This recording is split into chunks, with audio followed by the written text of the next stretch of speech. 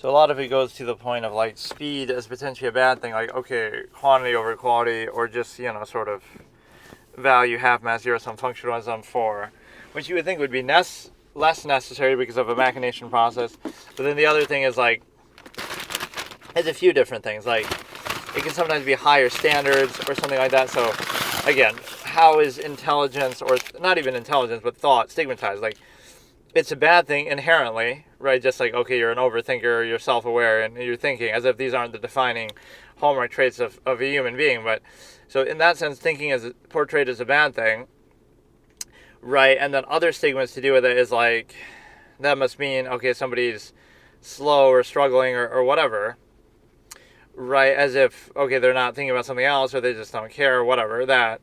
And so even like a look of a person like that, okay, they're, they're crazy, or also they're,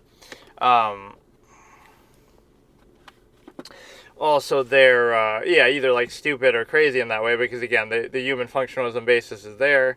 It is also a case where, again, you have to be reduced to your function at all times and not be anything else besides or beyond it.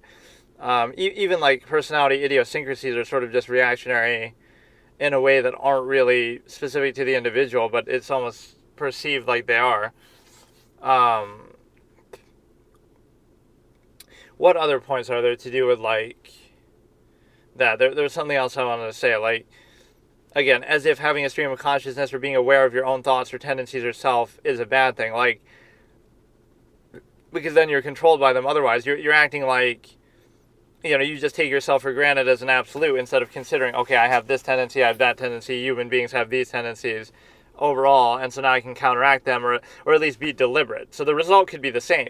You could think about something and then you could end up doing the exact same thing, but the problem with the cognitive dissonance to do with that means that if you did think about it, you probably wouldn't feel comfortable doing it, so it requires you to not think about it.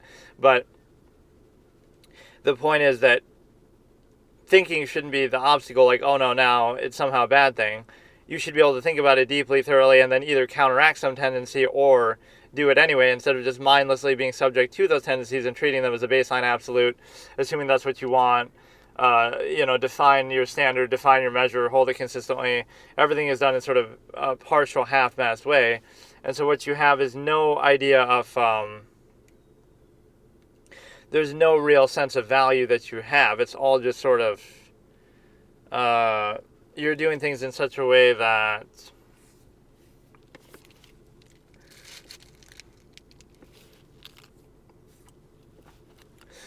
just sort of off-the-cuff initial mindedness. So it's ironic how those two standards are folded on each other. Like, that thinking is bad, not thinking is somehow a sign of intelligence or capability or whatever, or sanity or whatever, normalcy.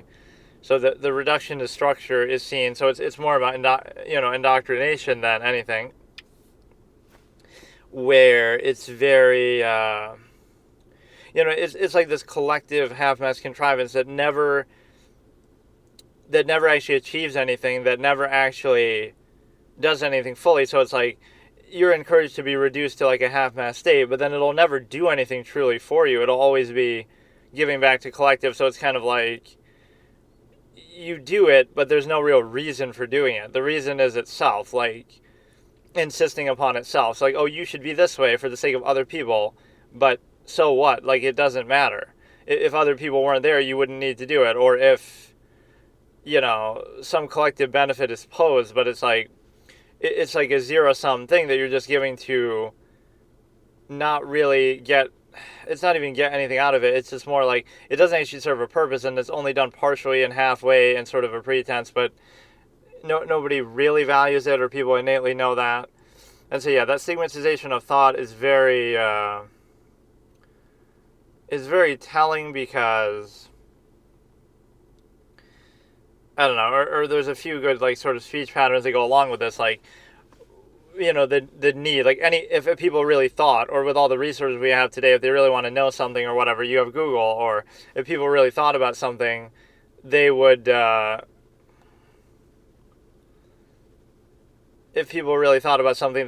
know it. So it's like most speech is meaningless and redundant and a waste of time. And, like, talk is cheap, so you wouldn't value it that way. That's also seen as some sort of negative thing, though. To giving people the benefit of the doubt or respecting their intelligence, you realize how artificial and pointless that is, or understand the larger process thereby. If being aware of the larger process invalidates that that's not really a fault of the awareness, but the process itself. And then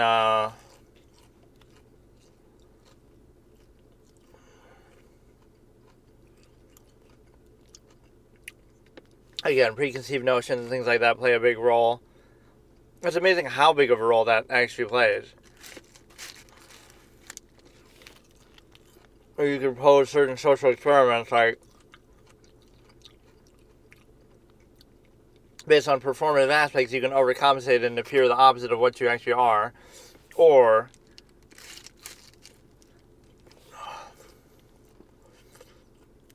someone who doesn't feel the need for performative aspects would be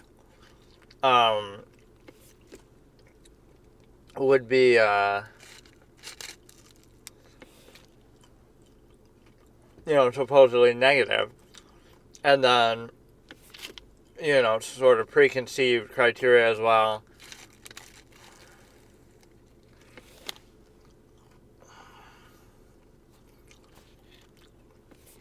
Let's go ahead and there's a few other things I guess I could look at, like the Sarah Boone or something, but I won't even bother.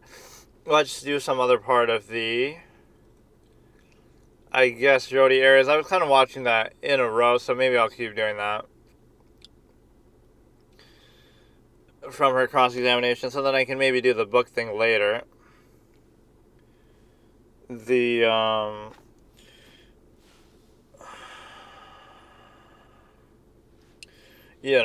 in the nighttime later session. So here we have the ability to go from, like, it'll be like day 21 or something.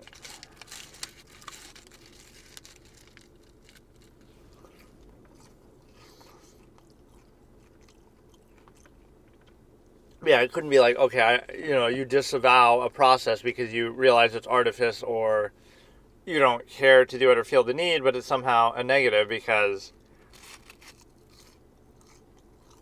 that contrivance state is absolute.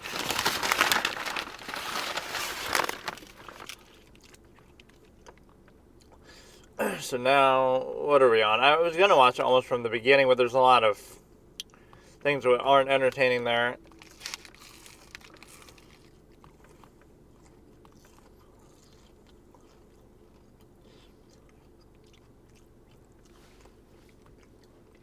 I guess we're on day 21, part 3, seems to be.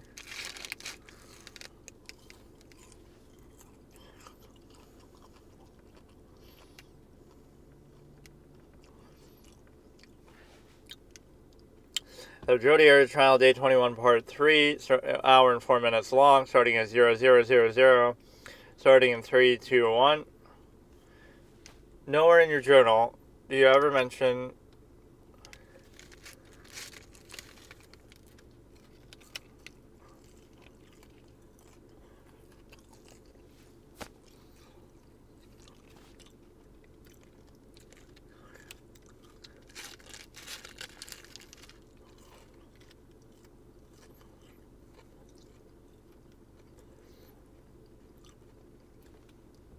But I like how even Juan takes the journal as truth then.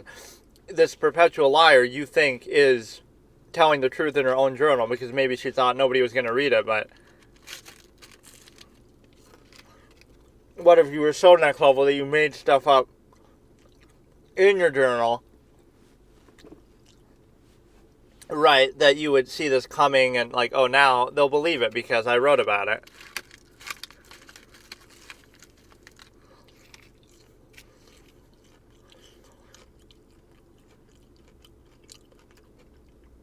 Because he gives the journal tremendous credibility because it helps his side. But, like, what if I wrote out years in advance, this guy beat me up, and then I didn't call the cops because of this reason. So now they come to question me, why didn't you report it?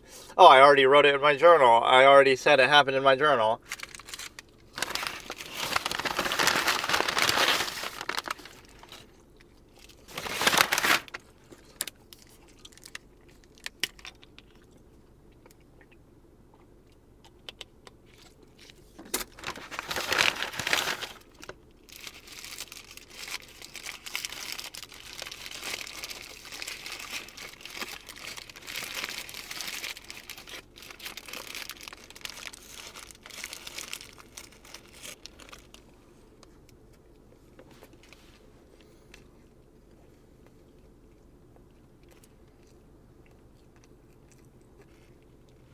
from the cell phone.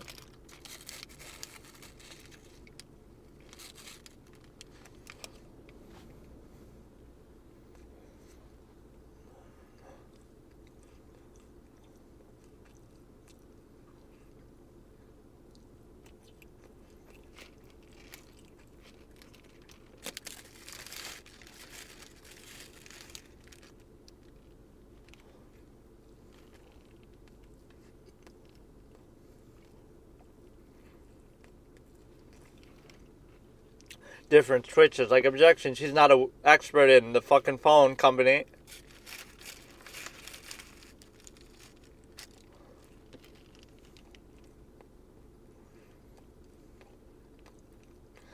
I love that. Taking off your glasses to read something.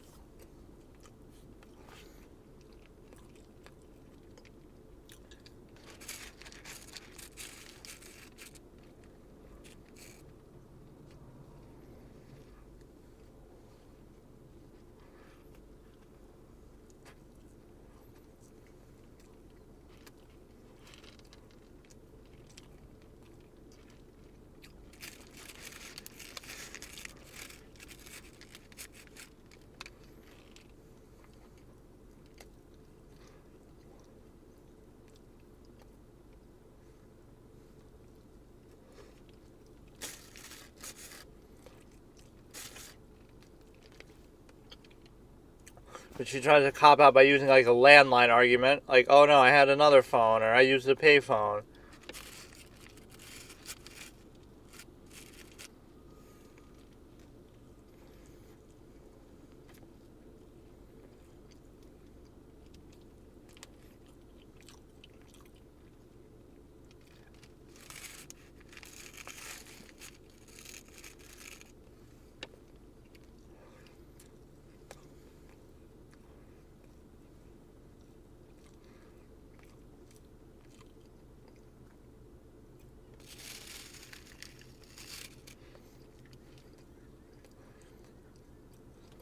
Or people say, like, she's jealous there trying to look at who he was calling. She's, like, trying to snoop even now.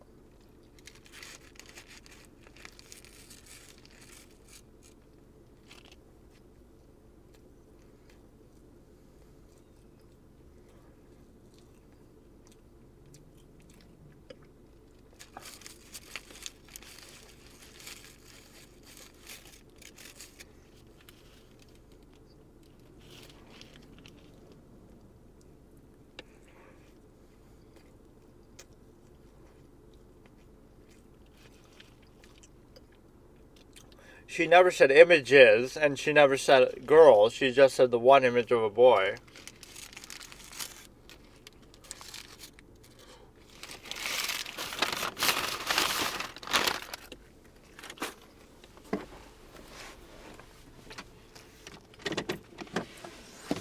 The worst incarnation of the pop-in effect, like, you know, where your partner will just pop in, whatever. Like, oh no, don't you hate that when you're jerking off to pictures of little boys and girls and they just pop in unannounced and find out your dirty secret? That's what Travis was clearly going through.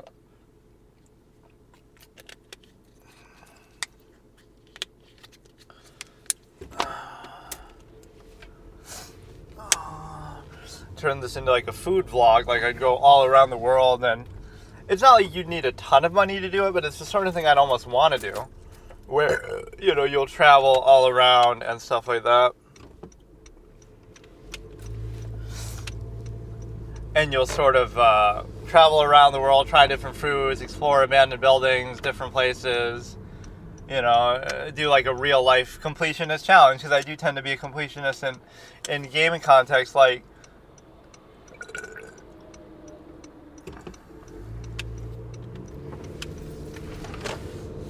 I tend to be a completionist that way, in the sense that,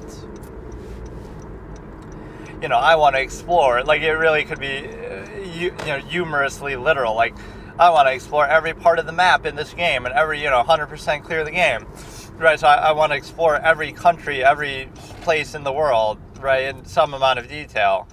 and I want to check it off my list. Go to every country, go to every place, go to Antarctica. Like, again, do that as a whole thing. That maybe if I became a big creator here, again, it wouldn't have to be big. Like, if I just, okay, I make $1,000 a month from this channel or from whatever, something online, that would be enough to say, okay, well, maybe not that, but that's what I would do if I was one of these big creators, though. I would, like, I'm XQC, I would do that right now. I'd be like, fuck it, I'm going to go and explore every, that'll be, talk about IRL streaming, that'll be an IRL challenge. I'm going to go to every place on the planet and do something. I'm going to explore some noteworthy place in every country. I'm going, I could say maybe Russia and Ukraine for the end, but I'd bring like a little bodyguard, security guard with me. Whether, they'd be allowed to have weapons with them. I don't like planes, actually, though, so if I do it, I'd take like a boat or something. Or you know what I'd do if I was wealthy? Like I said, I'd always have like a shadow. So like, if the boat that I'm on goes down, I have a boat behind me that could be, there just for that purpose. Somehow, like, I'm Kobe Bryant, and all rest in peace, but like, I'd have some always, because you have the money for it. Like, I know it seems stupid and wasteful at the time, but it's like, he could have had a second emergency helicopter that could maybe, I don't know how exactly that'd work, because, well, whatever, he would have some sort of escape thing behind him waiting all the time, just in case, which you might think, oh, that's paranoid, but it's just careful, like, and when you have the resources to do it, why wouldn't you? And so it's one of those things like, oh, you should have a bodyguard in a school. It's like, oh, we shouldn't need to have that, but this is the expression I always use, like, anytime there's something of value in the world, in life, what do we do to it? Like gold in a safe, or in a vault, or in a bank, or armored cars with money in it. What do? We have men with guns guarding it. We have a public figure. We have, unless it's Donald Trump, apparently, but we have all these public figures. What do they have? They have men with guns guarding them. So politicians are worth guarding with guns. Money is worth guarding with guns, but your children aren't worth guarding with guns? Like, why is that a standard? I'm not advocating for it. I'm saying it applies to everything else, so why shouldn't it apply to kids then, right? Like, oh, there's too many of them, or something.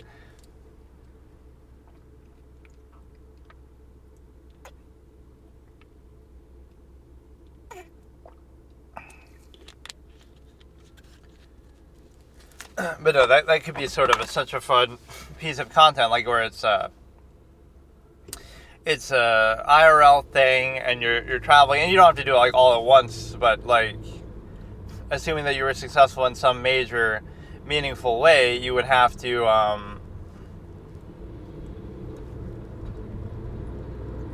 you would have the means to do it. I'd be a little scared, but again, it could be a more curated sort of environment. You're going to restaurants and whatever. You can get in trouble for some of it, but, traveling the world, you got to go to every country, go to every, obviously, continent in the process, including Antarctica, and explore them to your heart's content or whatever. The problem with human society, though, is it's so annoying like that. Like, you can't just go anywhere and just explore. There's always going to be people there. There's always going to be something you're infringing upon, right, that you might not even know.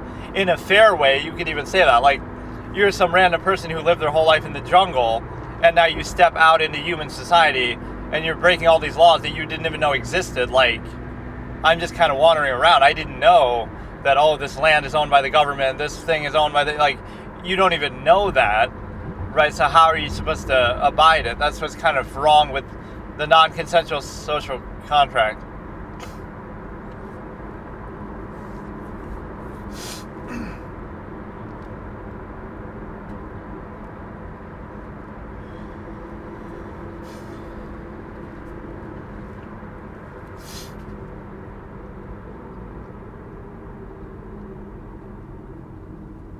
Mischaracterizes the hearing, not even the testimony. Or I love that. Apply that to everything. Mischaracterizes objection. Mischaracterizes the menu. He says when he goes to Burger King or some shit.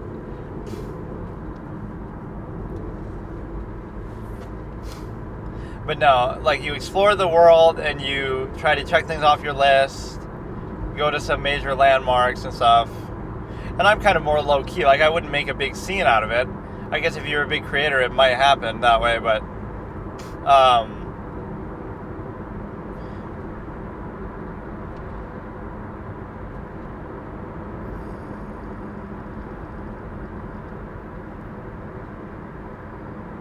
I'd wear like a mask or something that looks like a person's face, so it's like... But no, you explore and you just kind of are looking around, and that's how overrated it is. Be desensitized. You could just look up an image of it, then why bother going there? But yeah, explore every country, do things like that, and just, come up with some sort of formats for it. Like, what is it that you're trying to do? Try to explore an abandoned building, but I'd be afraid to do that in other countries at least, because then you're like, if you get in trouble there, you might not make it back, depending on who knows what's going to happen, right? I don't want to do that. I don't want to do like a jail speed run, see how quickly you can get arrested and go to jail in every country in the world. One of them, I'll have something on a plane that gets me in trouble before I even get there.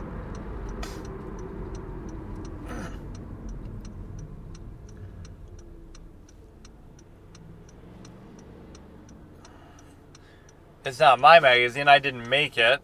I wish I owned a magazine. Like, she could play it very literal the way she writes things in the crease of it, the corner of it, to sort of say that something's not being done right. Look at Nurmi looking at that magazine. It's kind of a comical image. He's really soaking in those images, but it's something that she wrote in there that's supposed to be like a code, like, oh, you're not matching up with the story, and blah, blah, blah. So what you can do is you can basically...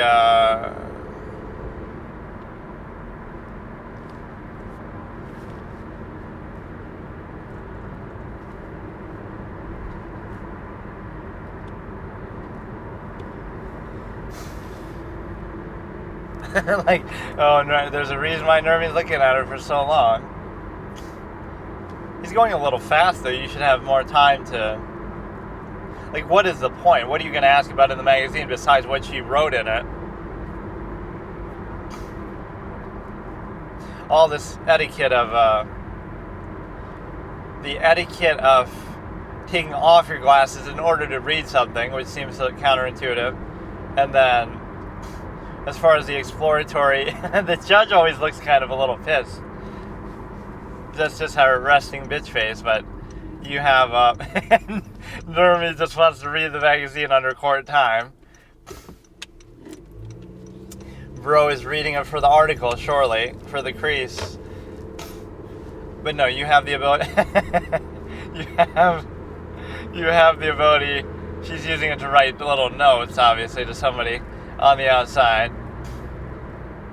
that, oh, you got to keep the story straight. What you said contradicted my precious story. And so what you have now is the simple ability to consider that,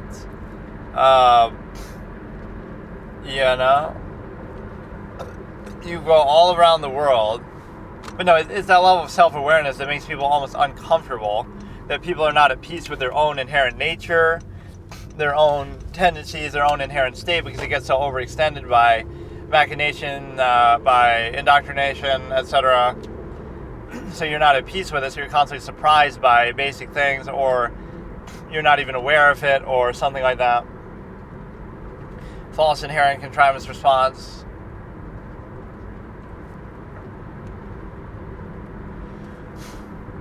All that just so you can approach anyway. There are like more and longer approaches in this trial than almost any other one. Just like every trial has its trope. Like this one is like there's too much approaching. The other one, there's like too much. There's too much in the way of.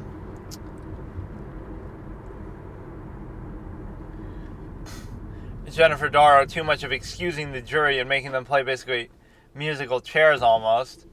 And the way that you can look at this is, but no, like a real life explorer's challenge, completionist challenge. That'd be so fun to do. You know, if you became a millionaire off making content, Mr. Beast or something, certain parts you'd have to be a little careful about, right? But what would really be the limit on that? Like, you can have a tourist visa and all this kind of shit, but it almost looks suspicious a little bit. But it's like, I'm checking stuff off my bucket list. So I can, again, it doesn't mean you have to do it all at once, but at some point, there's so many countries that you would have to make a point of it. Oh, shit. Or it'd be like a guest of honor sort of thing. That, and be like a guy, I totally missed a stop sign. A guest of honor thing with respect to, that's one that you would actually deserve to get pulled over for, which I'll even acknowledge. A guest of honor thing, like, okay, you're successful. Like, how hard would that be to organize? Over the course of 10 years, every 6 months, you go to a different country. Because, yeah, like, it would sort of be a red flag or somehow not allowed. Where you have, you basically, why are you traveling so much? You got to get a visa, you got to do this, you got to do that. Like, well, I guess on a business level, you could say, like, okay, I'm going for business. I'm meeting somebody there. I have to give a conference there. I have to, and you could really set it up with somebody in such a way that if you have money, you can do anything when it comes to stuff like this, where it's just like, okay, I'll pay somebody $1,000 there to hold a meeting, and I have to be there to make a speech, and that justifies me going there, and I'll only be there for a week because I'm just doing it to check it off my list, like, make a little video blog about it. But no, I'm not the type who'd really get into trouble, or, I'd be sort of low-key. I'll just try a couple restaurants, I'll just chill, and then I'll just go. I'm not trying to make a spectacle of myself, the way that some people are very annoying about doing. I don't know why, I just totally forgot there was a stop sign there. She always qualifies everything she says, too. I think I did, or blah, blah, blah. No, I just blew fucking right past it, too. And that's the same one, actually, that I got pulled over at the one time, but I did stop at it. So then you look at the inconsistency. The law is only as powerful as the means to enforce it. Like, I don't know what happened there. I'm just so enraptured with what I'm saying, but I've been on this route 100 times before.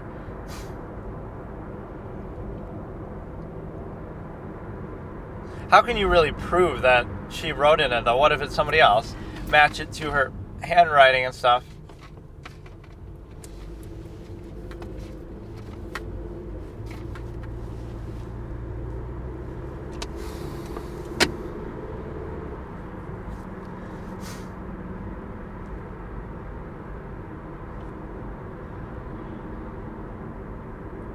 Some of this maybe I haven't seen. That's the problem. I've probably seen bits and pieces. Look at that camera shake, rumble effect. Rumble the camera whenever she's lying.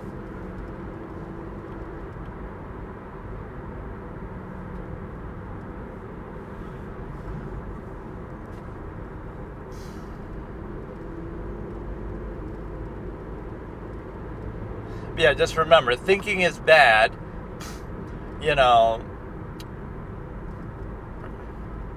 Everything is like initial minded, like you have to just go on instinct or basic point, but you're still thinking. You're thinking anyway, right? So would you rather be aware of your thoughts, or would you rather just, kind of be controlled by influences and be reactionary and not really even know why you're doing what you're doing and not have a plan? Or, you might think, oh, that takes the fun out of life, or that's a bad thing, but it's the same thing. You're doing the same process, so you could be aware of it and then come to the same conclusion or not. And if the act of simply thinking about or being aware of the process somehow invalidates or changes your mind, maybe that means it's just worth changing, or that means the process is invalid. So in other words, don't look at thinking as an outward action. That's just a natural state of being and a reflection of reality. Therefore, whatever conclusion you come to is the conclusion you come to. In other words, you could just close your eyes and be blind to it, or you could observe it, and then whatever conclusion you come to is up to you. But it shouldn't be that, if I think about it too much, then I won't be happy with it and I'll want to change it. But don't blame thinking for that, blame the state of it for that. Sure, you can be realistic or whatever, but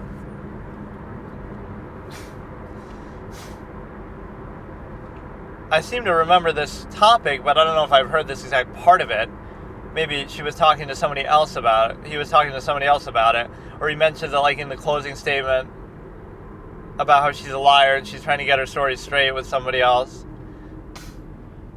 But yeah, that is such a fun idea. Real life completionist challenge. Go to every country, cross it off your bucket list.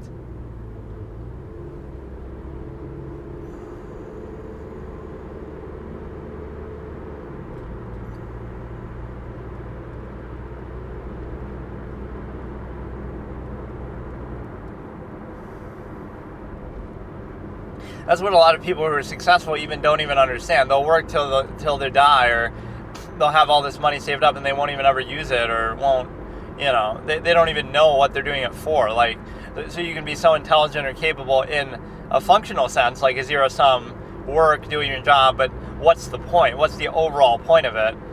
What's your overall measure? What are you doing it for? It's a zero-sum process, right? So what is it really for? And even they won't realize it, or it's like some indoctrinated thing that like they're just doing it without thinking, without question, attaching some inherent value to it, even though it's tied to zero-sum means, dependent over extended pretense. You could say like, oh, you're doing it to help people or whatever, but like there's a lack of self-awareness or sophistication with that aspect, like defining a measure for what your purpose is, like what are you trying to do. So that's why this objective observation is so valuable, because it's not telling you what you should do. It's holding accountable what standards supposedly exist in society, or what holding you to like define your measure for yourself and then hold it accountable yourself. Like, it's not saying what your measure should be, but it's saying that wouldn't you rather be aware of it than simply like, okay, I'm just randomly doing stuff with some basic pretense, but I'm not really consistent, nor I'm really defining it, nor I'm really aware of it. And so you have the ability to measure it a little better. Like, most people don't do that much even. They don't fully think about life on a basic level when they're young or at a certain age. Like, let me consider what I'm trying to do. Let me consider what my standards are. Let me consider what my measure, what my purpose is. Is it a longevity process? You sort of just take everything for granted as an absolute, as an inherent. And the reason why you treat it as an absolute inherent isn't because it is that way, but it's because, look at him with his Diet Pepsi over there, but it's because of the fact that you have,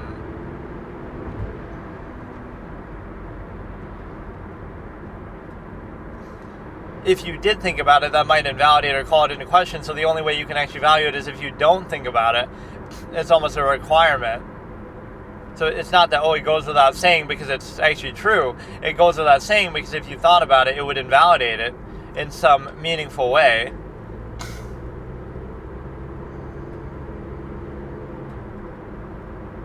I was before I was locked up in jail. Or it's amazing how much technology makes a difference in these sort of proceedings. Like, just the time period that you're at is like so valuable to the investing. It's hard to explain exactly, but that plays a bigger role than anything else.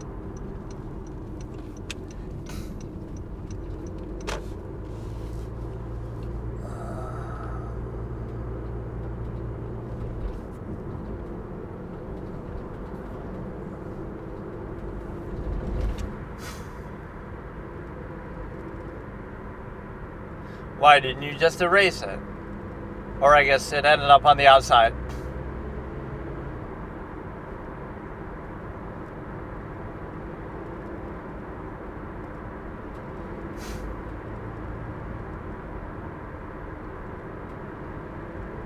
Like she's trying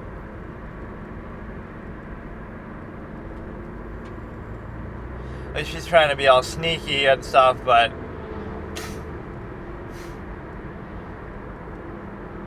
yeah, like the idea that social contrivance isn't valued, like either because you realize it's artifice or because you think shouldn't be necessary. So you respect the intelligence of people too much, so you know that whatever you would say they could already know, so it's pointless. What's the use? It's just a overextension of self-interest to a collective. Like, so the talk is cheap. Like, they would already know it, they could already find out. So everything you say would be useless and redundant anyway, or you think they're too stupid to really get it, so you wouldn't bother. So either way, it's not worth doing, but... Or it's like insisting upon some half-mast, weird thing, which often has to do with preconceived notions, dependent over extended pretense, pre-con element there. And so you have...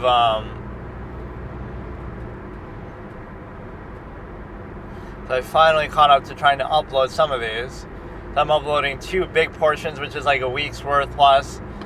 And I couldn't even upload the third one because I had no space to store it, so...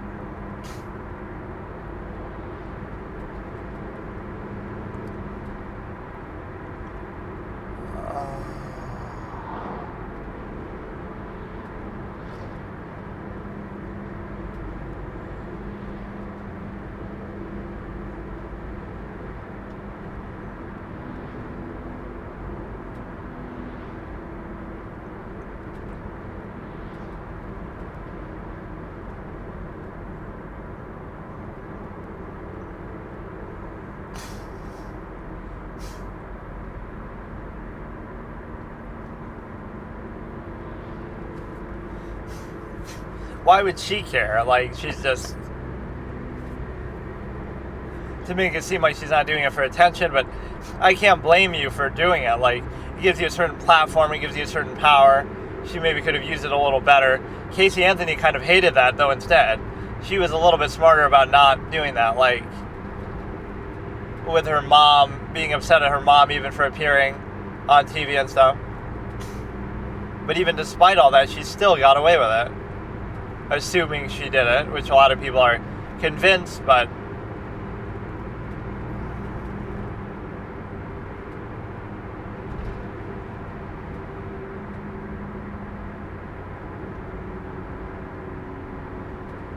I'm not an expert on fucking what could have been used. It could be a crayon, could be some special fucking thing, I don't know.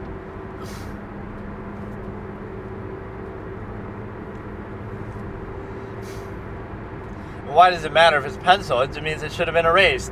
If I was trying to hide it, I would have erased it. What if Light Yagami used invisible ink in the Death Note? Would that have allowed him to get away? I don't know how that would have worked, but... Or, like, use a pencil, and then after they die, then erase it then. Or he always just burns the pages if he wants to hide it, but...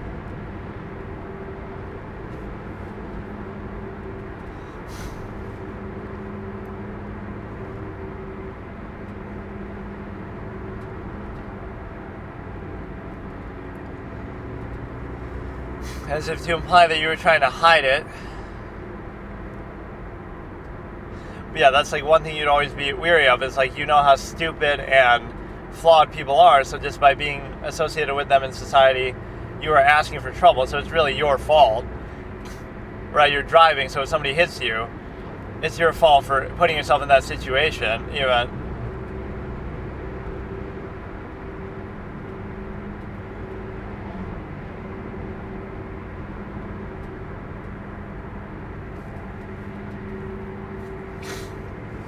It's just a little quote from a fortune cookie or something, some motivational, inspiring quotes by Jodi Arias. Or maybe it's somebody else writing to her, I don't know. See, all this is sort of irrelevant to everything. Just the fact that she's maybe making stuff up or trying to... So hard to see.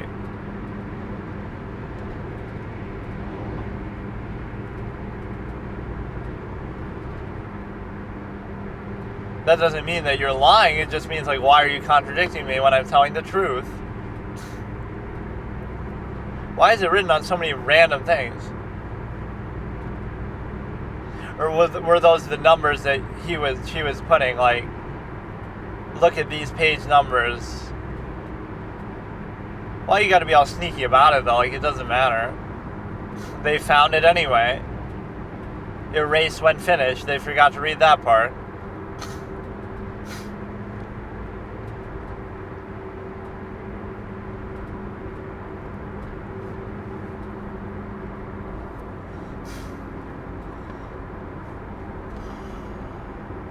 So who is she writing this to? I don't even remember.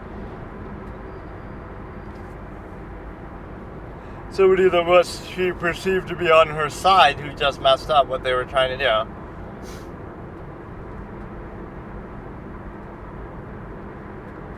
or this was the guy from the producer he was talking about.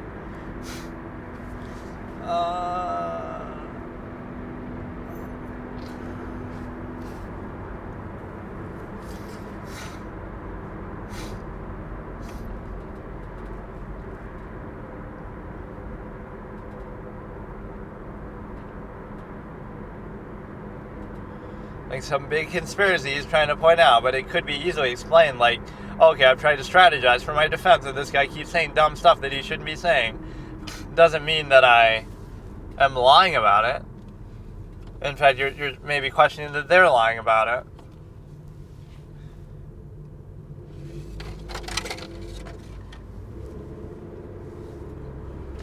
Now, how would she know that?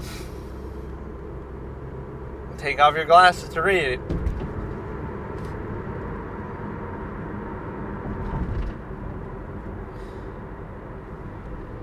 Yes, you need the book, or yes, this is correct.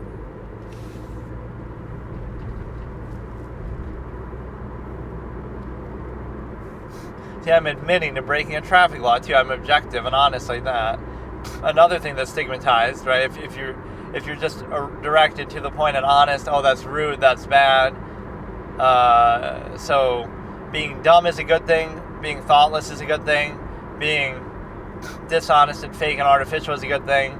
All these things that are created by stimuli acme overextended state of mass-produced sort of human existence in a way that is broad, wouldn't be necessary in another sense. Really, why would it be necessary? Again, like the human family amalgam theory, the world is a village of 100. Now you wouldn't need all this artifice because everybody's just there anyway. Instead, you have this like cynicism where it's a zero-sum prognostication. Like, you always think everybody wants something, so when somebody doesn't, that's projected into it, or it's the opposite. Like, you want to see people overcompensate for it and be sort of fake to try to get what they want. Someone who doesn't want anything, doesn't feel the need to be that way, but somehow you're uncomfortable when they're not because you're so used to it. So you'll say that's the negative, not the negative that somebody wants something in the first place, or you just assume they want something in the zero-sum projected sense. And also, it's a case where a lot of things are just not very clear because of it. So people, when there's so many people, it becomes something else. Like, you become less and less human, you become more overextended, you become more indoctrinated. It's not really what anybody would do willfully.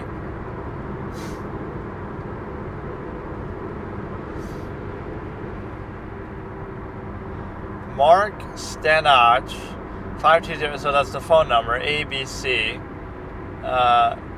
You testify, so we can fix this. Directly contradicts what I've been saying for over a year. You fucked up.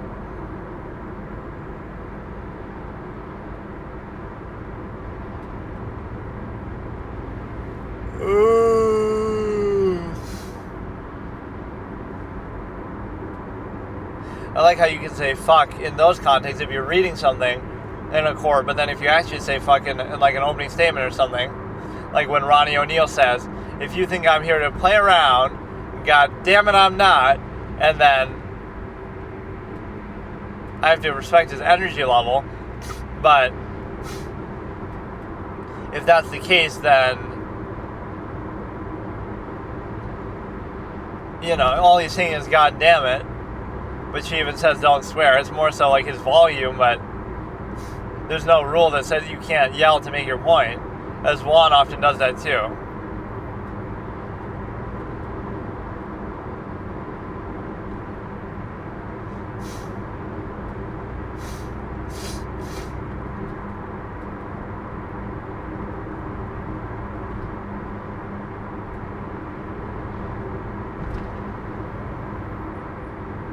Are these like the page numbers?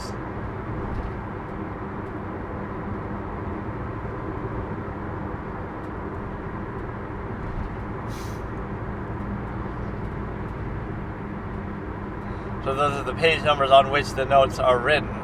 I love this. It's like some elaborate code they're trying to do. You really think you're some sort of super detective over here. Sis really thought she was doing something.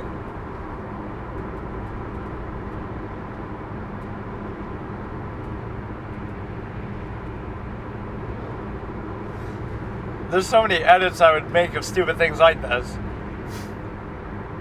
Like that Jose Baez moment deserves one. I'm just not good at doing them, or I've never, like, you gotta do the quick little cuts and the music and stuff. But no, look at how people act in a social contrivance way, and so much of it has to do with either what they have to gain from you or whatever, who they think you are, the preconceived notions, things of that nature.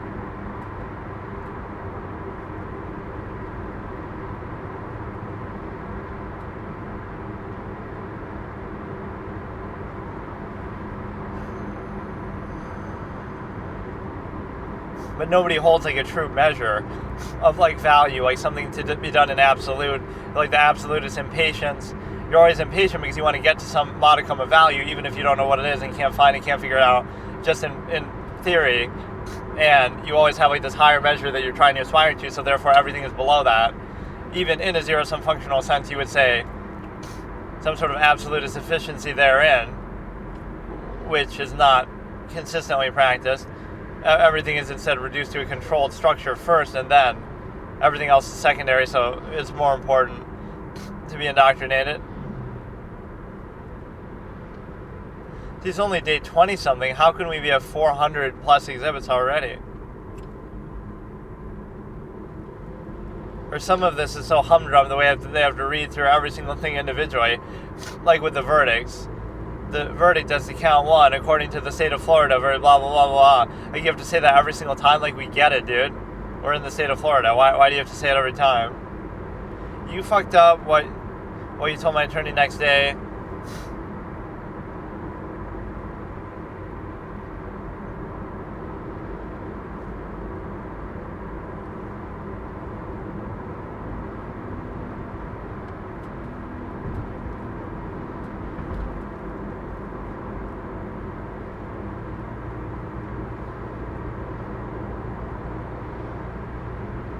Look at the length she's trying to go to with all this, trying to be all sneaky about it. I kind of like it a little bit.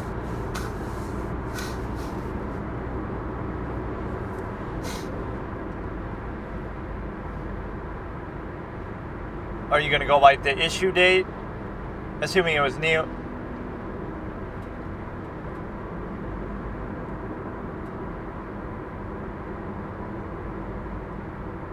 I'm not asking about anything else.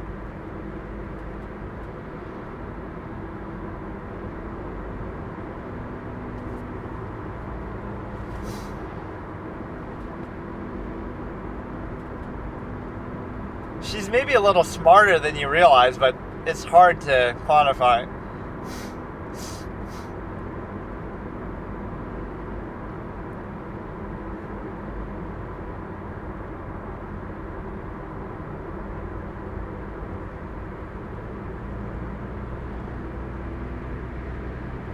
And those officers wouldn't notice the little code you wrote in there. They probably wouldn't give a shit. They wouldn't think anything of it. Oh, it's just a magazine.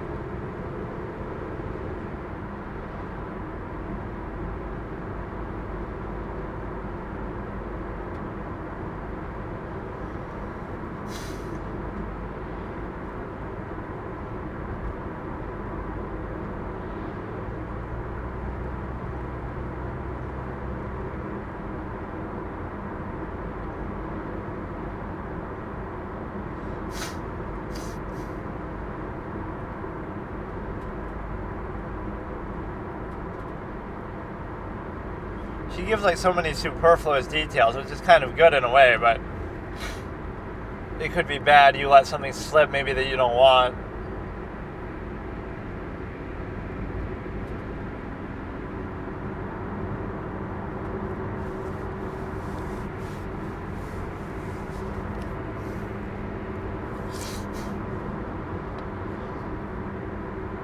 She's not an expert in jail mechanisms. Or I like how they say that, like, when you're in street clothes, they think you might not be in custody. you might be out free, but just based on the outcome of the trial, you might not be. But you would assume for such a serious charge like Darrell Brooks or something, you would know he's in custody until...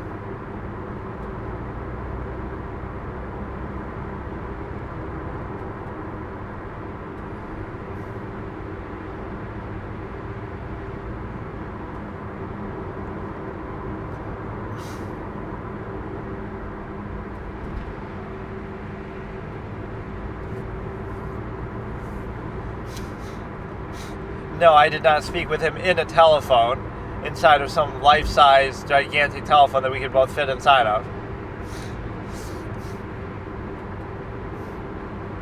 Is that call recorded too?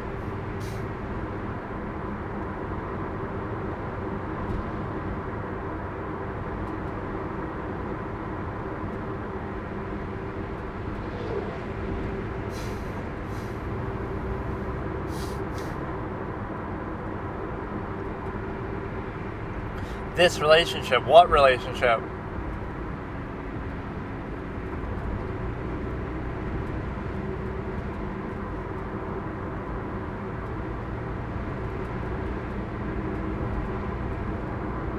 Why you think?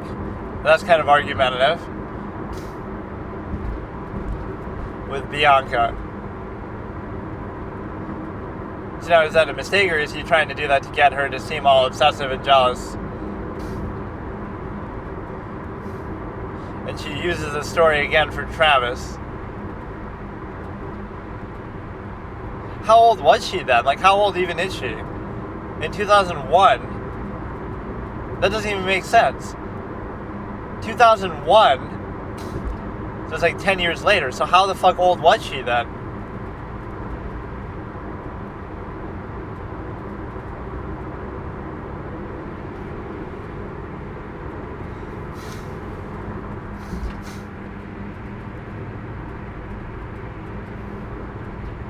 I mean, you could just break up with him. You don't have to actually confront Bianca, but...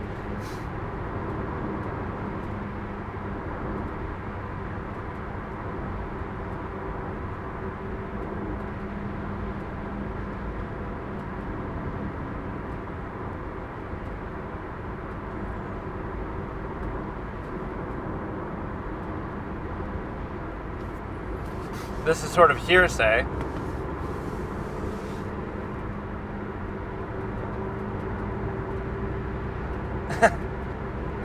He acted gay, but he was gay. You associate that with being gay.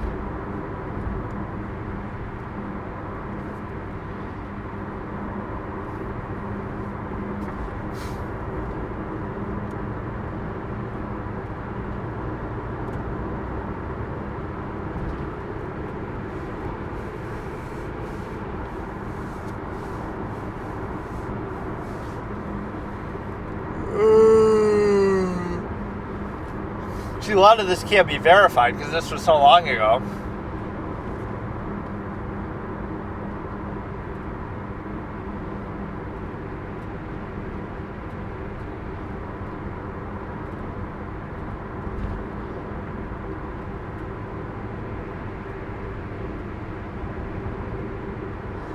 I love how you draw this out too.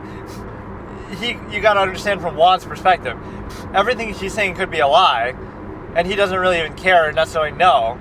But he's just going along with it. Like, he's going along with her version of it. So he told you the wrong room then, okay.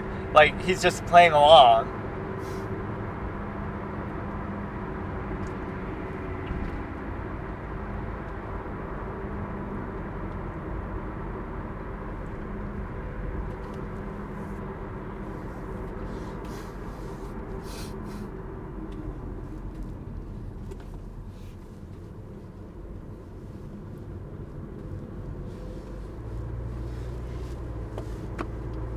It was overruled, but then he just asked another question. He didn't even...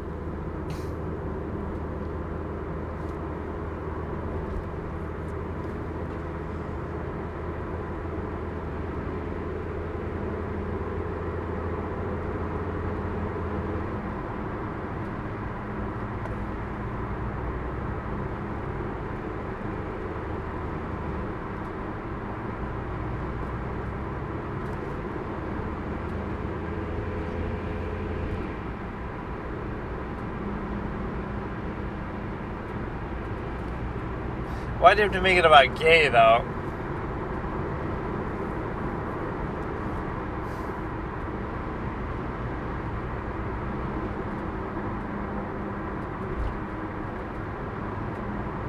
He's kind of gay.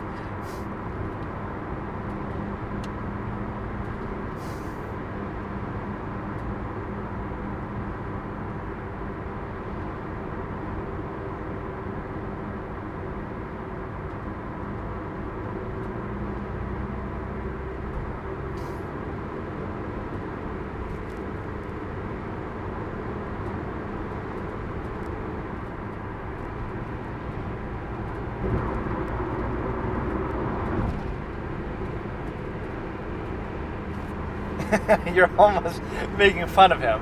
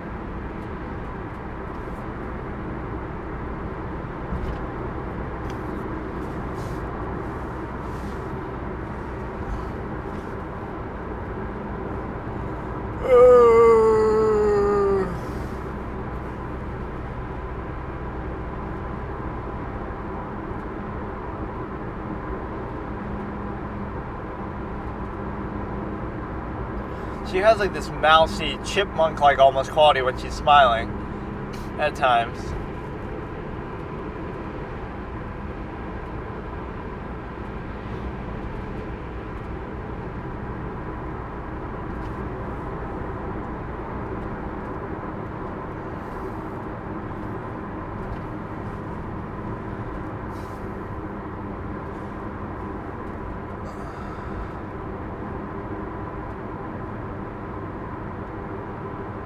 See, look at that little chipmunk smile.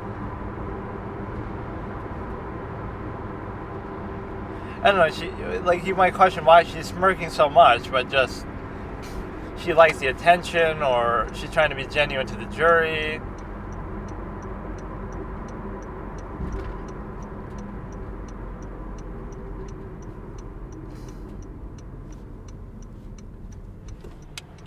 That she feels like she's being cheated on by everyone that she's with, which may or may not even be true.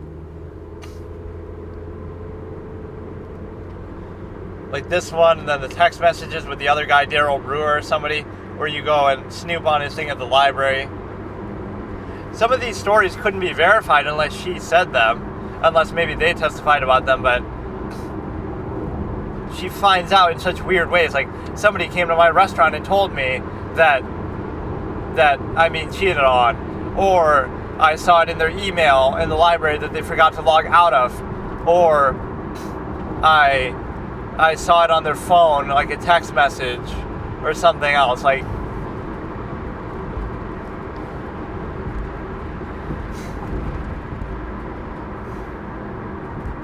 or like when witnesses do that too, like that would call for me to speculate, like they're making an objection themselves. The witness is such a boss that they object themselves.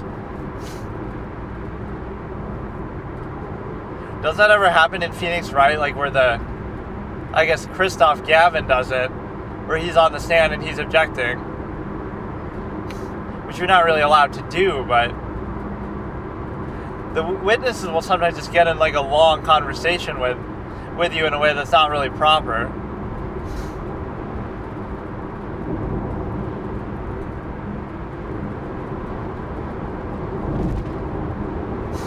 You not only accuse them, but you get them to confess in somebody else's trial. That's how backwards the Phoenix Wright universe is. Right? Not that there's reasonable doubt standard. It's like we have to accuse somebody else of the crime that our client is accused of, and it happens to be a witness of it potentially, and we get them to confess. Not just that we get them to be suspected, we get them to confess in somebody else's trial of committing the crime themselves. Like, why does it have to be that definitive? In real life, it would throw out their testimony that they're a credible suspect or whatever, and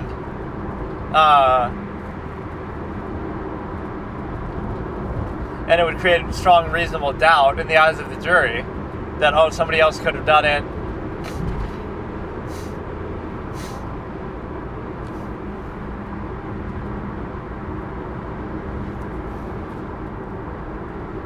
In her home, in her bedroom, where that gay guy sleeps sometimes, where her children come to play with their toys, where her pets come to play with their toys, in her home.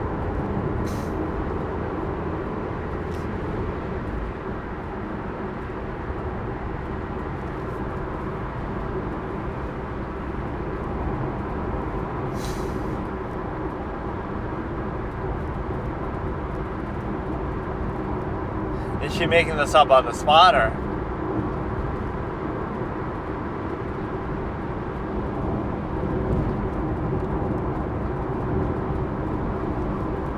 Yeah, I was wondering that too.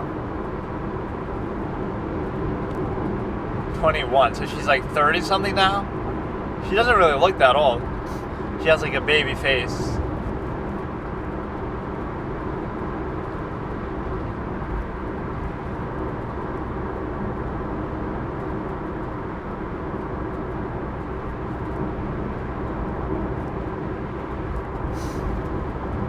Is that her dad there sitting that they keep showing? Like, because normally we don't see that. We normally see the mom and stuff. Maybe he's there because she's testifying. But normally he's not.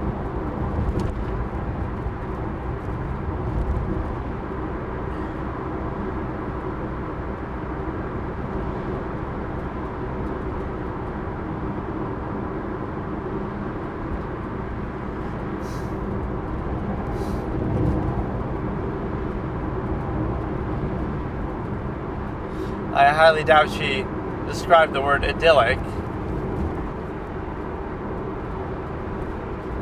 And that's when they hit you with a spoon, or that's when they beat you up, or...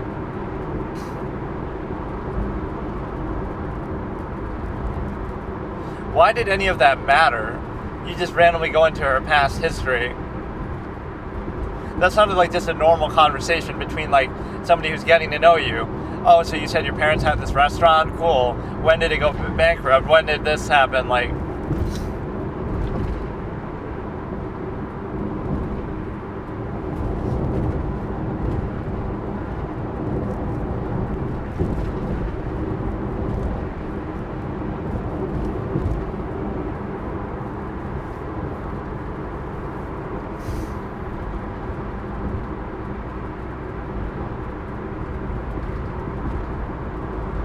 I feel like all this would be very hard to verify. You could make something up.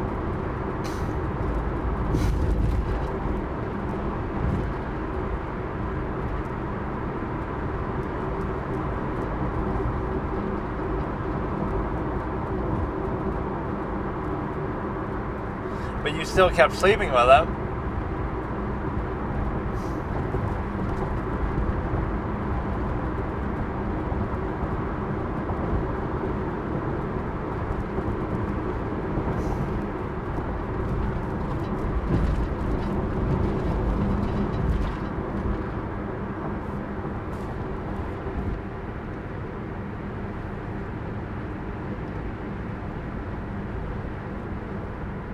And did I ask how many times you had intercourse with him after this event?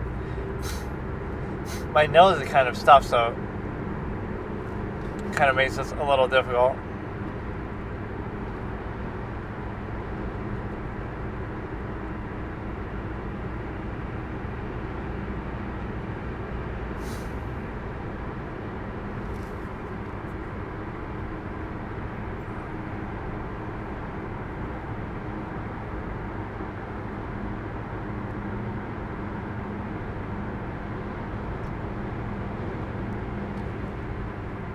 They have pretty low hiring standards, is that what you're saying? So you're just using it as a way to get a free bunk.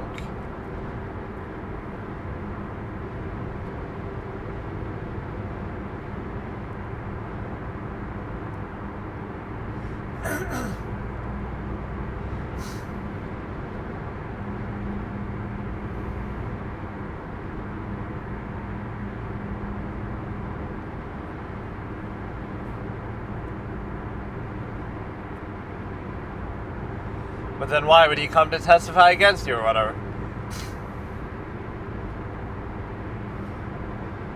There's the segue we're waiting for.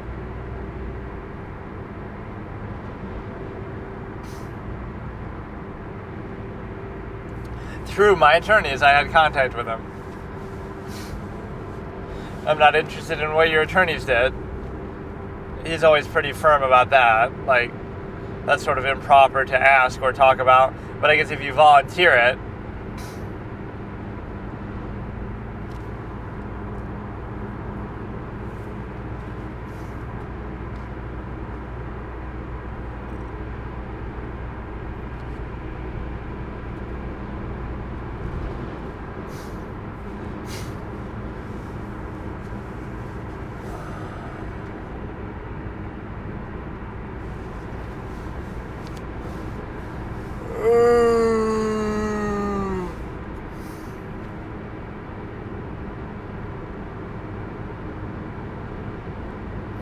June 3rd, you stopped to see him. So you're setting up all these people as potential alibis. You sleep with them and they'll agree to whatever you said, but not when they find out that you're suspected of murder.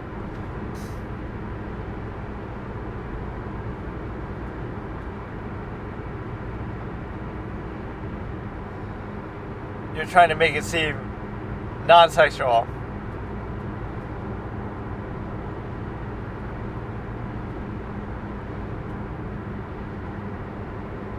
So what you're saying is you had a threesome with them. Like she's trying to make it sound as non-sexual as possible.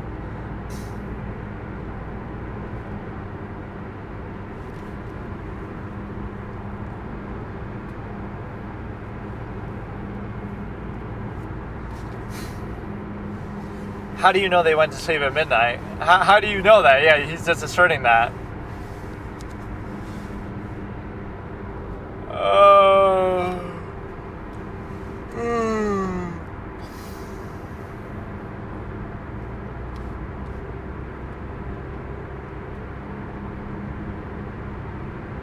I like how she said that. Yes, I did.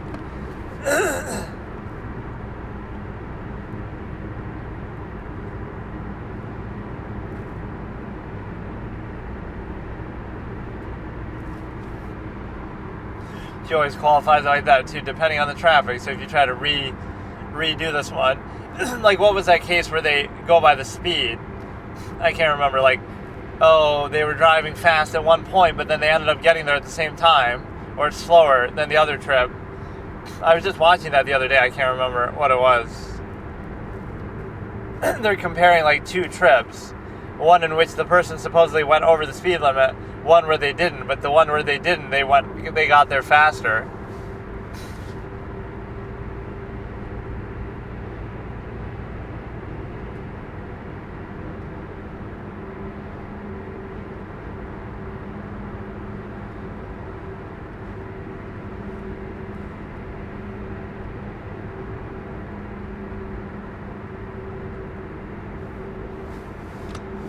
And even if you rule on the objection, it doesn't matter because it's like,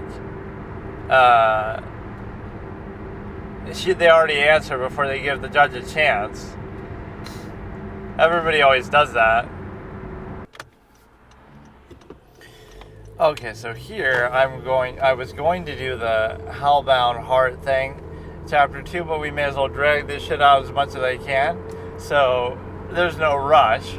So, because I watched something from Until Dawn, I enjoyed kind of thinking back on the game so much. I guess I could react to my own playthrough of it. I'd have to go back and look. I do have it recorded and saved. Like, seeing what choices I made and stuff, react to my own content. But basically, it's sort of fun. All the character dynamics. Emily kind of sums up. I forgot Matt even existed, so that's number one.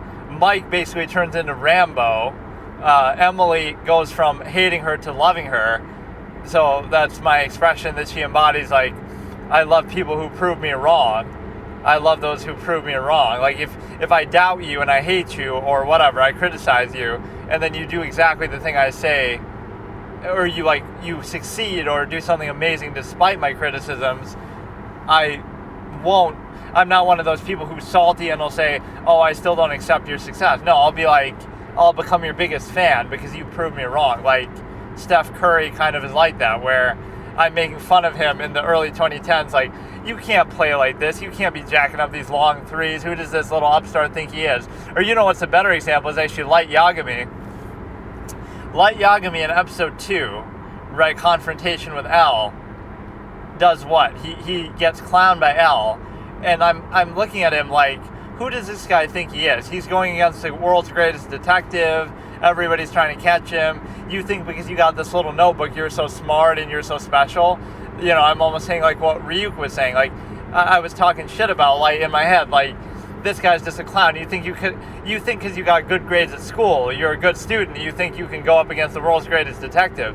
But little did I know, this was no ordinary student. This was no ordinary person. Light Yagami is such a genius, and he validates it. That's the difference that people don't get. It's not about the notebook. It's not about anything else. It's about he validates it every episode, every step of the way. He puts the little contraption in his drawer that'll burn the notebook. Like, you don't understand.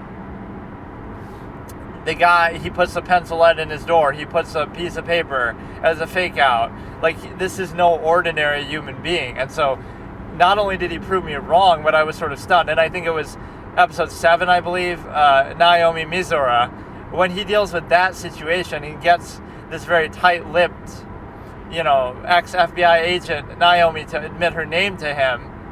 Right, when he did that, I had no doubts at that point that he was the GOAT of the series. Like, that's when I started to understand what he was actually about. Right, so in that episode too, I'm talking chill, like, oh, he's, who do you think you are? You're just this little student who's a little smart in schoolwork. You think you can go against the world's greatest detective. You just got clowned. You're so full of yourself. You think you're so smart. You think you're so special. Like, who do you think you are? But little did I realize who this guy actually was. And I think L has moments where he's sort of stunned by that too. Like, who is this guy? Who really is this guy? And so, like, how do you explain that? Like, this is the smartest human being on the planet. That's basically what Light Yagami shows. He's literally the smartest, one of the most charismatic, just God-level people on the planet. And so I hate when people try to discredit, oh, it's because of the notebook.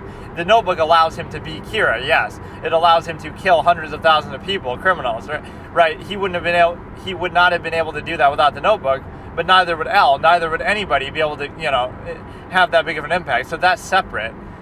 His intelligence is proven, like, in ways outside of that. That's how the series is written.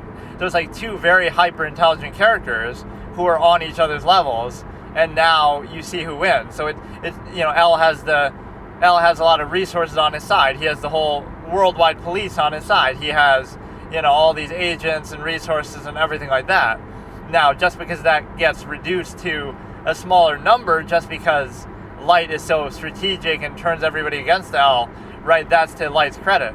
But the series starts, L has the entire police force of the world and governments and politicians, etc., on his side effectively, at least against Kira, and at his disposal to some extent.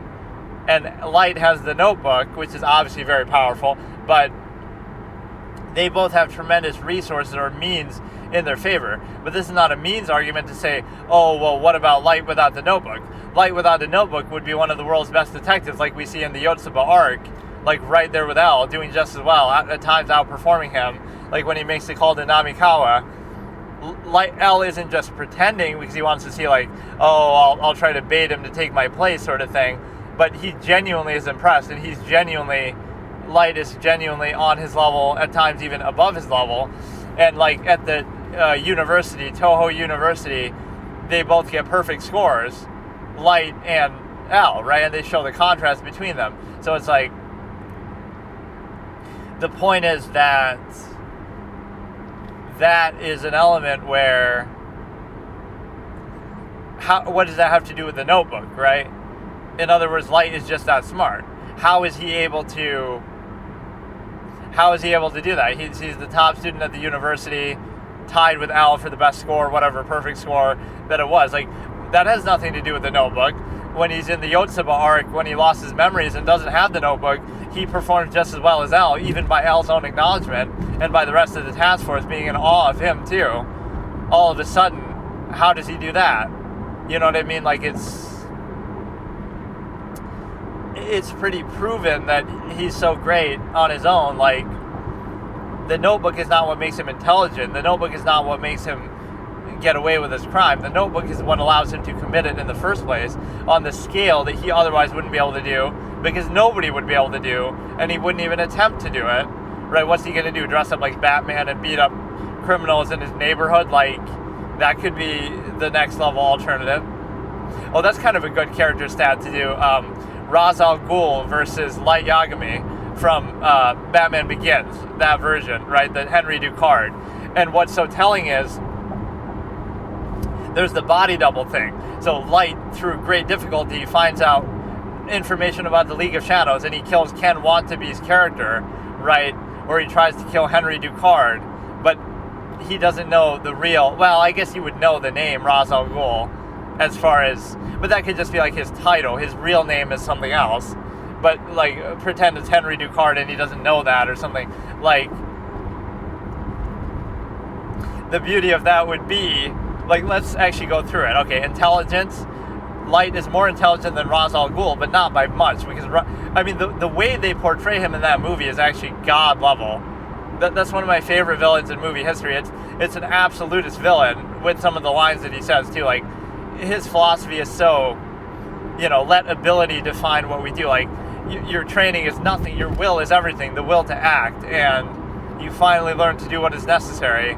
And like all this, you were just an ordinary man in a cape.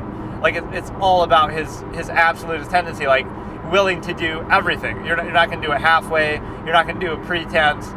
Either do it all the way or don't bother doing it at all, whatever it is that you believe in. And so he's almost that absolutist type of character where when you beat him, he's almost like, okay, that just means your measure exceeds mine. That means your commitment ability exceeds mine. So intelligence, Light would be like a 9 out of 10. And again, this scale encompasses characters who are even somehow smarter than that. The only one I can think of that I feel comfortable saying as a 10 out of 10 is Red John, because based on how that series is portrayed, The Mentalist, he's just untouchable. Like, you can't beat him. That's why people don't even believe the ending. Like, the same guy who ran circles around everybody, you can't just suddenly catch the guy just because you want to. Like, that's bullshit. So Light's a 9 out of 10. Ra's would be like an 8 out of 10. Still very smart. Obviously very resourceful, very, he has this double dual identity. He has a lot of infrastructure. Like, he just gets shit done, basically, right? And a lot of that is planning. He's coming up with this epic thing to try to do the toxin. So, like, he's very smart. I don't think anybody would doubt that. He understands, so many techniques and sort of espionage and just strategizing and planning. Like, really, the way they portray the League of Shadows is so, like, fucking next level, really.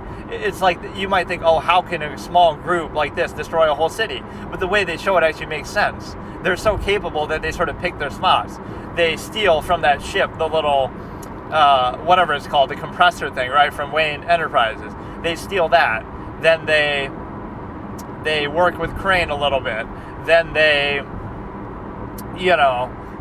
have like a strike force of a handful of people, right? Like, a couple of League of Shadows members, right? Their numbers are not that vast, but yet through proper strategizing and planning, they're able to wreak so much havoc.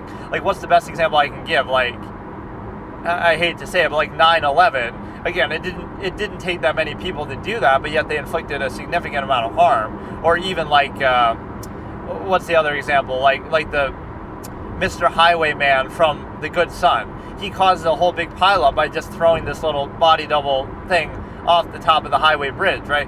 that's the kind of thing it makes me think of. It's like, with so little resource or so few people, right, you're able to create so much havoc, right? So that shows you got to pick your points. And so the point is that Ra's al Ghul is okay. So Light's a 9 out of 10 intelligence. Ra's is like an 8. Then creativity, Light is pretty much a 10 because he comes up with all these incredible plans and gambits. Ra's is probably like a 9 because, again, a lot of what I was saying before, he's able to come up with this plan. Partly it could be Crane's doing, but like whatever needs to be done, Ra's will do it. He says that, for example, we tried a new technique with Gotham economics, create enough hunger and everyone becomes a criminal. So he tried that and it almost worked. And then he did the trying to destroy the whole city through fear. So like he's clearly very creative. He's clearly very resourceful. He's able to come up with the whole train thing, drive the train through the building, and the compressor thing. Like, to come up with that plan is insane. And then what else? Just in general, like, I'm trying to think of other examples really, because Light has so much more of a body of work.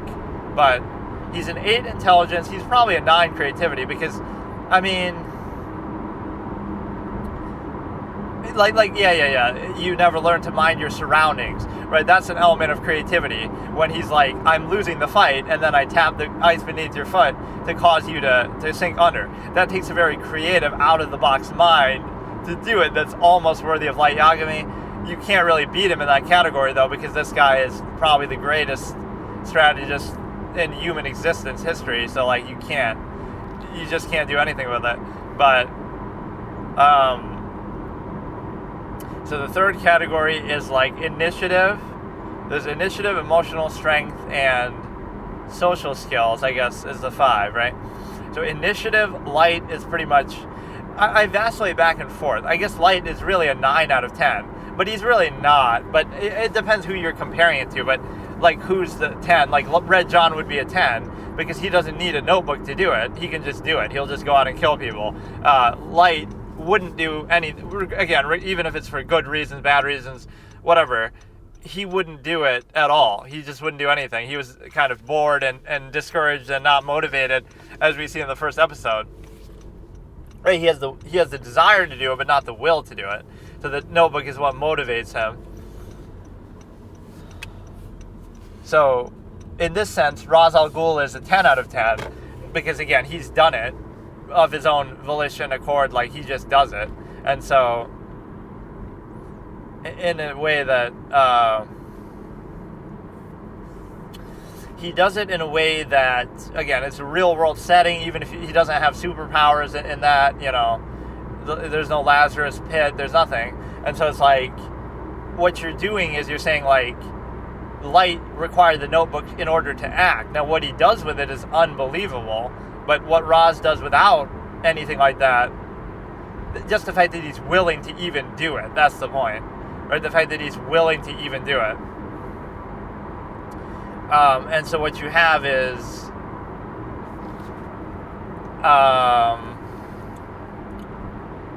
so yeah, initiative, Ra's gets a 10 out of 10 because, again, and that's even his whole theme that he always says, like, the will to act, like, just do it. Your training is nothing. Your notebook is nothing. Your will is everything. Just do it without, don't make excuses. So he's all about that. You finally learn to do what is necessary, right? That initiative sums him up fully because he's able to realize that, he just will take the initiative and just do it. He's going to destroy the city. He can't be stopped. Just, it's hard to even explain any more than that. So Light's is a 9 out of 10. Ra's is a 10 out of 10. Then emotional strength, I'd say Light's a 9 out of 10. The only reason why he's not 10 is, he's very good at hiding his intentions. He's good at lying, all this kind of stuff. Doesn't reveal anything. But the one weakness is he's sometimes overly cocky when he says to Elle on the TV, like, well, first of all, the fact that he kills Lindell Taylor. Number 2, the fact that he says on the TV to Elle, like,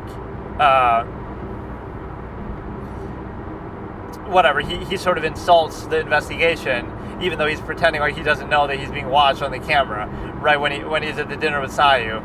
wouldn't surprise me if Kira sees right through this. Okay, and then he says it to Naomi Mizura, where I guess it's because I'm Kira, and then well, Nier, looks like I win. Now, Light is such a GOAT character that honestly, even that cockiness doesn't get him in trouble, because, you know, he's killed Naomi. He's if he did that the first time with her, but the whole reason why he did it is because of how much trouble she gave him, right? If he had done it the first time, it wasn't that big of a deal. He wasn't even that satisfied by it. But because you gave him such a runaround with the fake ID, now you're fucked, because, or not even the fake ID, the fake name. So yeah, the initiative is there. So the point is, Light has that one weakness, but he's such a GOAT that it barely gets him in trouble, because he's just so good that it doesn't even matter most of the time. And then finally, you have social skills. It's hard for me to understand that with Roz, because he has connections. Like, he's dealing with Crane. He has the infrastructure, the leadership.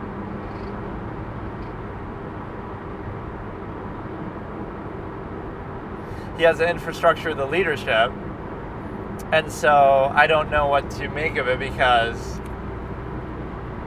he's a great leader of the League of Shadows. So Light's a 10 out of 10, because he's great at lying, he's great at being charismatic, sophisticated. You know, he sacrifices all the things, like, you know, women are all over him, but he doesn't even care. Like, Takeda loves him, Misa's all about him. He's a ladies' man if he wants to be. He can give a good charismatic speech at Toho University.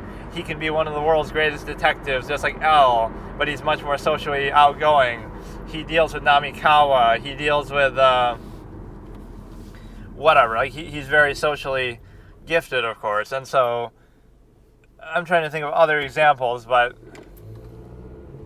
he's clearly very charismatic, and so I'll give him a... You know what? I'll actually be a little weird here. I'll give him a... No, I can't. I have to give him 10, because his ability to lie and sort of manipulate people is second to none. Like, you see with that Naomi Mizura episode, like, how could... Ra's al Ghul couldn't do that. Now, Ra's al Ghul would just fucking kill her and get away with it, because he's a GOAT. But I'm saying he wouldn't be able to do that, like, the way that he, you know... Socially, that's very rare, what he does there.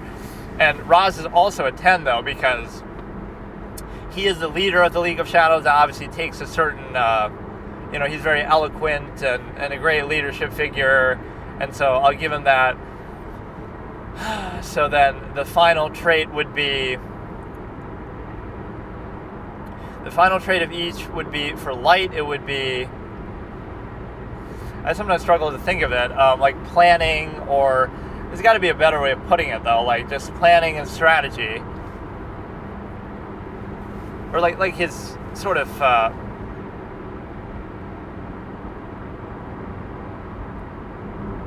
no, you know what I'll call it? I'll call it preparation. 10 out of 10. And the reason why it's preparation is because I think of him that way. Like, he's always ready for everything. That's why it's so hard to believe when he supposedly loses. Like, in fact, no, I actually like that, though. I had a sort of... I didn't like the ending, and I still don't like the ending, but there is a moment with it that's actually pretty revealing. Light Yagami is the same guy who in episode, you know, between episodes 1 and 10 at the beginning of the series, right, when he's still relatively new with the notebook, right, he puts a pencilette in his door on the hinge so that he would know if somebody came in, but then he puts a piece of paper on the bottom of his door so that if it's his family or something, they would not notice it. But then if it's somebody else, then they would put it back, therefore revealing who it was, too, at the same time, because that's a fake out. Like, he does all that just to see if somebody entered his room. Then he has the contraption in the drawer with the fake bottom. Then it'll catch on fire if you try to force it. And so all these layers that he has, just when he's barely even a suspect, not even a suspect, when he's early in the series, right, he's already doing all this. So he's prepared. In other words, that scene is actually the most important scene in the whole show, and I've said this many times. I should make a little video analysis, short 30-second thing.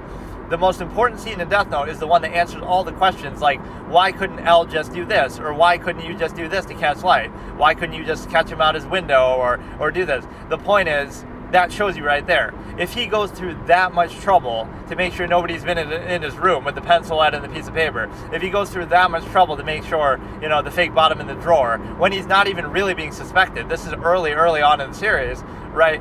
If he goes through that much trouble, it explains everything. You know that he's not going to be caught by some simple, easy means, right? It would take something extreme and over the top. Quite frankly, I could even say it's impossible. Elle even says that himself.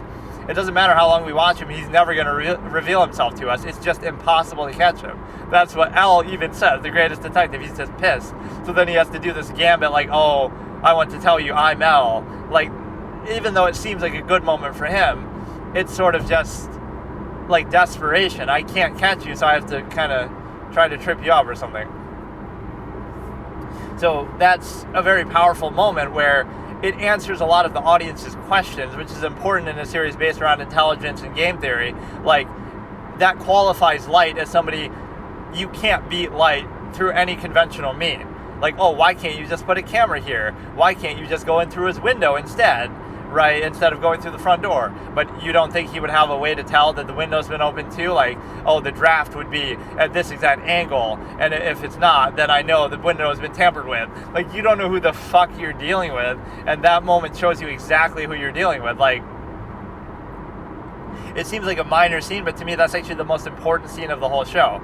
Because to show the lengths he goes through with his door, to show the lengths he goes through with his drawer and the notebook, again, at a time when he's barely even a suspect or not even a suspect, it just shows you, like, no conventional method is going to ever work on this guy. It's just not going to happen. I guess the one thing you could say is sometimes surveillance on the street might catch him talking to Ryuk or something. That could always... Because there is stuff like that with Mikami that does happen. So that's sort of done for the benefit of the audience too. Like, normally he doesn't want to talk to Ryuk, but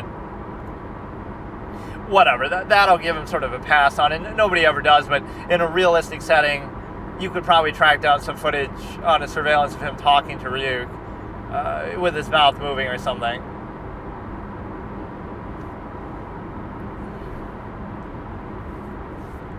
So yeah, the whole point with that is it shows you his extreme level of preparation.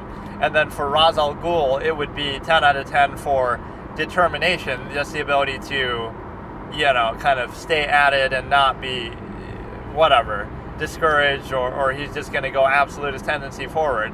So the only thing that Light really lacks is that initiative. Like, what would Light do without the notebook? And evidently, not really that much is sadly what we come to realize. He might have become a great detective or something, but like someone of Light's intelligence should be like a millionaire by like age 15, and he's like Mark Zuckerberg and he invented a web. That level of motivation is what I'm talking about. It doesn't have to be that you're Kira, but it has to be that you would have done something because you're one of the smartest people on the fucking planet. Evidently, like, I don't... You know what I mean? If you're that smart, you're kind of wasting it. So let's try to tally up, even though I'm going to forget my own count, but I don't think Roz will actually win this, even though you would think. It's a little hard to assess because, see, Light without the notebook is what? Like, I'm not holding the notebook against him, but Roz doesn't have any superpowers, but I guess Roz without the League of Shadows, which it could be to his credit, like he's the one who, I guess he didn't create it, but he's the leader of it, so I don't know. It's like Elle without the government or the police or whatever, which, to be fair, it gets whittled down to just a couple fucking clowns like Aizawa and stuff, so it doesn't really feel all that meaningful. But every once in a while he'll call in a favor for the police or whatever, and he has all his money, but that's kind of to his credit at least. That's exactly what I mean too. Elle is like a millionaire who has all the, this big skyscraper and all these resources. It's like, that's from solving his other cases and stuff. That's obviously what Light should have been doing. Which he clearly shows that he could do, he just maybe didn't care that much. Light doesn't care about money, he's not doing it for that. He could have lived a simple life, happy life of luxury, easy life, with no stress, and just been a great detective or whatever, with his intelligence, and that would have been it, right? So he puts his life on the line, he risks his life to try to make the world a better place. He has women crawling all over him. Misa loves him. He doesn't care. He, doesn't doesn't care about money, women, doesn't care about an easy life of luxury, doesn't care about anything. This is the sort of messianic, godlike figure that he's creating. He resists the temptation of lust. Misa and Takeda mean nothing to him. He's focused on his goal. He resists the temptation of greed. He doesn't care about money. Even when he's L, even though he's so smart, he could do so many things. He doesn't care about money and possessions, right? You never see him petty about stuff like that. He cares about the notebook, but that's a little different, right? So he's not greedy. He doesn't care about money. He doesn't care about an easy life and just being laid back like sloth. He doesn't care about... He's not really envious of anybody. He's quite, confident and fine with himself, right? He doesn't care about...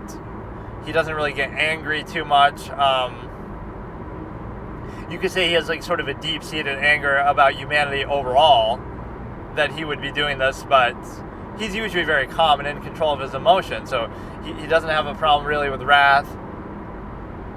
And gluttony, he doesn't really have a problem. So the only problem I would say he has is pride, that he's so proud as if to do this in the first place. But I would even say that's validated because he's so smart that it kind of is justified. It's not really overconfidence, it's just appropriate confidence. So now what you have is the ability to tally up these things here. I want to give it to Roz because if you were to put them in the same universe, like, how would this confrontation go? Light has the notebook, Roz has the League of Shadows. No, we could do it like that. Light without the Death Note versus Roz without the League of Shadows. Even if you want to give him credit for making the League of Shadows, right, that's still, like... That's the one thing Light always lacks, even when I compare him to, like, Lelouch or somebody, is the infrastructure. Even if you want to say, it's Gias that lets Lelouch make that happen. Like, he didn't do that before he got Gias, so obviously, even if the Black Knights aren't under his control, it's just more like, he earns a certain amount of respect regardless, but that allows that to happen thanks to his use of Gias. And so,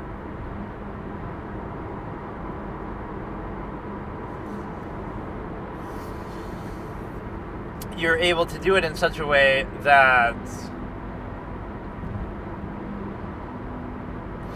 Light doesn't ever have much infrastructure or work with other people too much. He has Misa, he has Mikami, that's about it. Like, he's a one-man army, I guess, is the point, but... So yeah, Light's let's see who wins the total. I'll just do it more so by the count, because the difference in points is going to be low. Like, sometimes you could win every category, like, by 1 point, but then, like, pretend intelligence, you win 10-9. Creativity, you win 10-9. Initiative, you win 10-9. Social skills, you win 10-9. But you still lose overall because you lose, like, emotional strength 0 to 10. 0 to 10. And I keep hearing this weird sound. And the reason why is because,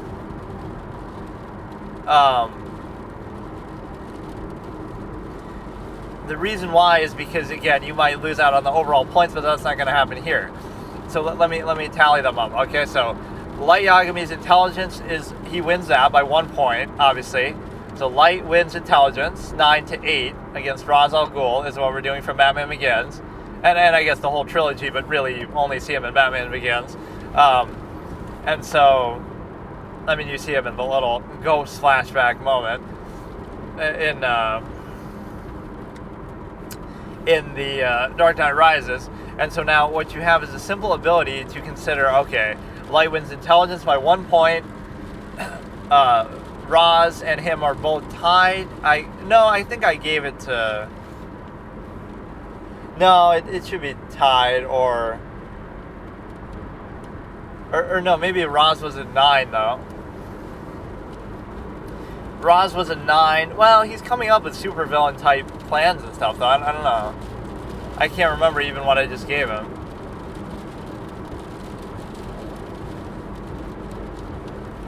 No, I gave him a 10 because of his, like, knowing to mind his surroundings and et cetera, et cetera. So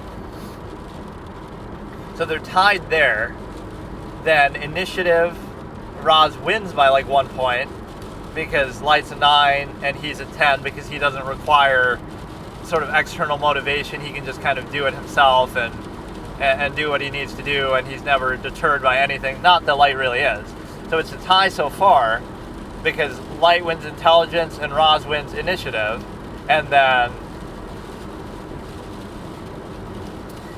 emotional strength. Oh, did I not even do emotional strength for Roz? I guess.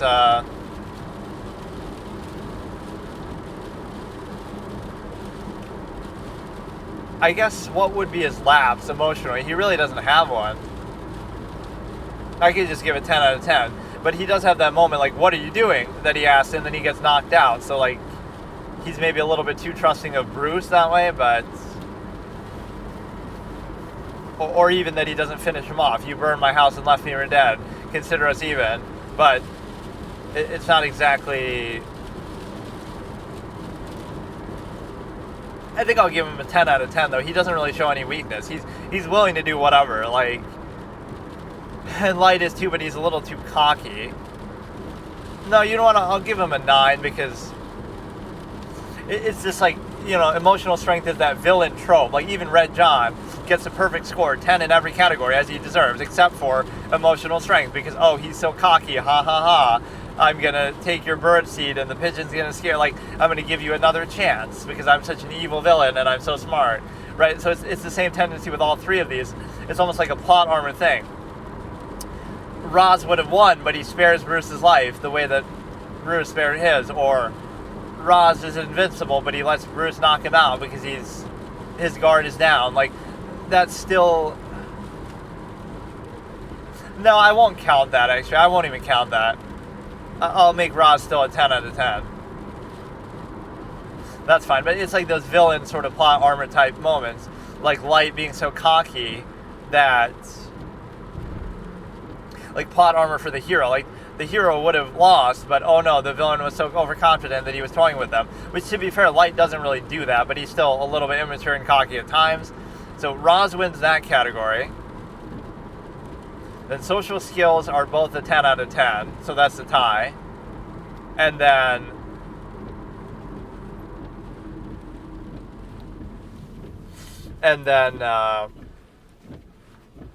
social skills are 10 out of 10 for both, because he's a leadership, a League of Shadows, etc. All the, you know, he's able to deal with Crane. We don't really see it in action much, but he's very eloquent and articulate and whatever he needs to do. And then obviously Light does whatever he needs to do, so you have a case where, of the final point, you have the ability to consider that determination 10 out of 10 for Roz and preparation 10 out of 10 for Light. And so what you have is the ability to consider that I think Roz actually won then.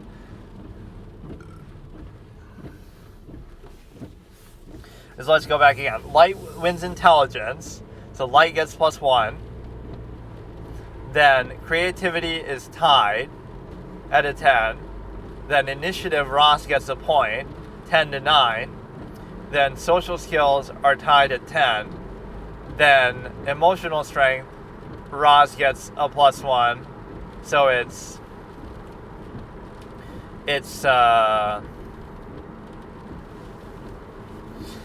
let me try to understand this again. Okay. Light gets intelligence, Roz gets initiative and emotional strength. And then everything else is a tie. Creativity are both 10 out of 10. Social skills are both 10 out of 10. Preparation, determination, that's like their special attribute that isn't like a fixed thing. It could be whatever suits them. And it could even be a minus if they're just like a clown character. Right, that it's like their strongest trait, even if it's not always the highest number.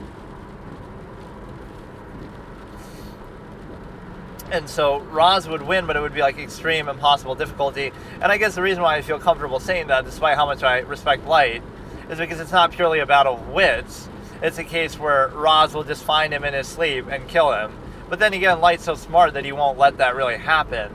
But you see how like Mello triggers Light in the sense that Roz would be like a souped up version of Mello, where, you know, he would win, but it would be extreme, impossible difficulty. Like, it's not an easy win at all. And I'm tempted to almost make the emotional strength even, but I won't do it, because Roz deserves an edge over him, like, he would win that, I feel like, but again, it would be impossible difficulty, like where he would probably die in the process or something. Light would have found out his name and written it, but Roz will kill him. So, like, it's basically even, and they would kill each other. Like, Roz comes to kill Light, and Light's, like, laughing because he's like, well, you may have got me, but I already wrote your name down, and there's nothing you can do to change it. And now, you're gonna die.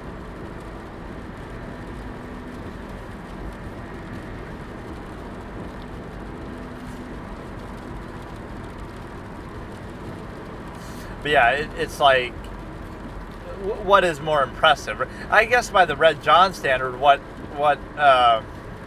Roz does is though way more impressive, because I'm giving Red John so much credit. He's able to kill all these. I guess it depends on the setting of the movie, but the setting of Batman Begins is not so extreme that it's a semi-realistic setting. So he's able to do all this crazy mad shit, like this insurgency. Blackwater, covert ops, military ops. You're able to go in with a small number of people, and you're able to cause so much havoc, right? Like a special strike force that you have. So the fact that he's able to do that, like could Light Yagami destroy a city without the notebook? But I guess Roz couldn't do it without a lot of the infrastructure he has, but a lot of that's to his own credit as a leadership figure, or whatever you want to say. I can't say he really created the League of Shadows. It had been around, like he says, for a long time, but still, he earns his thing more so than Light does as Kira, but not really, because the way that Kira behaves is still his creation. It's one thing to just have the notebook, but he creates this ideal, form of Kira that people start to worship and respect and can clearly identify as like a godlike figure. So I guess that is a little different. He earns his stripes that way. So Light, I'm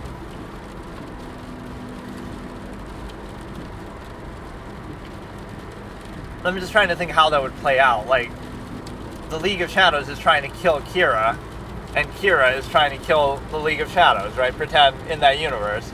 So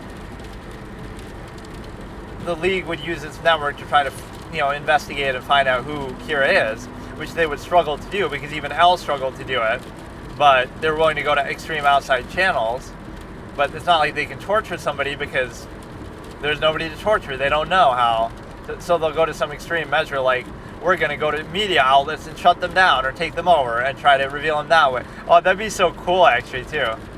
So Light gets baited because he's using a media network, but that media network is deliberately taken over by the League of Shadows without him knowing, covertly, that they use a fake name or something, or some way to verify, like we tricked Kira into writing this name, and it's like they killed the wrong person who's not actually a criminal, so now we know that Kira's watching the station at this time or something, right? And so you're able to look at it from a perspective that it'd be very hard to find Light, or that's the thing, like Roz could just kill Light, of course. It's not like they're having a physical battle, but I guess like with Roz, like you wouldn't know his face. There's so many twists and turns too. I can make this into like a story, like where Roz's face, he kills Ken Wantabe's character or something, or Roz is just a title. It's not his name even. Like, I don't see it still happening. You're never going to find out who Light Yagami is, nor are you going to really find out Roz. So what you would lack with Roz is maybe you know his name, that you've heard about in myths and legends of this guy, but you wouldn't know his face. But, I mean, it would take a little research into the mercenary who appeared there, and he could try to find out, but all those records could be buried, and everybody dealt with who knew about it, but, or even if he didn't think that was him, he could just kill him just because, like, he'd have something to do with it, but it's sort of so convenient, isn't it? Like, oh, you have this group of really smart children whose names are wiped out of existence. Like, why? Why would their names be hidden like that normally? Like in L's case, I can understand, but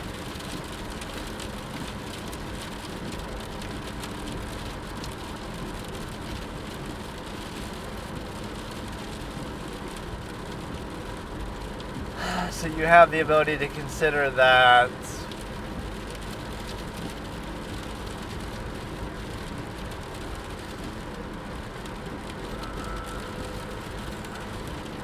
Yeah, whatever. Roz gets the edge. That was quite the deep analysis, though. And I'm trying to qualify every point I make with, like, this is the line he says, or this is something he does, so.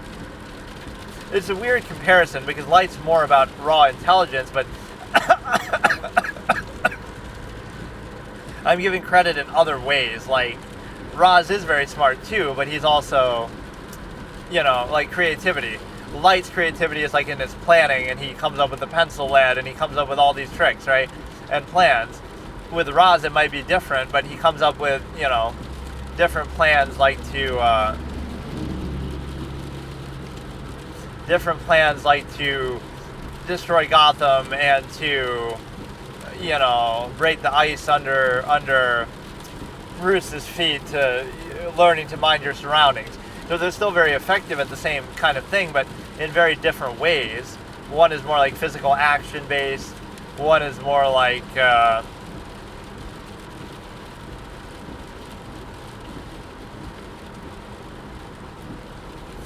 whatever. So that was kind of good. I was gonna watch something from Until Dawn, but now I almost want to watch like a full playthrough of some of these, but I don't know if I'll enjoy it or not. And it might spoil stuff that I haven't seen, but it's like with Heavy Rain or something. But no, that is a pretty enjoyable thing that I did do. And so what I can do is, I'll go ahead and I'll start that right now. So we go ahead, we'll watch it. I'll watch some of these compilations, I guess. Jacksepticeye here. It's not just him, but it's like... But yeah, that was a pretty fun thing, and it went on longer than I thought. Roz versus Light. Again, it would be very high difficulty for him to still win that. But the hardest part would be finding out who Kira is. Right, once you find out who he is, well, I mean, that would be easy for Al even, like if you know for sure. But I guess if you even suspect it, that's the thing. L would suspect it, and then it would take a long time for him to prove it. The League would suspect it, but they would just kill him, and that's it. Like, and, you know, Light would come up with a lot of plans for that, but one thing Light doesn't show is his ability to, like, live covertly. Because if he could do that, right, like, he still lives, like, a normal life. What if when L died, he could have killed the rest of the task force, including his father, and then just disappeared? Nobody really knew who he was in terms of working with Al and the task force. He could just disappear and just keep being Kira, so then who can stop him? But he wants to be posing as Al, and he wants to be in the limelight, so it's such a cool idea. Actually, this is like a fan fiction that you almost deserve.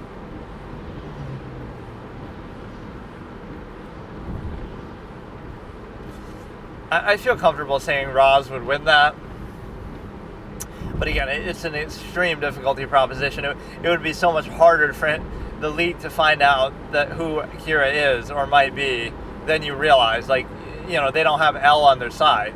Roz is pretty smart, and he has a lot of grunt work that he could do, but he would have to go to extreme lengths, like trying to go in the media, taking over outlets, trying to stop the media from disseminating criminals' names and stuff.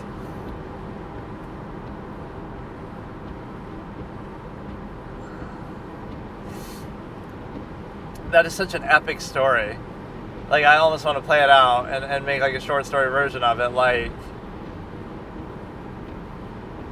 because people would denigrate Light somehow because of the Notebook, which I'm not really doing that, but I feel like Roz still does more without needing that. But no, the point with him is like, you got to think then, what is Bruce Wayne's character stats in that movie? They're not really higher than Roz's, so how does he win that? Like, you know, it comes down to other dynamics, I guess, some you know, without his money, where would Bruce be, sort of thing, but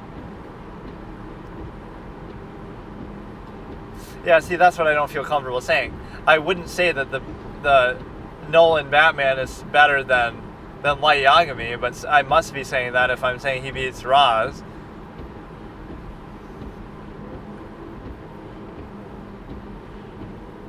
He gets Gordon's help, which, again, you're allowed to get help. Like, that's part of your infrastructure. It's just like, it's a little shaky, kind of like the platform that Ra's was on when the fucking train went collapsing down, which is kind of similar to how Talia dies. Like, they both die in the same, the same music thing plays, but also, the train goes, like, down into a parking lot and blows up the same way that her truck kind of goes down. I feel like they were trying to analogize that a little bit, but everybody laughs at how her acting is or whatever.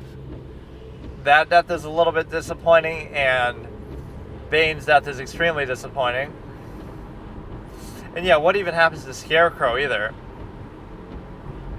Scarecrow in the first movie, Batman Begins, has a very disappointing end. Even though he doesn't die, he gets sort of tased. He doesn't die and he isn't even caught, but he just gets tased. Like, that's really all we get from one of the two major villains of the movie. That's kind of disappointing. And then in The Dark Knight Rises, I don't know what even happens to him. Even the way the Joker goes out isn't that big of a deal. He just gets taken into custody.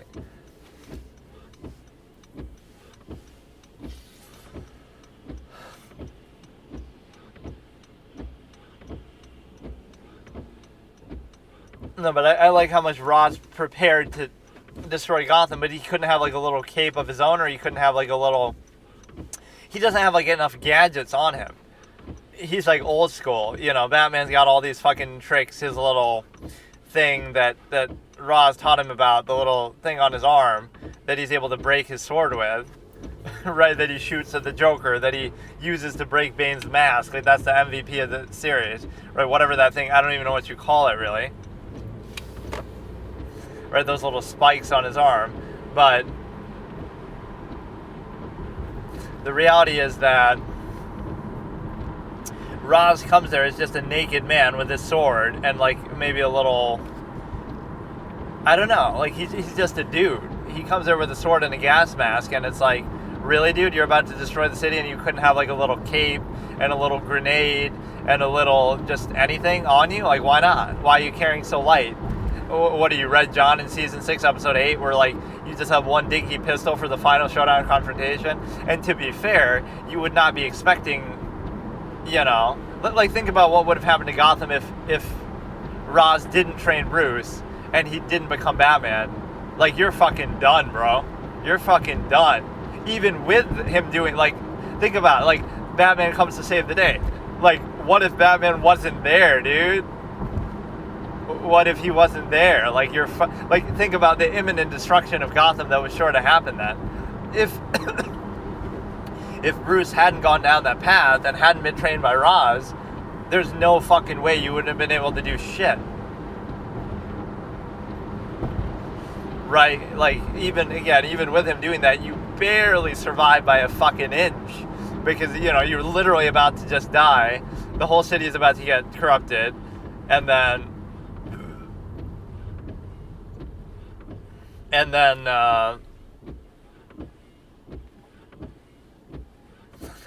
Gordon helps you knock that shit down.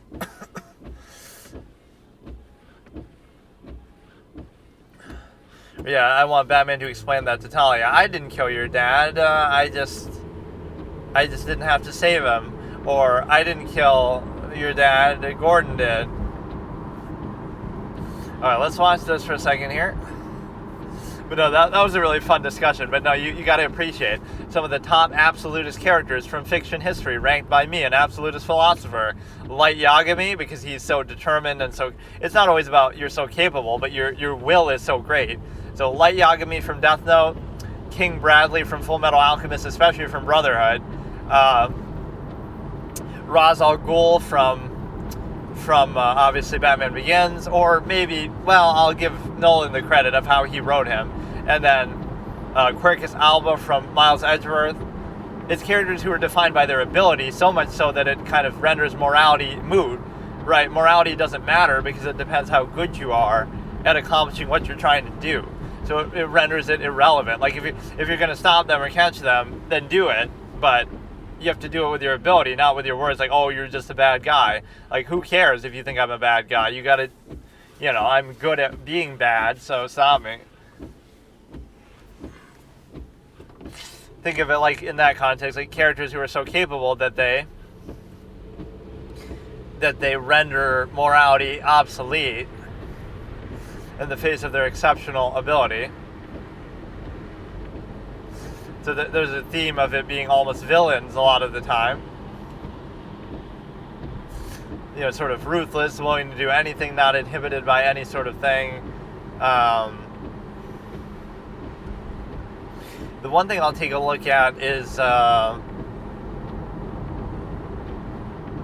many was that? Light is one, King Bradley, Quercus Alba, and Ra's al Ghul. That's a really good that's a really good collection. There's some other topic I was thinking about, like how some of my favorite movies of all time have like characters who are like about existential conflicts or crises, or are very like fully invested in something. It's a little hard to explain. Like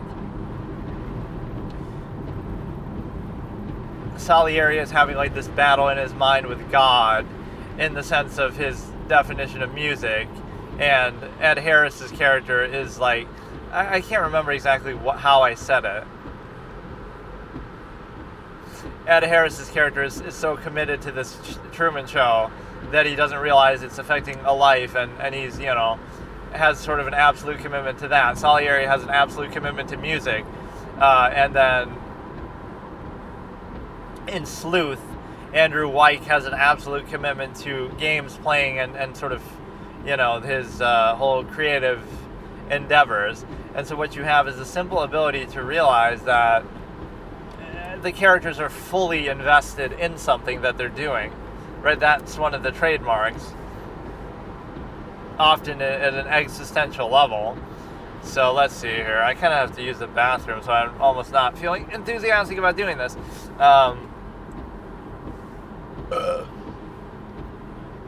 Let's players' reaction to the bathroom jump scare until dawn. Now, maybe some of these are scenes I haven't seen. I don't know what the bathroom jump scare is. Starting in 3, 2, 1. Okay, it delayed a little bit, but it is starting with Jacksepticeye. This is on that channel that does a lot of these type of things. I was wondering too, how would they show a compilation? Like they do this with movie scenes and stuff, where it's like all of them reacting at the same time to the same part. But here you can't do that because the choices are going to be different. So they split it up and show it like one after the other. Yeah, has Northern Lion played this game actually? Oh, I would totally watch that. Or 39 Daff or Northern Lion. I would be all over that shit. But maybe tomorrow. I guess I can't navigate this shit now. I just want to know if they played it or not. That'd be so sick.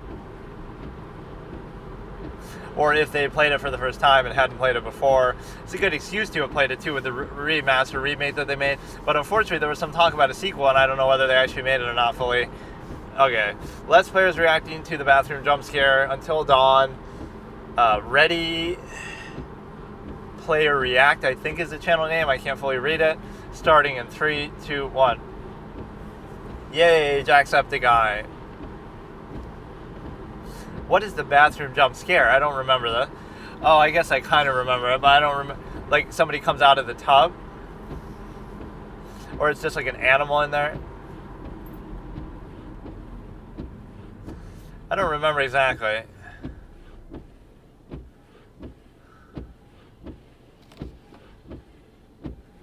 What was it even? I didn't even... What was it? I didn't even see what it was.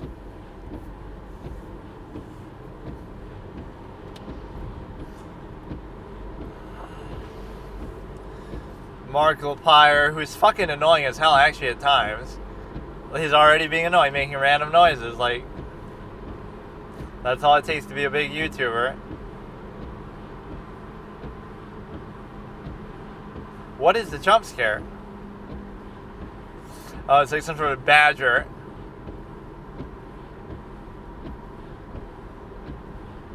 I like his reaction. It's sort of incredulous. What the fuck? Shit the fuck? Like, he's just kind of mildly bothered by it. Hopefully nothing scary, spooky. PewDiePie, who I don't even recognize because he's wearing all these weird hairstyles and stuff in these things. I like how he sort of turned a corner, though, from the over-the-top clickbait dude to whatever. He's kind of more chill. Oh, he's predicting it, though. Top 10 greatest predictions in gaming history.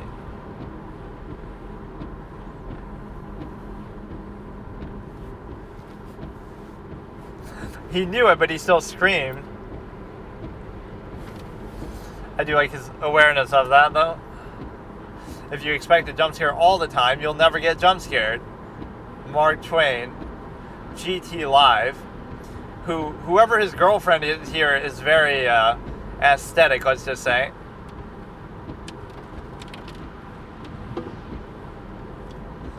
I bet there's deodorant.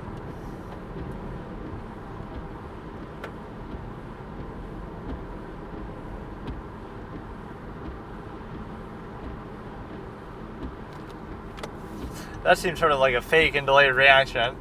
So these two called it, PewDiePie and GT Live. She looks kind of like Allison Williams. Speaking of the aesthetic face. Crank Gameplays. How did they choose these channels? These must just be the biggest channels who did it. I guess XQC did play it. His sort of old style, or I don't really like some of his playthroughs because he plays it too much like he's just trying to beat the game. He's not really getting immersed. He's just like doing it just to do it, right? Like I appreciate his desire to do variety games, but or at least he used to do. He used to be very good at that. He would do variety a lot, like just random stuff. Chaotic. You might think, what are we that smelly? Why do we need deodorant so bad? But they're using it to like break open the door or something. Because it's like frozen.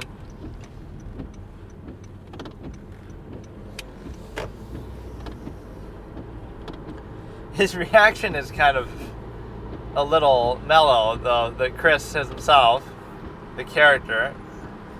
H2O delirious. But no, I could watch people's reactions to movies rather than reacting to them myself. There's something weird about the visuals of the game, though, like where the frame rates are so delayed that you often don't get...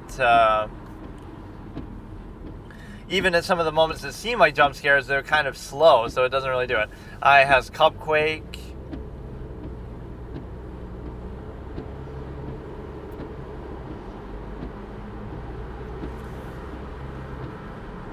The music kind of makes it a little...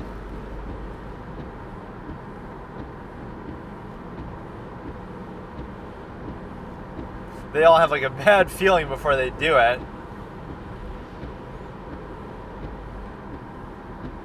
A dog? That's like a beaver or some rabid raccoon or some shit. It was a Wendigo. The Wendigo did it. The way I make fun of the ending of the game. It just, they could have played it so straight if they wanted to. They had to pull an Eyes Wide Shut / American Psycho / Fatal Attraction where the ending of the movie ruins it.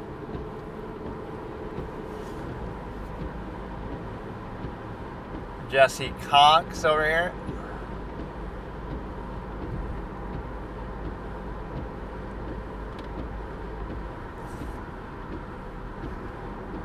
That was pretty good. Look at this photograph, something in a bubble bath. How he made that rhyme so quickly.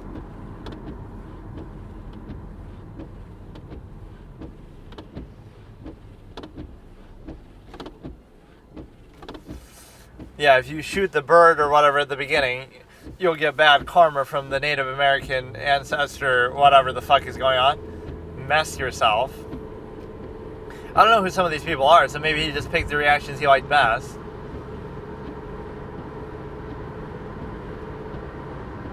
I wish there was one of just the doctor scenes, like every single doctor scene from every single playthrough, because it's so good. I could manually sort of find them myself, I guess. So, whatever. This is like the end of this video, and so this must be the last one. Mess yourself. I don't want to be scared, says someone. I sort of paused it so the timestamp would be messed up now. Let's see the next one here. Go here.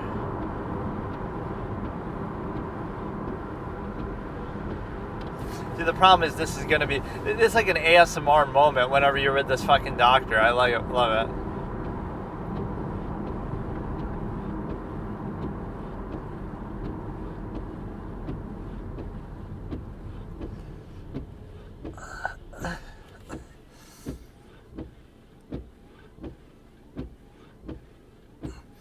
So, this one I think I already saw at some point. Player's reaction to psychiatrist jump scare attempt until dawn. Like, it's not really a true jump scare, but it's a case where it doesn't show enough of, like, a scene with the psychiatrist. I don't care so much about this. I really love that as a whole form. See, I could play a game like that. Just keep asking me questions. Like, I'd make a game like that. You're sitting in a therapist's office, and that's the whole game. And you keep getting asked questions, and as you get asked questions, you'll have flashbacks, and that'll turn into a gameplay sequence, or you'll have things start to happen around the room, and you might question your sanity, and they'll keep using different techniques, and eventually you'll realize that, oh, you're not actually in a therapist's office, you're in a mental ward, or something. Some alternate endings can happen, or you might get better. But the point is, the whole thing would be kind of like this. You just keep getting asked questions, and you have these vivid memories and imagination and whatever. Gore disgusts me, or crows are scary. I mean, why can't both be true? But I mean, you're not even asking the same question. Which one scares me? No, you're saying one disgusts me and one scares me.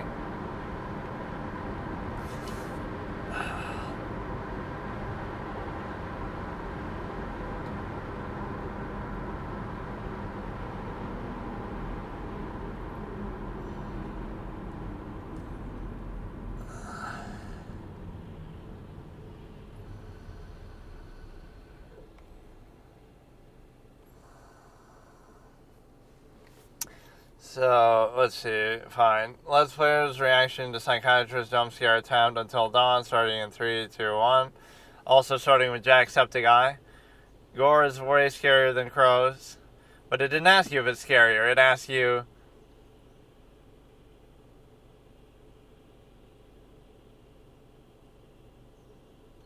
Don't be nervous, even though I just tried to make you nervous by doing that.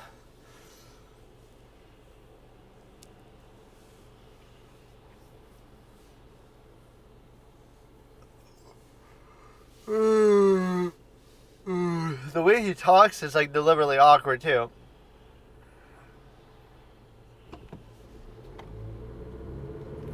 Yeah, mine would definitely be Gore. But the game is obviously going to troll you in that way. Like, if you say you're scared, it's not going to not show you.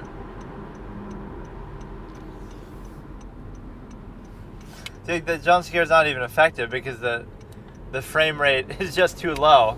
The frames are too slow to even get me. Crows, gore, and scarecrows. Sounds like a good Friday night.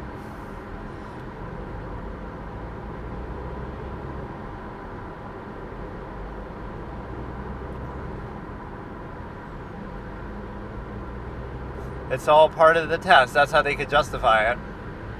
It's all part of the psychiatry effect. Which one of us is a psychiatrist here? If you question my methods, so they can keep doing crazier, wild shit. But no, I'm fascinated by these questions and these sort of mini games. I love it, and I wish there was a whole game like that where you just keep getting asked stuff like that, and you have a spider crawl on your hand if you're scared of them later on or something.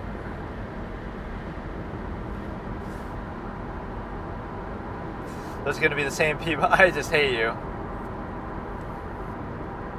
Cryotic is going to be the same people over and over. I kind of don't like some of these people, though, is the point. There's nothing really too exciting here. So I just pause it. This is no fun reacting when you have to use the bathroom. Fuck, I drank too much water, I guess. Because I use the bathroom just before I start the drive, and normally I don't have to go during the drive. This is like an hour. But I guess I drank too much water anyway.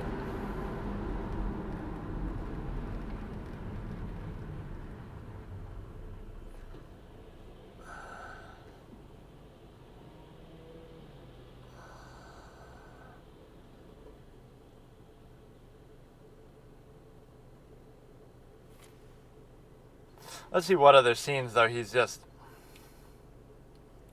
Players react to Emily saying unfollow. What does that even mean? Just like something she says at the beginning, or... Oh, like mocking the fact that... Whatever, just using like modern lingo. Let's players react to Emily saying unfollow. Starting in 3, 2, 1. I didn't understand even what that meant at first, like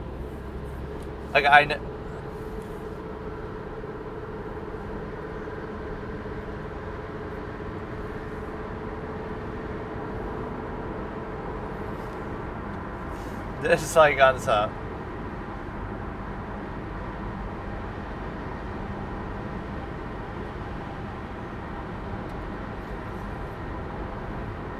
Eight-bit Ryan.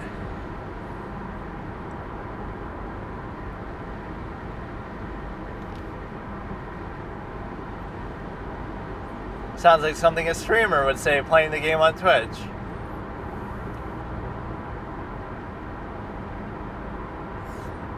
Gen Z millennial humor. I guess he liked it though. Corey Kenshin X.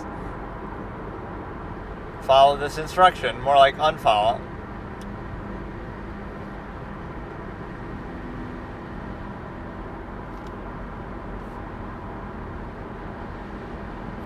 I don't know what year this really takes place in, actually. It may be the year it came out, but maybe not.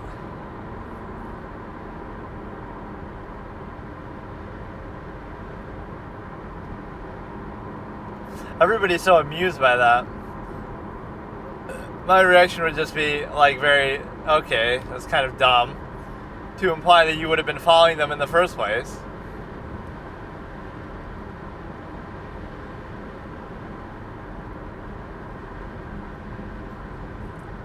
I hated Emily too, but then I was enlightened because she's a badass later on. It was like Emily should end up back with Mike because there was the ex, because he becomes Rambo and Jessica gets killed and Emily breaks up with Matt because Matt abandons her in the mine. Everybody's just triggered by it.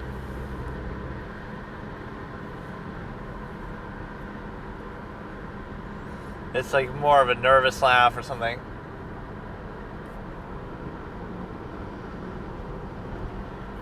This one has like a big fat ass as the thumbnail. Let's players react to Hannah and Beth falling. But why is the thumbnail like that, dude? Two girls fall to their death. Also, big fat ass. Why was that the thumbnail that I just saw?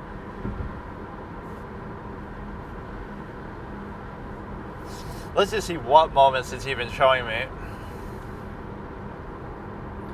Or like Heavy Rain has some great moments for reaction, like the fucking thing where Madison is having a nightmare and getting attacked by all these people in her apartment, the fact that it's a dream sequence.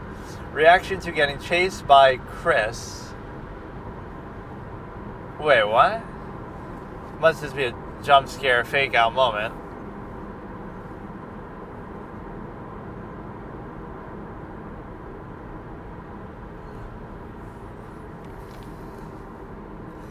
He's just playing a prank and then they get all mad at him. But this wasn't part of... Or maybe it was Josh making fun.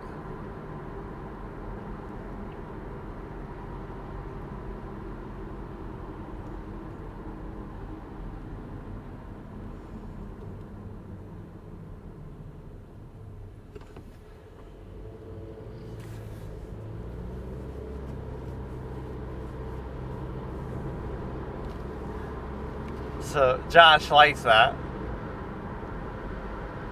And it's very fitting that you do have all the movie stuff.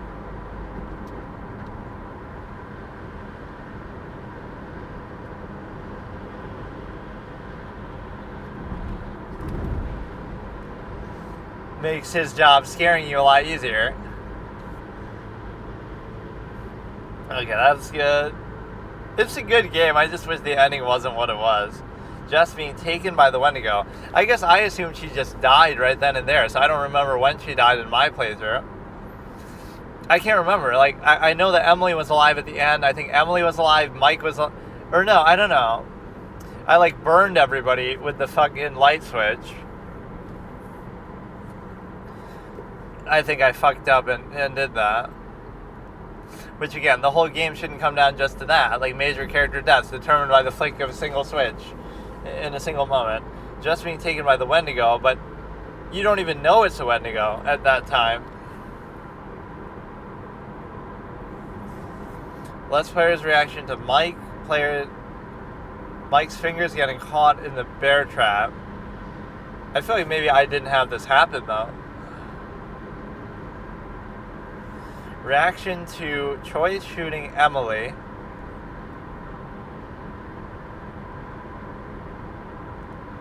I choose the Emily the way that Ross was meant to say.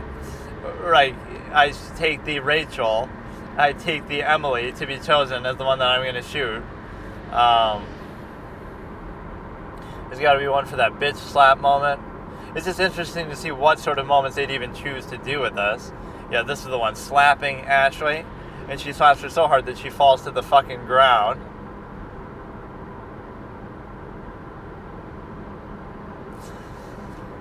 Let's put his reaction to choice to shoot Emily part 2. So there's so many of these, I guess, that you would have to consider.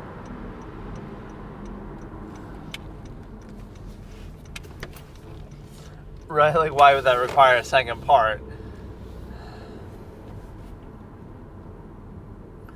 This one is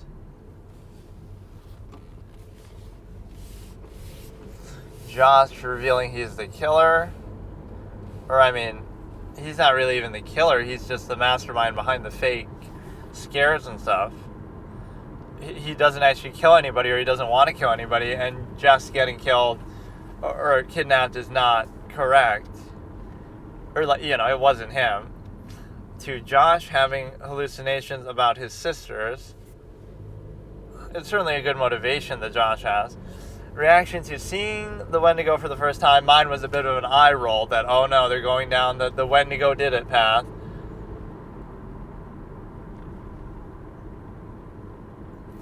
Wendigo jump scare. It goes from, yeah, like one and then like a whole bunch start attacking him. True ending. I don't even know what the true ending is. Okay, so today I'll do some random little part of the Jodi Arias trial, I guess now, and then whatever. The YouTube stuff will always be like the bookends to this, but then I will do the second chapter of the Hellbound Heart after, in sort of the second longer part. And so we did, the first chapter was pretty good. The problem is it might be hard to match up. Like, you won't know really. It would have to be that same exact version that you're listening to.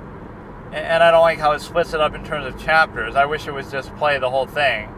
So then I could say, like, we're an hour and 10 minutes in instead of whatever. But the first chapter was like 40 minutes long. They spend a lot more time on the Cenobites than I would have thought. As far as, like... But see, his description is so good with the hooks and the chains and all this kind of stuff.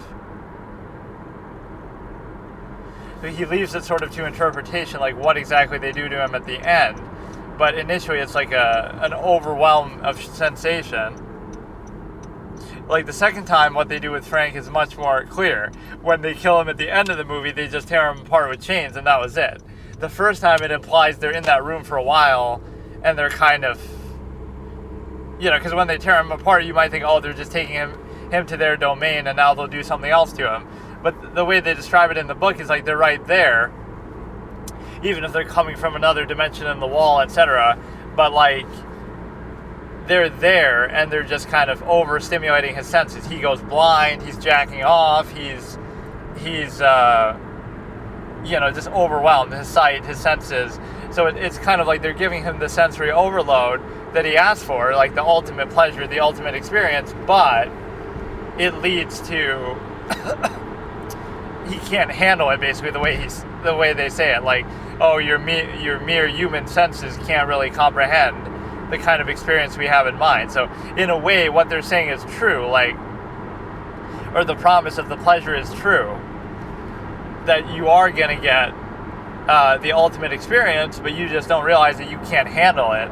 So that's your fault, not the Cenobite's fault. And so I don't know what other purpose they really serve, though. They seem like, aside from opening this box and going there and getting this experience, like, what other responsibilities do they have?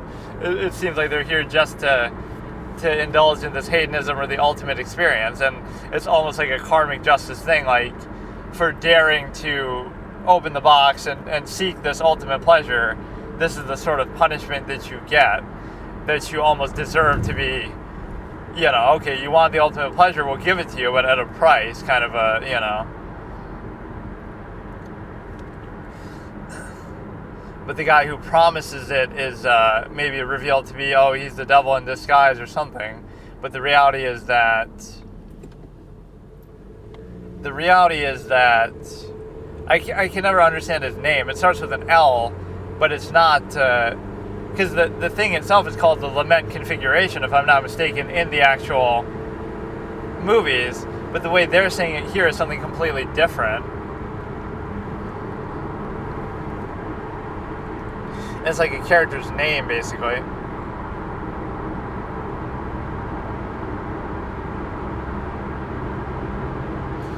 Okay, so here we got to figure out, this is Jodi Arias murder trial, day 43, part 1, Juan Martinez Cross of Alice Laviolette, starting in 3, 2, 1 from the very beginning.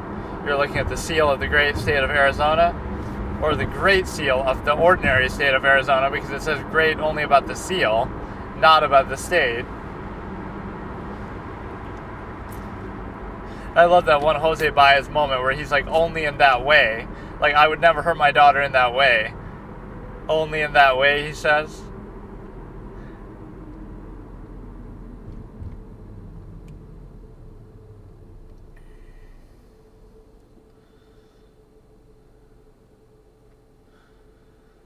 But I'm surprised the judge even lets him answer that one.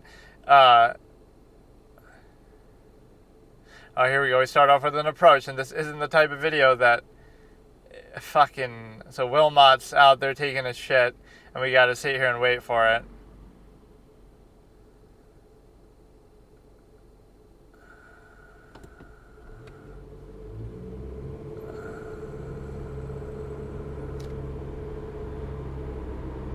Normally it's Nurmi who had too much Taco Bell for lunch or last night. But no, it's a case where that first question Jose Baez asked, or the previous question, he says, you would never admit it if you did molest your daughter. I'm surprised that's not argumentative. My question is, you'd never admit it, would you?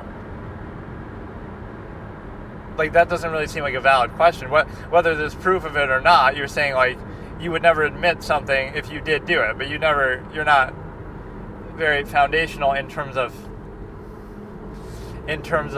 whether they would have done it or not.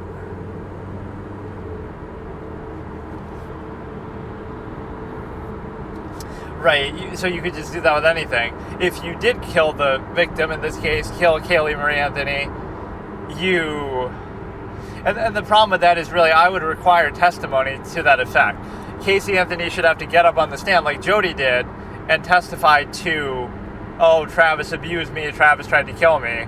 She should have to testify under oath at the risk of perjury, under cross-examination, that, okay, George abused me when I was young or whatever. Even if that's not really directly pertinent to the case, it's like, you should have to testify. And if you do that, then it has more credibility. If you can't have it both ways, where you make an accusation like that, but then you don't even testify when you're the primary source of the information. the same way that the theory about the swimming pool, right, that could have happened. That's almost the way to solve the Casey Anthony case. Like, if you're going to make the claim that she died in the swimming pool, fine, but Casey should have to testify to that. Otherwise, where are you getting that theory? That's just the defense's theory in general, like, which is fair. They have the right to do that, but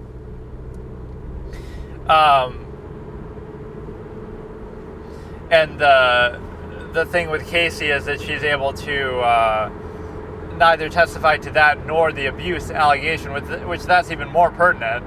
You could say that's their theory too, but that's not even related to the case directly. So I don't know. Some of that's a little flaky, but again, that's why it's still up to the jury. Like, they can determine for themselves how convincing that is.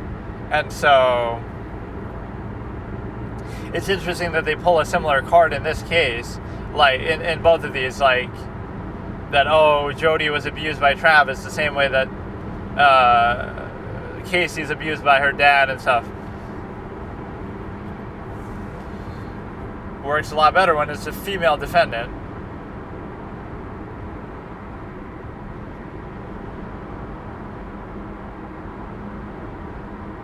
Okay, did they skip that part? Then ex party proceeding, whatever.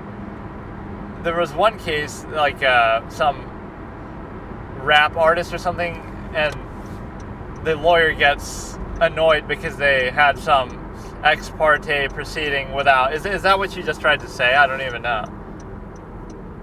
She says everything weird, like defendant, but like it's a case where he gets like kicked out from the court and stuff because he spies on the judge, or he knows that the judge met in secrecy with with somebody at the prosecution, and the defense didn't know about it or have a chance to go in. Right, so that became a big spectacle. There's so many good cases to potentially watch. I don't like how this one is organized because it's too slow with how it starts. And I watched it so much out of order that it becomes a problem where I end up watching the same parts over and over. But no, this is a good cross-examination. There's some pretty highlight moments that I've obviously already seen, but like, Mr. Martinez, are you angry at me? And then the whole court laughs, including seemingly one of the counsel assistants or whatever in the back on the table. And then, if you were in my group, I would ask you to take a time out. And then, what else?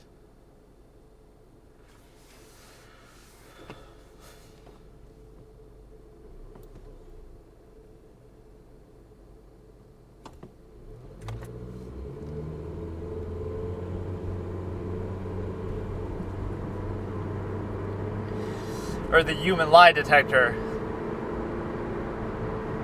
He's playing like sort of a false duality.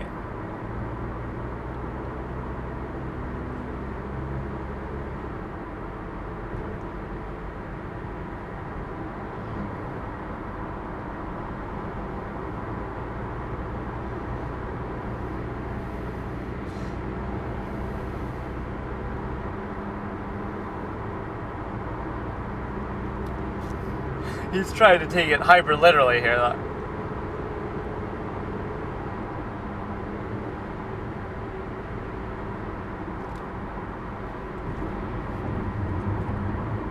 They sort of ignore the judge at times. Like, you didn't answer me. Did you finish your response?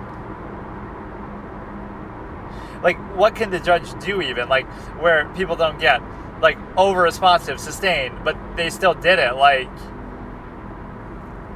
oh, she's not being responsive. Ask another question. Like, it doesn't really do anything. You just sort of get to admonish them in front of the jury, but... Or, like, they'll sustain an objection after an answer already was made. So I guess unless you strike it from the record, it's not really relevant.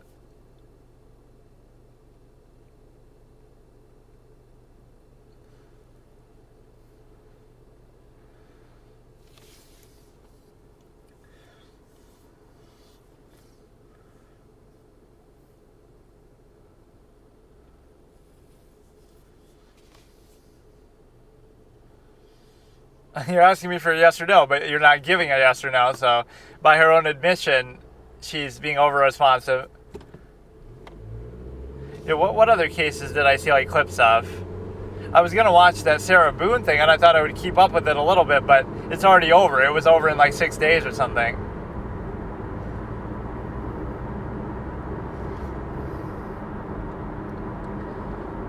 His cross-examinations aren't so funny, though. He is so aggressive. Sometimes for no good reason, even. Even sometimes with his own people.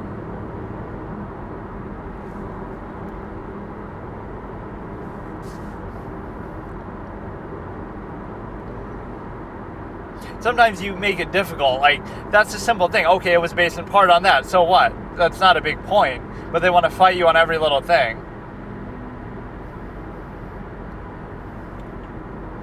I mean, but see, this I would kind of not be... She's not believable on every single thing she ever said. 100%. No, maybe she was dishonest for 10 hours and...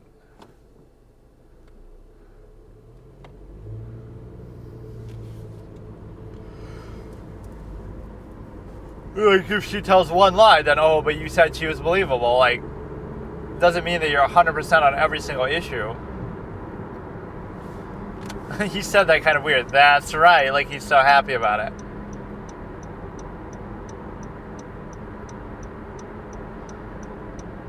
He asks everybody about this, too. He asks the other Dr. Samuels.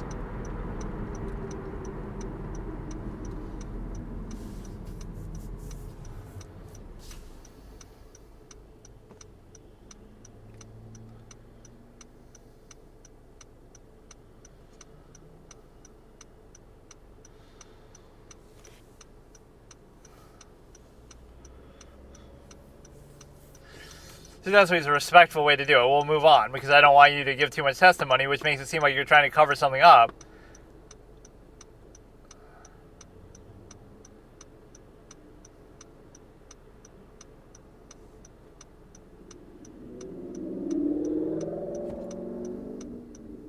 But you assessed it by looking at collateral data. Yeah, that's fair.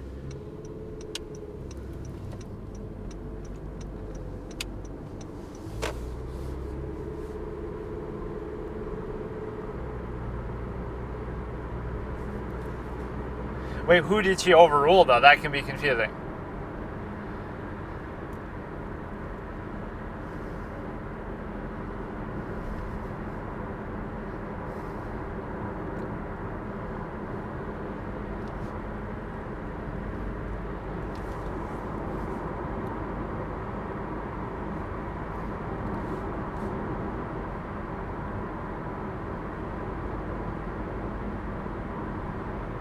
You could say that, like, there's no secondary gain as far as the abuse, but not as far as the crime. Like, she could have secondary gain about the crime, but not about the abuse.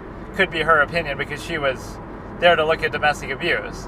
So it didn't affect my thing, but I'm not a cop, so I don't know all the details of the crime, so I wouldn't know whether she's lying about that, right? That's...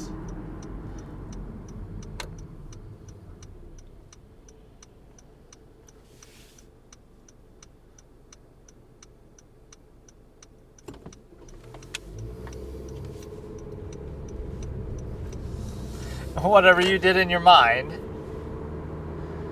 they could be interpreted as argumentative.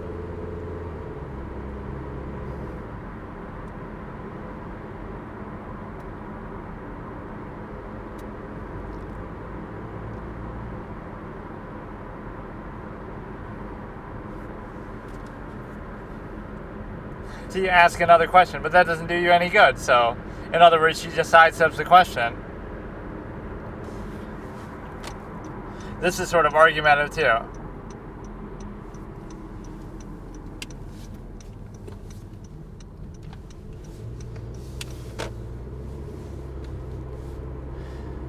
I would just say it like there wasn't an issue to the point where it would question my outcome. So in other words, there may have been secondary gain to some minor degree, but it wasn't significant enough to make me question my outcome, my conclusion.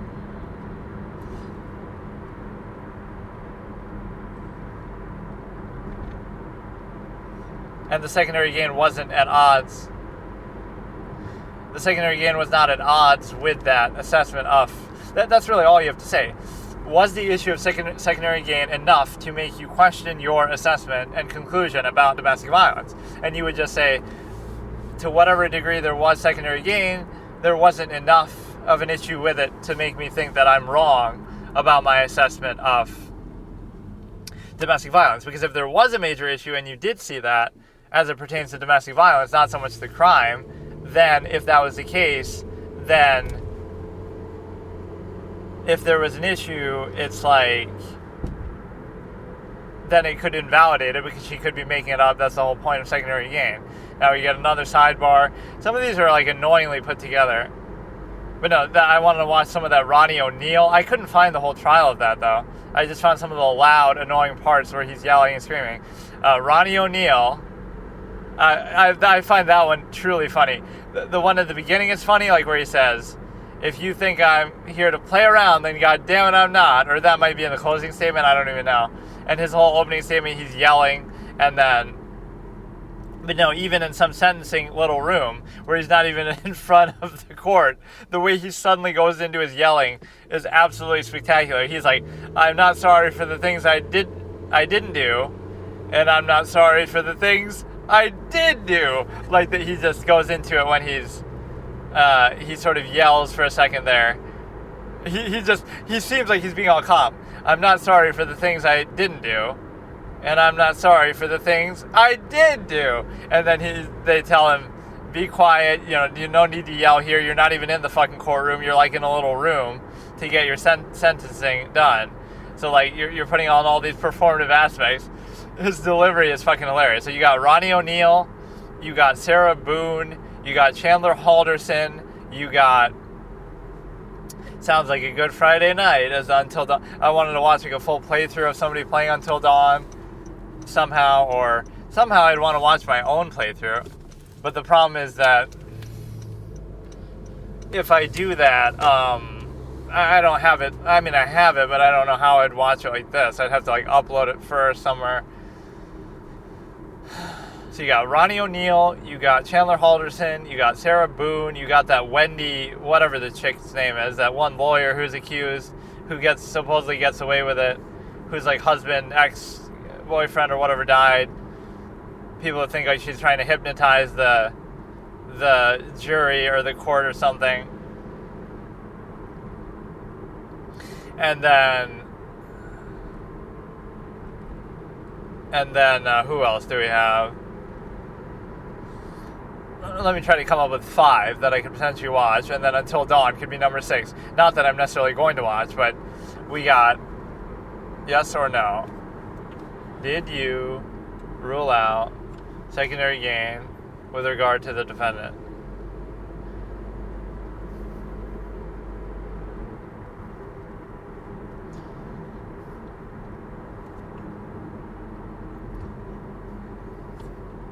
Sounded like he said an impossibility.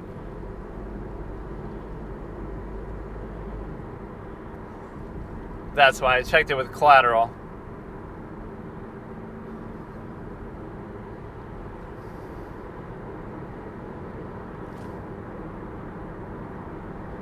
To sustain next question, so it lets them escape from that. It just lets her not ramble on.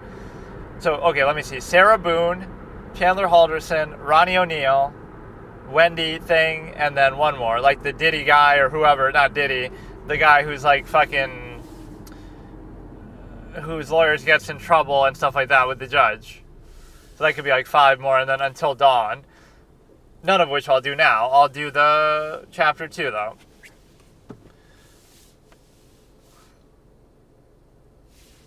So let me say it again. Sarah Boone, Chandler Halderson, Ronnie O'Neal, the Wendy chick, and the other rapper. So many non-responsives. But yeah, that's my fetish, an attractive, intelligent woman who can psychologically mess around with you. That is such a powered fantasy type of thing for people. Like, knowing that they could be doing something, but you don't even know what they're doing, and you don't find out till later, if you find out even at all. like, being with somebody who's an experience in psychology, you don't know when or if they're messing with you. And I kind of like that idea. I've had that dynamic in the past. So it's kind of fun. Even though, depending on how it's done, but...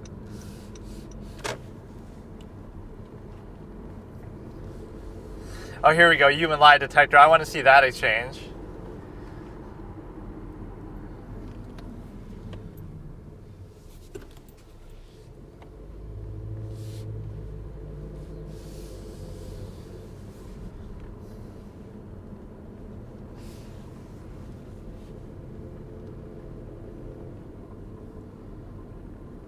She even interjected and said no.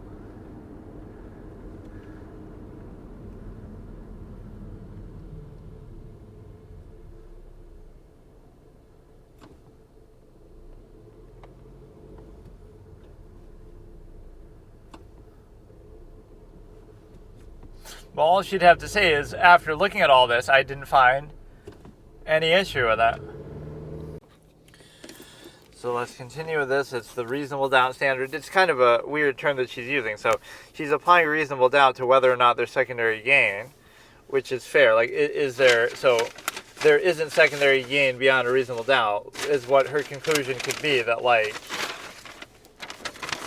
so there's no reason to worry about it because there's enough evidence and other things to suggest that that's not an issue. Or, like, okay, so you assume that there could be secondary gain, but then you look at all this data and information and context, and then you say, well, there's enough evidence to support it, so it doesn't matter.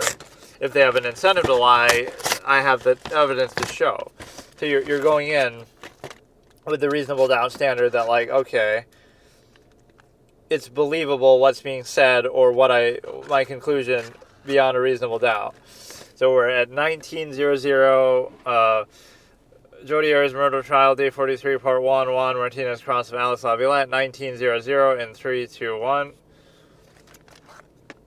When you're assessing the defendant's statement, didn't rule out secondary gain, this other standard, but it's not really about it being an other standard.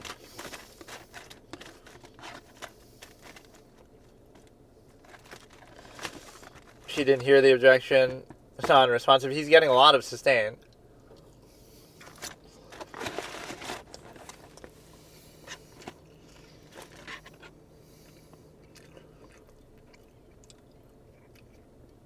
Look how on this one conversation goes on about this one topic.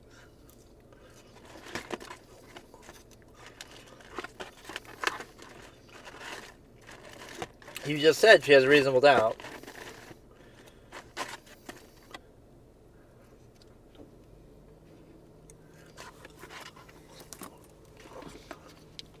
You could say, I never rule it out.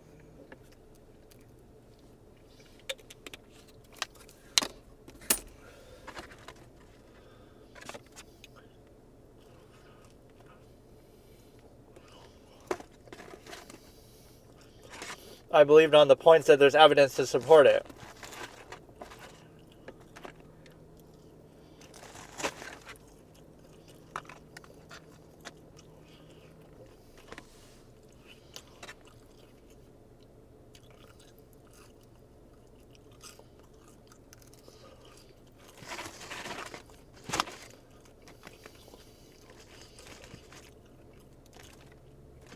All that to finally get to the point that you believe her.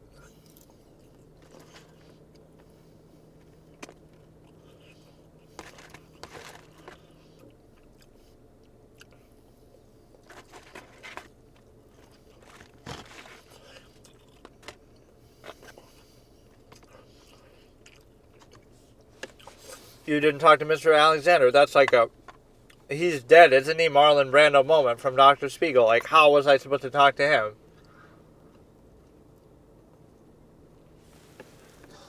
So you could ask that about anybody. Nobody talked to Mr. Alexander except for people who knew him.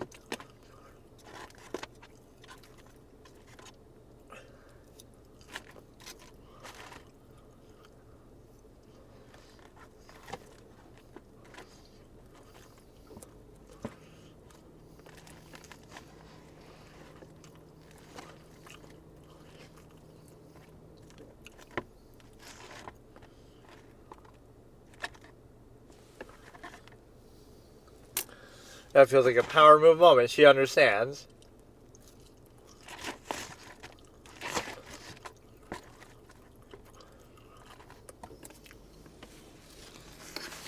I mean, that's an unreasonable claim to make, too.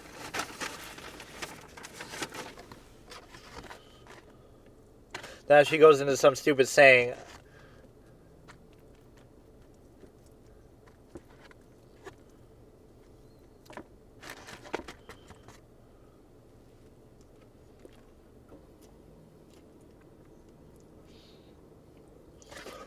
He doesn't even know what to say in response to that.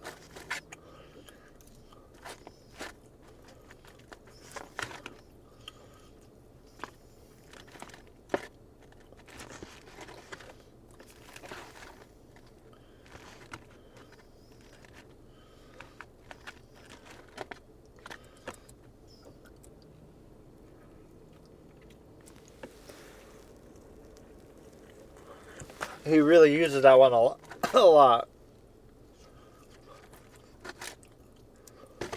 That's how I wanted to take it.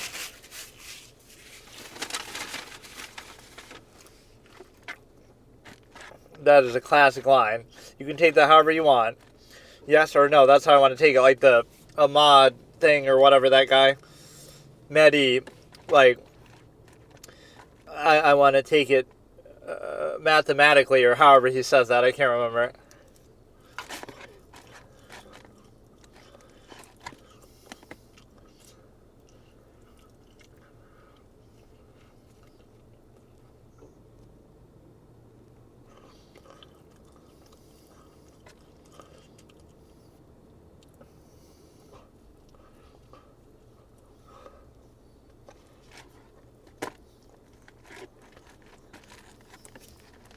But that would be true in everybody you would talk to would be like that.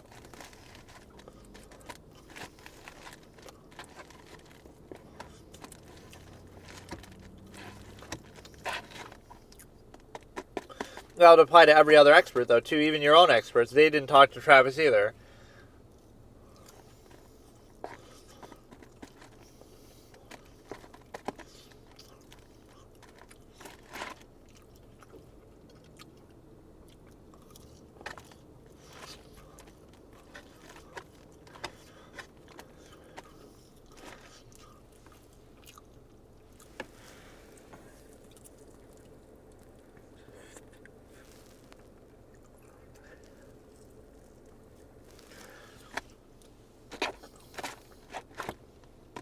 But see, that's sort of a contradiction. Like, she didn't have trouble telling the truth until the incident, but you didn't talk to her until after the incident, so she would have had trouble being truthful then.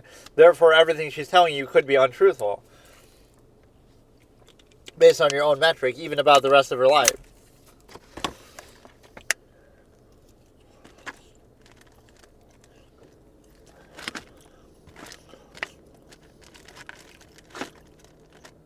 Maybe he's too close to see clearly.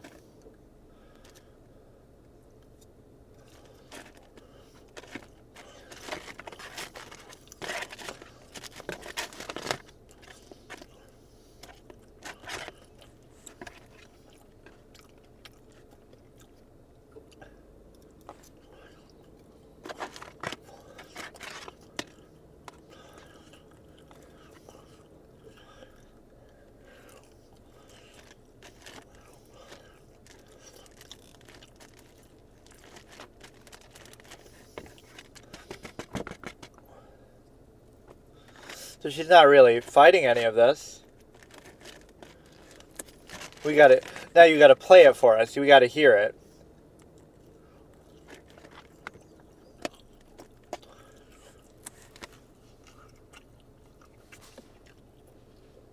Now I have to sit through the approach. Nurmi's just going to be pissed. That's why he wants off the case, because they approach so much. Wilmot wants to approach every fucking 5 seconds, and his unfit body, let's just call it, can't handle it. So he's having a fucking heart attack. So you should have to play the thing that you're talking about.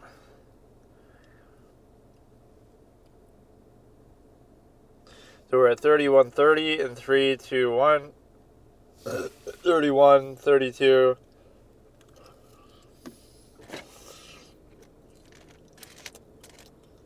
So he's probably getting it ready to actually play that.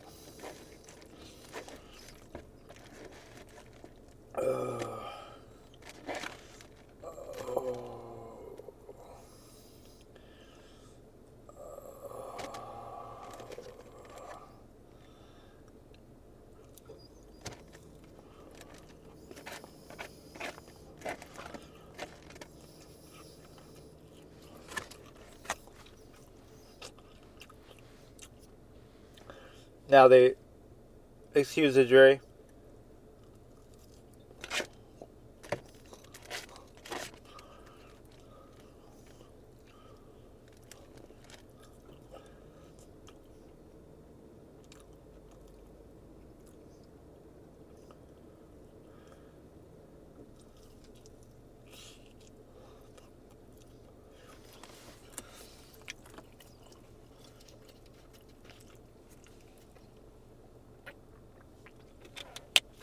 Interesting that you have to do this outside of the jury's presence.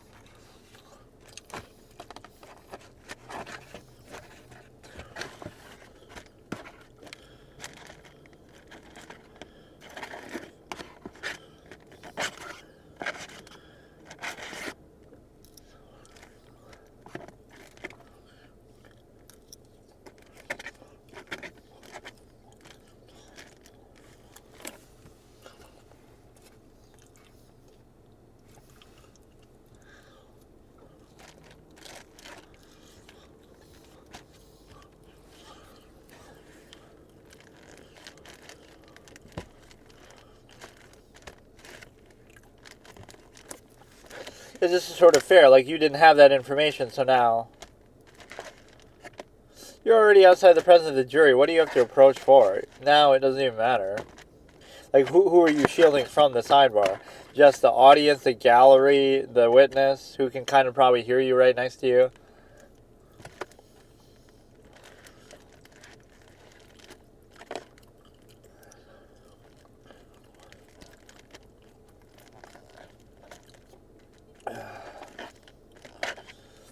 Right, the whole point of sidebar is so the jury doesn't hear it. Which oftentimes, if you can read lips, you should be excused from a jury because the sidebar will ruin it. That would be my excuse. I can't help it.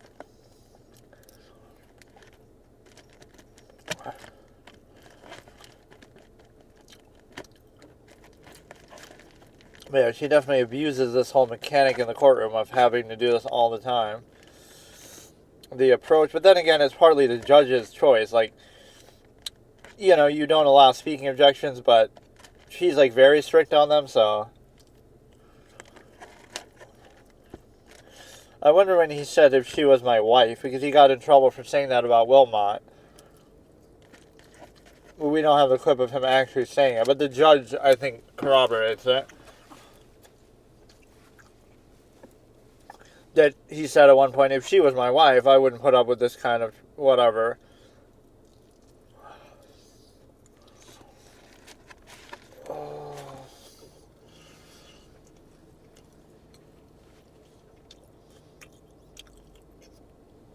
Maybe I won't do that chapter. Even I'll drag this out as much as possible. It's not like there's a time limit now because I own these. So I can do it whenever I want. But I guess you should do it in a relatively organized fashion. But no, it's a good first chapter. They spend a lot more time on the Cenobites than the movie does. The movie doesn't spend any time on them. It's like literally a minute and then it's already over.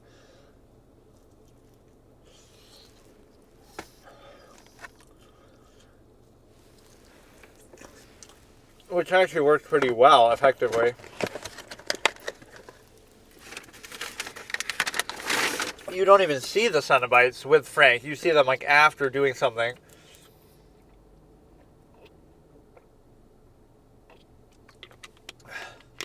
Like in the remnants of the house, like before the people move in. And they changed his name too, I think. They changed it from like Rory to Larry or something. Because yeah, Rory kind of doesn't. I don't know. I don't really like that name as much. But in the book, it's clearly Rory, the guy who's her husband. I guess I forgot they were married already. I thought they were gonna get married. But no, they have sex on the wedding dress, basically. Or like, as he's, show me the wedding dress, and then we end up making out. Like, Julia's such a bitch, and she has like a bitch face in a way that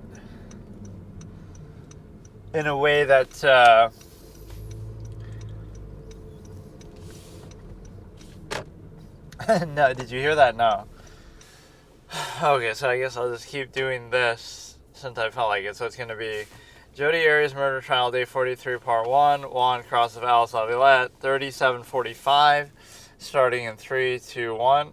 So this is when they're outside the presence of the jury.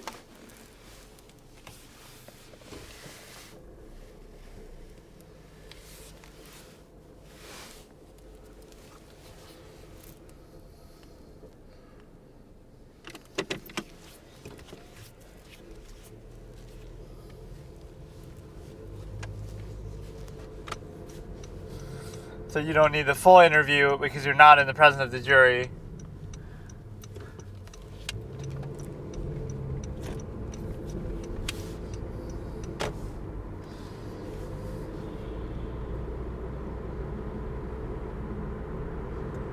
She's giving rambling answers even, and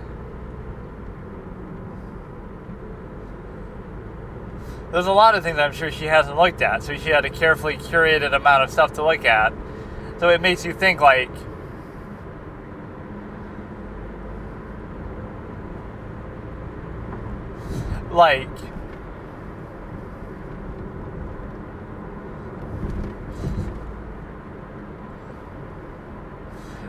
you give them all. So an expert witness could genuinely think exactly what you want them to think, and they might be genuine in that. They're not lying or taking sides or being biased, but they only saw the sources that you gave to them that you wanted them to see. Kind of like how the jury is controlled in a way. They only see what the judge wants them to see, but sometimes that's not a good thing. It basically implies that people are just too stupid to handle. If they see Nancy Grace, then oh no, they're going to come to the wrong conclusion.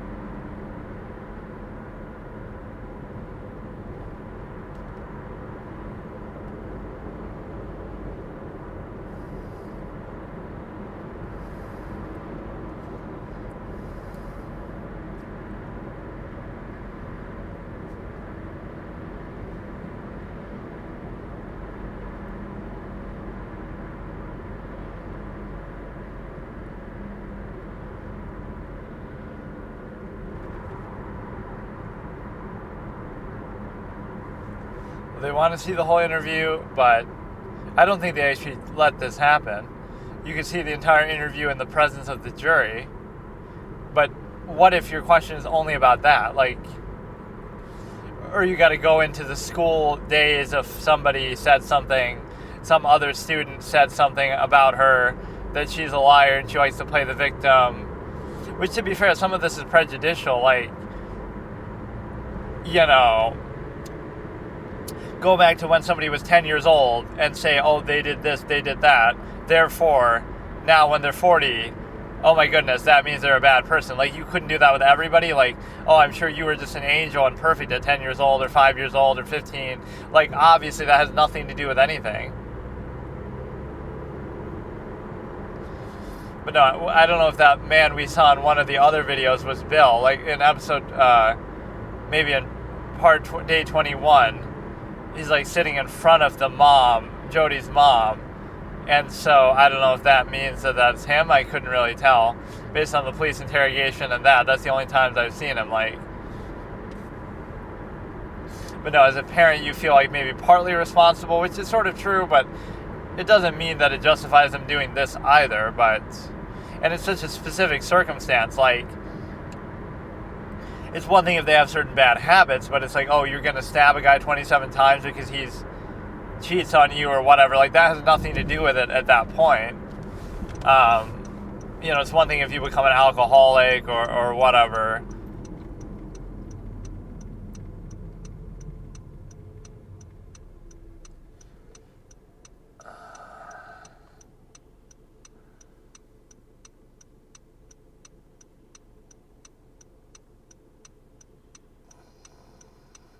We have to sit through too much of this shit, which I don't like. So it looks like Alice Laviolette left. But no, you should be allowed to do that, I guess. But, like, oh, I just want you to ask based on this one part of the interview. You don't have to see the whole thing. But I guess the context wouldn't mean the whole clip. It was, like, the whole interrogation. It could just mean, like, just that part around. Like, what exactly is he being asked to be able to say that, or etc. So it's not clipped in such a way that you just hear the statement, but what is it in response to? What does he follow up? So give us like a 30-second grace period around it before and after so that you don't have to do this. At some point, it becomes a waste of the court's time. Like, if you go into every single thing, Juan looks a little mad here. He's doing some histrionics.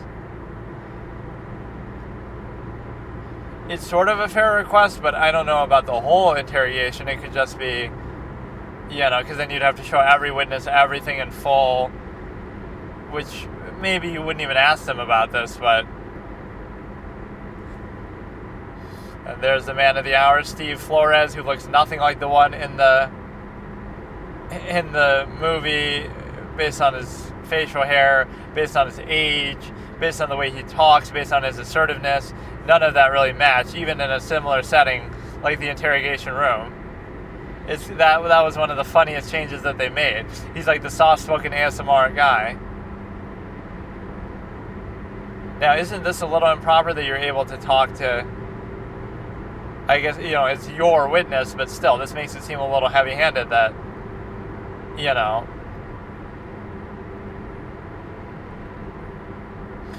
that you're kind of, you're coaching them, or, this does seem a little bit odd.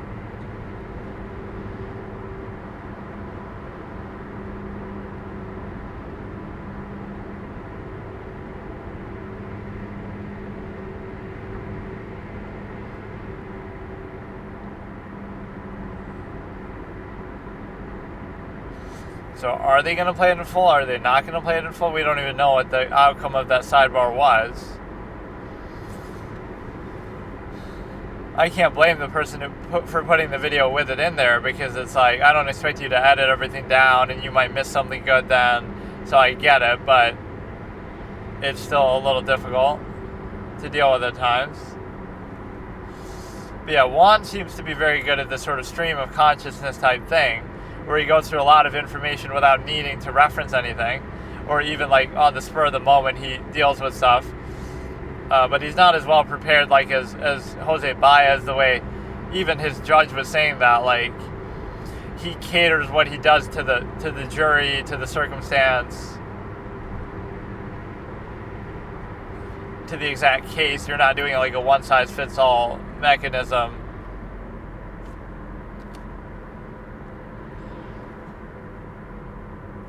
But no, this...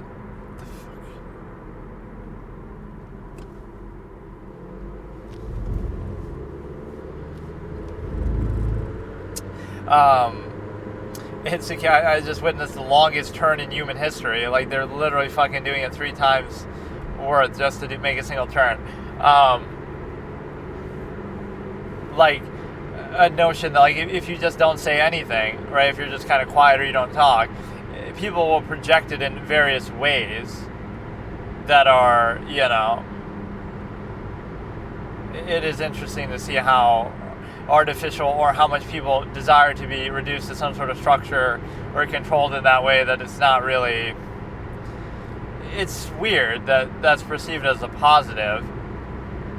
This layer of social contrivance is so taken as a standard, and oftentimes tied to functionalism and things like that in a way that's very artificial. So in other words, it's broken down then into, rather than it all being seen as artificial, it's only artificial if it's not done adequately or something. So if you realize yourself, oh, the entire basis of it is artificial, then it makes it difficult for you to do it too, but then you're expected to. Something that's sort of compelled like that is the problem, right? Like, everyone's expected to do it, so you're defined not by doing it, but by not doing it. In other words, it's taken as a false inherent standard that you have to do this outward thing, and only if you don't do it are you defined by it. So the act of doing it is meaningless then, because it's sort of compulsory and taken for granted and just done just for the sake of doing it. So it's not really valuable.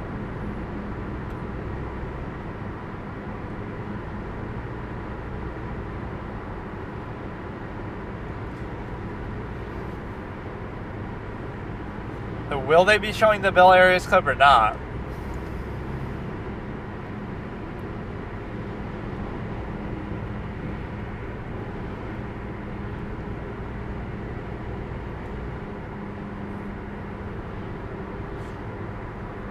Cut them on apples means that the apples themselves cut her. This isn't some Gordon Ramsay AI generated cooking video.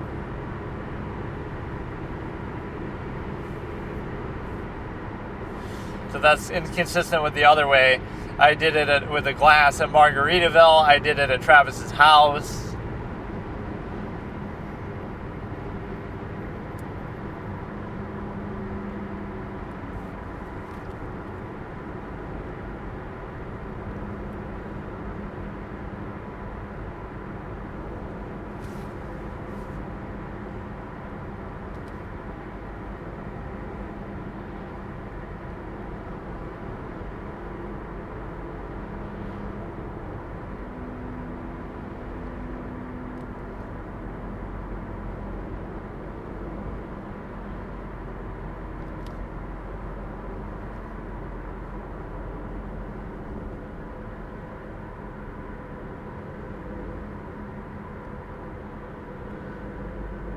You could write it down.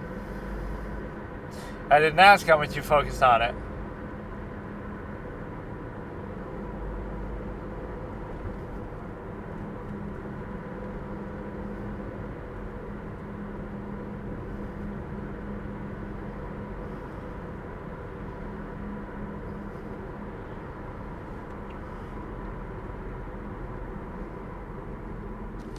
She said, I don't believe, but then she tried to backpedal. But, like, you could write it down. That's her response. But that doesn't mean that everything you write down you believe.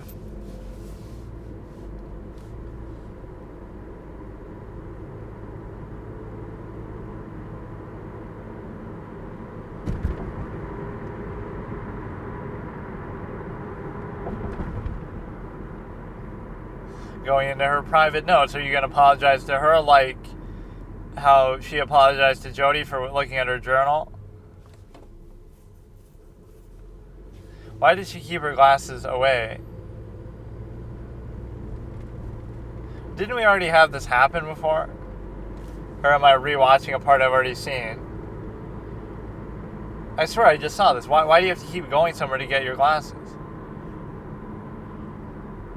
Why can't you keep them with you? Or just wear them all the time? Or yeah, have you seen that clip? Let's do a Jay Leno moment. Have you heard about this? Have you seen... Joe Rogan's kind of like that now too.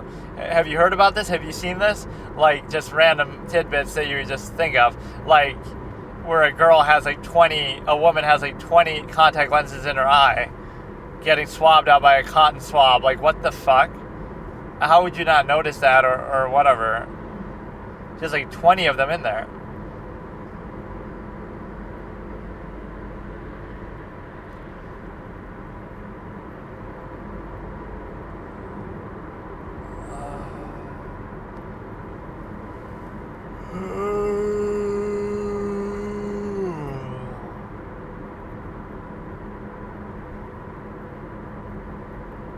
Sometimes it looks like Jodi's just coloring something, And then she's maybe showing it to Wilmot, like, oh, how do you like my drawing? Isn't it cute? Like, Wilmot and her seem to have that sort of relationship where she's trying to benefit from the whole thing. But she could also be writing stuff. I can't really see clearly what she's doing.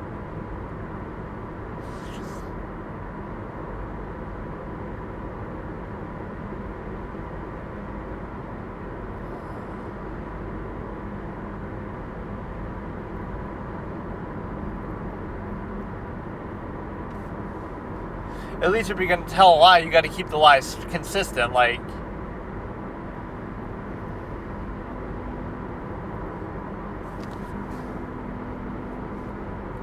but there's nothing in any collateral source about that.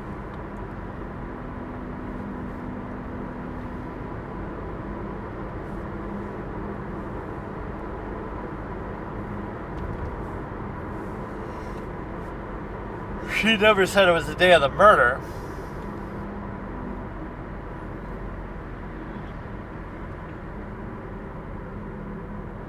See, couldn't that be an asked and answered?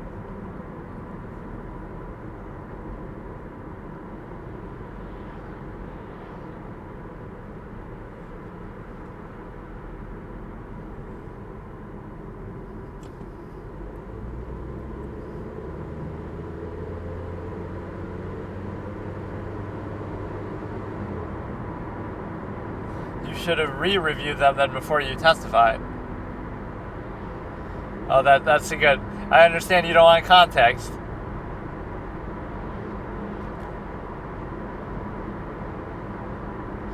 I understand you don't want context. That's a good comeback.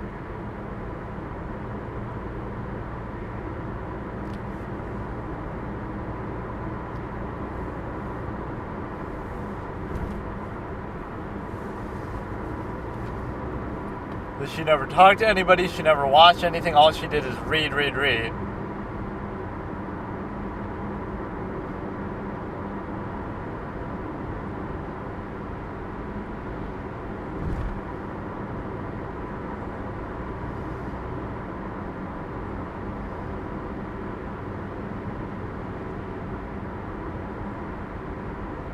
So what are they? Like the margarita glass, the something at Travis's house. Whenever she says Mr. Martinez, you know it's gonna be.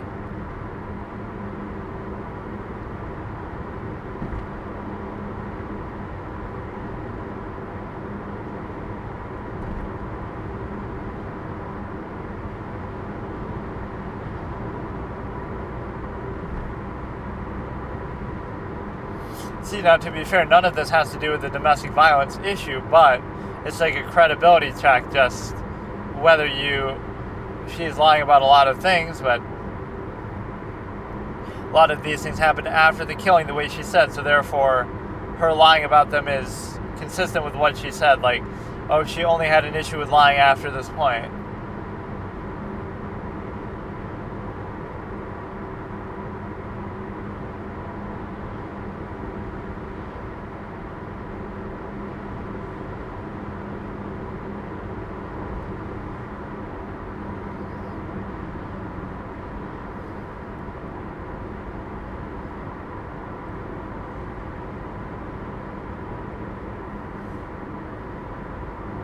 All this looking over their stuff is a bit overblown. Like, when it's somebody you don't like, you'll say, oh, look, they're looking over there.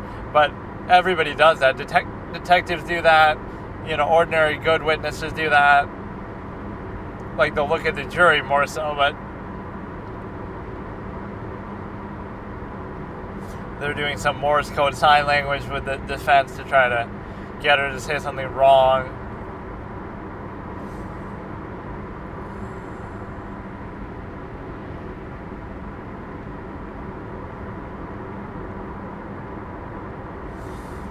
Her with her stupid little looking glasses here.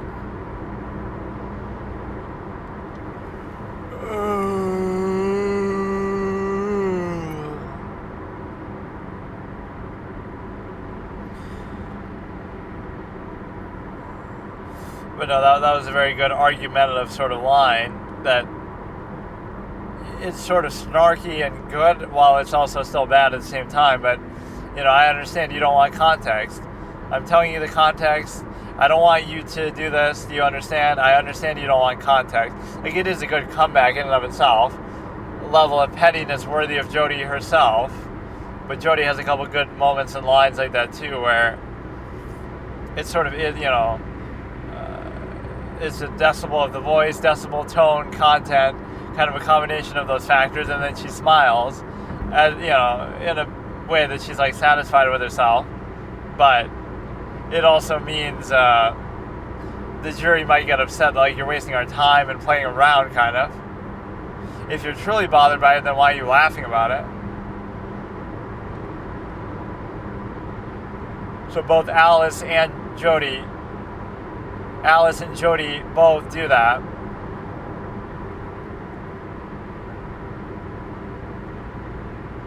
Alice and Jodi both complain about the way that the questions are being posed.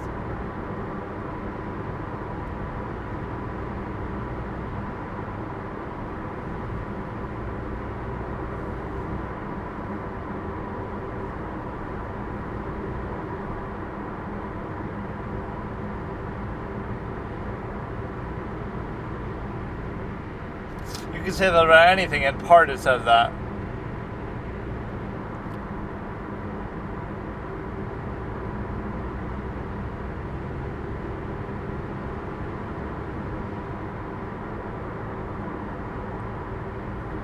Look at her hand movements. He's going to be doing the air accordion like Trump.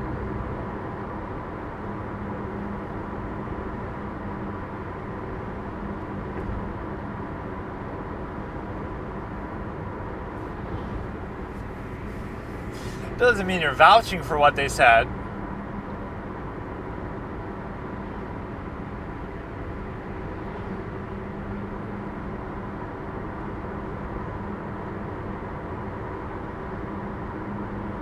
His tone is very argumentative, even if...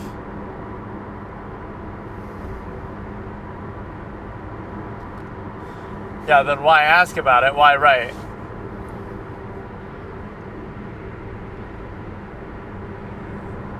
So to show that if you use this procedure,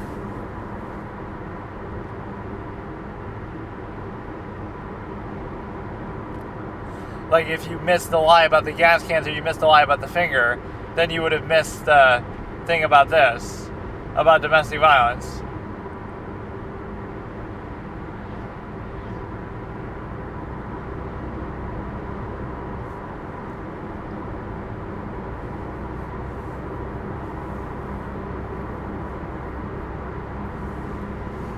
So if you didn't find the lie there, then you wouldn't have found the domestic.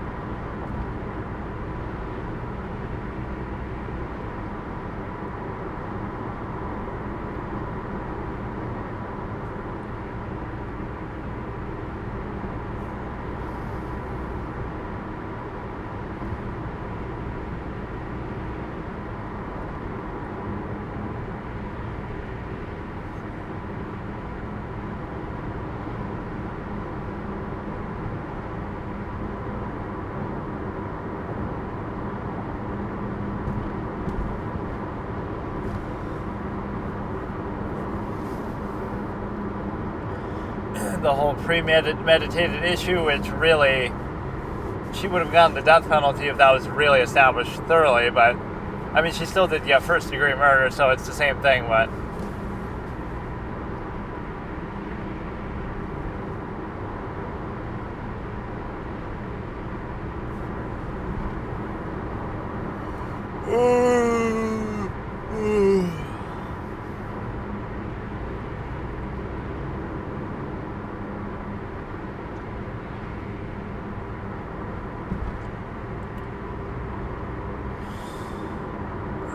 she read that pretty fast. She was already ready to answer. Then you cut her off. The one time that she's not going to ramble on or not going to do something, you have...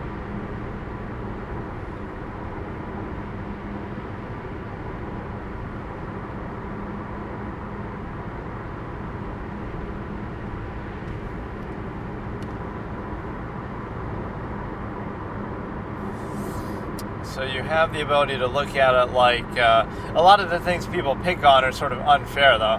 Like that, people are always looking at the jury. People are always, nervous or whatever. Like that's all different. That doesn't mean you did it or didn't do it. Right? Somebody could just be nervous about the whole general setting or whatever. Somebody could be very calm, but they still could have done it. Like it doesn't necessarily mean that the way that people judge it, but.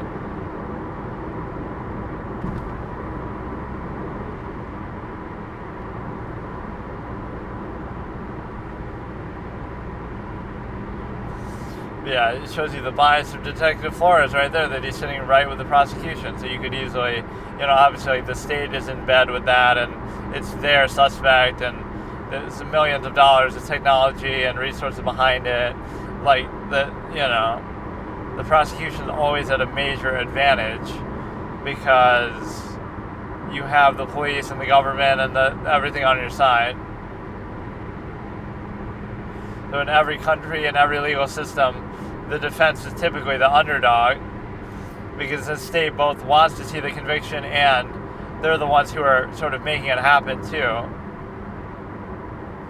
Like the judge works for the government the same way that the prosecution and the police do. So the judge isn't on the defense's side. They are on the state's side, even if they don't want to be.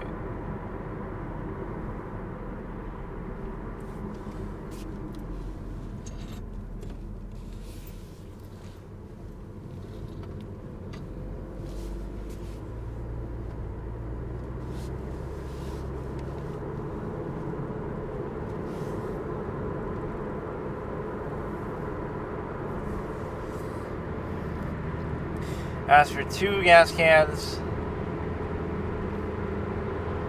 And she wasn't planning to go to Mesa, she was planning to go somewhere else.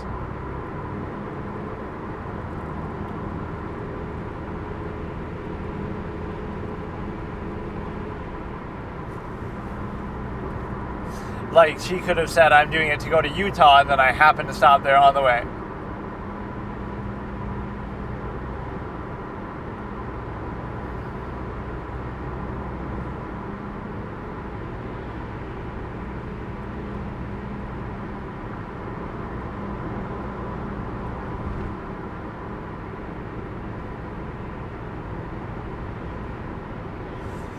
Yeah, like she could have been planning to go to Utah with the gas cans, not Mesa.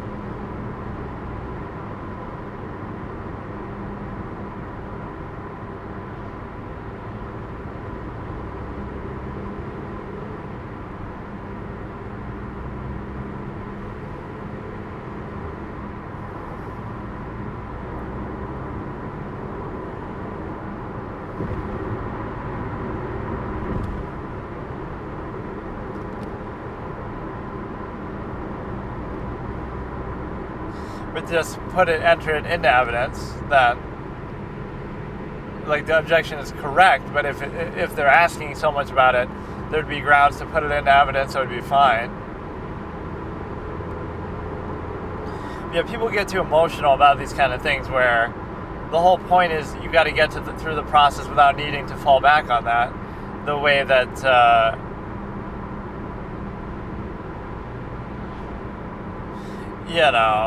you should, that's what the jury's told to do, and the jury wasn't sequestered in this one, so clearly there might have been bias around that there, whereas in the Casey Anthony trial they were, which would make people want to just get it over with, kind of,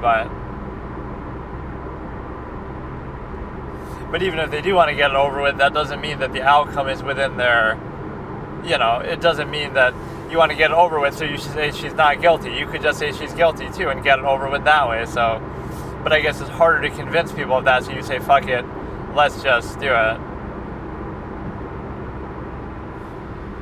They wanted to watch like some hockey game on the TV. They wanted some other kind of snacks in the break room. I mean, it is a very tough situation to be in. People might make fun and say, oh, they did a bad job, blah, blah, blah.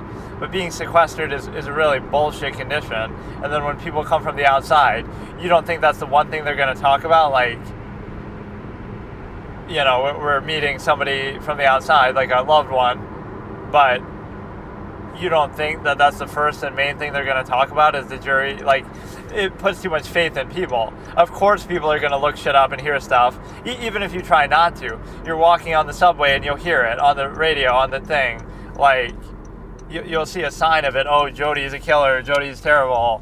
You know, you'll see all this shit out there. You won't even be able to stop it. You'll hear it at work on the radio. You'll hear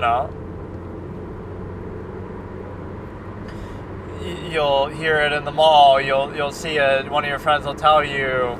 You'll see a post about it on Facebook. Like, even if you try to avoid it, you can't help it at times. The extent to which you're able to, you can't censor reality out of existence that people are going to be feeling this way. The real sort of absolutist tendency would be you could hear as much of that as you want. You could watch TV about it. You could see Nancy Grace, but it wouldn't color your opinion. It would just be you'd be objective and look at the facts only and not get emotional, and then you would do it. And so you're able to decide from that whether you want to decide to do this or not.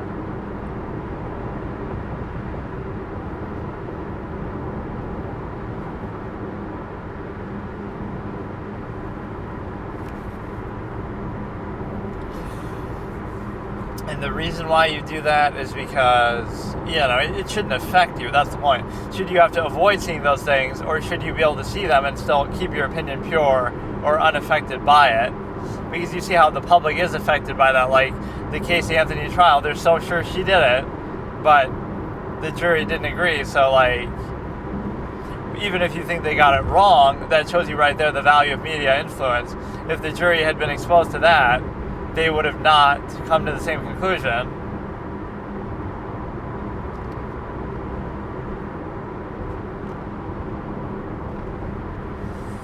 Oh my god, these sidebars are so fucking long. So maybe I could do the chapter in the next segment, or I don't really even care, but I mean, at some point I would like to... What you've been telling us is that you took statements from a number of people, collateral sources,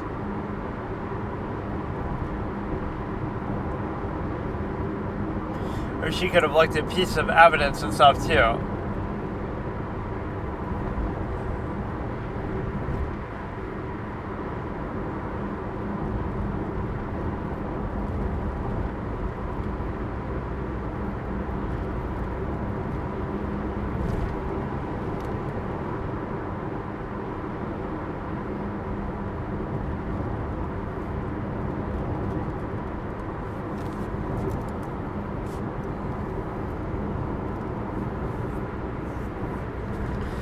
Defendant told him she needed to borrow the 2 gas cans.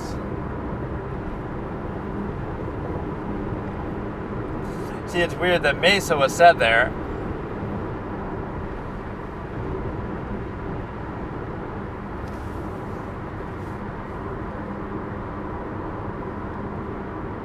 Look how forceful he's doing. Read it, does it, read it, read it. This has no mention, read the damn thing, and he slams it and slaps her.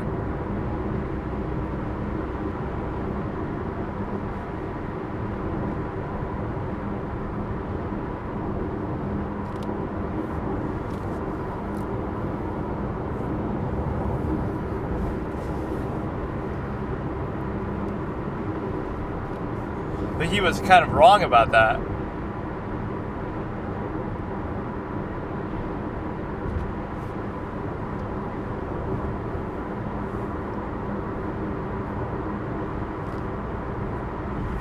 So the point was, she said she went to Mesa as an unexpected detour, sort of on a whim.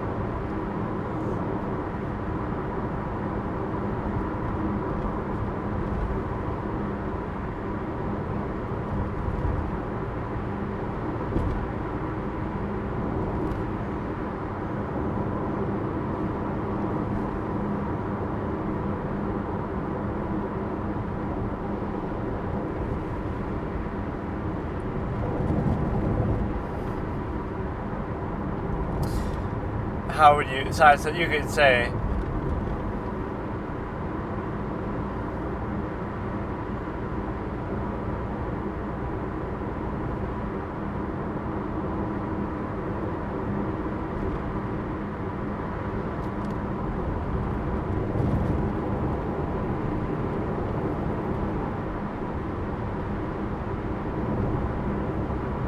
in favor of the defendant, how would you know whether it's really in favor or not? Or no, with respect to the source.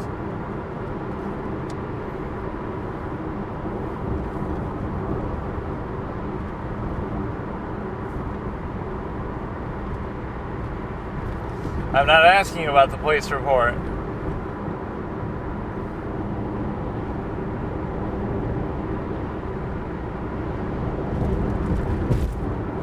So she apparently told Mr. Brewer that he's going to Mesa, that she's going to Mesa.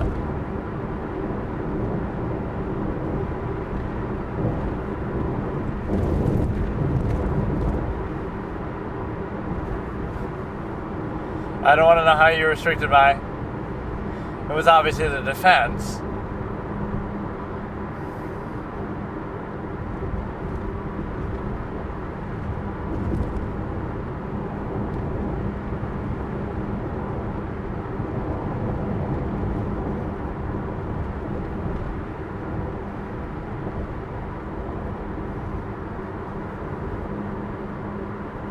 But you were paid by the defense, unlike Robert Gaffner, Richard Gaffner, whatever the fuck his name is. Which people say, oh, he still got paid, but he gets paid for his time as an expert, period. But he's not getting paid by the defense, like. So it is different.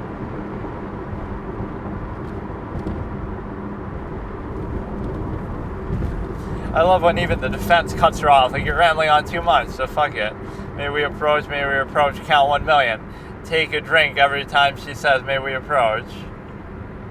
Take a shot every time. You'll end up dead within fucking 20... Well, I would say within a short period of time, but it'll be a long period of time. Because you have to sit through the approach, too, at the same time.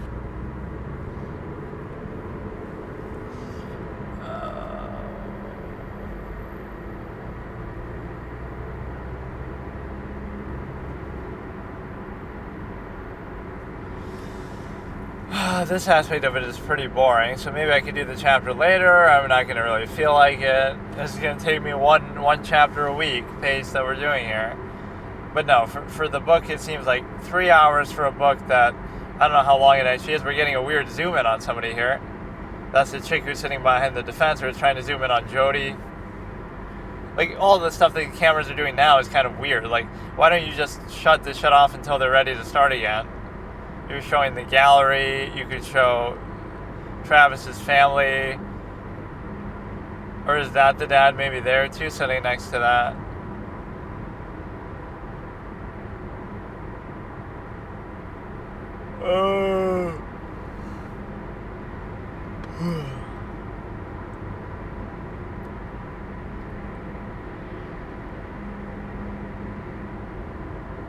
So they didn't actually address the Bill Arias thing.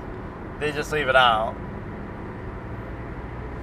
Because Juan could play the whole thing, but then he doesn't want to bore the jury to sleep, I guess.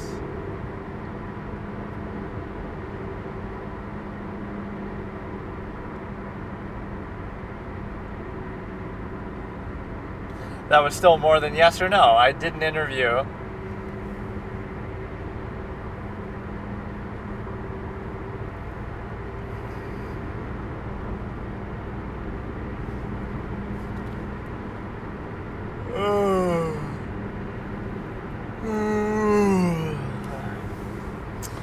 Gonna put me to sleep while driving, and I'm gonna sue her for this shit. Imagine if that was a real thing. Like, I was driving and listening to you on the radio or something, and you were so boring you put me to sleep, like hypnosis almost, and then you get in a crash and you sue them because of that. Or your movie was so boring.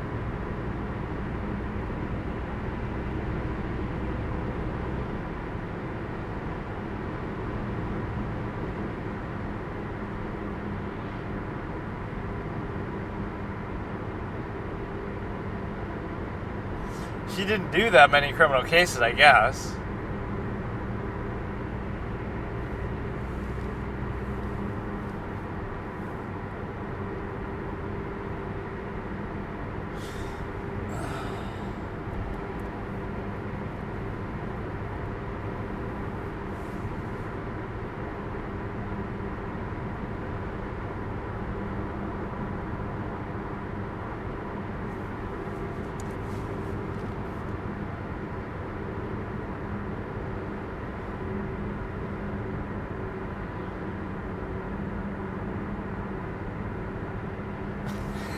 I don't understand exactly why he does that either. I don't want you to talk about prosecution or defense, maybe because it makes you look good, because I'd be unbiased and do it for either side.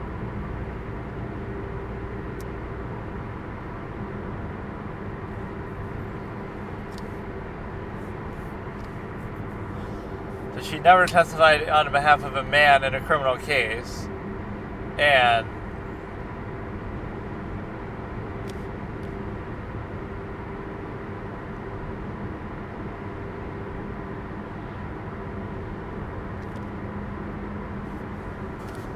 that is a compliment to him. You're very precise, as if you shouldn't be.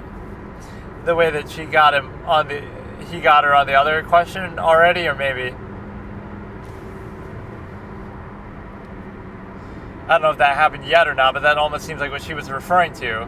That, oh, I testified on behalf of a man once.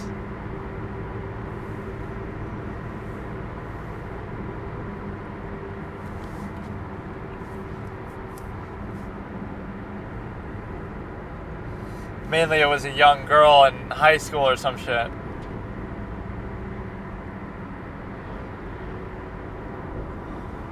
Nurmi has had enough of this shit. That's why he asked off the case so many times. I forget when exactly he does that. He does that maybe more so towards the beginning of the trial. I've seen it before where he's asking and he's denied. Why can't you just let him get off and then just deal with Wilmot? Why do you need both of them? Right, so he's clearly going to be very discouraged and not even sitting near Jodi, and Jodi doesn't like him and doesn't want anything to do with him. And I guess Ryan Wilmot and her have a certain bond, girl power, but it's just like very, very off kilter. Okay, so here, because I don't feel like doing that, held that hard still, I'll drag it out. We're doing Jodi Arias trial, day 35, part 3. Now this is going to be Richard Samuels, I think, at least is his name, Richard.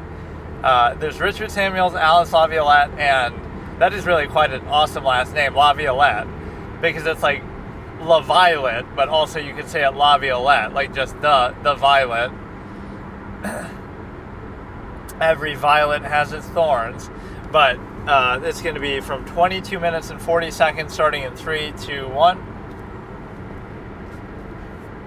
You told us with regard to something. Oh, it's a little quiet too. Maybe I shouldn't watch these videos. I should find the other guys. Yes, I would have. This is day 35, part 3.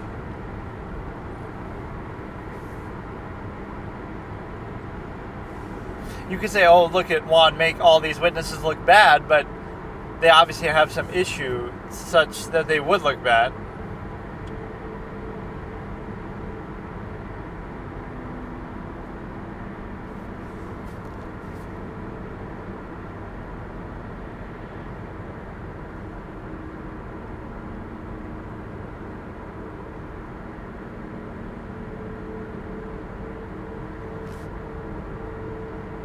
They wouldn't understand the delicate genius.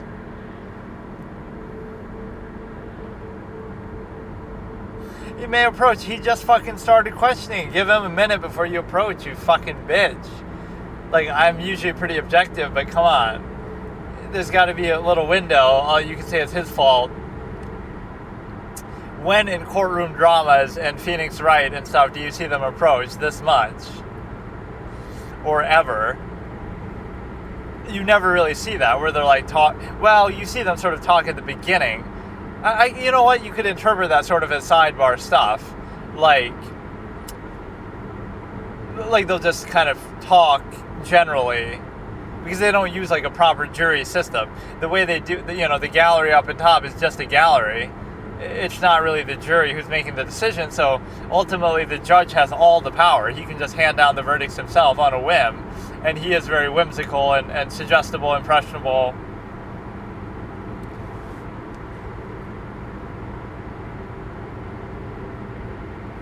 Look at the raw data. I'm sure I've seen this stuff at some point, but... So day 20 through 30 is like Jodi. Day 30-ish is like Richard Samuels. Day 40-ish is Alice LaViolette. Day 50-ish involves Robert Gaffner, although I think he's He's out there for a lot shorter period of time. Like, from best to worst, I would say Gaffner doesn't seem like that bad of a guy. This guy seems okay, but the other chick seems like the worst. Alice Laviolette really takes a stand. More dots, more dots. Little Onexia raid leader fanboy moment. The sort of reference that would never be made in... What the fuck, approach again? You just approached! What the fuck? I take personal umbrage to it because now I have to sit through it because I can't fuck with the timestamp and I can't skip it. What the fuck? You're making my voice crack, dude. What a fucking bitch. You gotta... See, at some point the jury will get upset at you for doing this too, for wasting their time. Just like the jury was probably upset at Jennifer Doro for doing that stupid ass, making them go out over and over again. Like, people defend it like, oh, she's trying to avoid an appeal, but you shouldn't be that worried about an appeal. If he's acting like an ass, you can get rid of him. There's no grounds for an appeal if you're just being disruptive and making a spectacle, and counsel would never be allowed to do that, in the sense that, you know. Juan's already gone. Juan is gone. Or he's going to get, okay, he's going to get something. This is pretty fun to watch, but like I said, I listed out all kind of shit I could do, not the least of which could be, you know, let me do it again. So obviously Casey Anthony, like there's so many, dude. Casey Anthony, Jodi Arias, Daryl Brooks, the one clown bald guy, Robert Tellez or something, the other guy who's crying in the car, the other guy who, you know, the Ronnie O'Neill, the little sexy chick who everybody thinks is hypnotizing them, the Wendy something, and then the other... Sarah Boone, then the other,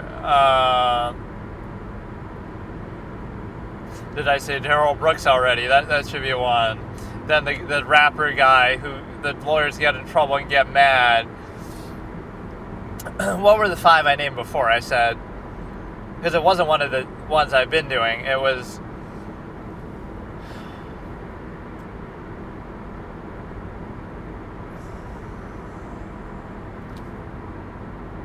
Ronnie O'Neill, Sarah Boone, oh yeah, Chandler Halderson, Ronnie O'Neill, Sarah Boone, Chandler Halderson, the Wendy one, and then the rapper one.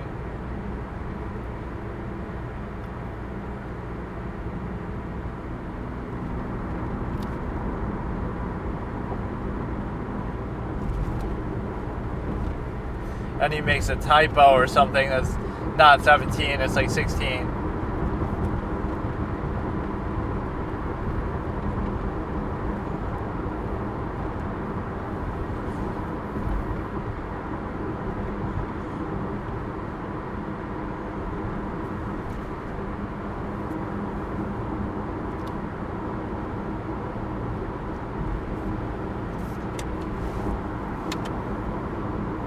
So if you scored it twice, why is the number different?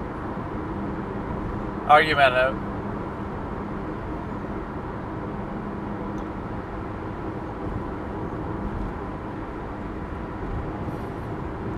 Whether you rescored it, why should the score be any different?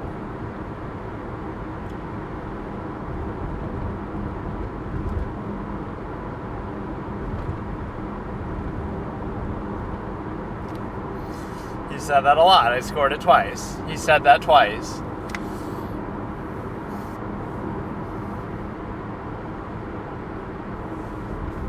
He didn't re-administer, he just rescored.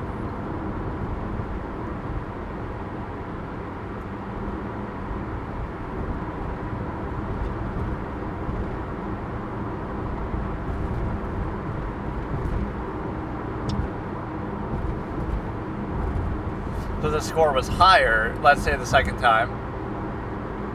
Or the way he showed it made it seem like it went down to 16. Then he does it again, I feel like.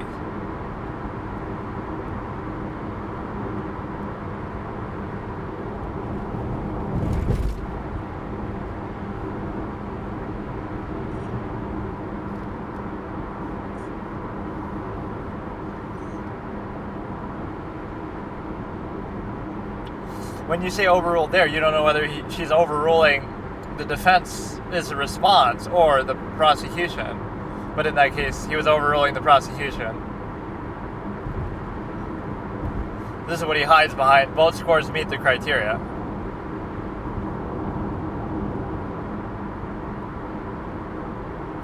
Or 16 was the one.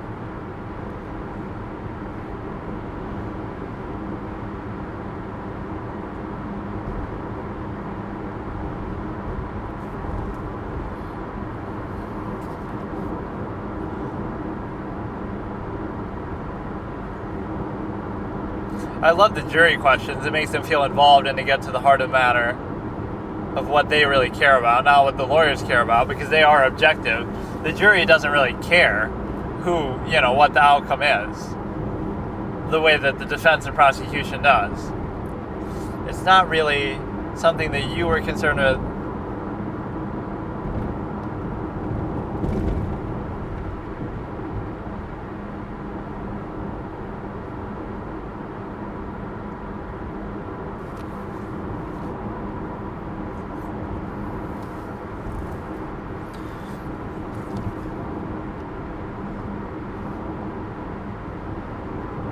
And then he goes into a thing. No more problems than you. Have you done it?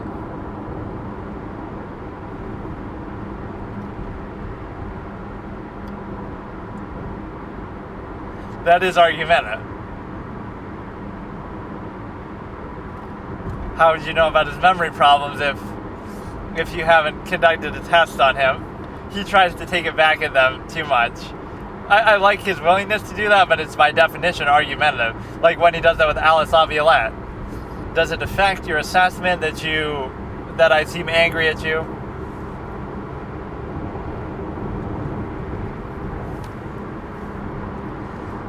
I'm not asking you if you've been accused of anything. According to other people, which would be hearsay.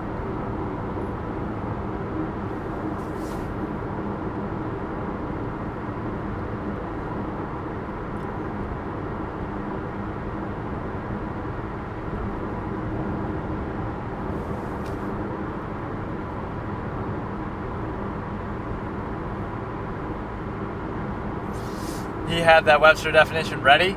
Did he really have... He really had it ready because he was like, pull out the dictionary, bro. That you knew you were going to question it. How the fuck would you have that ready? You knew he was going to challenge you on that. So you had... What the fuck? What? You're using a dictionary page. No way, dude. How did you know? How did you know he would fight with you on the definition of that? He knows. He knows how peevish. He's a psychology expert himself. He knows how peevish and petty they're going to be about it. How would you have that ready? My definition could be different than theirs. I subscribe to the Urban Dictionary definition.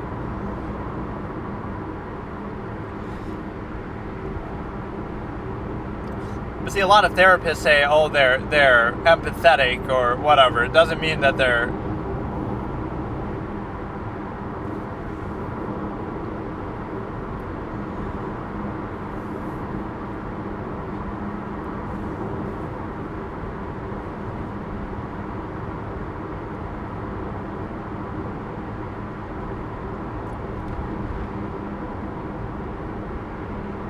Objection hearsay from whoever wrote that definition in Webster. Like it's not a holy relic. It's a subjective person still came up with that.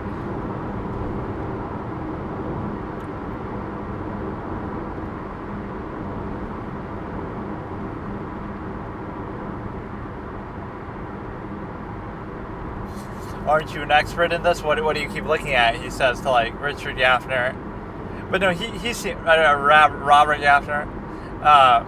He seems like kind of a chill guy, though. I kind of like his whole thing. He's kind of like me. He's just sort of late. Well, I guess I'm more serious than that, but...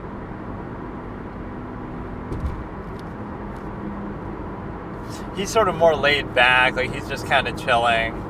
He's not even taking money for it. Like, his base salary, but not any special...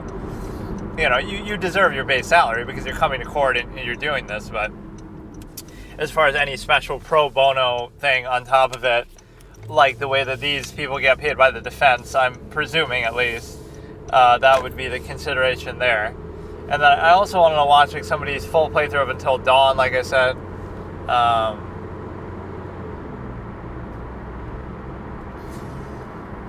Or at least I want to make sure I watch those scenes of the thing, of the... it'd be hard to find that, though. Like, I don't know. Just reaction to doctor scenes overall. Like, let me see if I can find it. Probably a bad time to be doing this. But the suggested on YouTube ends up being bad sometimes because it's like too much of the same exact shit or the same exact channel that you're looking at. It's only 7 o'clock, but it's dark as fuck.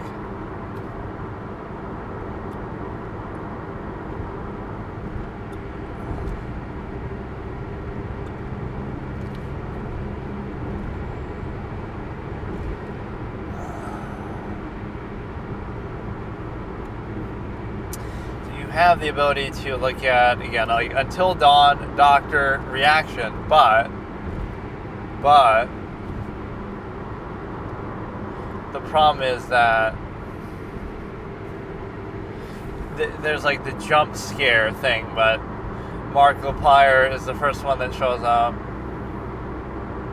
This Until Dawn reaction in general, and there will be a lot of new stuff with respect to the remake or whatever. There's these reaction compilations. So all you got to do is put in like doctor moment. But again, this stupid little attempted jump scare is the only thing we get where he like slams on the table.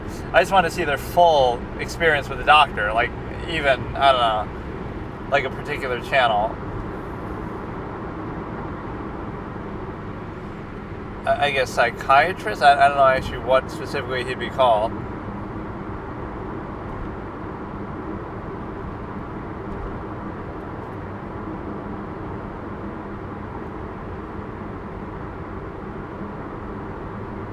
It's a little hard for me to type this shit under the circumstance. Psychology reacts to Until Dawn ER doctor, but how is he going to assess a Wendigo strike? Like, that has nothing to do with that. Let's play his reaction to Hannah's notes or something, scroll journal. So they became the Wendigo, I guess. I kind of forgot about that. The Hannah and the thing. Like it was some sort of ritual curse that if anybody died here, it would awaken the Wendigo curse. And somebody died when Hannah and them fell off, and so that's what triggered it. But then what was the arsonist guy even doing? He was just kind of around, dicking around, even before that happened. It's like, oh, he's going around to hunt Wendigo, but there are no Wendigo to hunt.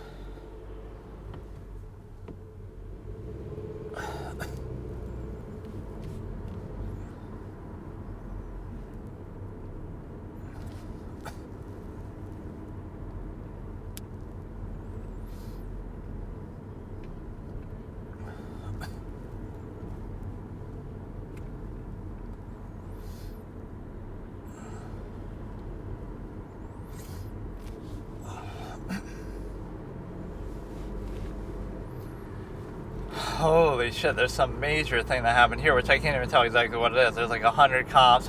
This is where you should be doing webcam type stuff. There's so many interesting things we would have seen. And they're like using their flashlights to wave people on. That happened to me one time where I almost got in trouble for it. Like I'm trying to go around, but then they wouldn't let you. Like here they were pretty quick and good about it because it's such a major road, I guess. Like what if you get stuck in that shit for like an hour?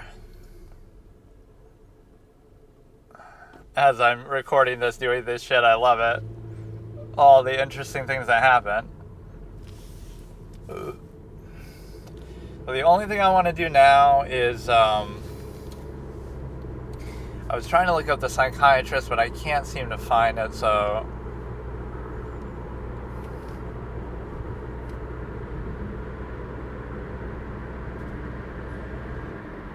Psycho reveal, psychology. Why want to say psychiatrist? Psychological. Fuck.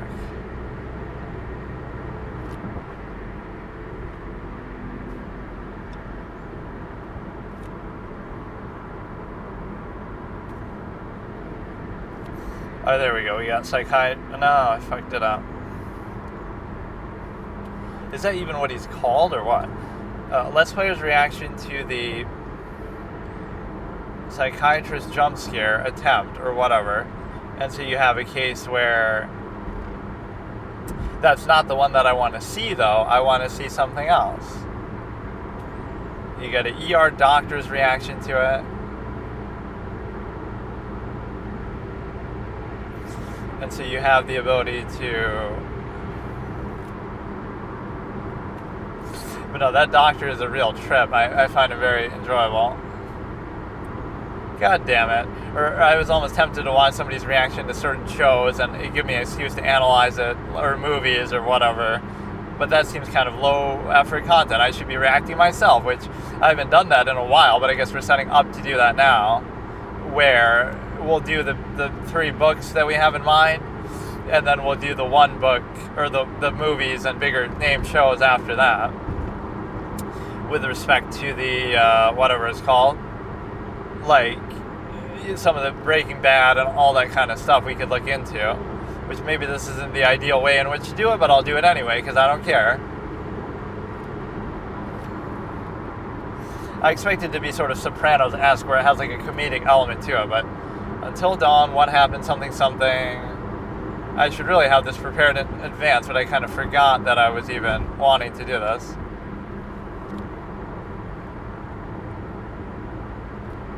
A couple clowns on bikes on the side here. Let's Player's reaction to choosing between Josh and Ashley. And this is... So what if you choose Ashley? That means Josh survives, and the trick that he was doing... I actually want to see this. Because I think I chose Josh or something. Or no, I think it happens like... It's like the Joker in... Or whatever. Like whatever you choose, it'll do the opposite. Or it'll do Josh no matter what. Like, even if you choose Ashley, it'll still do Josh, to imply that, oh, it'll be the opposite of what you chose. But even if you choose Josh, it'll still be Josh. Like, somehow they fuck with you because it's got to be the fake scenario.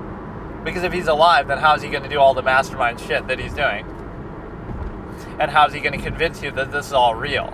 So this is Let's Player's reaction to choosing between Josh and Ashley Until Dawn, starting in 3, 2, 1. There are several key components to Until Dawn story. Oh, this is somebody like narrating over.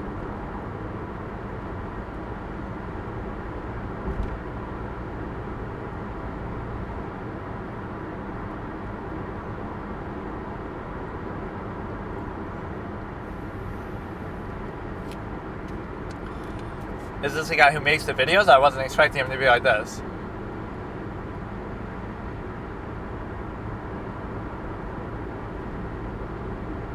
Probably all the comments will say skip this part.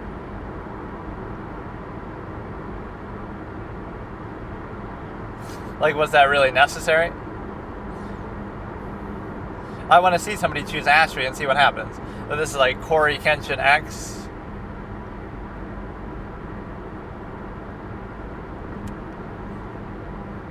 So we had this already set up in advance. Josh, obviously. Save Ashley.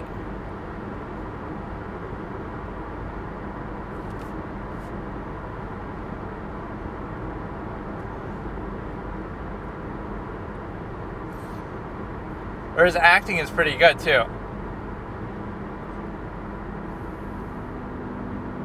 He chose without any hesitation too, this guy.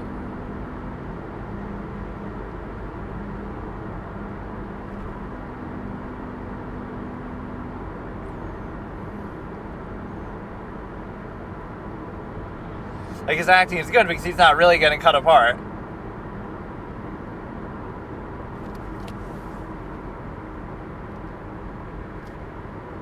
Please tell me he's okay after that reaction.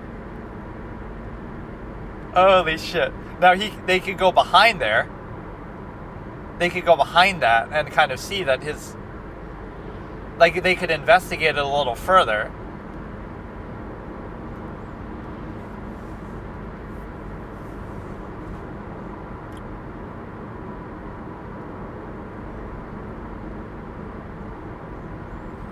Who is this now? 8-Bit Ryan.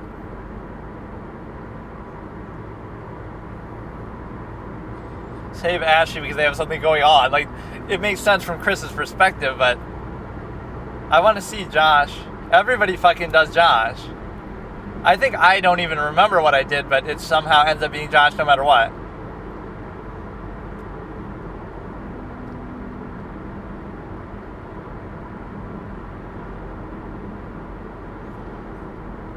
It makes it look so real, and I almost wish it was, but...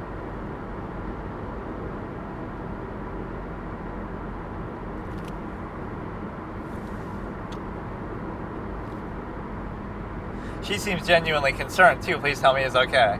There's got to be something here that forces them out, because...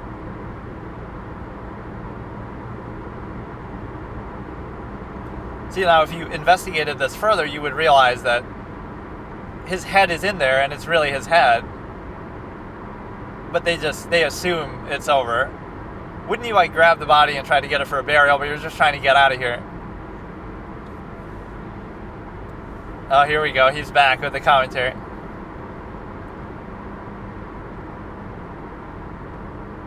Or he's sort of spoiling it, too.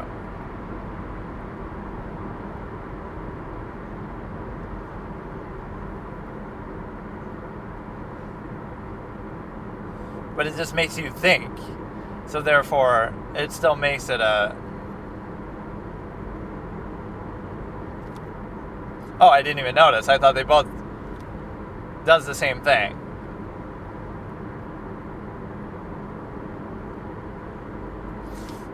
Because if you choose... Or I guess they don't even know who you chose.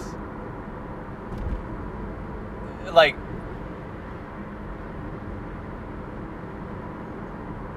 PewDiePie. Everybody has that reaction. Is this Saw? This is a literal Saw. Everybody saves fucking Ash, right?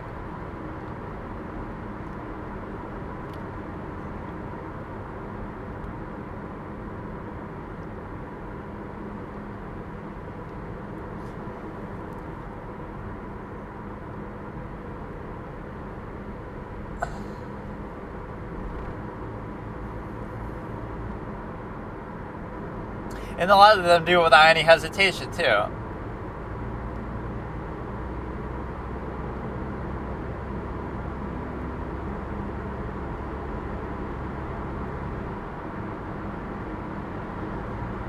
He actually is okay, but little do you know that you won't be. Though he was already suspecting Josh was the killer. Maybe Josh isn't the killer. He pulled the old Red John. Nobody will suspect you if you fake your own death. The best way to get away with a crime. How could it be you if you're dead? But to a real genius, that would be a tell. Like, oh, you know. Oh, here we go. It could be... Dude, PewDiePie.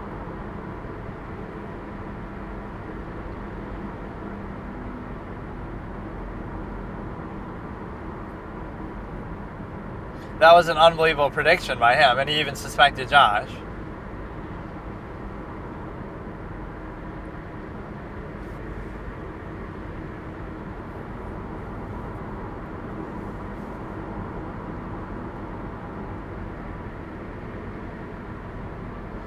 Cub Scouts.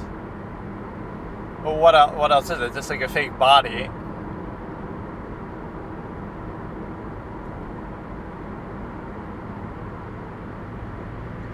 So Josh is obviously acting the whole time, but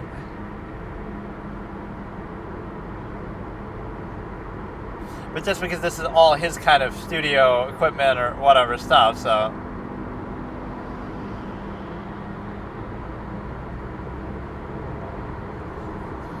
Or like I might have just not done anything. Okay, he's saving Josh. Or he acknowledges.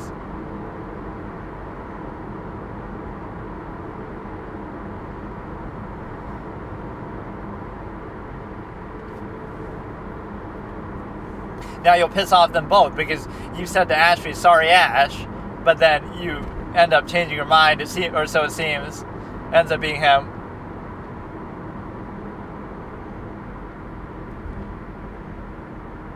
So now she'll hold it against you and get you killed at the end. Kind of like she does if you choose to shoot her anyway. But even by giving you the illusion of choice, it's like the old Scott Shelby and Ethan Mars thing. Like if you didn't know the difference, the fact that they can't die, you wouldn't know. So your choices don't matter.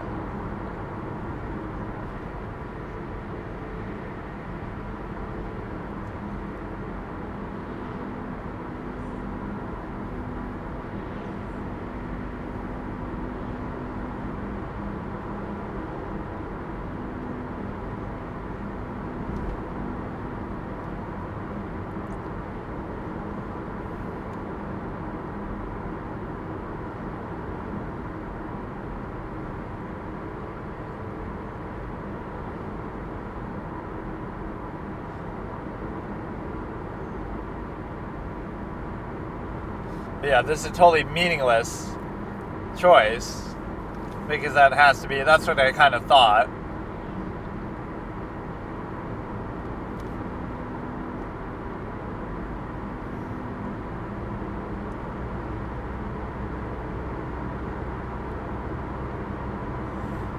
Which is why you can't really compile them in the lazy way where you do them all together at the same time and sync them up.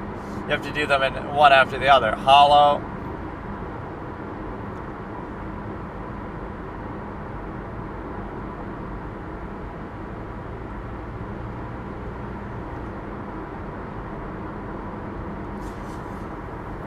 His commentary in the middle is kind of irritating a little bit. I'm sure people wouldn't like it. Just show me the compilation. But he's doing it so he can monetize it and bill it as a reaction video to other stuff. At least he's making the compilation himself, but...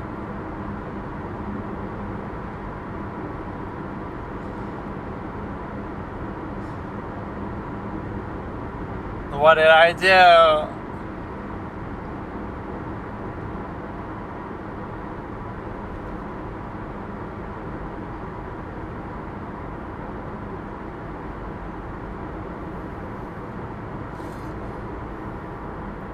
What if they investigated him a little better? Then you would have known the difference. You know, it must be concealed in some way, but...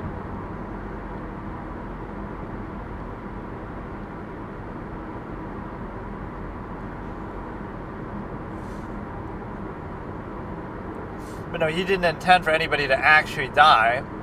He had set it up, so Jess ends up dying, or at least could end up dying. In my playthrough, she died pretty early on. So that's why Mike gets so mad at Josh, like, oh, it's your fault, even though it sort of was his fault, because all this distraction going on, you could have maybe saved her, or maybe not. That might have been something totally unrelated, like the Wendigo. I can't remember exactly how she died. So I wouldn't mind seeing some of the other ones, I guess. Just like react to Ashley. I kind of just want to watch somebody's actual playthrough. Like, it would be pretty good. Like, Far From Subtle, I can't remember if I've seen the whole thing.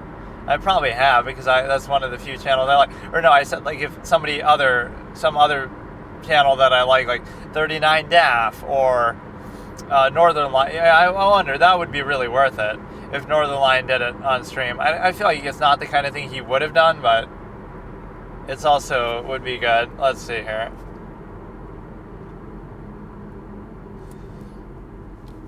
Yeah, Ashley will remember that if you choose her. Even, I don't know if it happens here, like he says, sorry Ash, but then it ends up not actually happening. But, like, even when Chris is about to shoot Ashley, then, Chris is about to shoot Ashley, and then it doesn't actually happen, obviously, but then she remembers that at the end, and then, lets him get eaten by the Wendigo, outside. in a real bitch move. That didn't happen in my playthrough at all. I can't really remember. But like I said, I had it recorded so I could even show it. It's so fun to see how that plays out. What I don't like is, the little light switch has too much of an impact and gets everybody killed. Like, that's kind of dumb in the sense that it shouldn't be so impactful. Like, it's a game where your choices really matter. The butterfly effect, also one choice dictates everything, kind of, in that one moment. Everybody could die or everybody could live, at least up to that point, who's still alive. I think Jessica is the weakest link in terms of Jessica could be the one who's very hard to save from dying. Maybe this is a different channel, or maybe people just got pissed at that. Let's Players react to the bathroom jump scare. Is that stupid ass thing? React to Emily saying unfollow, as if that's really a worthy thing to even make a compilation of. Like, I'm gonna unfollow the channel that did this because of that. Let's Players reaction to Hannah and them falling, but that's just the beginning of the game. Let's Players react to getting chased by Chris. Let's Players reaction to Jess being taken by the Wendigo, which maybe she's not killed and you can save her later or something, and I maybe just failed to do that. Because, that happens pretty early on, I think, and you don't really see, I guess, what she was taken by, and I don't know why Mike doesn't help with that. But then he becomes all Rambo mode and goes to the asylum and stuff to try to figure it out. Like, Mike's part of the game is really the most meaty with respect to... Emily ends up doing some pretty crazy shit, but like some of the characters don't really do a whole lot. Like, what does Ashley or Chris really do? Or some of these others, I don't know. Sam is kind of posed as a big deal, but reaction to Jess taken by the Wendigo. I don't really understand, because where is Mike then? You don't really see it happen, because again, I was convinced the whole game that it might not be supernatural, it might just be a real thing. Like, so somehow, even if you see the hand or whatever, you wouldn't know for sure. It could just be a costume or whatever. So we got Let's Players reactions to Jess being taken by the Wendigo Until Dawn, starting in 3, 2, 1, by the R&R channel or whatever it's called. So that pricks, that means you, blah, blah, blah. Jacksepticeye.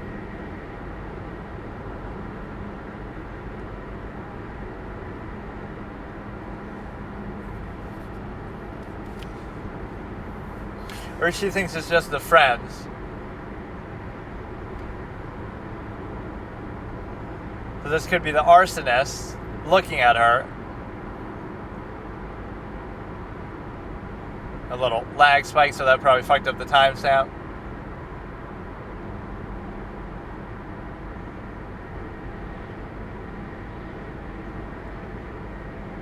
You can kind of see the hand there a little bit, but it's not like it couldn't be.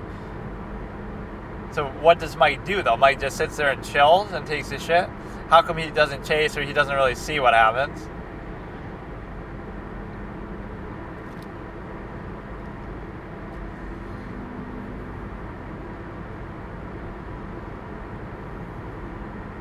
Or like they don't have power. Okay, he's convinced it wasn't a person. I was somehow saying that it wouldn't be. I'm telling you, I would have liked it so much more if it wasn't like that. You didn't need all. It could have been Josh faking you out with all the supernatural stuff, but then it could just be a really motivated killer out there. The fact that it's Wendigo is stupid. Like, what does that have to do with anything? It's like a cop-out plot device bullshit. We are going to have sex. So the timestamp probably got messed up, but let's see what Markiplier has to say about this. Just a lot of random fucking noises every fucking time.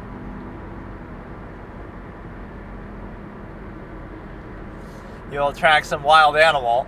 But there's one moment in this game that's a real cliffhanger.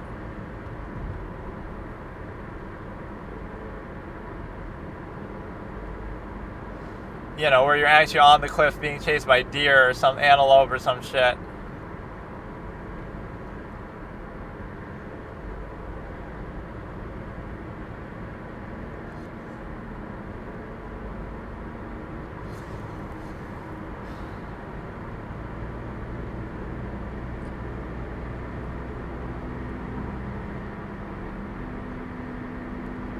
Yeah, everywhere here doesn't have power, and you have to. It's all just whatever. You almost sympathize with her a little bit because of what she goes through here, but a lot of the characters are shown to be unlikable. Like, who do I really like out of everybody? Matt's kind of a bore. Emily's kind of a bitch at the beginning. I kind of like Ashley at the beginning, but then she reveals herself to be a bitch. Wait, didn't we just see PewDiePie, or that was probably something else? And it's not really your fault either, but I guess you can save her, probably. Or does he actually resets and he's not, he goes back to the title screen, or it was a loading? Wait, why is she dressed like this in some of the, based on their level of seduction or whatever? She's standing out in the cold in her fucking bikini.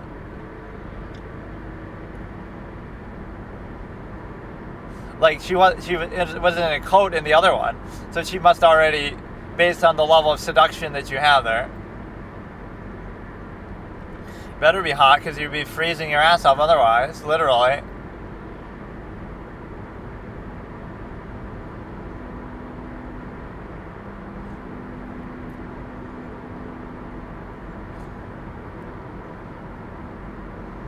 You kind of see the hand there, but again, Mike doesn't immediately react. It just skips to another scene. And now he goes on the chase, but he ends up at the asylum, and there's the arsonist guy, but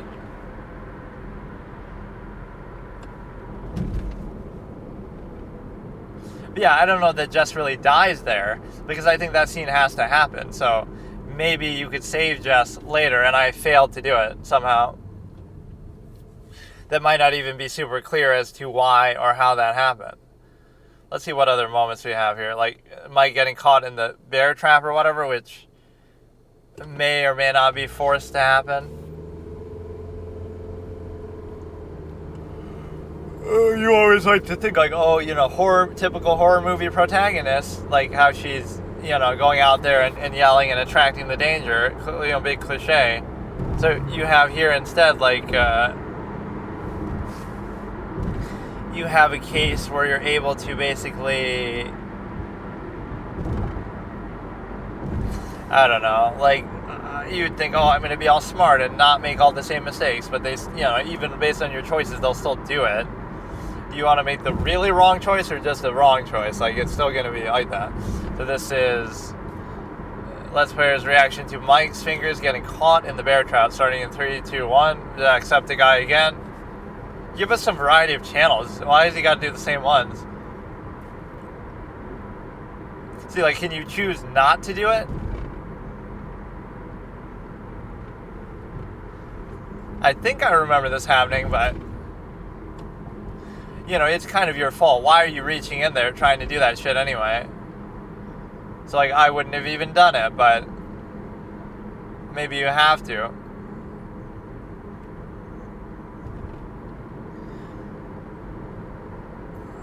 Amputate fingers, open bear trap.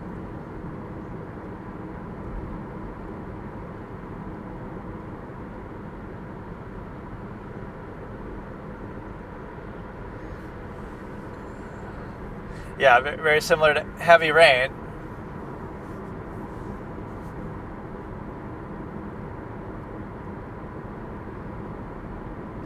Where you have to do that. I forget why, or he's watching it on video, and he says you have to cut off your finger in order to. Yeah, these games are great reaction fodder, actually. I love it. Let's look for a compilation for Heavy Rain. Let's Players react to something from, oh god. If only I didn't do this show while driving, I should have decided on this before. I don't know, some of these moments are actually awesome. I've forgotten. I don't really even remember like doing a full Heavy Rain playthrough. Like maybe I don't know. I've sort of been spoiled on it by having watched it so much, or even just the one playthrough. It's the kind of thing I thought maybe I wouldn't even play, but then, like, oh, maybe I wouldn't like it, so let me just watch it. But then it ruins it if you were going to do it, and you have it in such a way that it's like,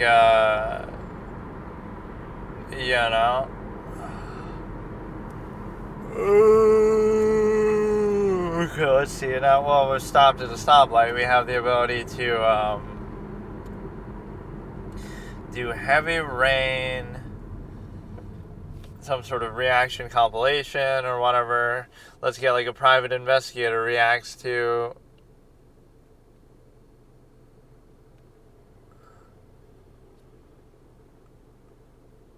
Heavy Rain reaction. So is it going to be a reaction compilation? Actually, that's the first one that appears. Wow. Maybe it's partly because of my view preferences in history, but Heavy Rain is awesome. It's the first one that appears, which is actually the Origami Killer revealed reaction. I don't know if that's like a compilation of stuff or even Detroit was really good in a lot of ways. It didn't maybe feel as open-ended as I thought, but there's some pretty epic moments, like with Marcus.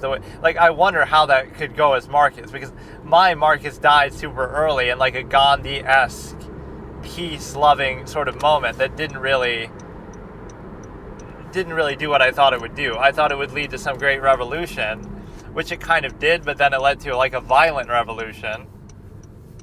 Right, like my whole message was one of peace. It was actually a pretty powerful moment. Like, I refused to, be violent the whole time. So I just die as like and the tanks or whatever, the military police just roll you over. But it's like that sends a message that look at us being all peaceful, and they still fucking kill you. So that creates a great sympathy, martyrdom backlash. But, I like how I played that. Connor was like very bureaucratic and very goal-focused, job-focused, so he doesn't care. He's just trying to do his job.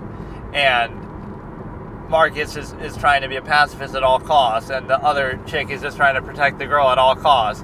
So I committed to that. So it's like Connor ends up killing the other renegade chick, the girl who's the leader of the rebellion. And so you might think, oh, Connor could have helped them and you could have solved this whole thing, but I didn't want it to go like that. It's like Connor's going to do the best he can to do his job because that's what he's meant to do. And that's it. Like, I was happy with doing it that way. It was like a bureaucratic Connor and Gandhi pacifist Marcus and Mommy, that's how I would name it, like Mommy Claire or whatever her name is. Or no, Kara, I think. Mommy Kara, because her only goal is to protect the girl. Then you have pacifist, or you have Gandhi Marcus, who's trying to be all peace-loving, and then you have,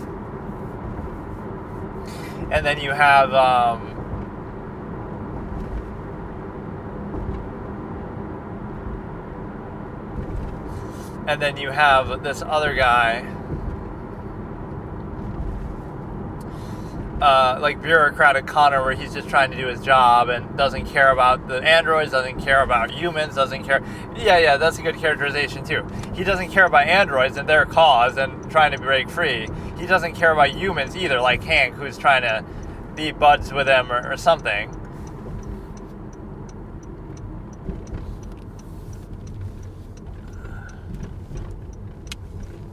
Right, he doesn't care about that. Hank ends up killing himself potentially, right, and he doesn't care one way or the other. So he doesn't care about humans, he doesn't care about androids, he cares about his job. That's what he was made to do. If humans get in the way, fuck him. If androids get in the way, fuck him. I'm doing my job and that's it. Even if that job might be seemingly to serve humans in this time, but at this point, but yeah, he shuts down the rebellion. It was actually very satisfying. It's a good game. I feel like it could have been more open-ended. In fact, what I want to see is an open-world game like that, where you still have all those choices, but it's not as linear and restrictive, which is a lot to ask for, but yeah, this could be pretty fun to watch some of these. See, I tend to be like more analytical, so my reactions aren't going to be as over-the-top or whatever, but You know, like that one guy was very annoying, but you know, who is this Mars chick? She was like the girlfriend of PewDiePie, or maybe she still is, or she was associated with like some big creator. I think so, at least, or maybe that's somebody else. But they had like a similar name. I feel like that's actually what it was, but maybe she took off on her own.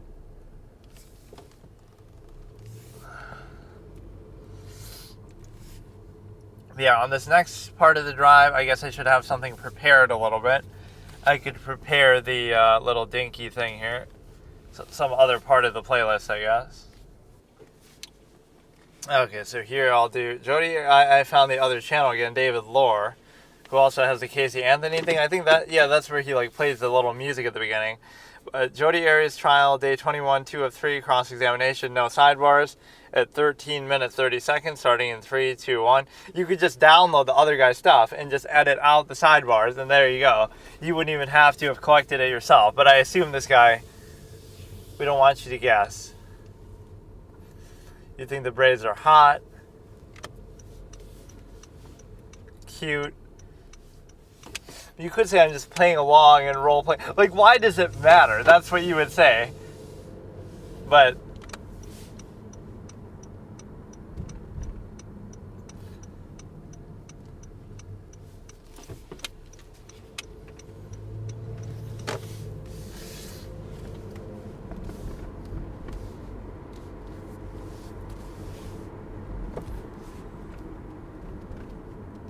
they're sort of playing into it, though. See, he says, I love the braids, so then I just play into it and say, the braids are hot. That was your voice. No, it was my voice and Travis's voice. You didn't ask which voice. You said that was your voice. No, it wasn't. I'm not a shapeshifter like I heard it too. Like I'm imitating Travis.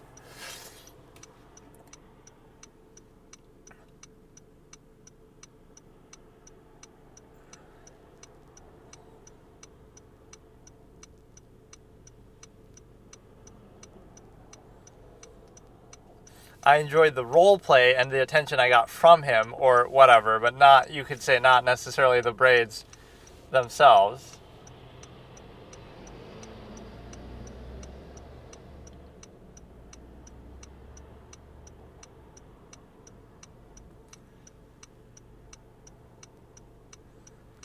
It's like they dance around on both levels. Why is Juan pressing this point so hard? Why does it matter? But also, why is she fighting it so hard? Why does it matter? Okay, the braids are the hottest thing ever. They made me wet myself. But like you're trying to get to a certain point, or it's just like an adversarial notion. You think he's the prosecutor and he's out to get you.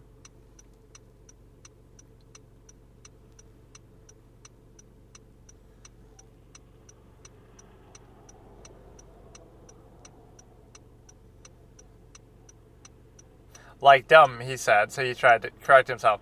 But no, the point is that you have,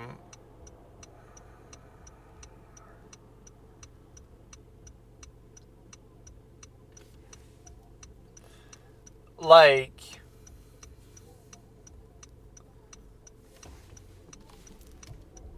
yeah, I jack off to myself and my own braids because I find them hot. Like, they're hot in your view or in, oh, here we go. It's to make her seem like, oh, she's a liar and she'd lie about even these petty things. But no, you think we're on opposite sides, so I'm going to oppose everything he says because I think he's out to get me, and vice versa. I've been so tired, but I'm going to catch up on my sleep tonight finally because I get to. I like how random these sessions are. Like, there's nothing really to them, and I'm obsessed with these trials now, so I keep doing them, but. And Travis's. Did I ask you if you're Travis's voice? I didn't know which voice you're talking about.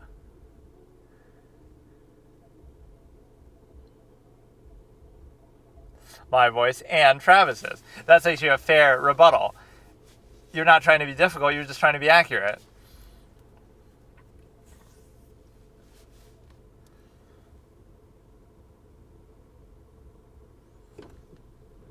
I would watch some scary stuff, but I don't like doing it this late at night. Or even the Hellbound Heart is kind of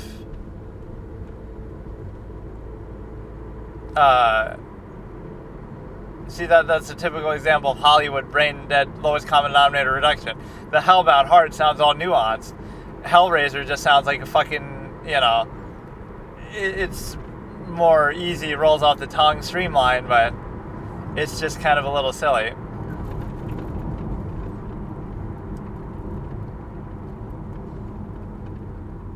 No entries because nothing noteworthy happened.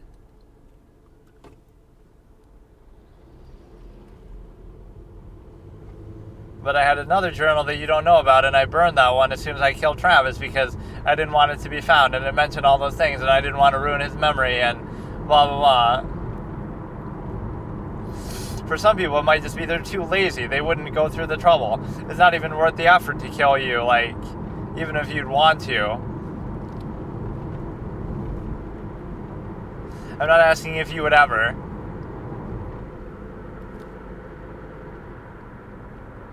See, that's the proper way to do it. I'm not asking you if you would ever.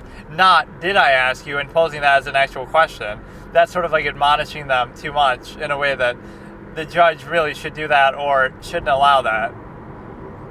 Because that is argumentative by nature. Did I ask you that? That's not a legitimate question. That's not a question about something to do with the case. That's to do with the witness and their willingness to answer, but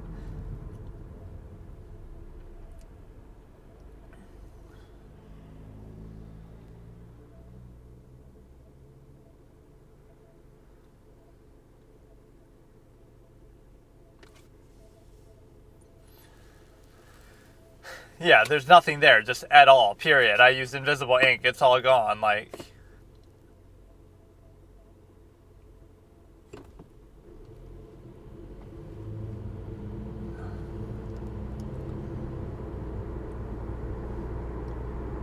I mean, what a line to have in there, though. Doesn't that just sting? There's been nothing noteworthy to report. What are the chances you would write that?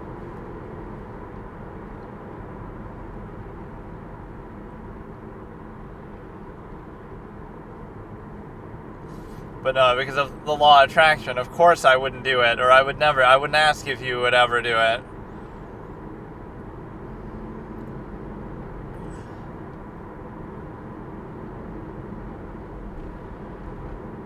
Yeah, but here we go. That shows you how many times I've listened to this. Even I'm remembering my own commentary. My friend's a nurse, and we did it, and it's like,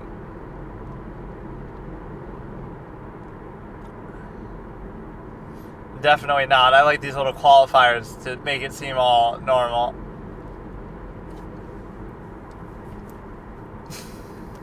I just love the whole tonality of this. Like, it's so comical the way, I don't know. The Daryl Brooks one is really more comical, but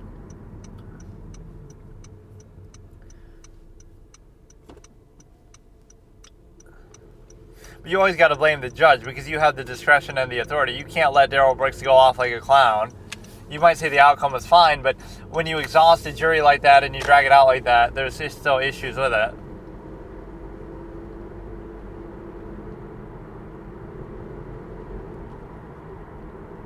It does mean that because you took an oath, you do have to tell the truth. Yeah, I finally caught up with the uploads. In fact, I'm done with the third one there, so I'm only like maybe a week behind now. Like, just the last couple days since I've been doing this, but I've watched so many of these parts. It's impossible. There's got to be some better way for YouTube to track. That should come with YouTube Premium. It should track exactly what you watched and exactly what you haven't. It sort of does it like, it'll show you what you watched up to last. Like, there'll be that red bar and it'll start where you last watched. But that's not good enough because it's too hard to keep track of this shit.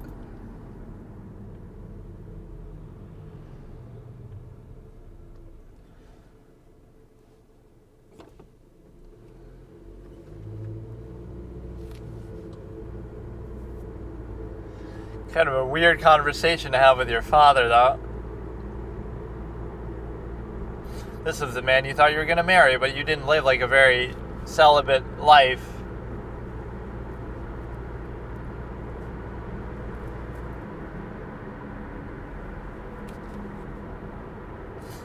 Nothing did that day, she said.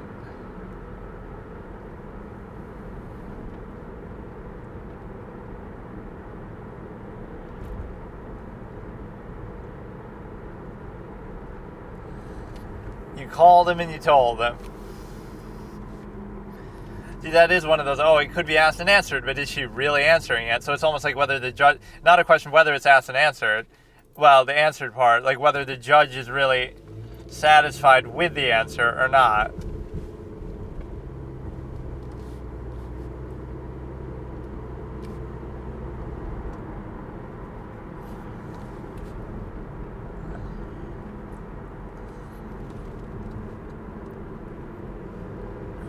Or I didn't have a landline, I had a cell phone, my cell phone was off, my battery wasn't charging, all these kind of excuses you can give.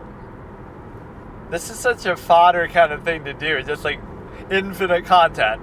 But no, I will do the Hellbound Heart. I don't know when I'll do it though.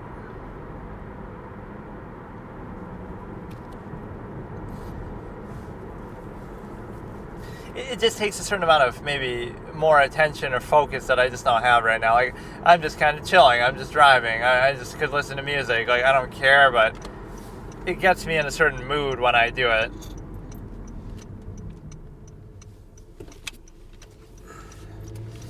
I got some stuff from Walmart, like my basic groceries, but I was looking for like a Nutter Butter thing, because I like having these cookies and stuff, but I don't want ones that have sugar in them. So now, I guess I should have gotten a different kind of it, but... So I got a Ritz Bits one, so I can still have that without having sugar, really. Like, aside from Chips Ahoy or Oreo or something. But they didn't have Nutter Butter in, like, the little packs that I wanted, so... I don't know, just random tidbit discussion, since I've heard this part of the case a million times over.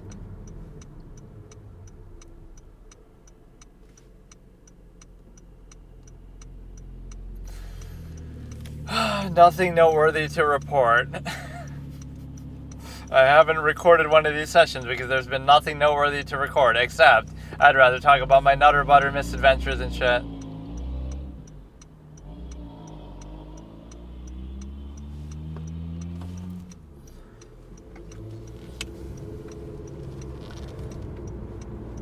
My facial hair grows really fast, so I always have to shave like pretty often. That's something I always noticed, especially when I was younger. It would grow like super fucking fast.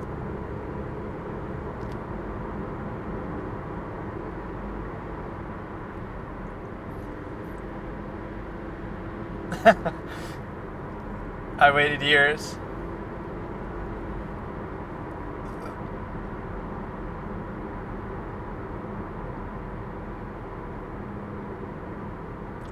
It sort of answers, though I waited years. Those two answers are not at odds with one another, so you can't say. Just because she chooses to phrase it that way.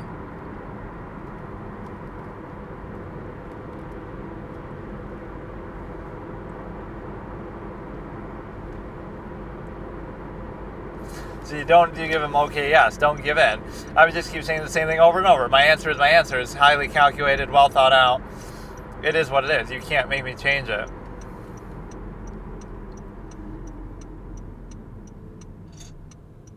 Yeah, but now I'm regretting not getting that fucking thing. I can get it probably tomorrow. Like an actual...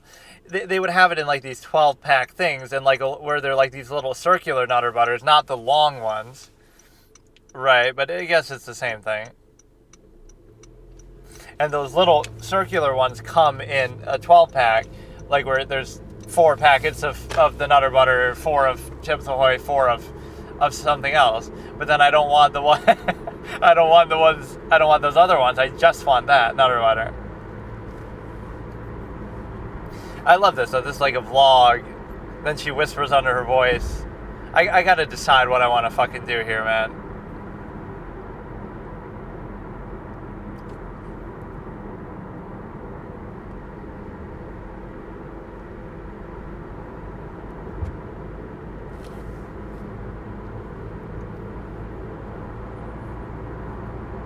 But no, I can see how somebody like Jodi could be exhausting. Like, imagine dealing with this on a daily basis, and you might be like, oh, she's only lying like this because she murdered the guy. But just...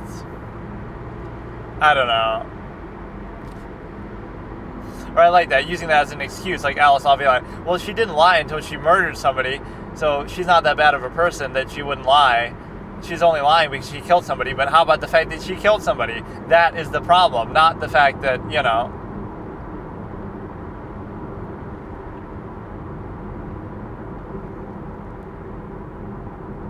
Yeah, she'll go round and round about the same thing over and over, but that's why the jury is good as a judgment. Like, you'll never get her to actually confess that she did anything wrong, really. Even that she killed him, but not that it wasn't self-defense or whatever. But it's like, the jury can see through it and say, okay, I think she's a liar, I think she's tiresome, I think she's petty, I think she's dumb, I'm kind of sick of her, I'm getting impatient, so fuck her, she's wasting my time, she's smiling.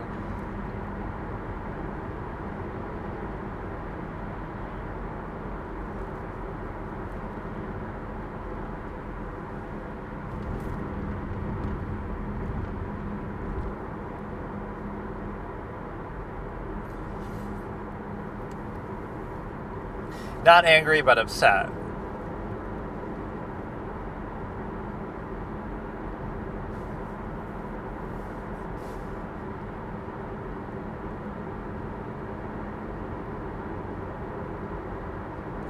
They could be heightened or they could be lessened by emotion.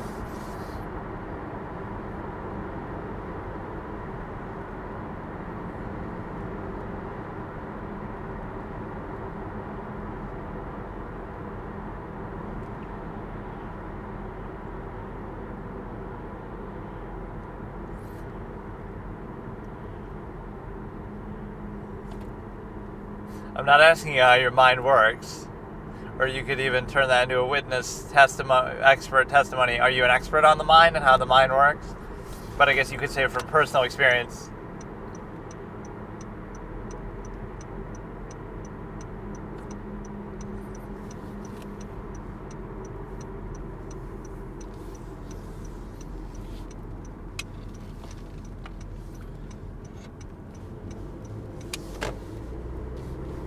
Or yeah, Belvin Perry from Casey Anthony case always feels like he has to qualify. Overruled at this point. Overruled as far as this question.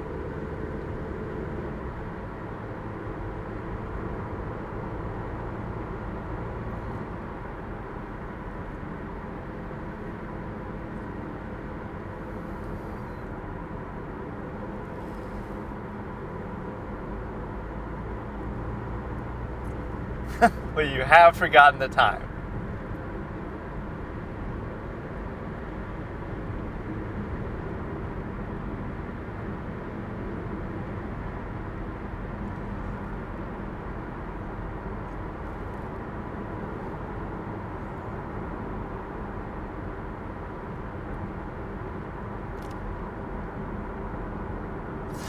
Look at that nervy being all starky. She never knew the time. You get on a little objection sustained streak.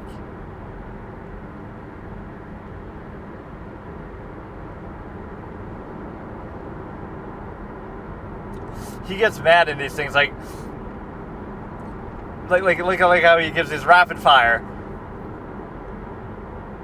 It varied. That day, what time, what day, like he stumbles over his own words. Look at him. He's getting mad, dude. He gets pissed. He has anger issues. Are you angry at her, Mr. Martinez?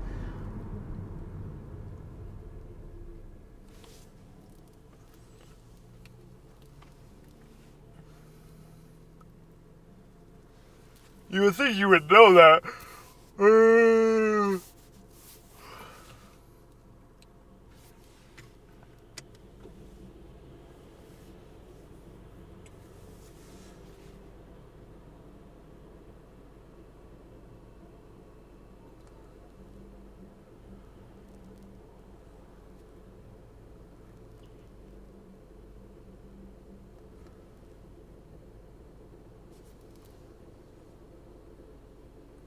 I understand it depends on the flow of business, but how hours did you work that day? What was the flow of business that day?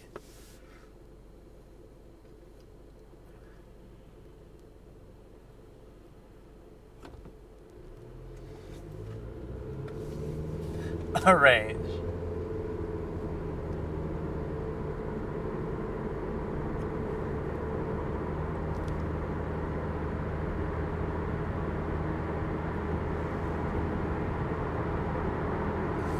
An educated guess.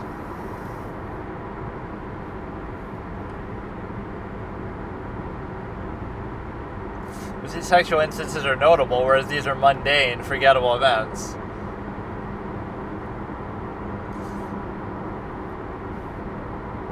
And this is a compound question.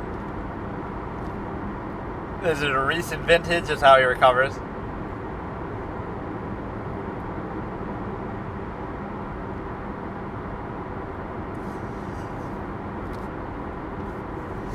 Look how mad, like everything he says and does is argumentative because that's just his tone. He's just an argumentative kind of guy, in the courtroom at least.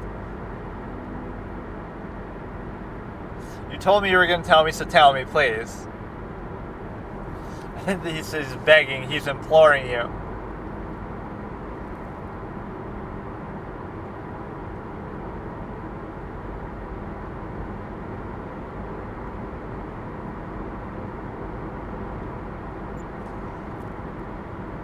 Or the impetus of the memory issue is just when the killing happened, supposedly. But you might think, oh, that's so convenient, but frankly, it doesn't matter. Let's say you don't remember anything from the killing. You still did it. So I don't give a shit, right? It doesn't matter. Oh, you were abused by... Let's deal with all the excuses. Oh, she was abused as a kid by her dad. Okay. She was abused by Travis during the relationship. Okay, fine. She has memory issues. She can't remember. She has the fog. It doesn't matter. None of that matters. Like, now, whether Travis attacked her or not in that moment, that does matter, right? So that particular event would have been different if he attacked her and she defended herself. But it would have helped if she was injured. It would have helped if she said it sooner. It would have helped if...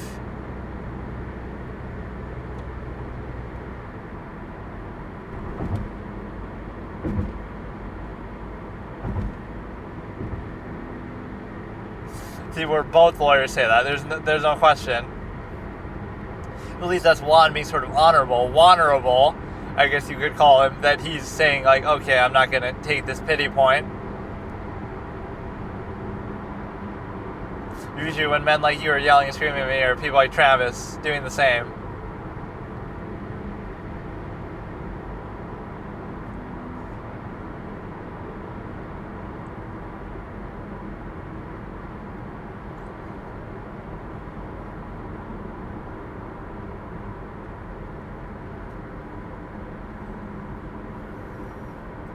A certain decibel of the voice. I like the way he says that.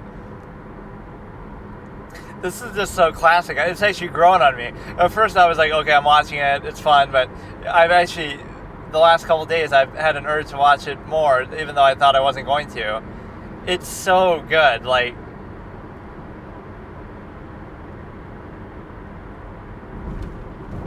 So he skipped the sidebar. This is just a stunt. I wonder if he did that maybe because she starts to smile or laugh, and that makes her look bad, like she's wasting the jury's time. Is that why Nurmi did it? Or I don't know, but she did kind of smile there, and it's kind of not something you'd want to do. Doesn't make you look good.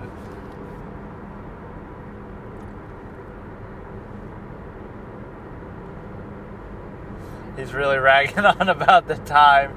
But no, I should watch The Hellbound Heart. I don't know.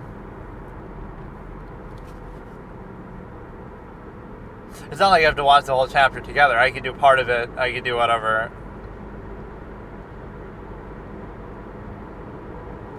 See, now he's all kind of whispery and gentle. See, he was probably reprimanded by the judge. You gotta be kind of calm. Oh, now I can't hear you. You can't have it both ways. You're too loud. That makes my brain scramble. Oh, now you're too quiet. I can't hear you.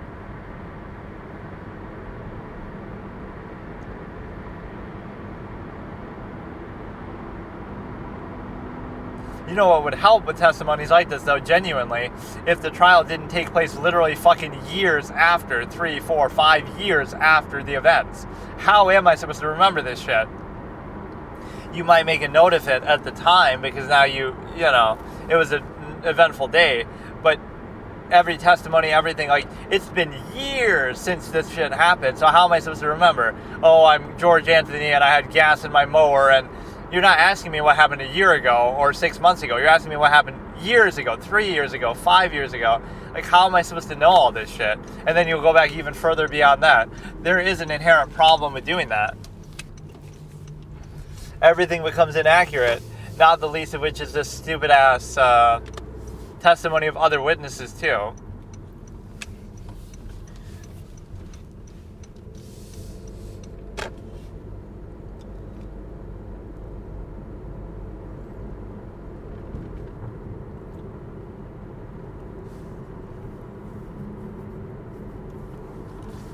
You're mumbling.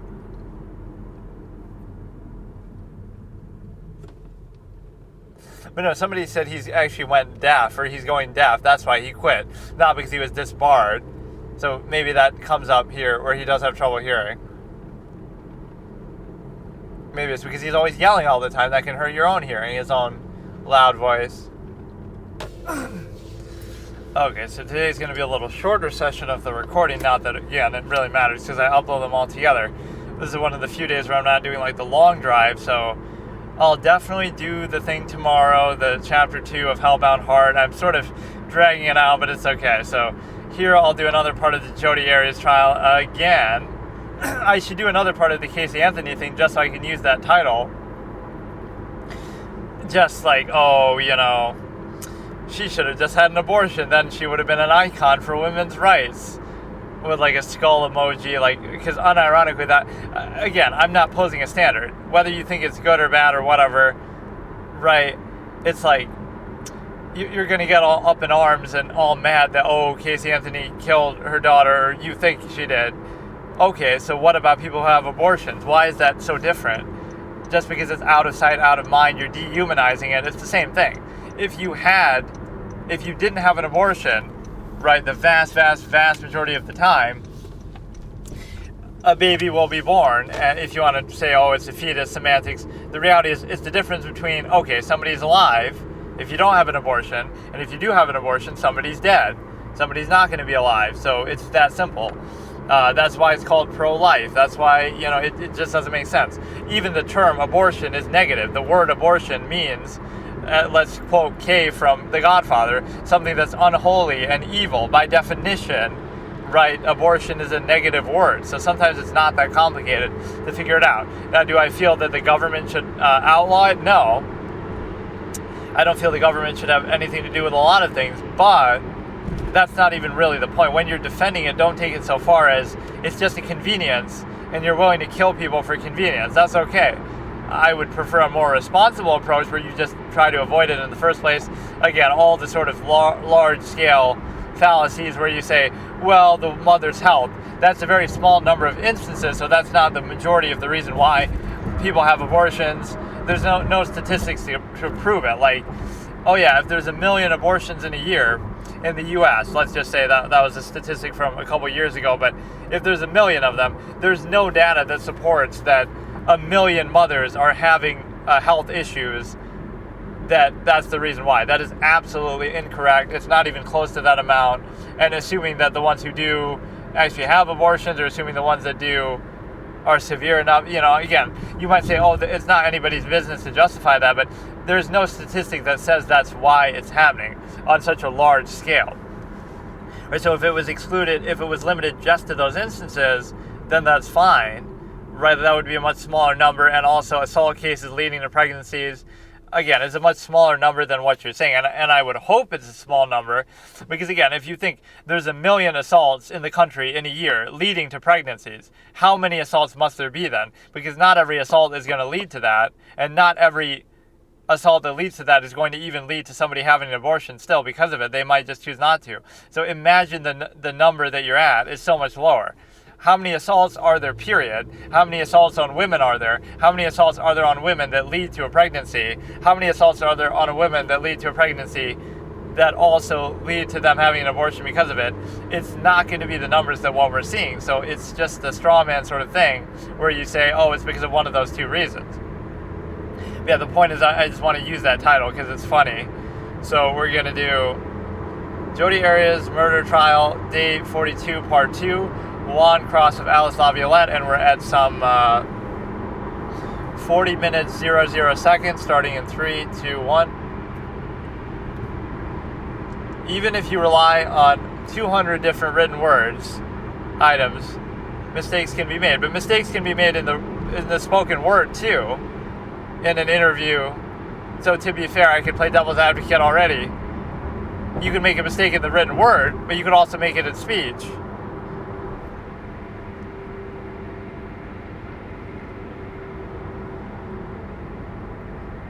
So he's trying to point to her bias.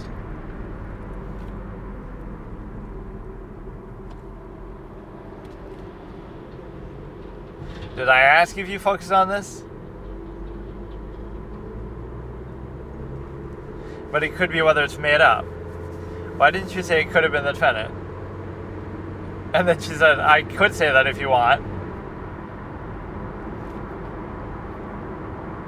But to be fair, when you say could have,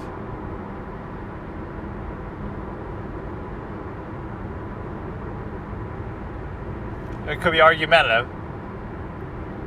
No, that could be argumentative. Did you tell us? Not you didn't.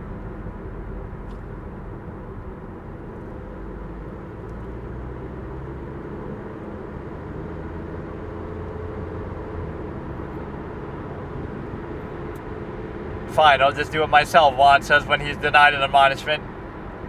Here we go. So now, how is that not argumentative? Argumentative compound.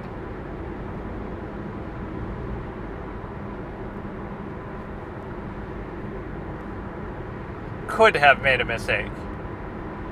Could have, which means Jodi could have done it too, or it's open-ended, but I get it, what he's trying to say.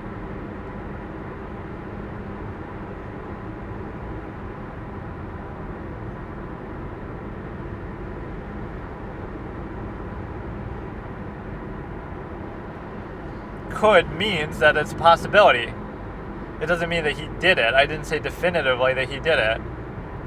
Could have. So he could have been wrong. He could have been high. He could have been distracted. He could have been lying. Jodi could have been doing the same. Like, I get it, but it's not a very strong point. I don't know why I enjoy this so much. Like, you don't even understand. It's grown on me as I watch it again. It's so good, actually. I'm up to like 4 parts of 4 thumbnails that I've used the Jodi Arias thing for. Not that I watched it the whole time in those. That's like 40 hours of stuff. But Bianca, so she uses like the same story basically. But in fairness, you could say if you're always working at a restaurant, somebody comes to tell you something, chances are you're working at a restaurant because you're always working. She worked at Applebee's, Ruby Tuesday, Mimi's Cafe, this and that. So if that's what you do your whole life, right, it's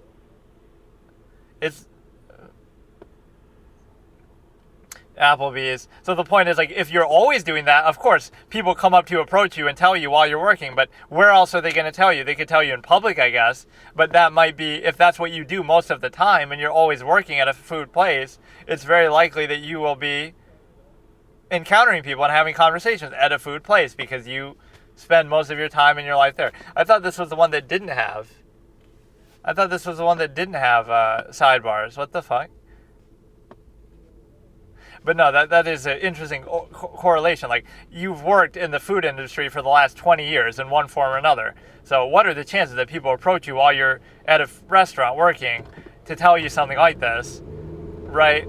But if they were going to tell you something like that, that would probably be the environment in which they would see you, because that's the most public, outward environment you're going to be in most of the time is you're serving as a waitress, etc. Again, it could be out in public. But that's not really the issue. It's more like, what are the chances that people are just going to walk up to you and tell you that, period? How often does that happen? But maybe you're a friend of a friend. Like, it could happen. Over the course of 10 years, 20 years working in the food industry, sure, that could happen. Like, again, all I'm saying is it's not that outrageous, actually, but some of these things are, this is why the jury has to just rely on their common sense, is like, okay, maybe you don't believe it even if you have no way to definitively prove it. But that's a little bit different than, reasonable doubt standards. That's something that Alice brings up herself, is that she uses reasonable doubt. But, as to whether she thinks Jodi's lying or whatever. the one contention you could make is she's not really even biased. She just genuinely came to this conclusion, and that's genuinely what she thinks, but that's why they hired her. So it's not like, oh, she is biased because they paid her to be biased. It could be the opposite. They went through every expert they could find and found the one who had the view who genuinely has the view that they want, and hired them. So in other words, you could genuinely think what you think, but just biased. Like you're not biased. That's genuinely what you think, and they hire you because of that, not that you think that because they hired you.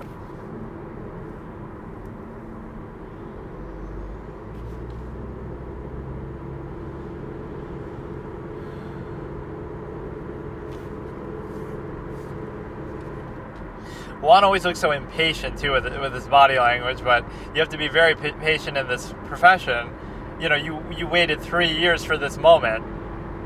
I'd be the Von Karma mentality. I want to, I could be chief prosecutor, I could be chairman of the PIC, I could be whoever I want, but I could, he wants to be out there.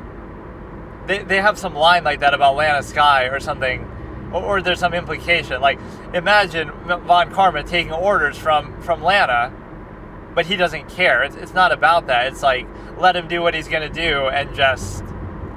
You know what I mean? He has seniority. He's undefeated for 40 years. He's 65 years old. How is some 28-year-old, whatever she is, Lana Sky, as chief prosecutor? Technically, he's her boss. She's his boss. But, you know what I mean? Like, it doesn't matter. There's some sort of unspoken rule. Like, you're going to let him do what he does and just, we get it, right? Just because you're the boss doesn't mean that you're actually better at what you do or whatever. Yeah, Von Karma is a fucking goat. Where I feel like the portrayals in the Edgeworth games really do him justice. Ace Attorney Investigations 1 and 2, and they finally did like a Western release, I think, of part 2, I guess. I swear this was the version without the sidebars that I had been looking at.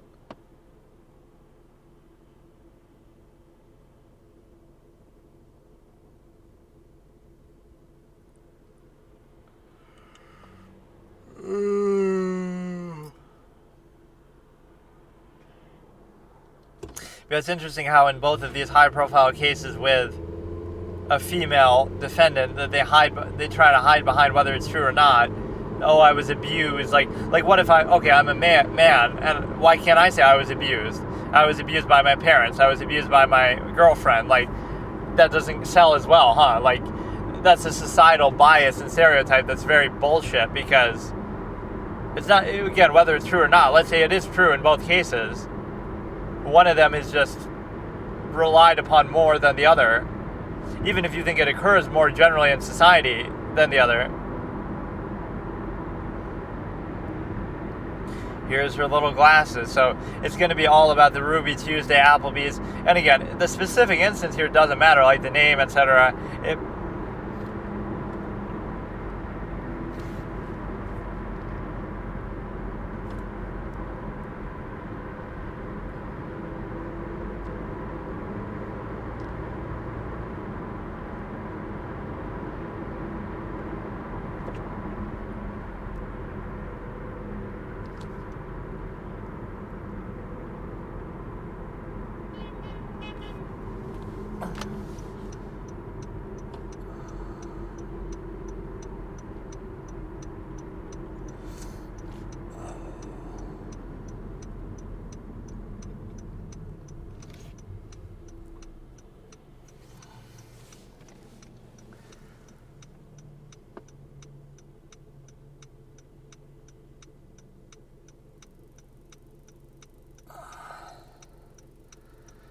We not only have to sit through the sidebars, but now we have to sit through the thing.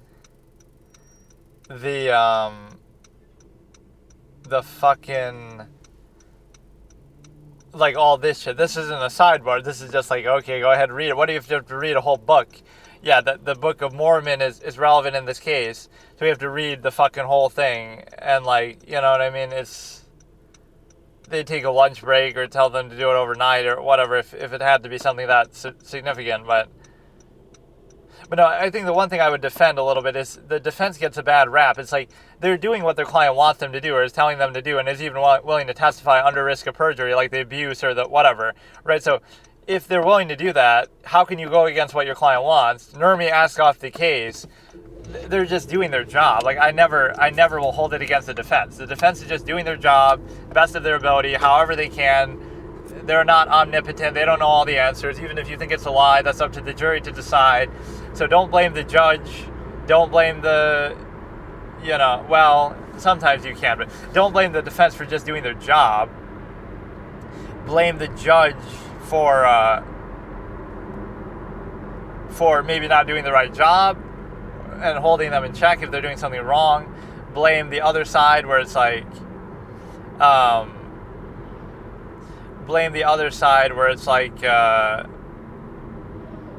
it's a case where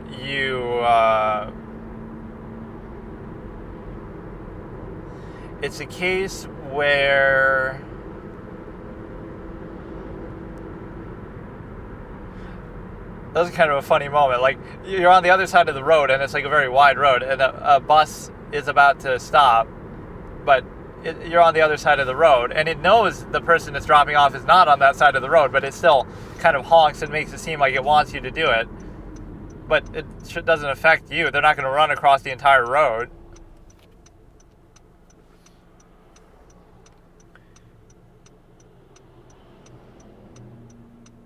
And this turned out to be true, I guess, or at least beyond any unverifiable thing. The Bianca story, like,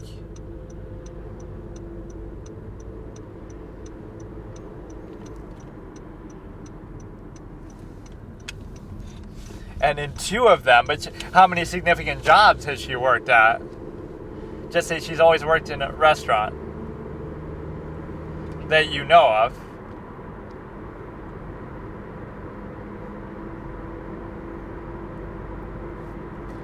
That would be the response, just that she always works in a restaurant, so where else are they going to come in?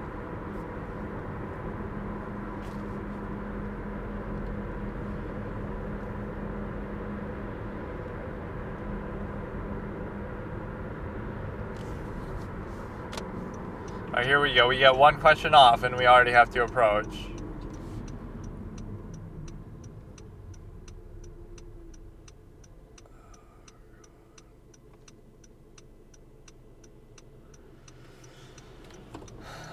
And then, I swear I had switched to the other one, like the David Lohr one has the no sidebars. I think also for the Casey Anthony trial, but there's all these other Crooker Queen, and then I think this is almost somebody else too. This isn't like a highlight thing, it's just the full fucking day. So this is pretty early on in the Alice Laviolette thing. Some of this I'm continuing from just having watched off record, so it's not like I'm watching any of this in an organized way. But some of these are the most enjoyable parts of it. I've done like a month's worth of just this. Like, forget about, the month of the YouTube thing, which is already over. I'm trying to do now the books, which I guess I could theoretically, I don't want to indulge the YouTube stuff, but I could technically do the Harry Potter marathon that I wanted to do without spending a lot of money. But he's asking the same question after Sustained.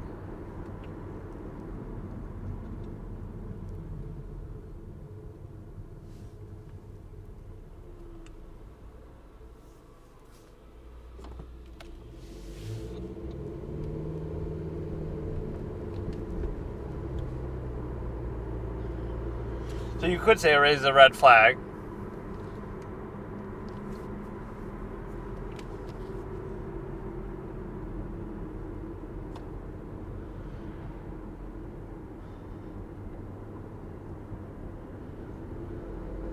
That's a fair word to use, though. It's incomplete. My information.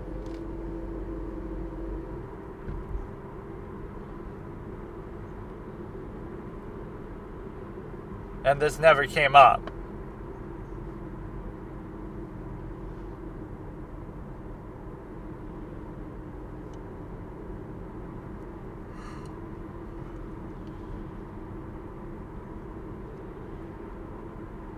So it's not really relevant.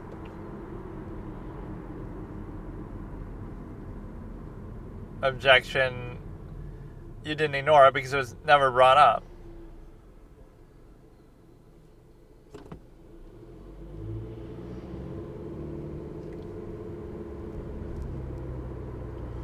According to who, though? According to who are you an expert? That's why you're being called as an expert witness, so the court considers you.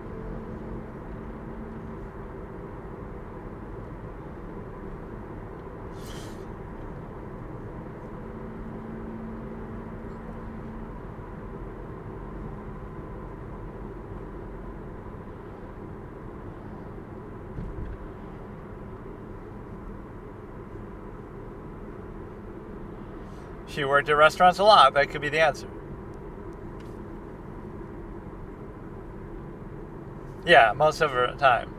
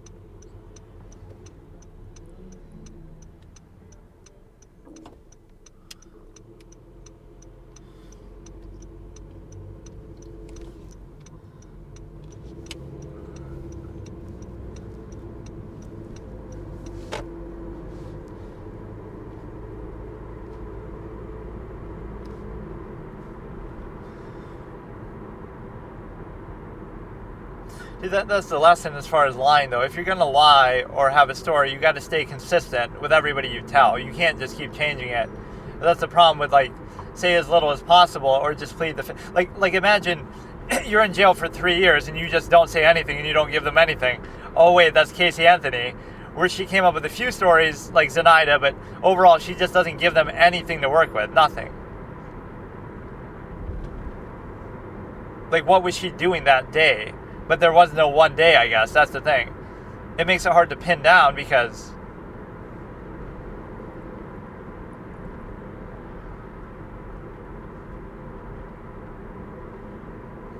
And that's not much of a history, or I guess a couple years. But no, like, what was Casey Anthony doing the day that Kaylee died? But now you don't know because you don't know what day she died on because she's been gone for 31 days or, like, hasn't been reported.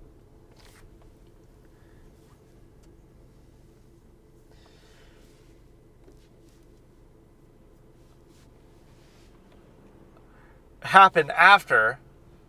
Yeah, this is what I said before, actually.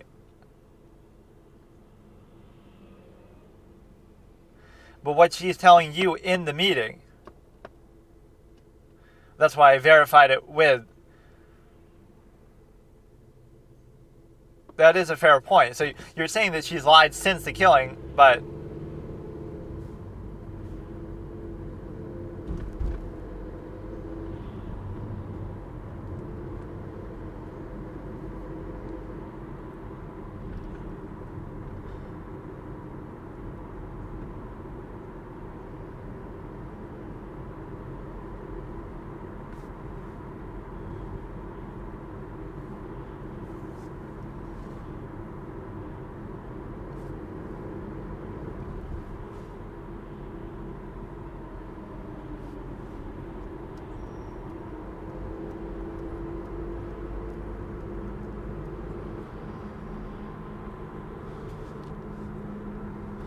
Like, what's the corroborating evidence for the other one, I guess? There's some... Or she's just lying to Travis about it on text.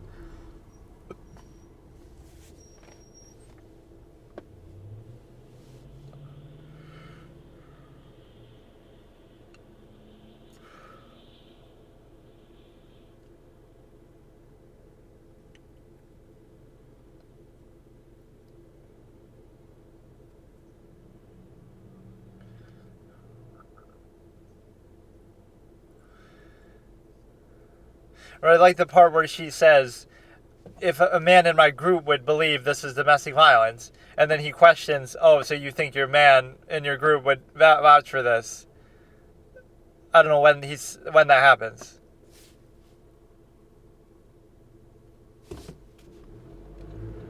You wouldn't know about the other one.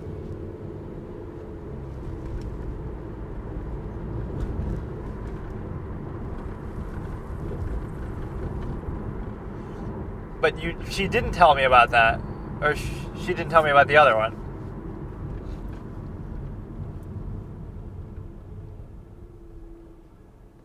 See, that's all you have to do. You don't know. See, one little thing like that can cast doubt on the whole witness, because if you don't know that, then you don't know anything, because she could have been lying about everything else too. That's why it's important, even if it seems like one minor thing. This is so entertaining, though. I don't know how to... Just because it's so, like... I don't know. It's, like, bold-faced. He just doesn't fuck around, even if sometimes he's a little bit out of line. He's given, like, more leniency than the defense. Because, there's, like, an inherent bias to the thing. Because the case just favors him, period.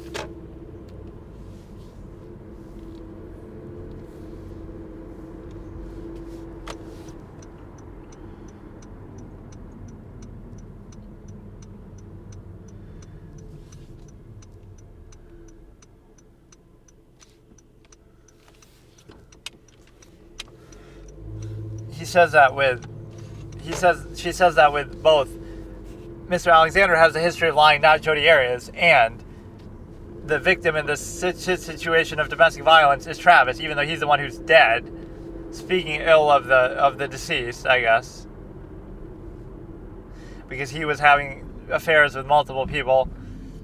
I guess Jodi's never accused of cheating on anybody. Like, no prior boyfriend ever said that, I don't think, that she ever cheated on them. Right, Daryl Brewer, the other guy. Only until after Travis dies, she goes sleeping with the guy, Ryan Burns or whatever.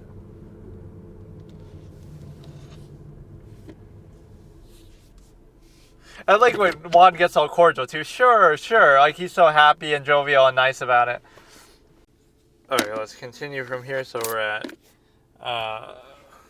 Jodi Arias murder trial, day 42, part 2, Juan Cross of Alice at 1:02 hour and 2 minutes and 30 seconds, starting in 3, 2, 1. Abusive. Have you considered making your determination that he was abusive?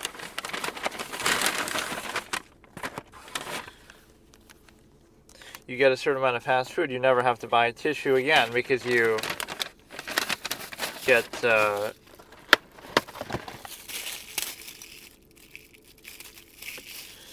reading and considering are two different things. Not really, though, because I read it, but I just didn't care.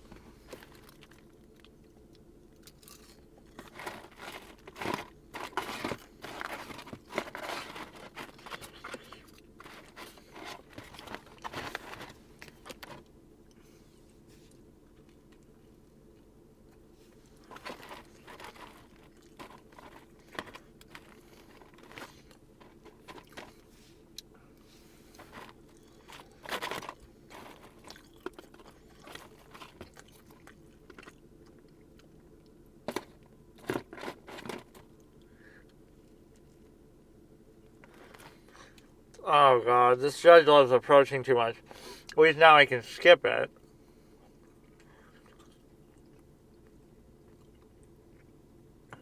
Because whatever, I'm stopped.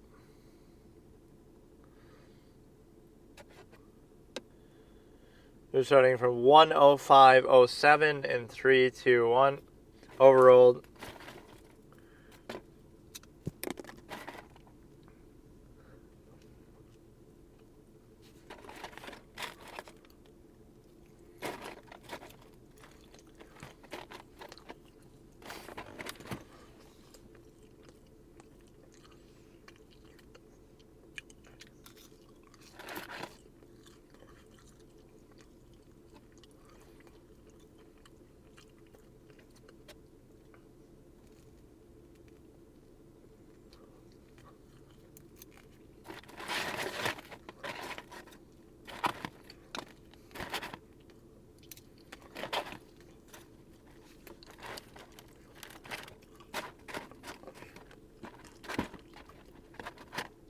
some of these are pretty valid objections, though. I don't even mind. Just because you're on the side of something, like, oh, you want to take their side or against their side, doesn't mean everything they say and do is wrong.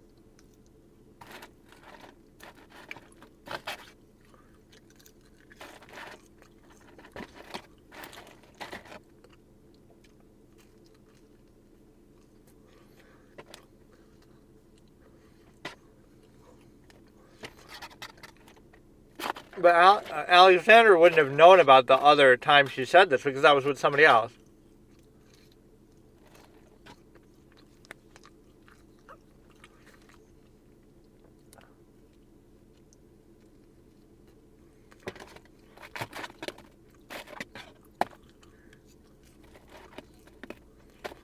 Oh my God, you just approached.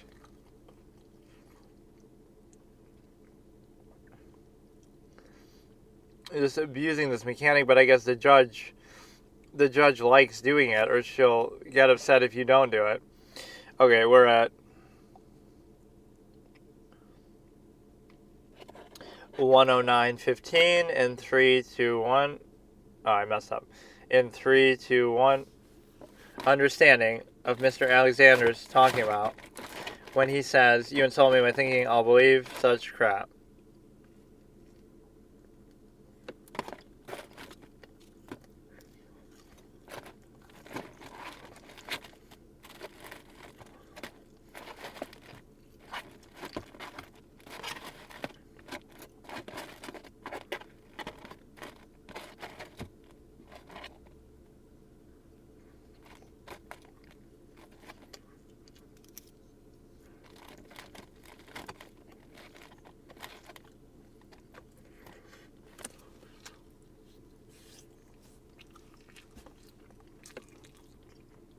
It's just they give all these fucking rambling answers.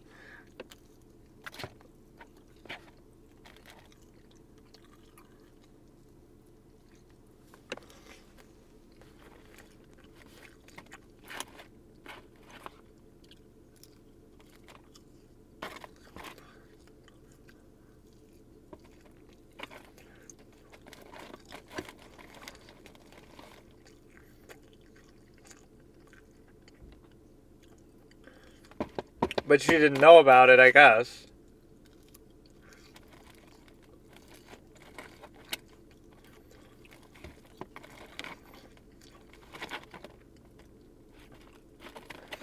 Well, it means what you looked at is incomplete, at least.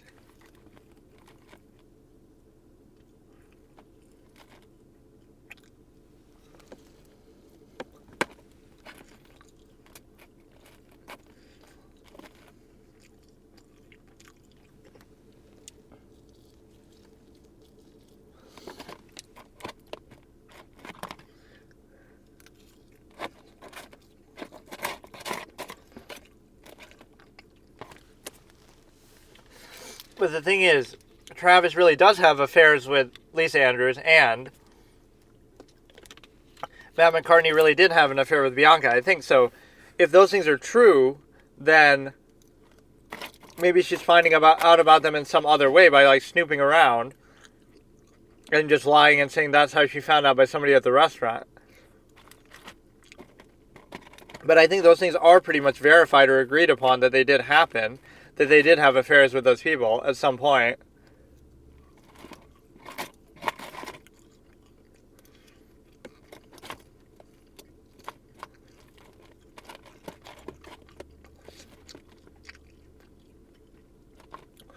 Or speaking about the school bus thing, it's like people are, absolutist tendency. You wouldn't punish people for things that don't do harm, just, because they theoretically could have, but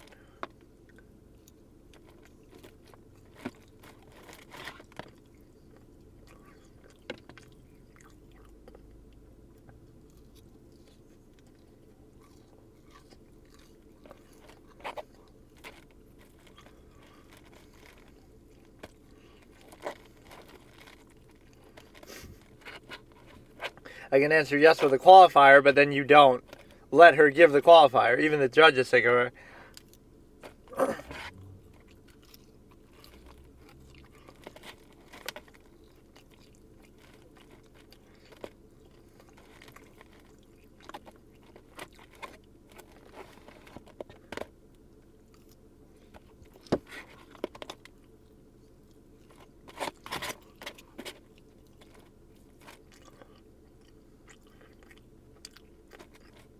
So she makes like a fake text message. They kind of overplay that part in the movie though, like where she is sending fake messages to everybody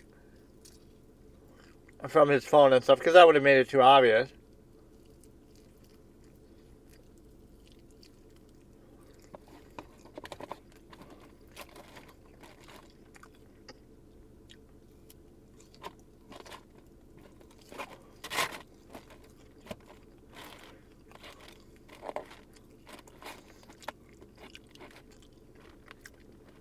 For Travis, she was like the sin of lust in physical embodiment sent to test him as he's breaking his Mormon faith. So I guess according to that, he got what he deserved. They'll use it as an example why you shouldn't sin and lust and do all that, because this is what it leads to.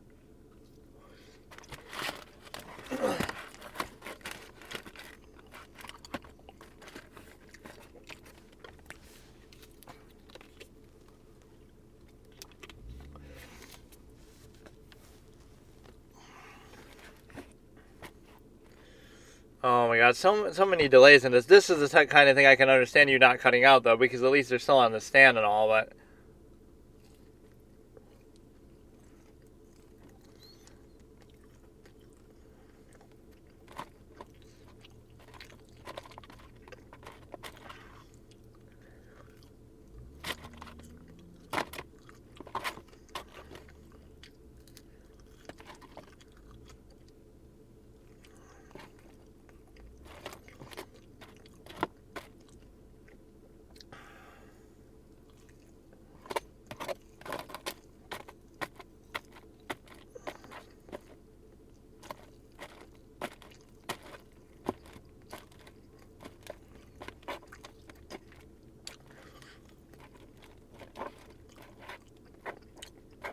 I don't want to skip again, but how long does it take to read this?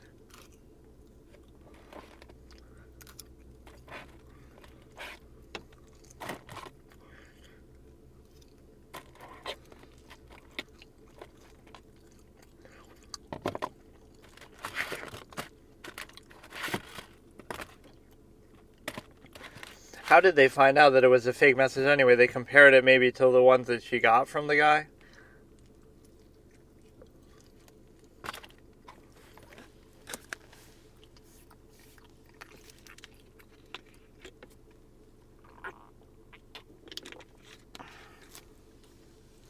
How long does it take to read it? I thought it was just like one message.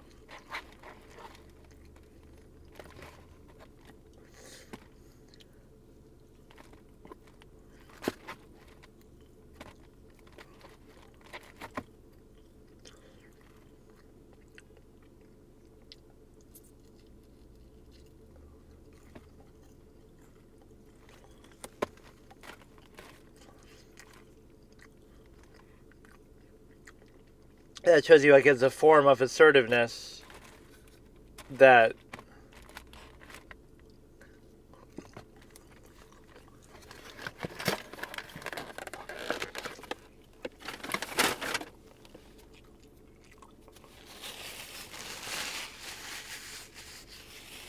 no, placate is totally different than standing up.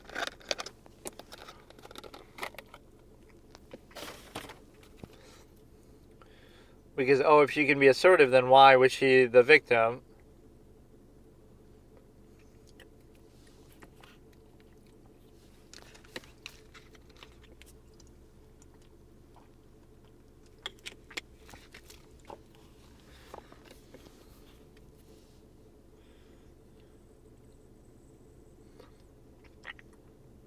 I'm not asking you how much wrath she incurred. Very odd sentence.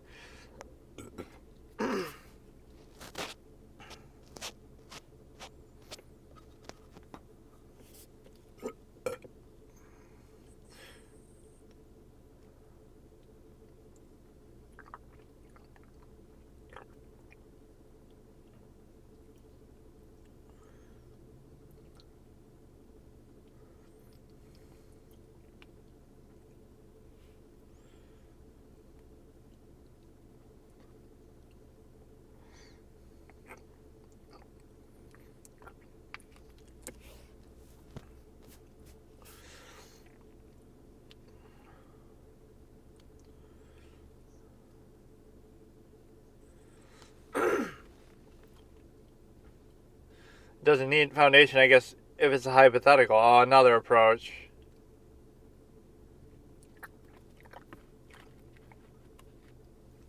Or you could do some of these on 2 times speed if it's really so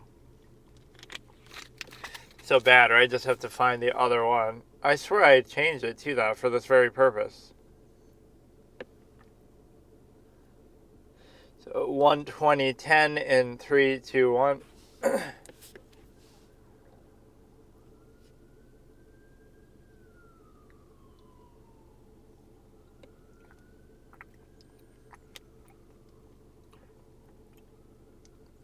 So she's misrepresenting what she's sent.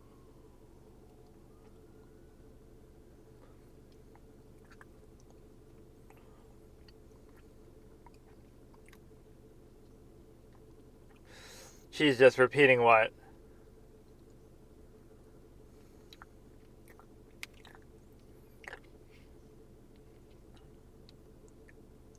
What overreaction to a lie.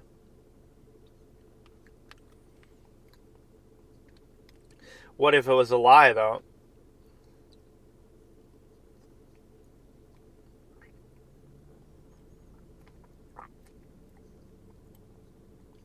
That's why he's a good answer, even if he has a right to be angry.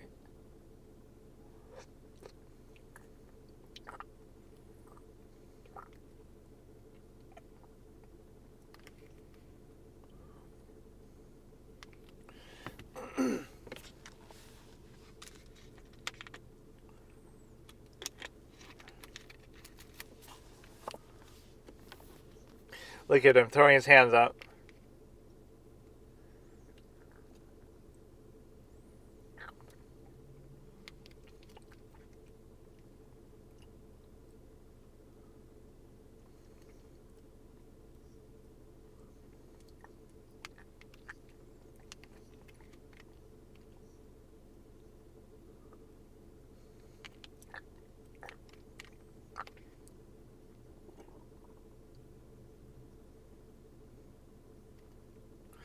He's not hip with text messages. He used voice to do it like you do in modern times.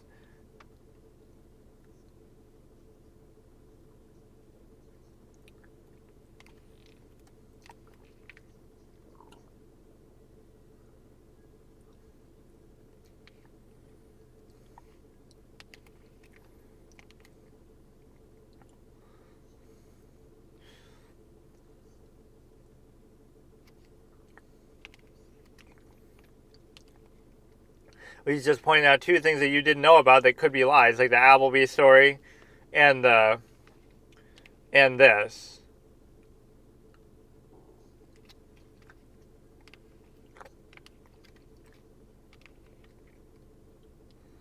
Yeah, and he brings that up.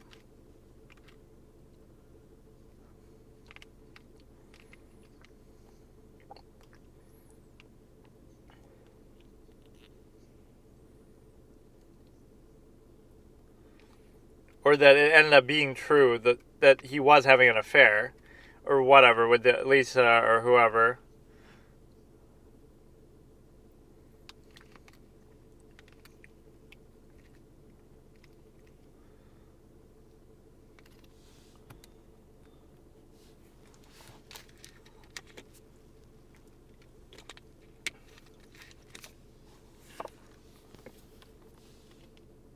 Or sometimes they'll stand up to object, sometimes they won't, or some judges are strict about that or not.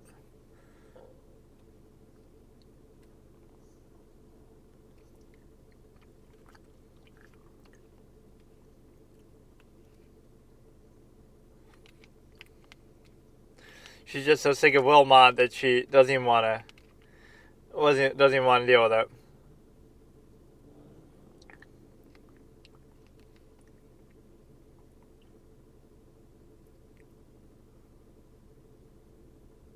She had to say it twice there. 2 counsel please approach.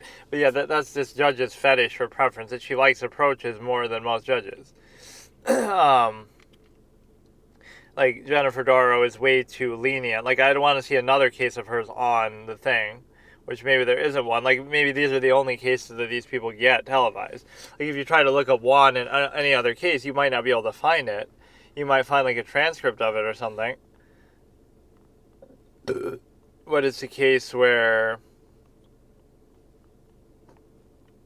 you're not actually able to deal with that any other way otherwise.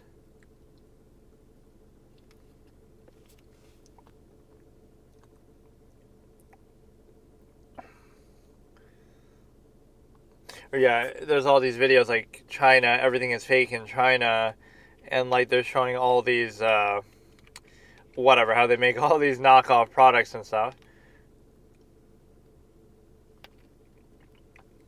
Like there's a lack of quality control.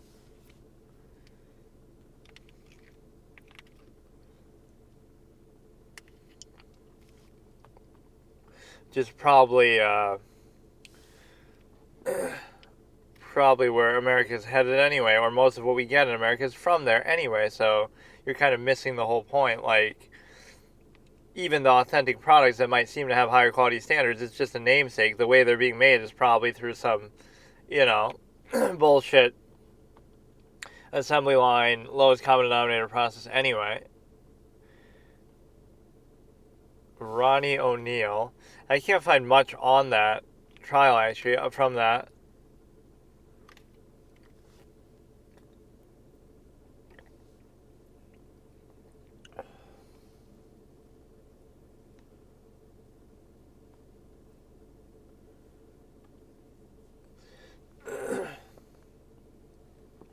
Ronnie O'Neill delivers opening statement, admits that he did kill Kenyatta, reads guilty verdict, sentenced.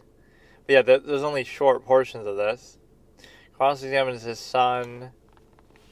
This is the way he suddenly, randomly raises his voice too, or how he's always yelling. There's no rule that says you really can't do that, but there's maybe a limit.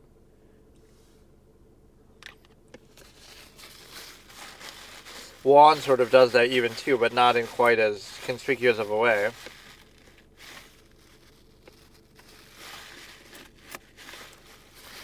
Or just because he's older, he can't really, he'll yell, but he won't be as loud in doing it. This guy has just all the energy in the world.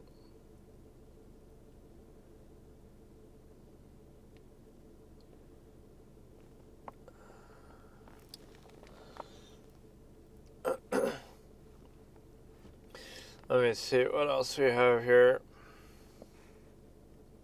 Yeah, Darrell Brooks is a classic. That one has yet to be really upstaged in its overall value, but again, part of it is just because the judge even lets it be dragged out more. Just, you'd normally stop it sooner. Whereas this, I guess the Arias thing is different because it's more so the witnesses that are so... Like, who are the defense witnesses in the Darrell Brooks trial? I don't even know. He either just doesn't have any, or they're not really that much on his side the way that...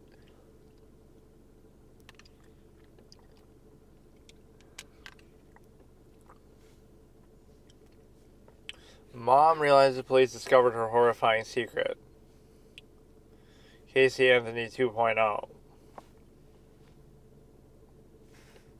There's this guy who reacts to everything Bruce Rivers, and he has like a little theme song at the beginning of his shit too.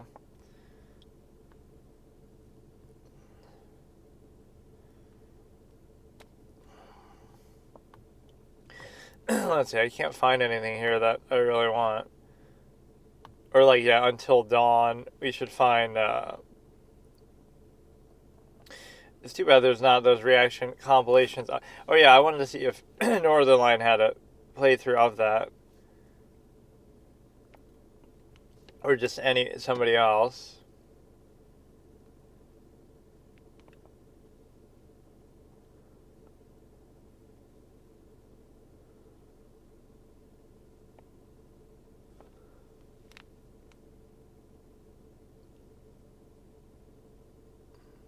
You would think he might have.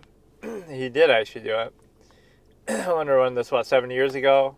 Assuming it's his first playthrough too. And maybe I only want to see his reactions to those doctor scenes. But let's just look at it normally. Okay, Northern Line, Until Dawn, episode 1. It's like 15 minutes, 40 seconds.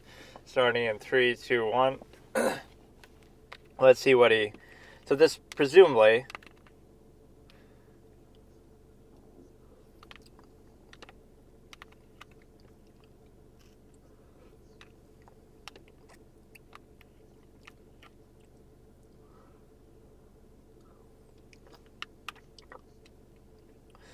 He doesn't do much of an intro, he just goes right into it.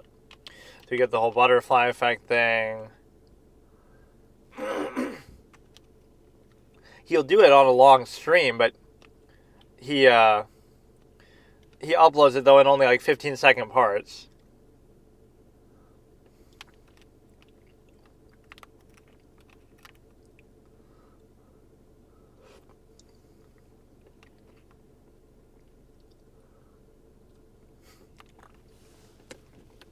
Yeah, he's one of the best, and he doesn't even really do face camera. He doesn't rely on it. Maybe he's done it since.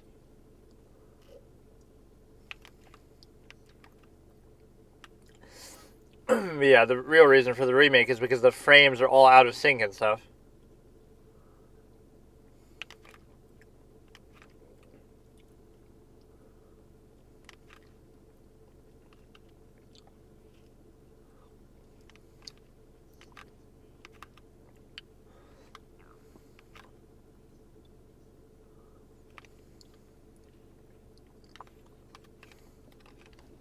He's just so quick-witted at times. He always has... See, he's like that. He has the devil's advocate response for his own comment. His own commentary.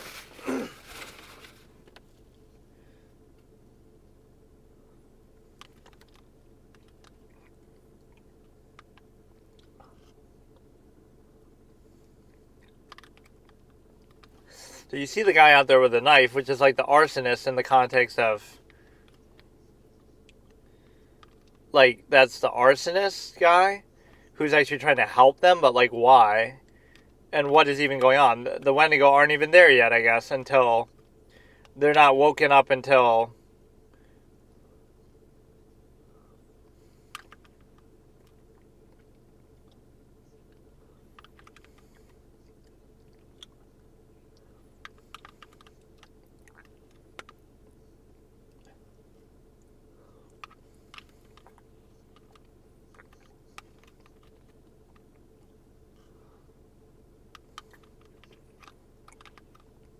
Lannister, I guess, is from Game of Thrones.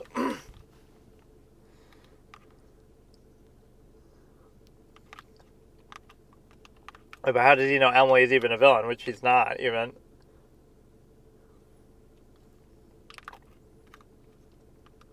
But they didn't have power even back then. Right? How you always have to use candles. He's a rich guy with this rich cabin, but you don't even have a... Like, where is Josh during all this anyway? He regrets not being there because...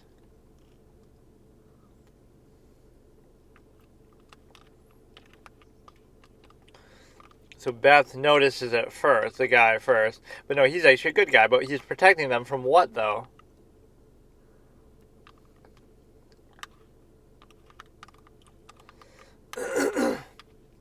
Because arguably there's nothing even chasing you. Or maybe there is a Wendigo out there, but I feel like they somehow explain like the Wendigo come back because of what happens. Because the two die.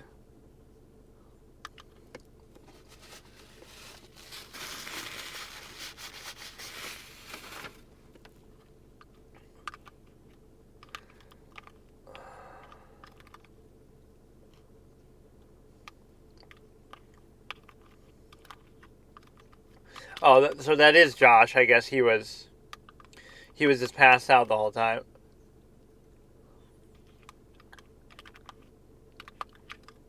For some reason, I thought that was Chris who was passed out there.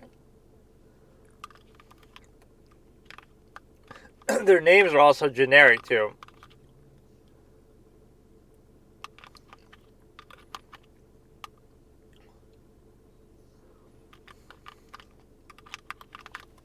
Giving Mike an unnecessary British accent.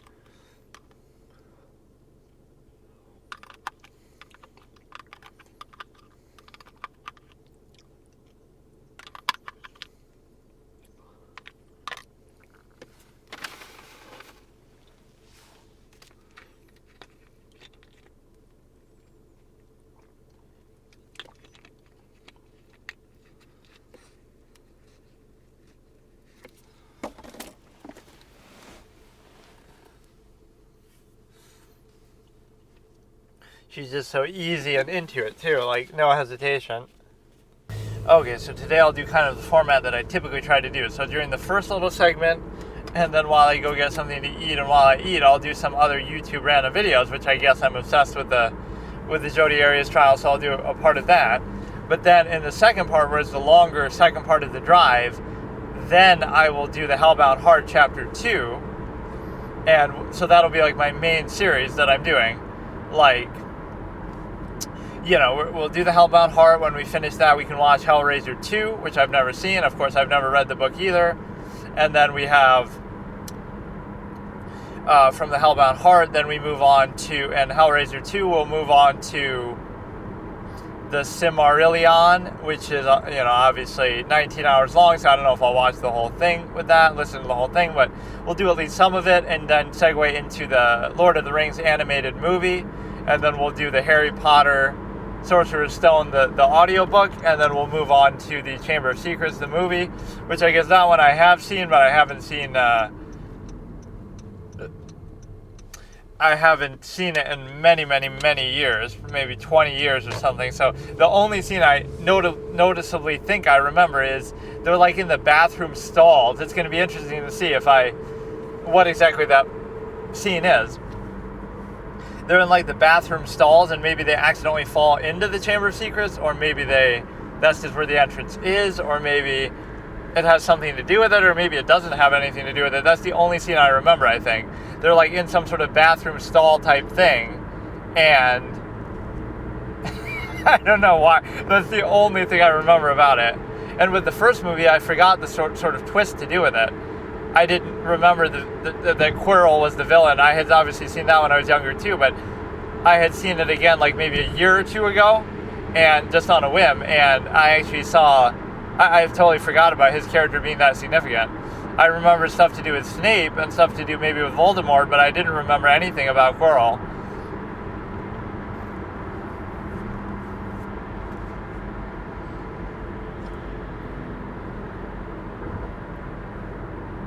But no, I wanted to do the marathon of all of them, and I guess the way that I could do it is with the YouTube audiobooks. I may still actually do it. Like, because I'm not going to pay for all of them on the thing. And being subscribed to Audible doesn't do anything for you. It gives you one free book a month, so I'm not going to wait like 10 months to fucking do the series. I wanted to kind of do it all together. So if I was to do it, I would do the one on YouTube, and I would even use the YouTube video as a timestamp. I don't want to do that, because that feels like, it's whatever, but I guess I would, because whatever. Or I could just do one, and then we'll move on to some big name series, but one day when I make money from this, then I'll buy each one, because it feels dumb. Like, the whole point of subscribing to something like Audible is to get the big name series that you're talking about, like the Harry Potter, Lord of the Rings. And you might think, well, but they can't just have that all there for free when you're subscribed. But that is true with other streaming services. Like, so I can subscribe to Netflix and watch the big name series of movies that I want to watch, or like Peacock, so I can watch all the Harry Potter movies. I don't subscribe to Peacock so I can get one Harry Potter movie per month, or one free movie a month, and then the rest I have to pay for and buy, or the rest I have to watch only selected ones that they want you to see. So the point is, with this, that you have the ability to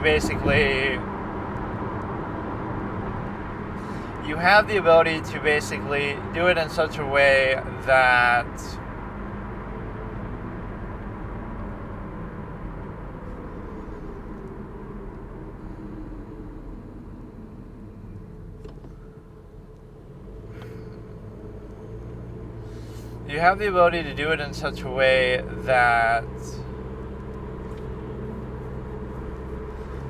it just doesn't make sense, because you're able to see the whole point of subscribing to the service is that you get to see everything on the service, right? I don't understand what the thing is. The majority of stuff, or especially the big name stuff on Audible, you can't use except that way. So I could maybe just do one of them for now, and then Okay, so we'll watch a part of this, and then I'll do the Hellbound Heart Chapter 2, and then I will maybe do even more of it tonight or something. I'm just going kind of on a whim, but I do want to make some progress on this. So the notable thing about the first chapter that I kind of just stands out compared to the movie is the amount of time they spend on the Cenobites. It's about a 20-minute scene setting up for the whole offerings and the thing with just them talking and sort of torturing him and overstimulating his senses. And so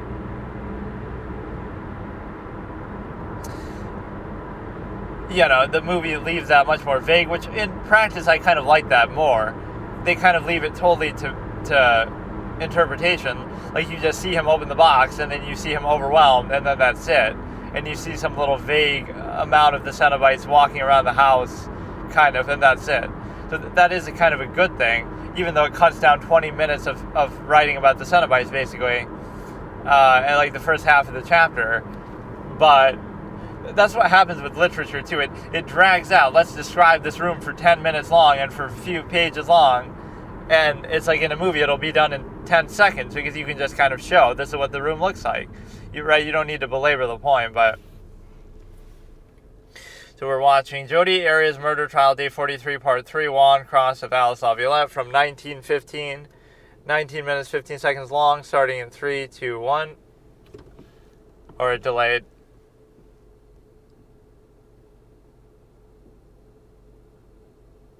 Okay, from 19 minutes, 20 seconds, starting in 3, 2, 1. Information that was given.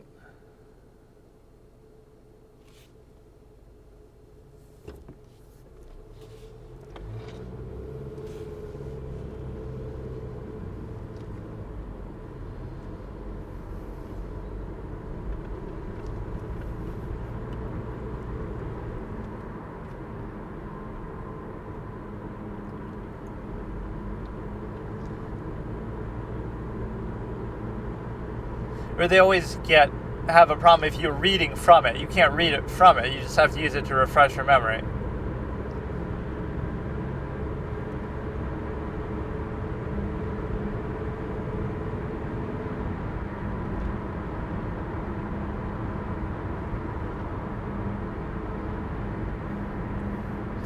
She's a human lie detector, the way he says it.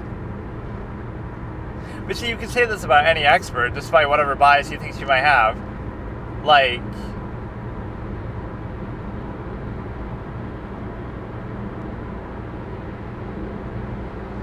because whenever you're an expert in any field, you always have to be judging stuff for truthfulness.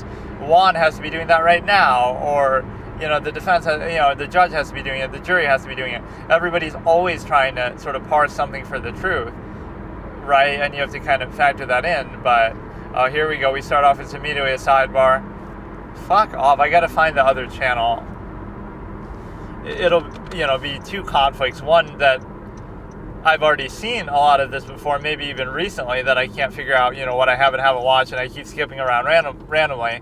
But number two is the fact that it'll be with the sidebars and the pauses and all this kind of stuff. I feel like I never have that issue in the Casey Anthony trial. They tend to cut that out better. Or you have to find the right channel for it. Like David Lohr is really good for that. LORH. And he has that little nice music at the beginning of the Casey Anthony trial. I don't think he does it with this one. Jodi drinking a glass of water there. Cup of water. They supposedly say you can't bring like outside beverages, but then I always see Nurmi with like a Diet Pepsi or some shit. I don't know.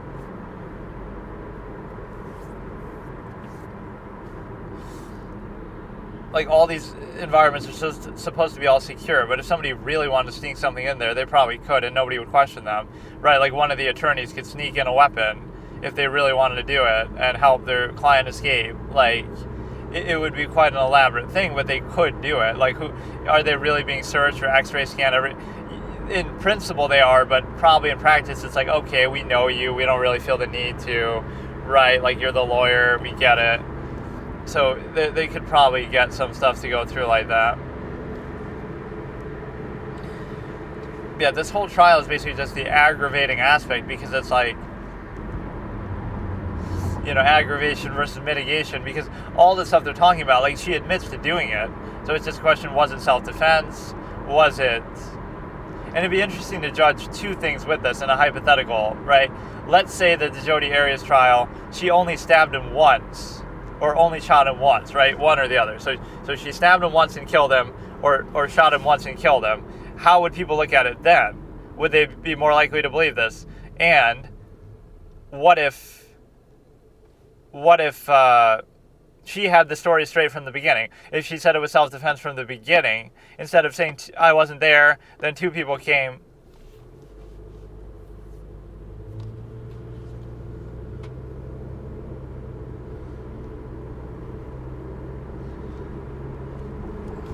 I believe what I can corroborate.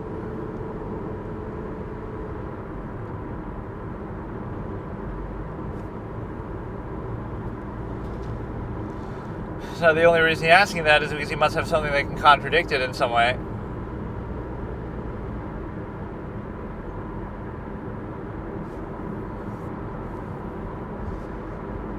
Now see, is it really jealousy if it's just like, you're being cheated on, so, don't be so irrational and jealous, but if you're being cheated on, it's justified that you would be a little bit upset about it.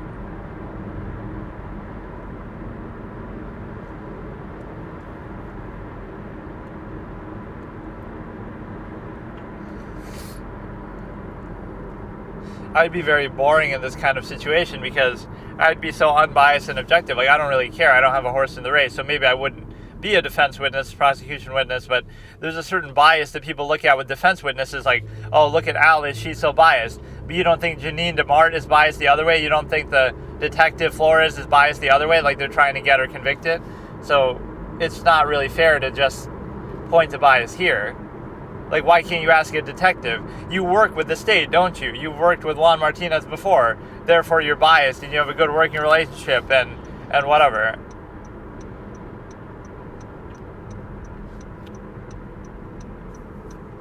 Law of attraction.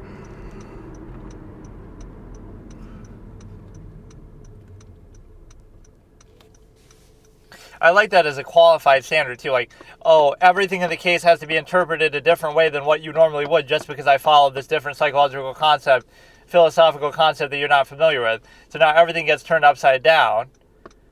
Like, normally you could interpret this as something bad or whatever, but it doesn't apply because you're just different.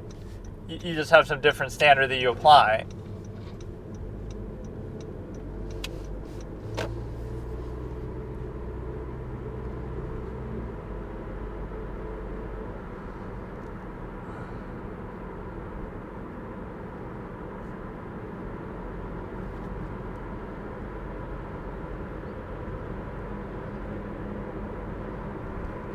It's incomplete, but wouldn't most journals be incomplete? Because you're not going to write every little thing that ever happens. Like, a journal can have a certain purpose. You're not going to go out of your way to write every single thing ever that happens in your life.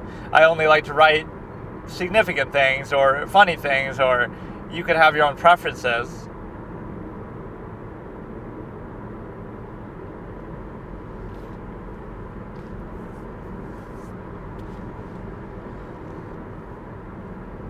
That's sort of leading. You could say she could have been.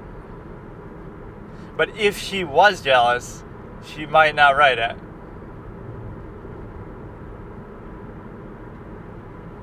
That could be manifesting, though. I want Mr. Alexander to love me as much as I love him. So it could be jealousy, but it's also manifesting.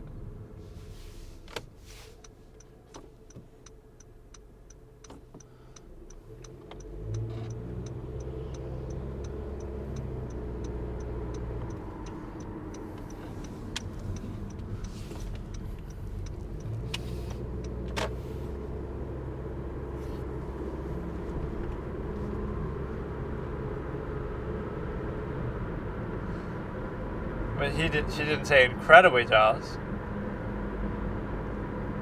But sometimes she'll just parrot whatever Wilmot says, even if she's overruled.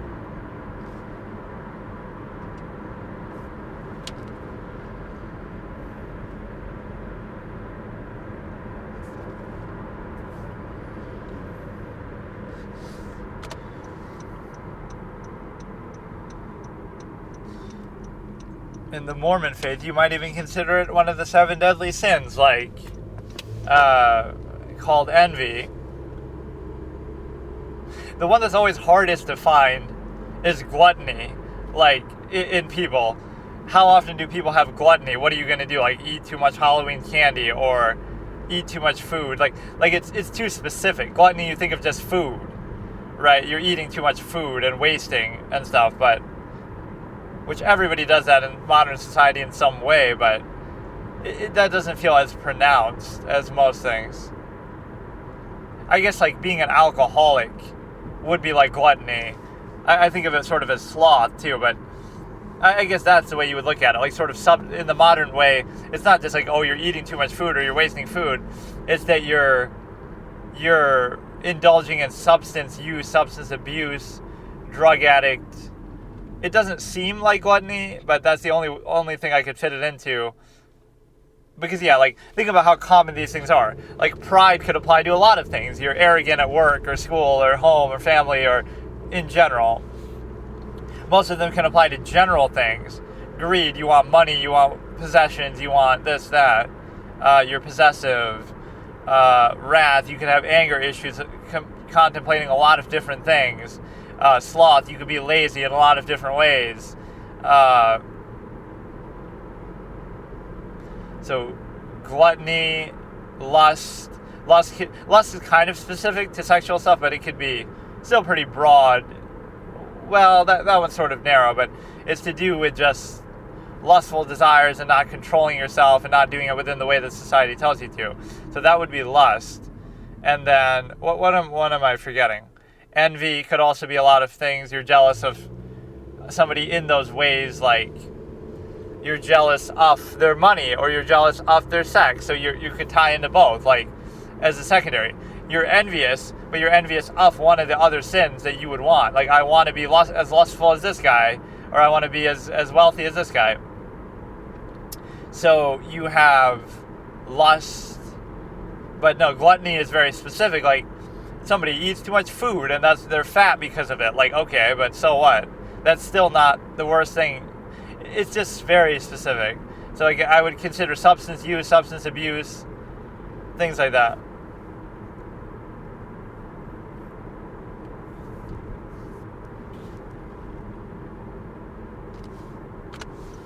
I like when Juan sort of just accepts something.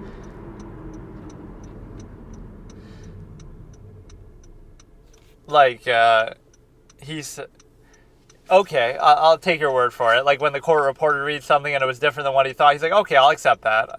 Okay, rare, wholesome Juan moment where he's not just fucking pissed out of his mind and fucking like losing his shit over every little thing with respect to...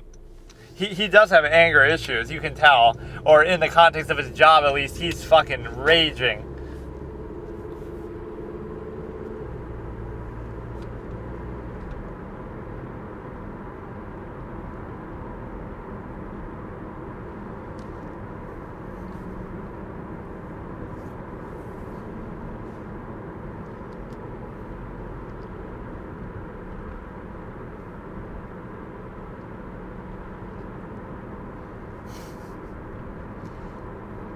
And the reason why you can do this is because there might be some evidence to suggest that she's not aware of. So legitimately could be attributed to law of... That's a good way to use it against it. I like that. She could have killed 100 people and she wouldn't have written about it because that's the law of attraction, so you would never know. Or just because of common sense, you don't want to implicate yourself in some way.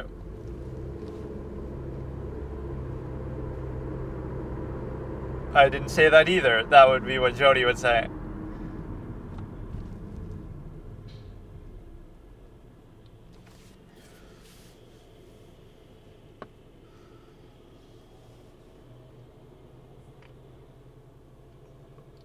From a psychological standpoint, that can have a certain value to it.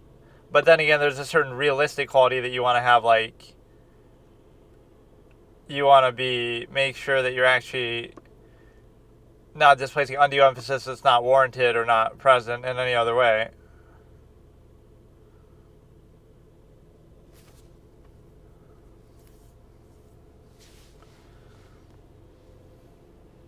I think she overtalks even her own fucking side.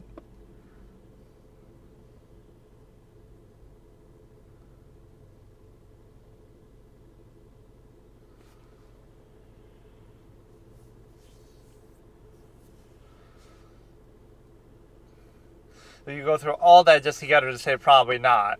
But in other words, you could indicate it without realizing you're indicating it. Like you could say things that indicate you're jealous without realizing it makes you seem jealous to other people. So it's like a lack of self-awareness. Right, like, so it could be interpreted as jealousy, but you're not writing it being aware that it is jealousy.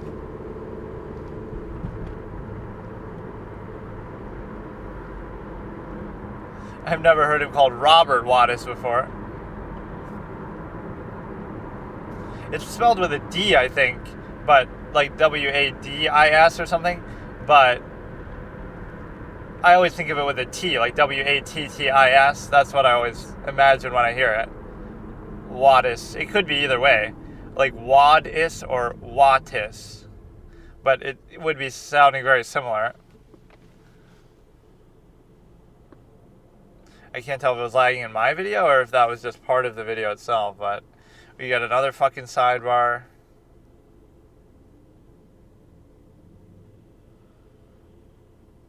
But no, I like this new culture. This is just some random thing.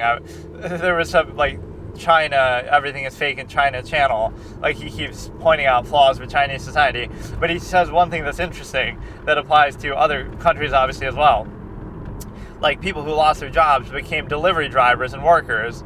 And women who lost their jobs became streamers online or whatever. And it's like, then the delivery drivers go home and watch these girls streaming. And the girls streaming order food from delivery drivers. It's like, that might be true, but I mean, it's very, I don't know, I just find it interesting and wasteful. Delivery is kind of stupid. This is a concept. It's not a good thing. People who complain about, their finances shouldn't be doing that. It's still lazy to go out and get fast food in general instead of cooking it yourself. And then the next level would be to hunt for it yourself and things like that.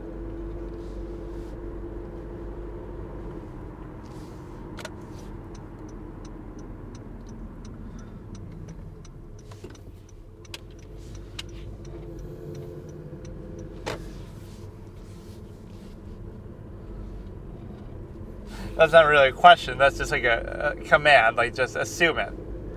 It keeps lagging a little bit. I can't tell if that's part of the video.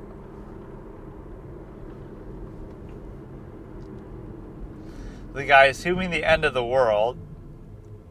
I feel like we heard him ask her about this, Jodi herself.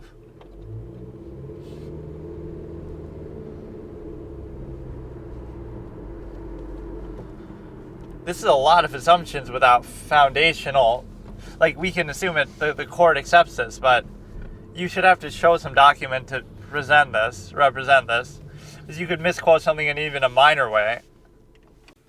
Okay, so I will do the Hellbound Heart thing now. I don't know if the second chapter will be the same as the first. The way it's organized here might be different than how it actually is in the book, but according to that, if every chapter is 40 minutes, there's only going to be, like, how many chapters? If it's like 3 hours, it's going to be like 4 or 5 chapters in the whole book. That's really weird sort of pacing that normally books don't have such long chapters as that. So we're going to continue this. Jodi Arias murder trial, day 43, part 3. Juan Martinez Cross of Alice Laviolette at 36:15, starting in 3, 2, 1. Is it?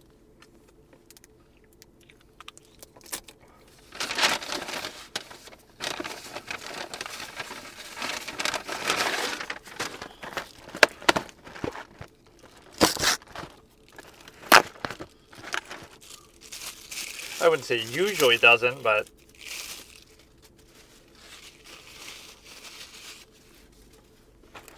people sort of overrate Juan a little bit.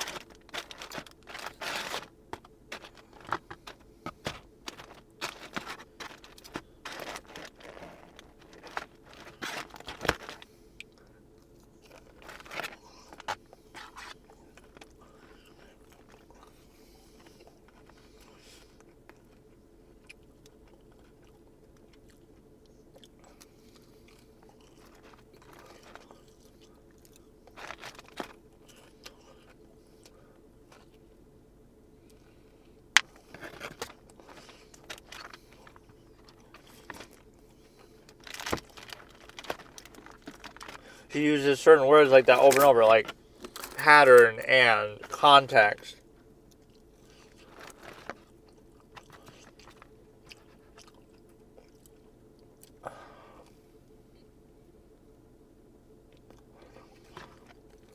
There's a lot of assuming going on.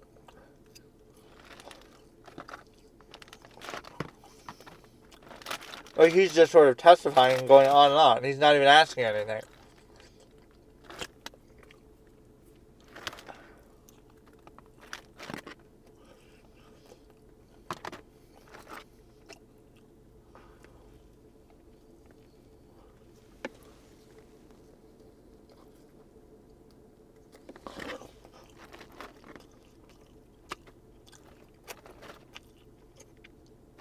It could be that they're still friends.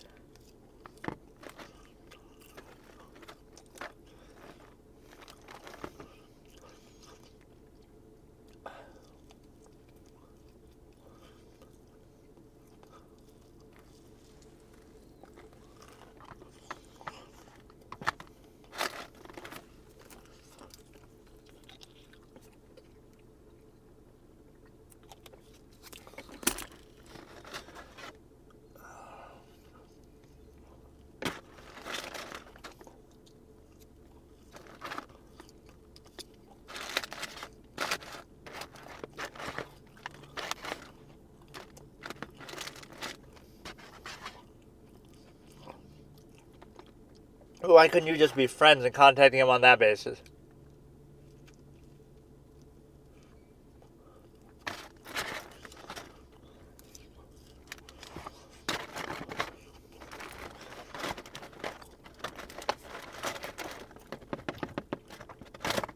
That's kind of a nice, positive thing to do, leave groceries.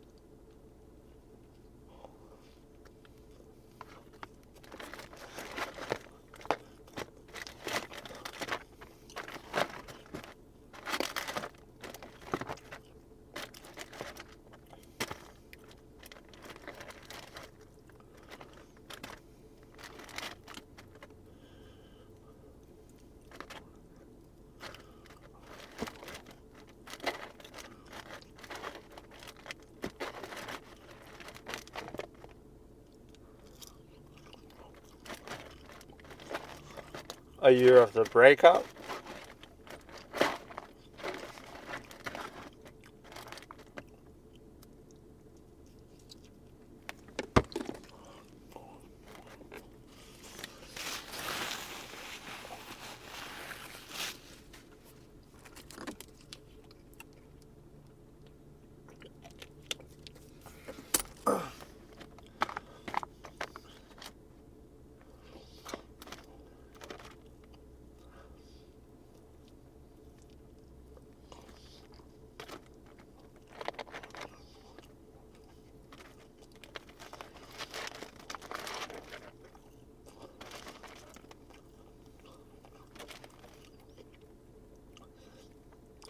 Oh, I didn't know that. So now she ends up bunking with Matthew McCartney.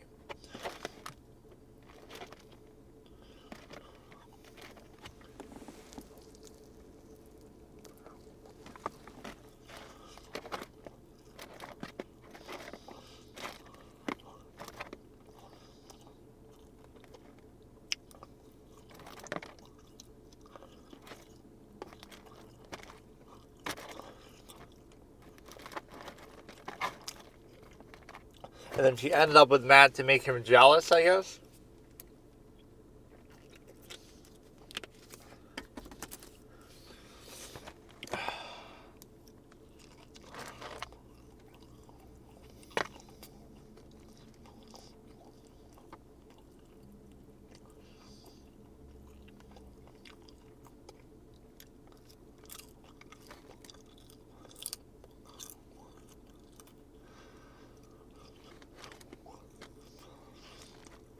And that is like a speaking objection, so she doesn't even address it there.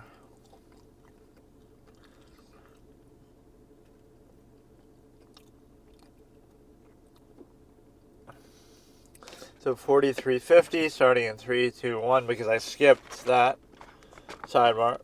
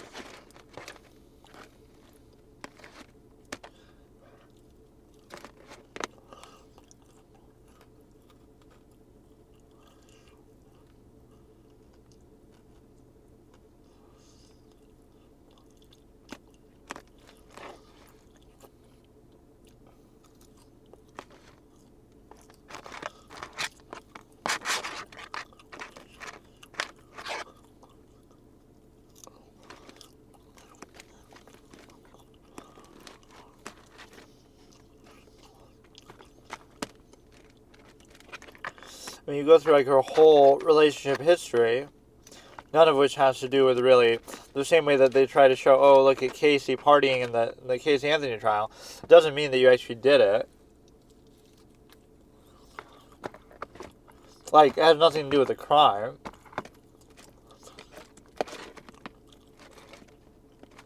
You could just be partying to try to grieve and forget about it.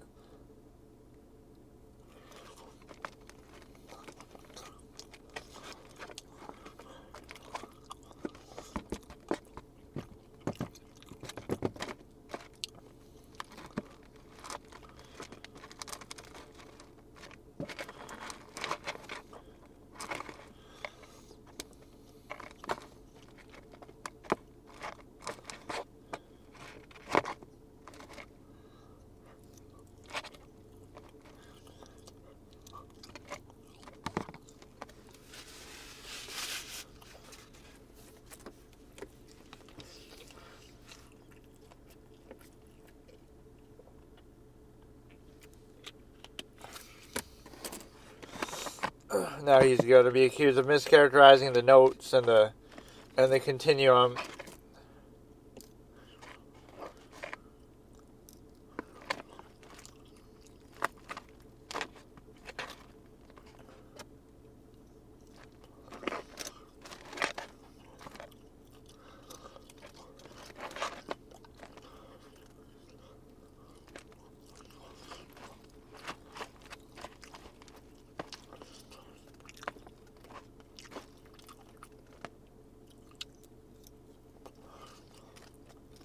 So this isn't in evidence or published to the jury, I guess.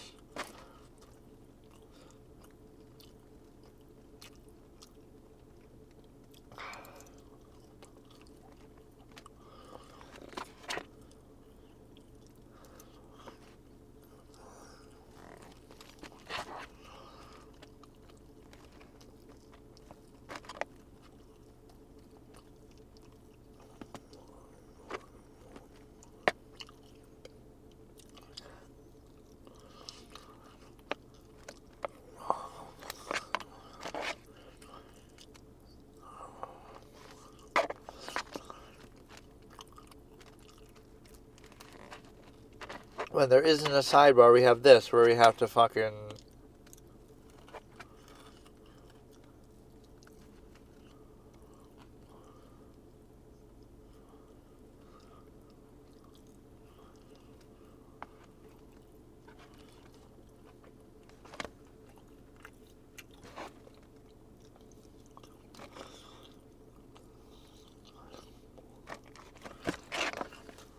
Okay, so here let's switch to the chapter 2, and that should allow me to basically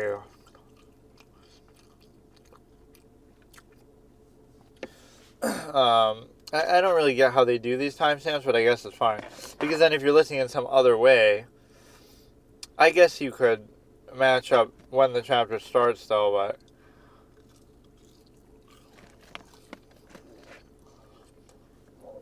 there's like two versions of this, so this is the one that has like, I don't know, I can't even tell.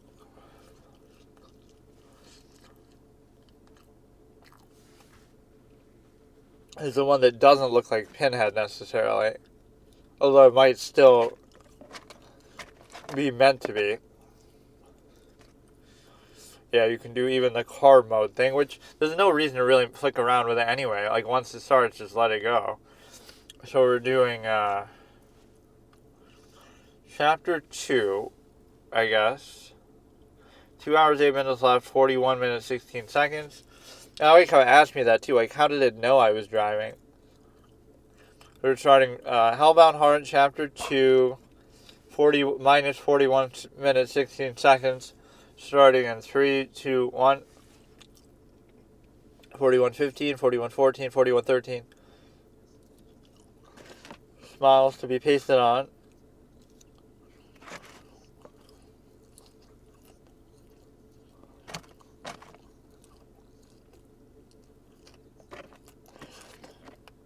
So they changed his name from Rory to Larry, I guess, unless I'm...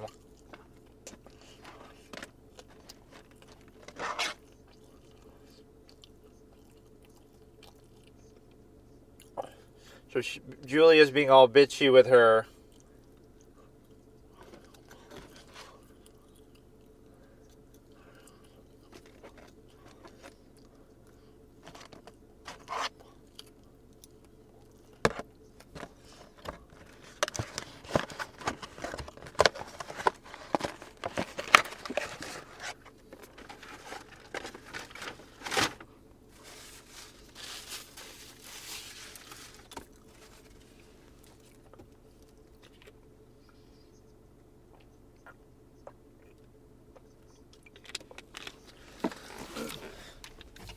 There is a scene that's much more noticeable than the movie like this. Like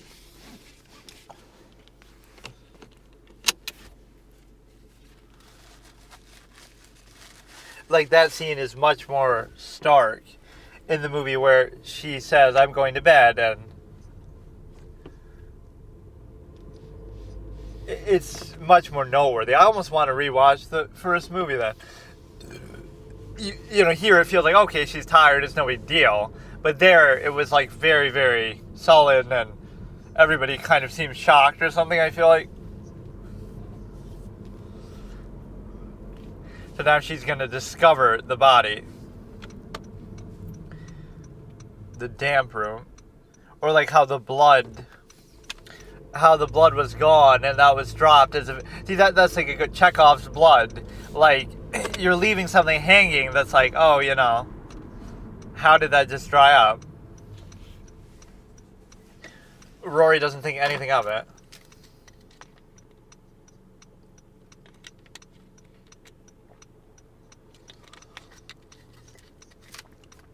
So now she's going to be all scared by him. The movie does follow this pretty well. I mean, so at this point, he's like on his hands on the ground, I feel like. He's not really fully formed yet. So he goes through different phases, like where he's crawling on the ground, to then he can stand up, then he starts to get some skin, then he, takes over the husband's body. Which people question that a little bit. Like, why does his voice change then? But I guess he took his voice box and stuff too with it. Like, he's like this interdimensional body snatcher who cheats death and evades even the Cenobites. Like, it makes Frank out to be some sort of legendary badass character, honestly. That he's able to, they're genuinely pissed and kind of surprised. Even if it's sort of happenstance, the fact that he was able to cheat them and cheat death. So I wonder if there's something that he did, too, to ensure that, or if it's just the happenstance that his brother dropped some blood, and that happens to bring him back.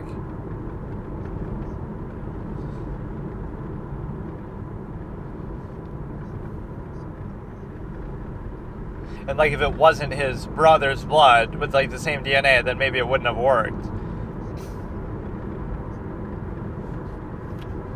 And that scene is so good, like the reforming of the body.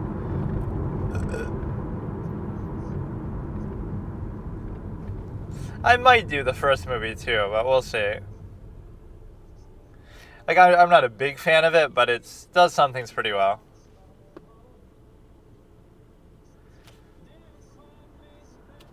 I like the way he reads it, but I don't know when he did this because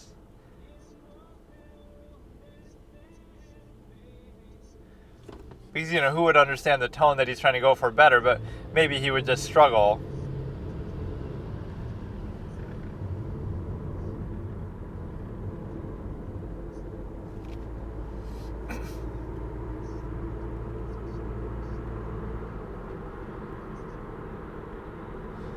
So none of this was really the case. She just discovers the zombie version of Frank.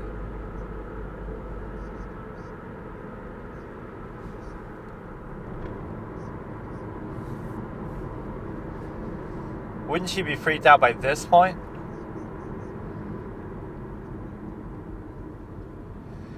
A regular David Blaine, this one. World record for breath holding. No, but this is pretty well written. Like, it's stretching out some of the scenes that are shorter in the movie, but it's still good. But the way they portray her is a little different. Like, oh, she's all positive and nice. But we never see that in the movie. She's bitch face, a bitch all the time, right? Whereas here it's actually she's so nice and she's only sullen because of her jealousy or guilt over Frank.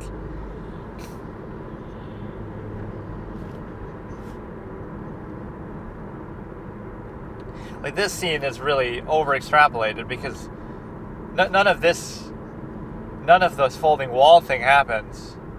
I don't think. You just see the guy out there. You just see the guy in the attic who formed.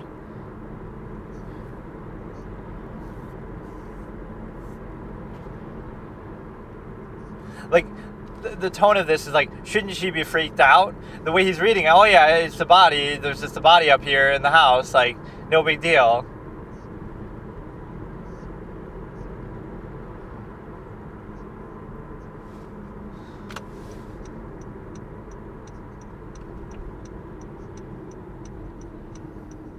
Like, she's just, the way he's analyzing it, like, oh yeah, let's analyze it all analytically. Shouldn't you be a little freaked out?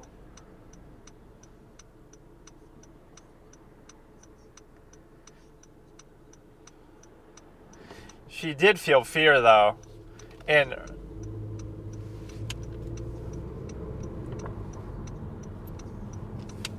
she did feel fear in the movie, though. Or maybe once it approaches her, she will. And it could be some semblance of her love for Frank that she can sense as him even though she doesn't know. Some of the stuff she does to him is weird. Like, she'll trace his face or something, like she's still attracted to him even in this state. You would not only cheat on your husband with his brother, but even in this state you still would.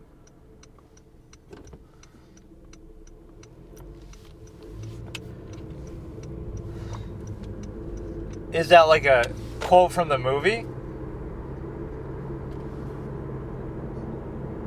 That voice of him saying it sounded like the actor from the movie.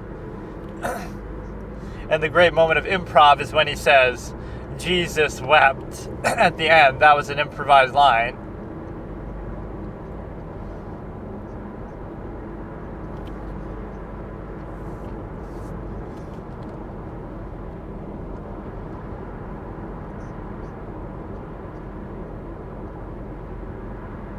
And sort of staring at her, and I like that line where it's a wonder that she looked at Julia looked at Kirsty as if she was wondering how she wasn't strangled in the womb. Like, how are you even alive? But no, Kirsty's much more glowing and positive in the movie, whereas here she's shown as more sullen, and Julia's more sullen and shown here as being a bit more positive, even though we don't really see that now, just in general.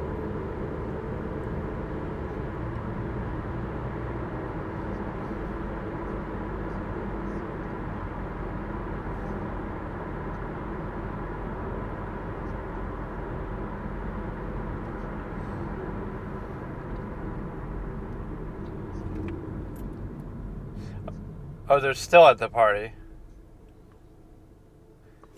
She basically just gives her a dirty look here.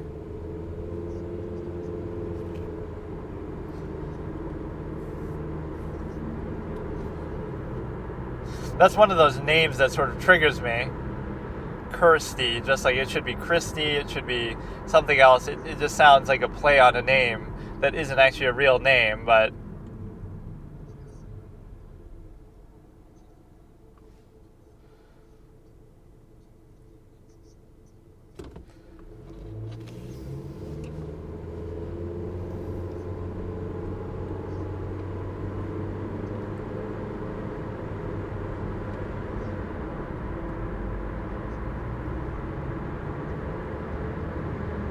she's not like adequately freaked out by the wall that she saw.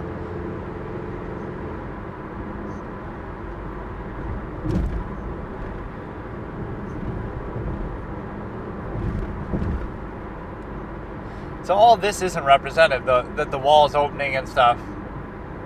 Maybe there is an implication of that I just don't realize. Like the same way the Cenobites appear from the wall or whatever is the same way that that Frank is appearing and disappearing. But the way I saw it in the movie is more like he's just always up there and nobody really notices him somehow. He's always hiding, or nobody goes in there. He's just kind of in there hiding and chilling.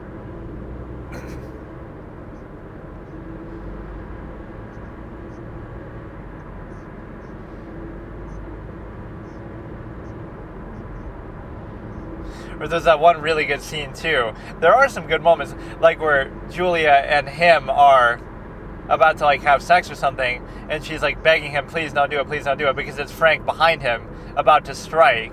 But then Rory's like, Larry's like, you know, Jesus, you've never acted like this before. Like, because he thinks it's just, he doesn't realize Frank's there, and she, I don't think he ever realizes it. He gets killed probably before he gets the chance. He's kind of too innocent and naive and trusting.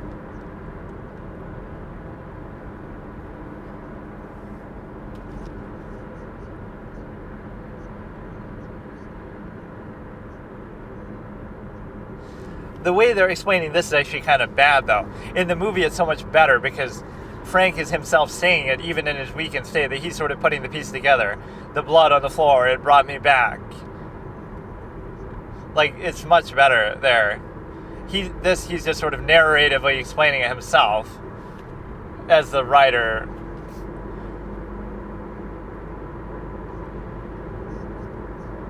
This is, I don't like this.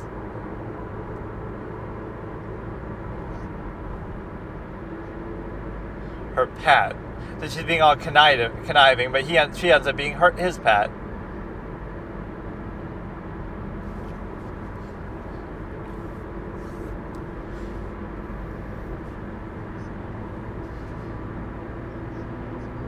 This, like, she's coming up with all this on her own, and Frank didn't even say it. Yeah, this is worse. I like the way they portrayed it in the movie better. That he is somewhat aware, and they have a conversation, and he talks, and he convinces her, I need blood, and she's apprehensive. Here it's like she's coming to this in her own mind. He didn't say anything there, I don't think.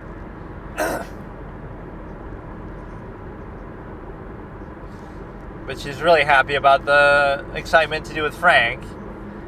You know you're a cuck when you're getting cucked by a fucking zombie remnant of your brother that you only met once and slept with on your wedding dress.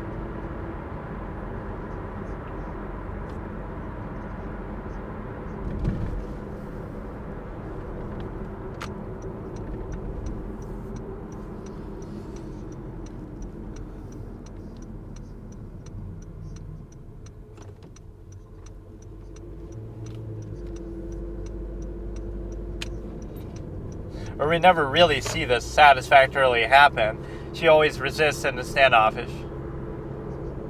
It was Frank's ghost, demon, zombie was... Or is that scene going to happen now?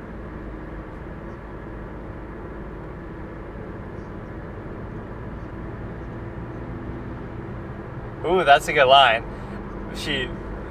His name rose to her lips, but she bit it back.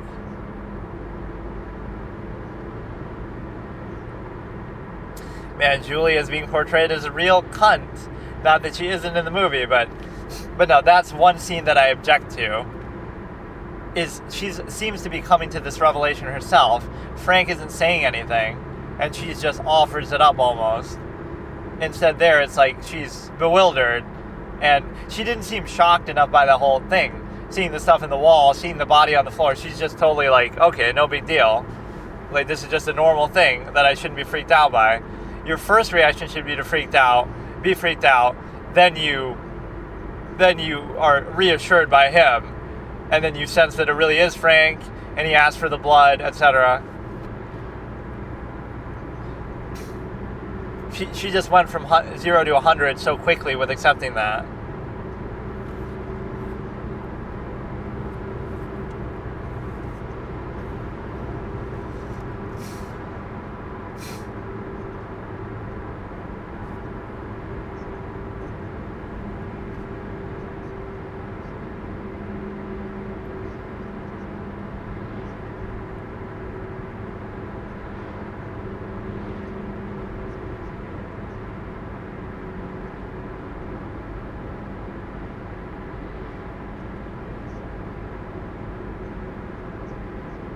Didn't we already hear this line? Eventual brother, and I thought I already heard that line in the first chapter.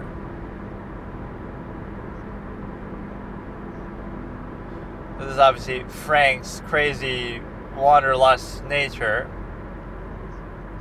Everybody wants to be a Frank, but we end up being a Rory. Like, you want to wander around as a hedonist, but you don't trust yourself, or you don't have the balls to do it. It's not that you wouldn't do it, it's that you don't have the ability to do it, or you want the convenience of the sort of half-mast state that you're reduced to.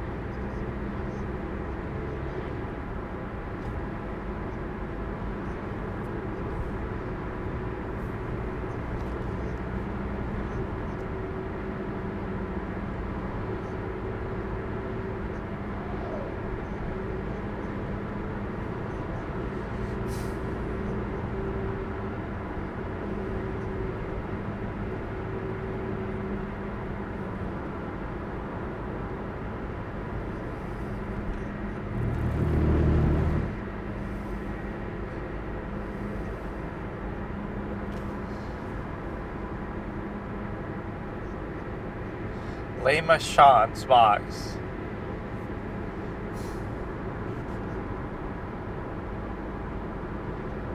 But see, he's no ordinary degenerate, because he got the pinnacle of degeneracy, which is this Lema Sean's configuration.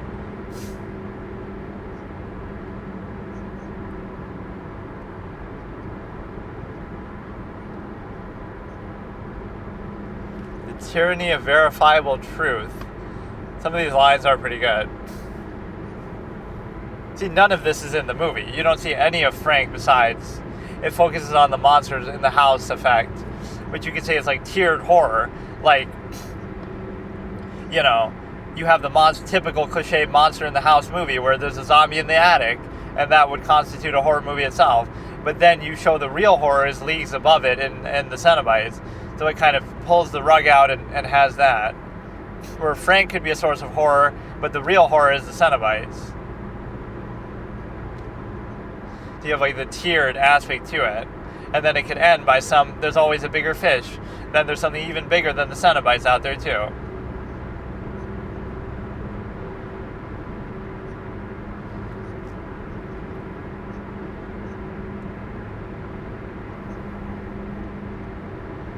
I wonder how similar those lines are going to be to the box. You opened it, we came.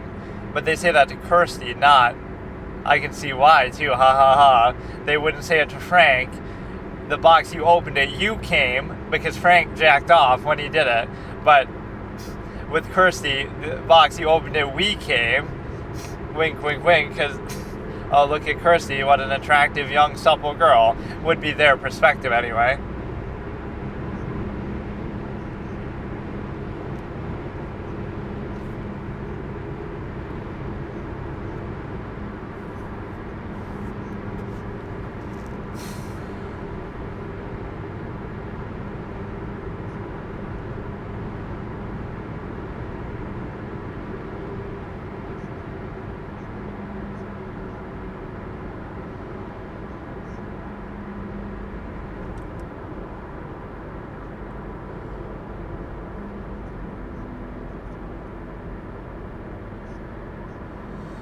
I don't like how they called him that too right at the beginning. Or they sort of spoil that. See, it's more of a surprise in the movie. It's the sort of thing that makes it very valuable. The fact that I watched the movie without knowing anything about it, there were a lot of good moments of surprise. Like when he says the Cenobites, like, who the fuck are the Cenobites? And I thought that name sounded a little bit weird. Like, it doesn't sound scary. It just sounds like a form of disk drive space. Like after a terabyte, there's a Cenobite.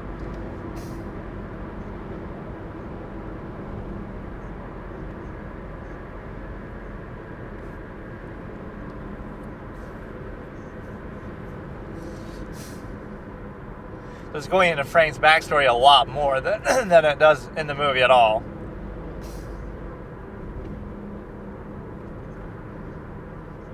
So think about it, they cut the first 20 minutes out of the book of chapter 1, where it shows Frank dealing with the Cenobites at the beginning. It never shows you that. And it also never shows you this, all the sort of backstory.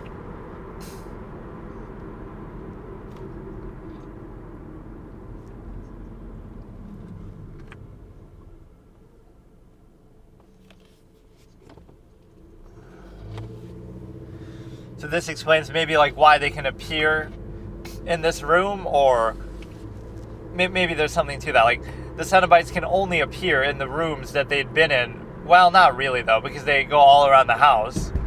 But it has to appear from there, because they only are seen in the attic, and they're only seen in the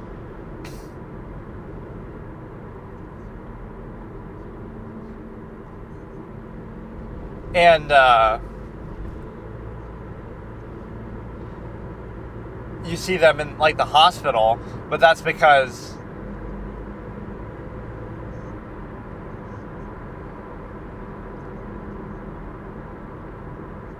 so this explains how they work.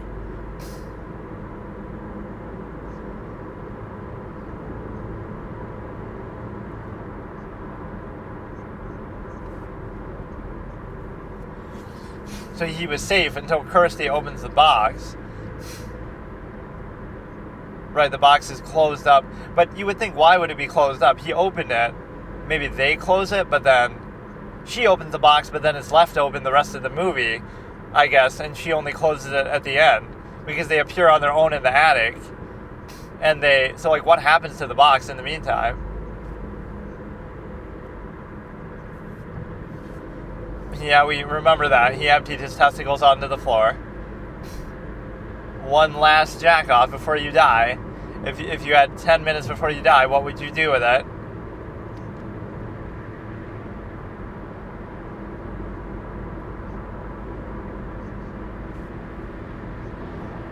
This will be something different than what we see in the movie, so it's good, but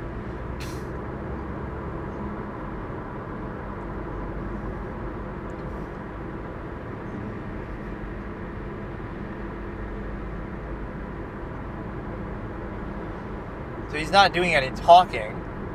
She sort of initiates him more. Even knowing that it's Frank would be weird. Like, how did she know that?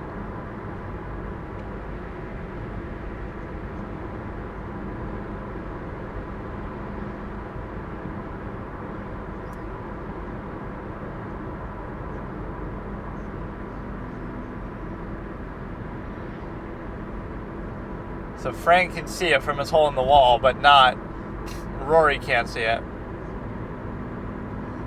You fucking just married the guy, or some time ago. So I don't understand whose house this is, though. This is like Frank's house, but they're just hijacking it because they assume that he's not there, or he's not alive, or whatever. Or it's some shared family house. Like, I don't understand even. Because Frank doesn't seem to have that kind of money around. Yeah, here we go. We get into the whole sadomasochism of it. Associating pain and pleasure. That's why he's smiling even when he's getting torn apart, or, there's some blurring of the line.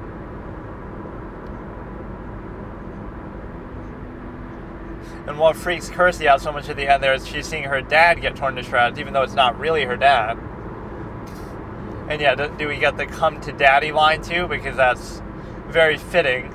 They set that up just because he really is going to appear as the dad.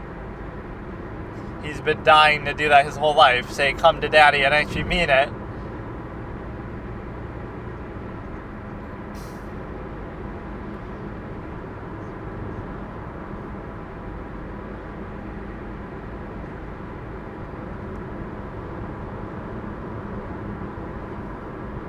Now she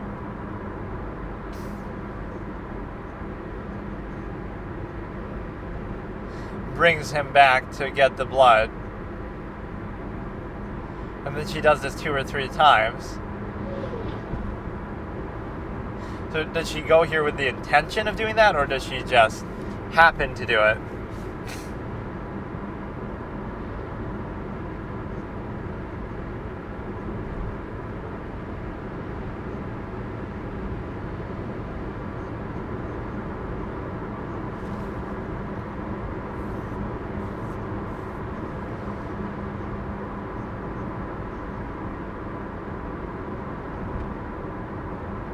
Let him just be a body, but for what?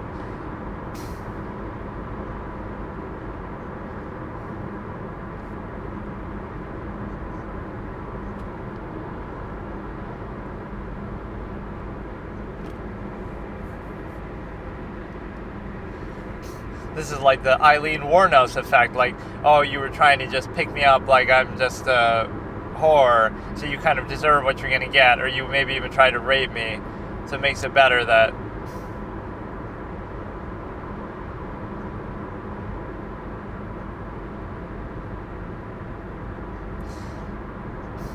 Or it's actually the opposite in the movie. I think the guy says, I get lonely sometimes.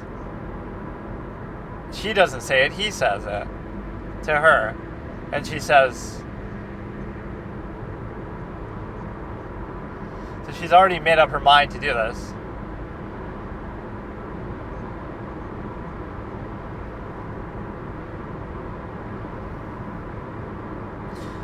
So somehow he's able to hide in there, Frank, without anybody noticing.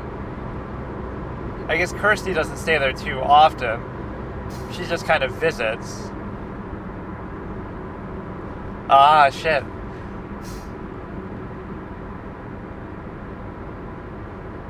Or one of them actually sees the zombie and it attacks them too.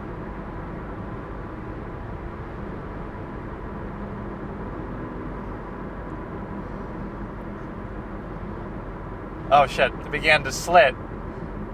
I was almost thinking slit his throat, just like that.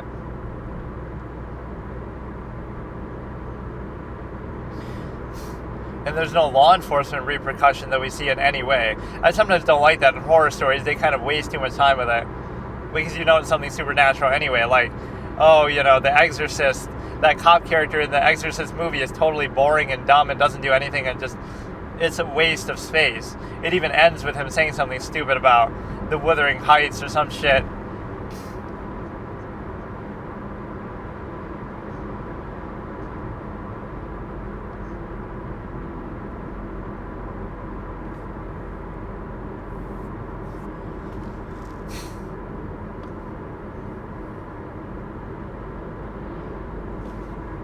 Yeah, maybe your pleasure is pain too.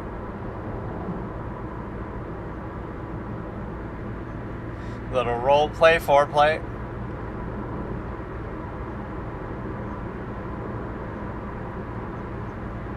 It is fascinating how this dynamic comes in. So she's willing to not only cheat on her husband, not only, you know, bring somebody here, kill them. Look at how much she's willing to do for Frank. So in a way, Frank was willing to do anything for Leigh Michon's configuration, but she's willing to do anything for Frank. Frank is like her hedonistic delight and like the pinnacle, stimuli acme, the Leigh Michon's configuration for her, like this MacGuffin device. She's willing to do anything to be with Frank, kill even her husband, anything. And so it's only fitting that she should be betrayed. And what did she say when he ultimately kills him at the end? Not me. Something like that. Like she's shocked that... Or maybe she even enjoyed that one last moment. The one last kiss where he sucks her blood dry or absorbs her essence.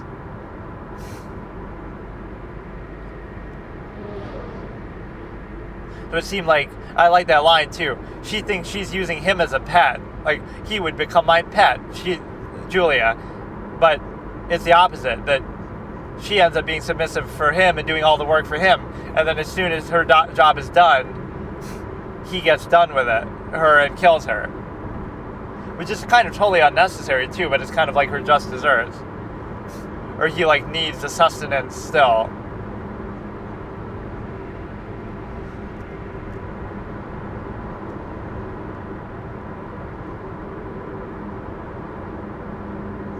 In and where, though? Where? Belly?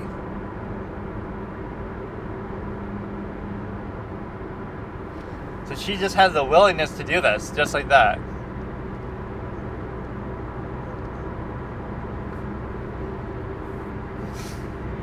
Now, and I like this. She comes to this conclusion on her own, too. Frank didn't ask for it in the book, so Frank hasn't said anything, I don't think. Except for, like, Julia.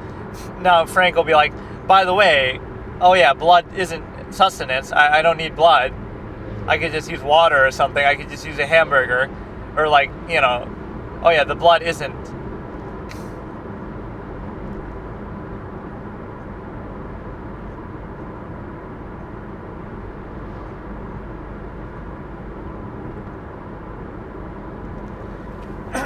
the blood, like, that's what Frank will say. Oh, by the way, blood isn't any use to me, so you just killed this guy for nothing. You just volunteered to do it on your own. She just comes to that speculation that, oh, you know, she's not freaked out by the whole supernatural circumstance. She's even willing to jump to random conclusions like this. So I like her bewilderment in the movie better, where she's able to question it, like, she's surprised and he has to convince her, and she thinks about it and she kind of hears it from him.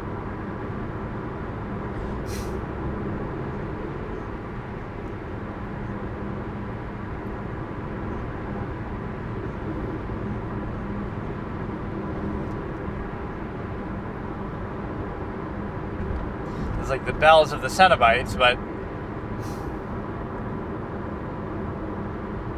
the Lamb now, he's officially called. That's a good scene too, that she looks at herself in the mirror with the blood.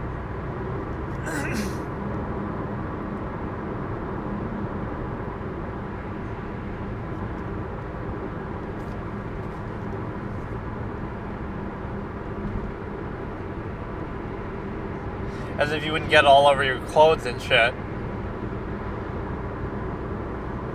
Yeah, that's a true Eileen Wuornos moment. You try to bait out people to try to rape you or whatever, and then you kill them.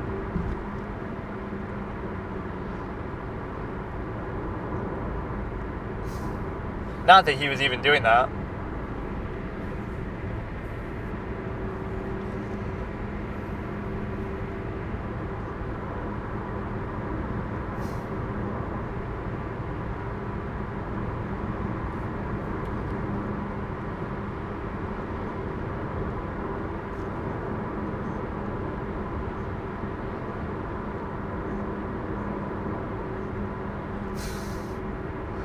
You're freaked out by this, but not the fact that you just murdered the guy for this exact purpose. So now she ends up doing this multiple times.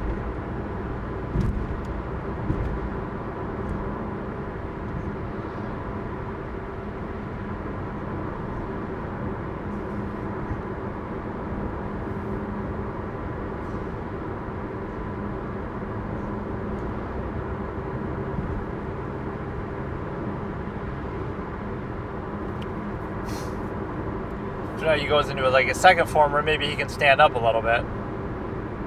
She's assuming it's Frank. She's assuming it's sustenance from blood. You're assuming too many things. Yeah, this whole movie could have been ruined if just somebody else went up in the attic, which I guess they do, but they don't notice anything.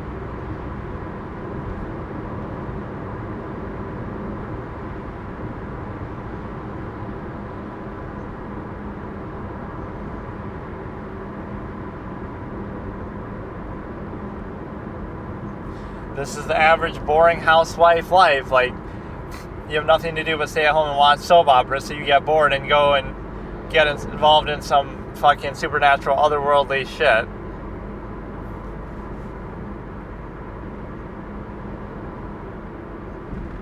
I thought there was nothing left.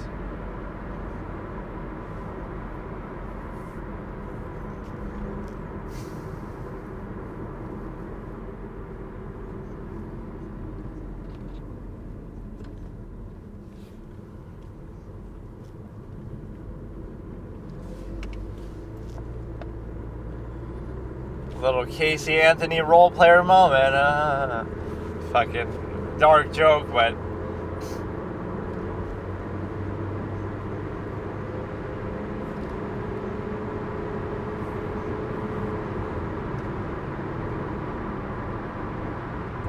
are there tears of joy because she's gonna see her Frank again?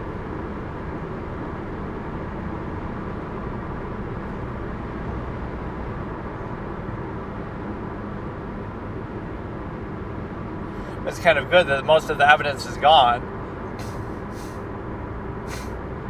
That, like, it would just be the bones left.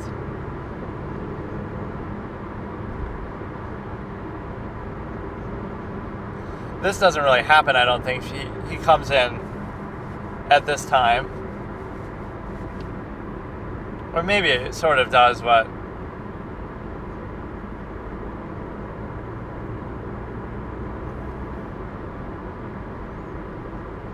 So she'll just hide it in there. Which there is like a jump scare moment towards the end, I think, where Frank is chasing Kirsty, and you find like some of the other people's leftover bodies in there. But the way she's saying it was drained so much, there was too much of the body left. She had left all the bodies, I guess, in a vase in there or something that we see, which you would probably be smelling that. But that's in a different room than where Frank is chilling.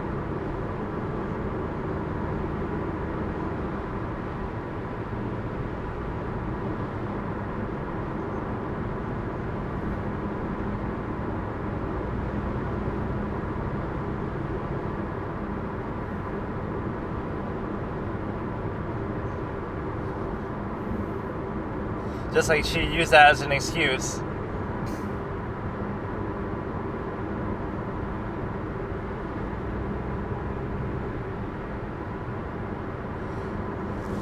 Like when she leaves the...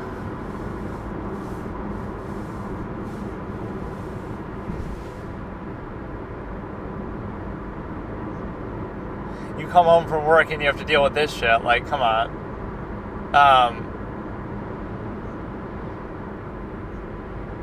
The excuse that she uses to get away from the dinner table. So the first chapter was all about the Cenobites and moving into the house. The second chapter is all about Frank. Frank's zombie remains, Frank's past, Frank's idiosyncrasies, Julia's plan to sort of save Frank and bring him back to life.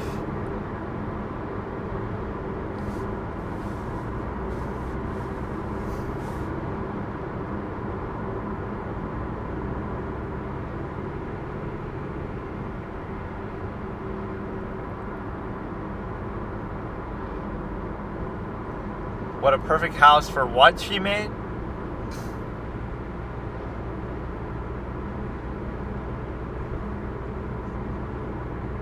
Yeah, she didn't seem... So this is the scene that I was thinking of, but this happens much earlier. This happens before the body was offered to her.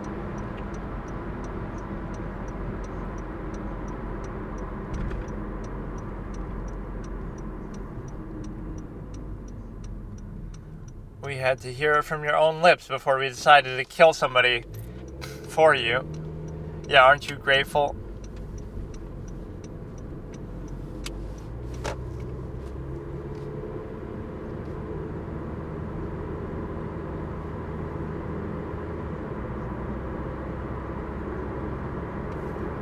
Don't let him near me until I kill him later.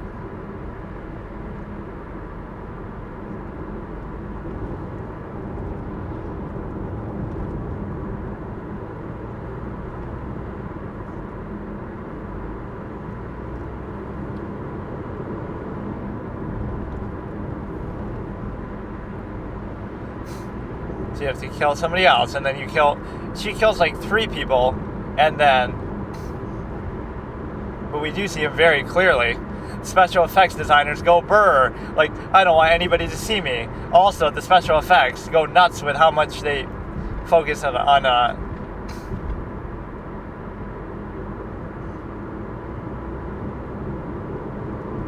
probably 2 more people's worth, and then you even take over the husband too, Rory.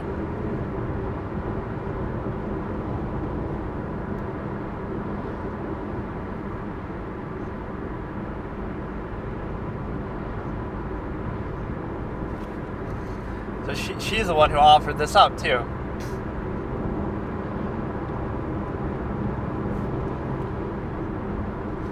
But yeah, Rory is all too trusting.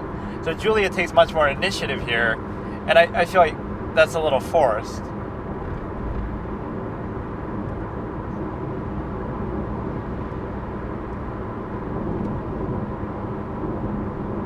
Ooh. So you can't tell whether he's happy. He's laughing that he's going to be using her, but also he's in pain or something. But he's pretty good at hiding in there where like somehow she can't even see it. So that's the end of it right there, 0 seconds. Now we're going to have chapters 3 and 4, which probably would be, there's probably going to be more than that. So that chapter, the thing is, both chapters have had significant portions of them, maybe like 20 minutes or so, that are not actually from the movie at all. Or they're blowing up a big part of it. So in the first chapter, the first 20 minutes or so is to do with the Cenobites, where they're actually talking and he's going through and jacking off and stuff. You don't see any of that at any point, and so that's blown up. That first 20 minutes is not there. The rest of it is pretty much there where they're moving in the house. And then the second chapter is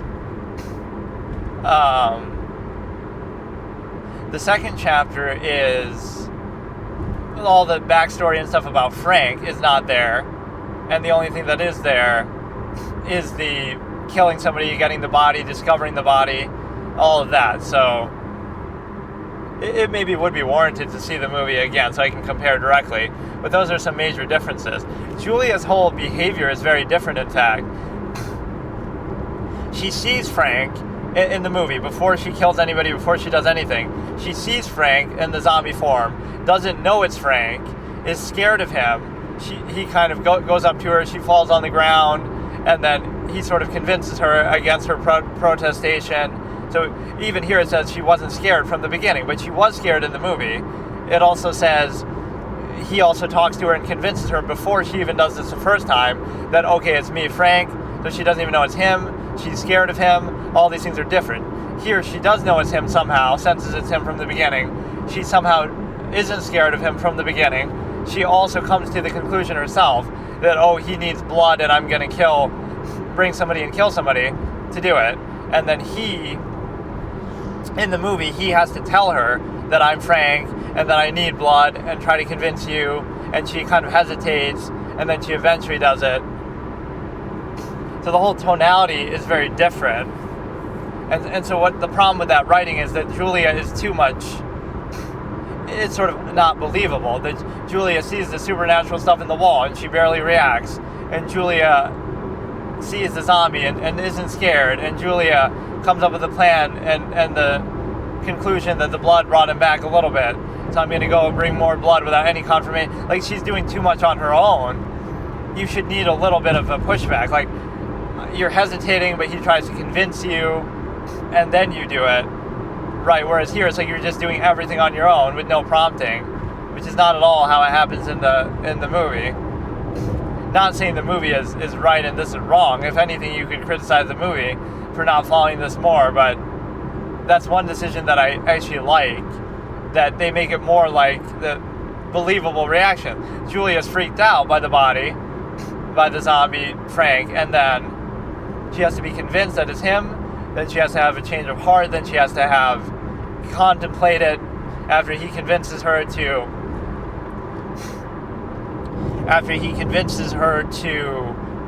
try to get more blood, and it has to be human blood apparently. Otherwise, why can't you just get a pig and give him that, or something else? Or why can't you just try to like find and steal a dead body? You need, like, it's such specific criteria that I try to find a loophole. You can't use like animal blood, like pig blood or something. You can't use a human who's already been deceased for a while. You have to have like fresh human blood that they were just killed just now, and it has to be a human. Like, I don't feel like they lay it out that specifically, but it would be very different otherwise.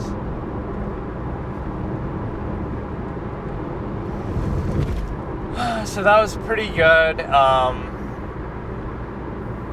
Again, some of that stuff is maybe a little bit long-winded, so I can understand why they left it out. But even if you look at it from that perspective, it's a case where you look at it from the perspective that, you know, they could have had a 10-minute flashback sequence of the guy, of Frank's history, and they could have had a long sequence of the so we miss out on Frank's backstory and we miss out on more of the Cenobites. But see, I feel like that plays into a very valuable portion of it with respect to the novelty of not knowing really what the Cenobites are, and then it turns into a twist moment later where you have the reveal is much more satisfying. Here you've already seen and heard about the Cenobite, so the suspense is already gone, right? It's just like, okay, you see them in the first 20 minutes and they sort of belabor the point a little bit, whereas there it's a total shock, total mystery. You barely see anything. And so now when you start to hear about them, it's a surprise. When you when you see them for the first time, it's a big surprise. So those decisions were pretty good.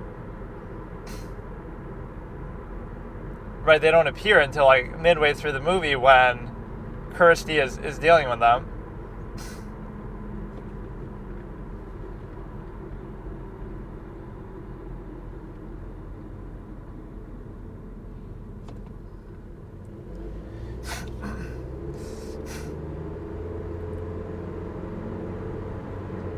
And the way that you can look at that is, that's their big iconic scene.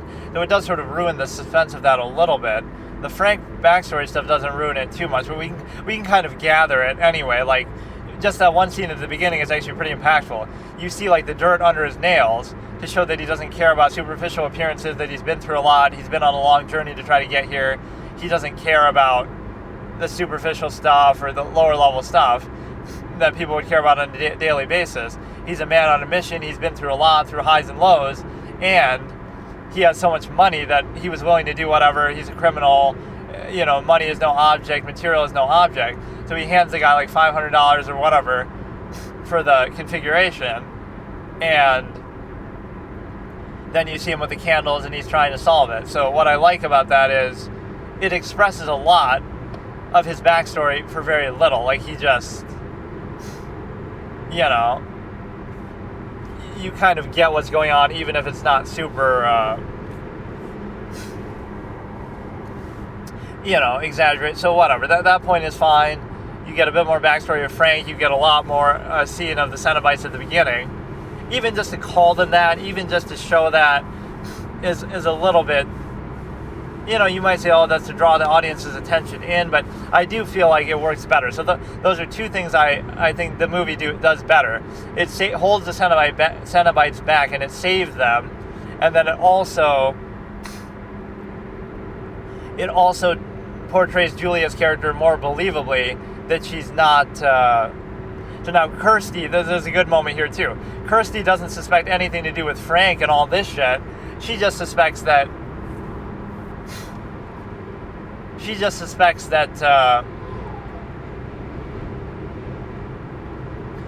she's like cheating on her dad. So she kind of sneaks up on Julia and finds that she's with another guy, but she doesn't realize that she actually killed him or that Frank is there. So then what happens to Julia in that moment anyway? Because, like, I thought that's the scene where Kirsty discovers Frank, and then where is Julia? She spies on Julia with a man, and then the man is gone, and then she kind of leaves him with Frank. I guess Julia just sort of waits outside and sort of locks her in with Frank. But then she picks up the lament configuration and throws it out the window, and then he says, no, dramatically, you want it, which is kind of a little cheesy how that scene is portrayed. And then she runs out. But I thought Julia was locking the door, so I don't know what's happening with Julia at that point. And then she gets out, and Julia maybe tries to stop her, and then she ends up in the hospital with the box, and then she solves the box in the hospital, which shows you a certain game theory sort of innate genius that she must have. She's not some ordinary person. She was able to solve the box a lot easier than even Frank, and she was able to, just do it at all. So she, she's no ordinary person. There's like a funny moment towards the end where all the monsters are unleashed, and it's like, she says, give it to me, because her like boyfriend is trying to solve it. He's like, fuck this, you can't solve a Rubik's Cube for shit. And then she does it herself. Like, she's just a master of doing this, and it zooms in on her eyes a lot. There are some cheesy things about it, but from an overall storytelling standpoint, there are some pretty good parts of it. I especially like Julia's character, although I don't like it maybe here as much, because I like the fact that she's so sort of devious and all this, but there's just a lot going on with her, basically, where you could say, like, who are even the villains in the movie? Like, the Cenobites are kind of anti-heroes or whatever. They're not truly the villains. And so are the,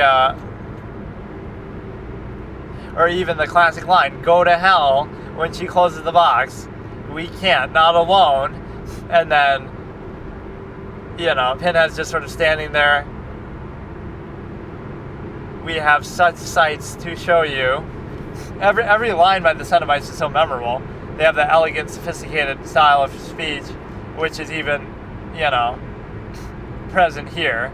And the way that Clive tries to do the voices is kind of a little amusing. But, yeah, it's pretty good. It's kind of a random choice as far as, like, why, of all the books in existence, I don't know why I felt like doing this one. But no, I may watch the part 1 again, or I almost could just watch people's reaction to it, reacting to their reactions, which would still cover most of the key moments. But no, I'll definitely do part 2, but I might do part 1 as well. So we're maybe like a third of the way through it, assuming 40 minutes each chapter. You would have probably 6 chapters if it's going to be like 3 hours long. Okay, so today I'm going to, since we already watched The Hellbound Heart, listen to the second chapter of that. We'll do that again tomorrow or some other time. So we're going to do the Casey Anthony trial day 5, because this is Cindy Anthony. I've seen a lot of the first couple parts now. Maybe not all of it. Tony Lazario, as the judge says, and others, but some of the roommates. But we're at 41 minutes and 15 seconds, I believe.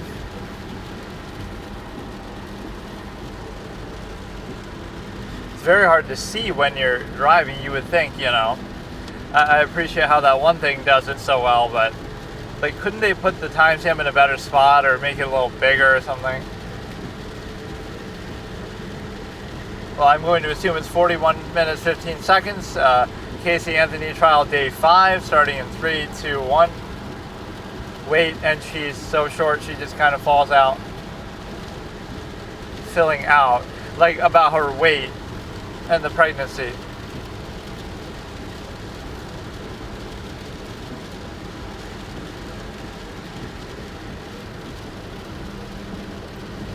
So you're calling her fat and short.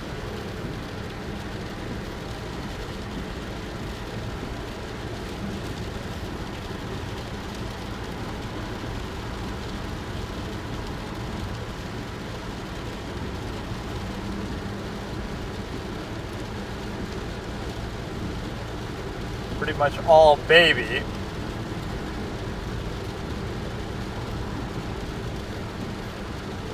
I think more so she was trying to hide it from them.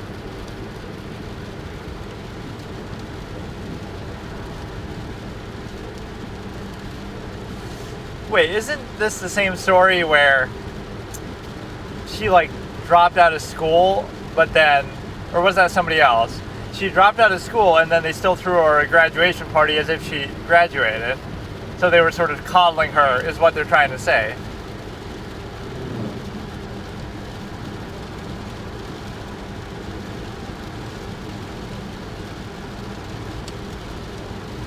And they did, and they were sort of footing the bill because she wasn't working.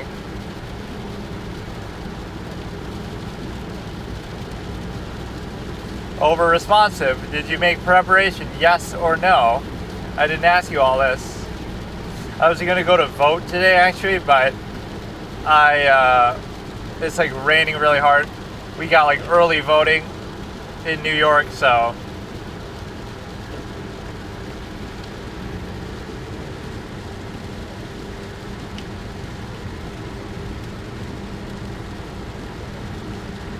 computer room into the nursery room, the same computer on which she looks up how to kill her.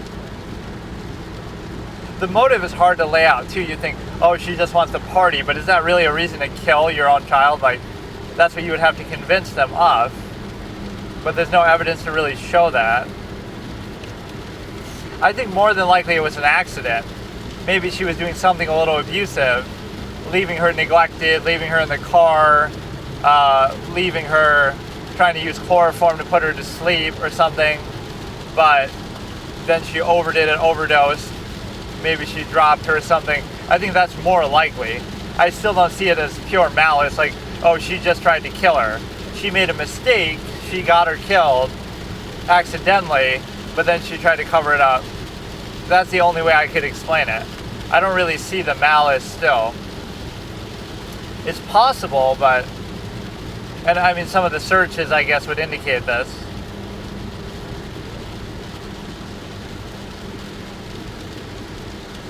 See, this is genuine. She's not acting.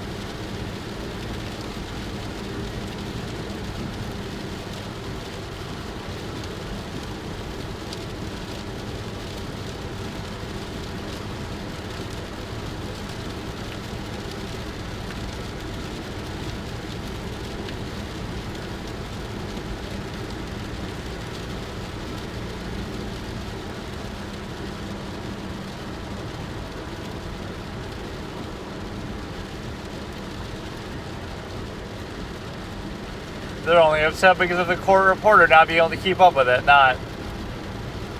I love when they get all emotional, they still answer so diligently, like even Jodi Arias. Were you crying when you shot him? Were you crying when you stabbed him? You don't have to answer that, just fucking, you know, chill out. You're crying, you're sad.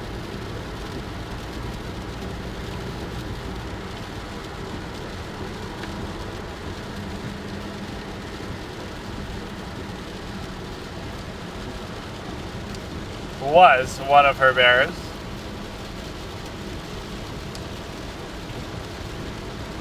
Mech's numbered, she said.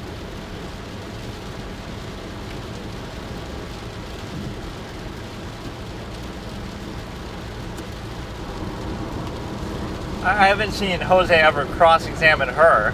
I've seen him cross-examine George, so the implication is Cindy is maybe more on Casey's side, trying to cover up things maybe a little bit for her, whereas George is a little bit like against her, obviously.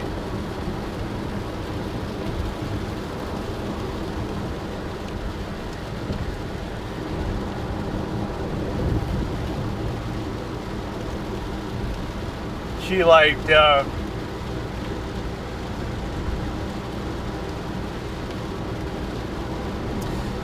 Dora the Explorer and stuff.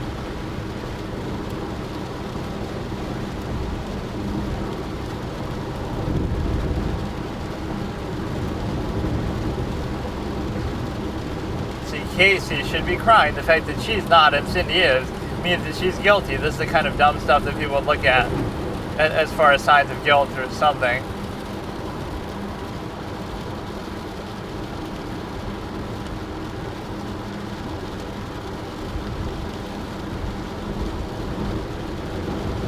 Like, sometimes you can take a break and just sort of chill, because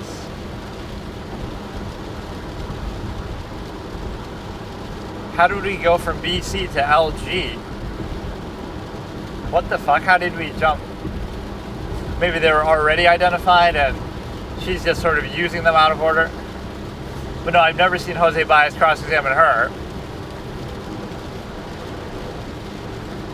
Objection, it's not a picture, it's a blueprint.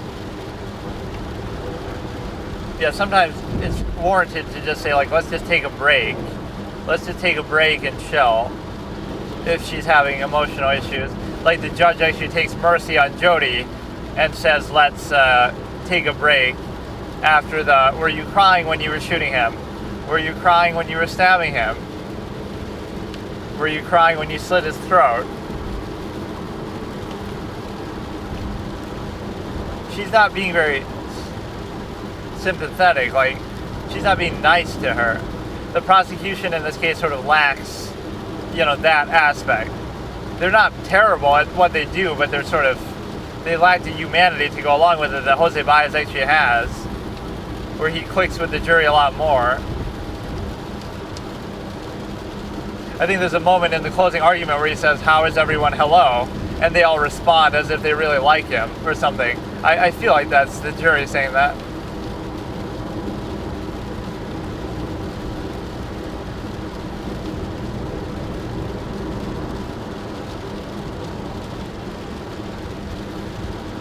Insert Walking Dead meme of the guy saying Lee and yelling Lee at the end. We gotta find an excuse to do that.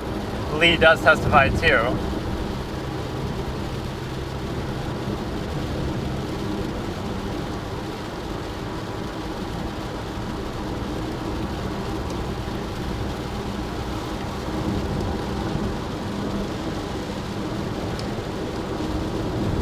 Yeah, I want to see the big reconciliation with her family, courtesy of the Peacock documentary, Where the Truth Lies, Casey Anthony. But that probably won't happen. Or she probably keeps accusing George. Which I want to see that as some supervillain plot twist moment, that actually ends up being true.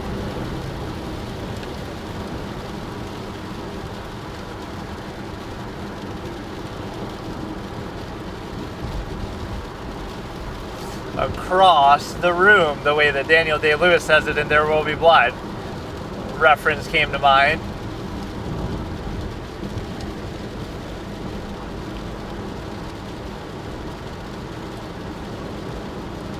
But yeah, that's the kind of vile shit that Casey would do, probably.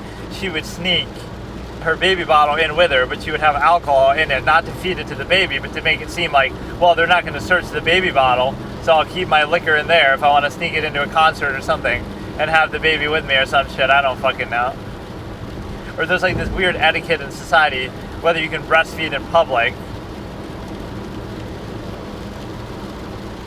It is sort of a weird thing to do. Like, I understand kind of you can't help it at times, but you should go to the bathroom and do it and come back, and sometimes you have to do it for long periods of time. Like, I get it, but it's the sort of thing, like, you probably should do it in the bathroom or have like a bottle prepared, assuming they can take it like that.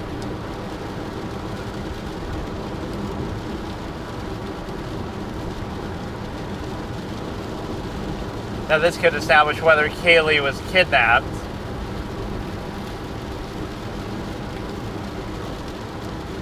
That's always the worst form of security, something that's glass.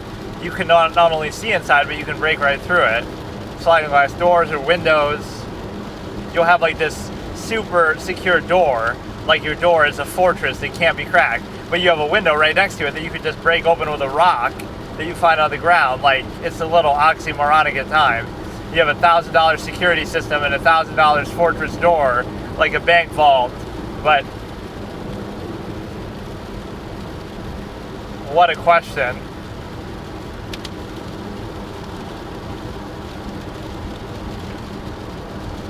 Do you normally enter your house through your front door? But technically her answer wasn't so straightforward, so I guess.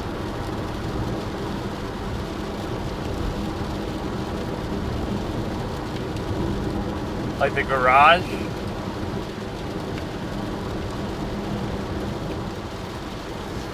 But yeah, I'll have to wait till tomorrow to Pokemon Go to the polls. The most out of touch. How to tell me you're out of touch by actually telling me Hillary Clinton 2016. Sis really thought she was going to win the election with that. Sis really thought the corporate-owned media could spoon-feed her that one, which it almost did. But she won the popular vote, people would say, which she did, but that's not how it works. Like, I love that being brought up now. Like, I'm not defending the Electoral College, but everything is like this Trump new age, you know. Everything to do with Trump is bad. So you would ignore that system. Now all of a sudden when Trump wins, oh, it's bad. Like, I'm not saying nobody said it was bad, but it becomes like a big thing now. I would have respected it more if you said that in 1985 or 2004 or something. You know, there's a lot of stuff to do with lawn mowing in here too. The dad and the gas and the mowing and the shit. So let me try to lay out my schedule here. Tonight I have to just relax. I have to do a little editing, I guess. So I'll try to catch up on some editing. Then tomorrow I'll try to do the vote in the day.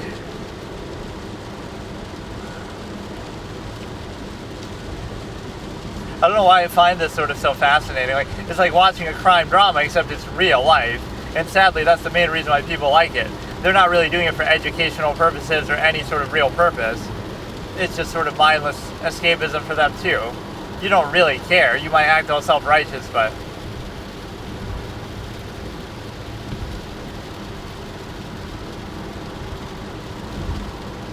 out of frustration. I don't know what that means.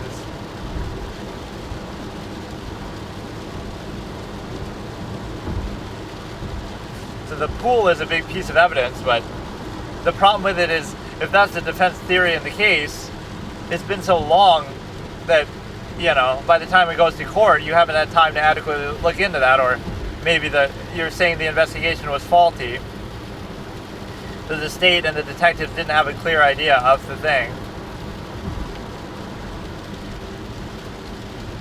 Let's do a Jodi Anthony versus Casey Anthony, Jodi Arias versus Casey Anthony 1v1 edit kind of thing, but with my criteria.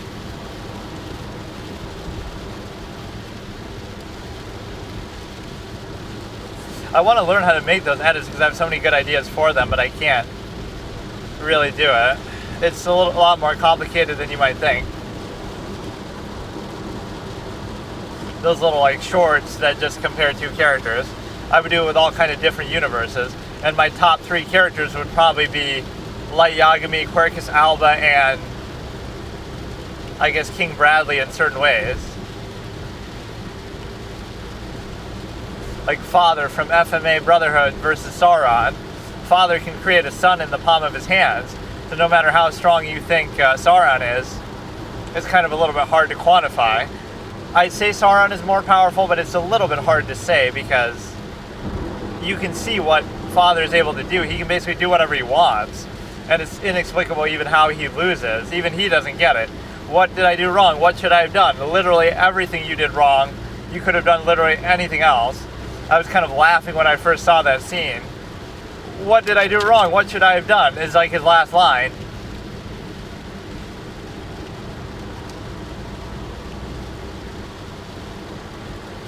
So, yeah, Jodi versus Casey Anthony. Let's do the character stats. So, Jodi's intelligence is probably, believe it or not, like a 7. And I know people think that's dumb, but again, not so much with how she committed the crime. No, I'll make it a 6. I'll make it a 6. But she has a lot of witty moments and smart things that she does. It's just like the crime is too severe, so it ends up being very difficult to, you know, defend that. So I'll make it a 6 out of 10, which seems pretty high. But in a lot of areas, she is pretty smart, believe it or not. She does a lot of clever things, like, you know, probably averting the death penalty. It's bigger than the cell I'm living in, about the closet moment. So intelligence is a 6. Casey Anthony is probably a bit lower, actually, like a 4. Creativity, I guess Jodi is probably pretty high, even if it doesn't entirely work. I mean, it's hard to say. I'll give her like a 7 because she is creative, but it doesn't always work. Like, it's not always believed. But she comes up with all these fucking theories. 2 people came in there. I don't know if I should count that. Like, I'm being almost generous to her, but Casey Anthony is a bit lower, like a 5, because she's Zenaida Fernandez-Gonzalez and she wasn't really ready. Jodi comes up with a lot of shit, though, in testimony and stuff. Even if it's lies and inconsistent, like, some of it is pretty good. Initiative definitely goes to Jodi. I think I already did this before, too, because Casey's kind of just sluggish and slow about everything and doesn't have a plan after waiting for a month to really get away with it, assuming that's her intention. So I'm not judging her based on, oh, she's a bad mom because she didn't report it.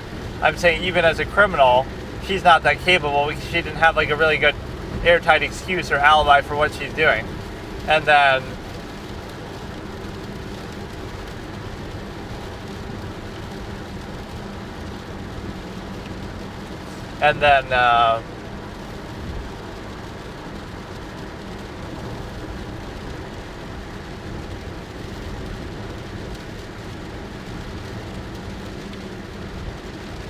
somebody's whispering.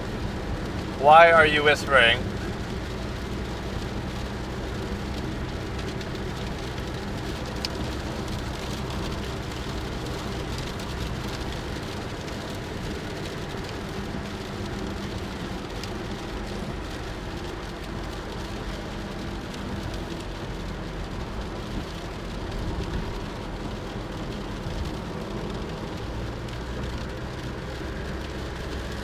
I forgot what I was saying. Initiative goes to Jodi, like probably 8 to 6.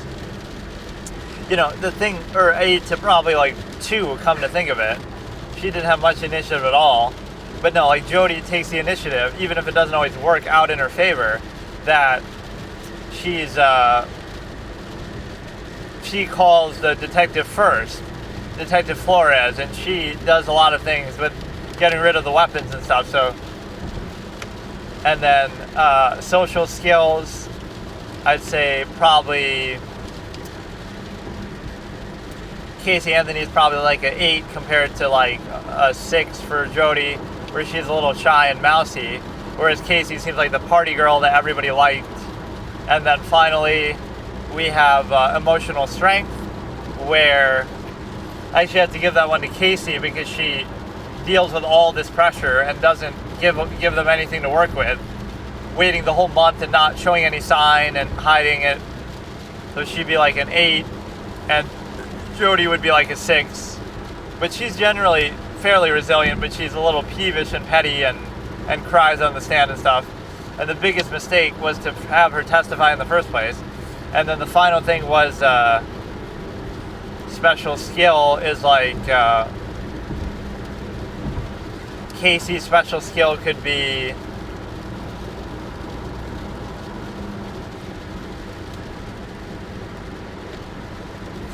Casey's ability is that she had Jose Baez as her attorney, but no, I'll say like her staying in the background, like her sort of passivity, which can help her a lot. They'll give her like a 9 out of 10 because she's so in the background and just not giving them anything. And then Jodi's is like just lying, which she's like maybe a 7 out of 10. She's good in delivery, not so much in content.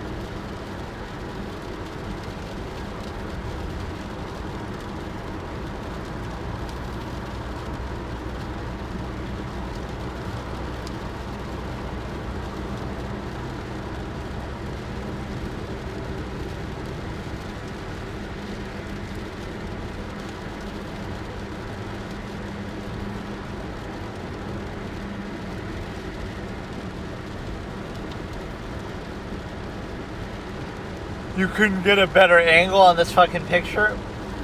This is the best I have to work with?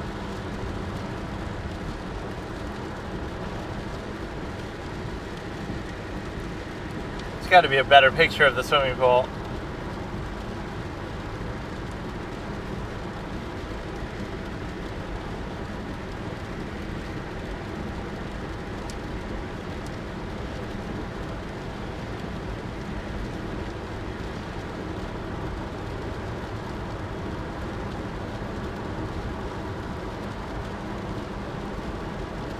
This whole family is very short. Casey's, they just said how she's short.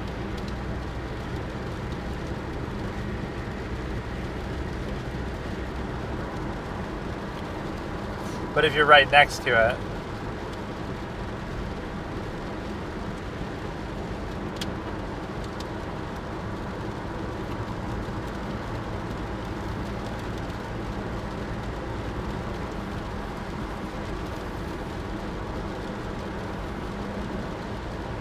that's a really specific question to answer.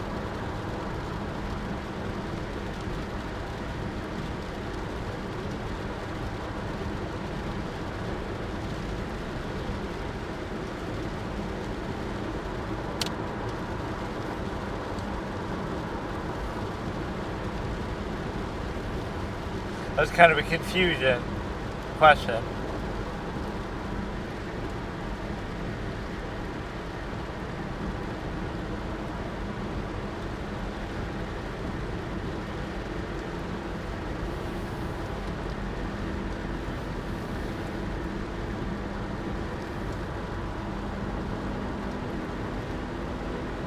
Kind of a rambling answer. Even Jose Baez could object over-responsive.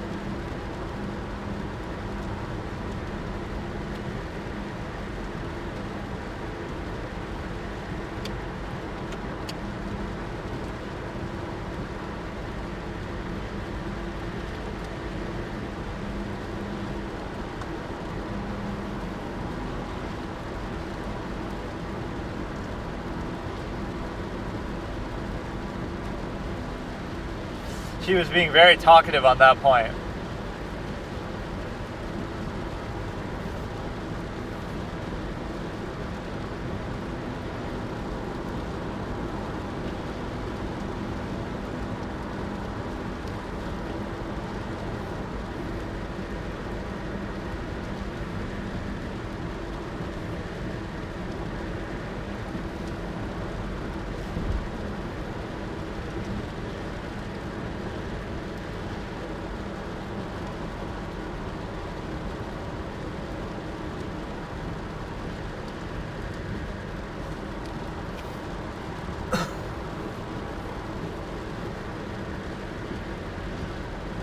A lot of detail for something that probably isn't going to matter, but just to show that Casey couldn't crawl into the pool on her own, but that maybe somebody let her in there and then she got carried away.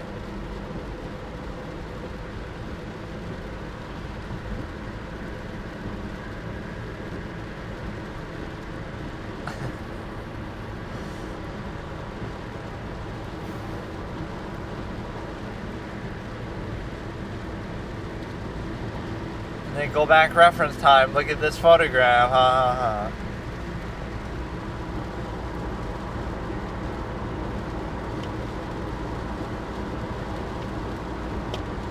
I like how these videos get like no views, and because it's too much stuff together. You'd have to cut it down in short form, and you'd have to have video in it too.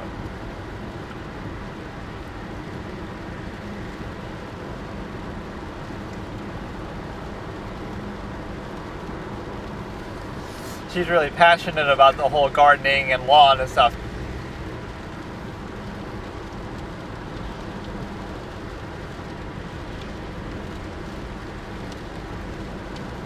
That time she cut the judge off. Normally he says as states numbered, but she just said received as states exhibit. She kind of cut in states exhibit.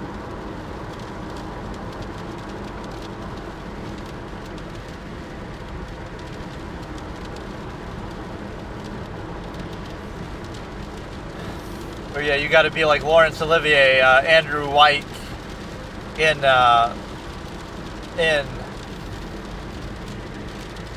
Andrew White in. Oh yeah, I want Casey to show up to their parents with a kid and be like, "See, I made it up to you. You have another granddaughter, and now we're gonna take care of it together." Or like her boyfriend currently, or last I read an article, has a kid already. So wouldn't you be worried about that a little bit? Like, holy shit. Imagine if she gets in trouble for that. The boyfriend's master plan is just to kill the baby himself and frame it on her, and nobody will believe her.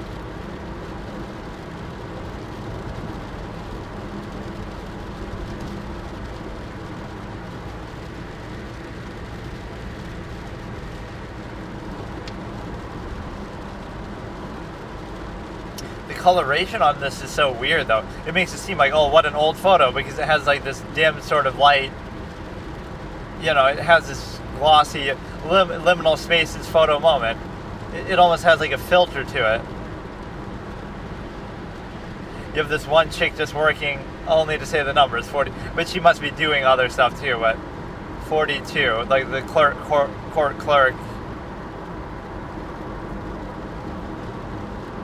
DavidLore.net, very good guy.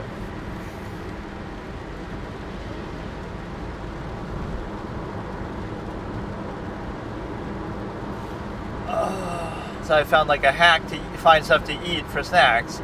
I got like Nutter Butter and Ritz Bits that are both so good and satisfying and filling, but they don't have any sugar in them, because before I was trying to eat like Chips Ahoy and stuff, and my teeth are kind of sensitive right now, so I can't. Right around Halloween too, what a shame, but I try to avoid having too much sugar, so... Or I got some zero sugar, like lemonade and stuff, but I don't know what that means, really. Like, yes, it's zero sugar, but you probably still can't... There's still going to be something in there that's going to fuck with you, I'm sure. I'm sure it's better.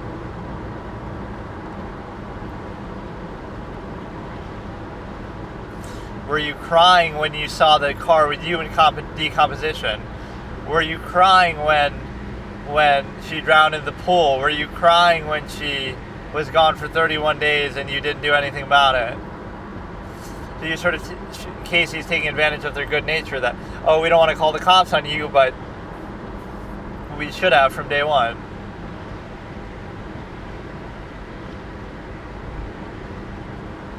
But that's kind of used against George too. Oh, why didn't you call the cops then if it was human decomposition?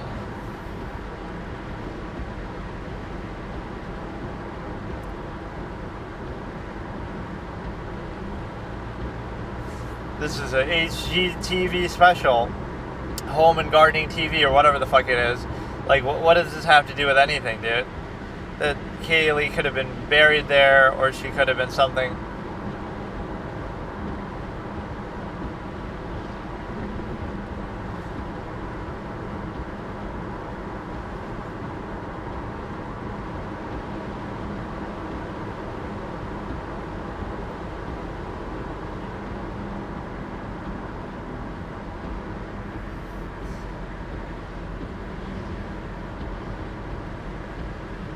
That sounded very wholesome and genuine.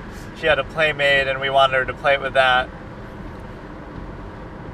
Didn't you know Casey Anthony could see the future and she knew that she would grow up to be a terrible person? That's why she killed her, to spare the world of her suffering, like some kind of time continuum. This is going to be the female version of Hitler.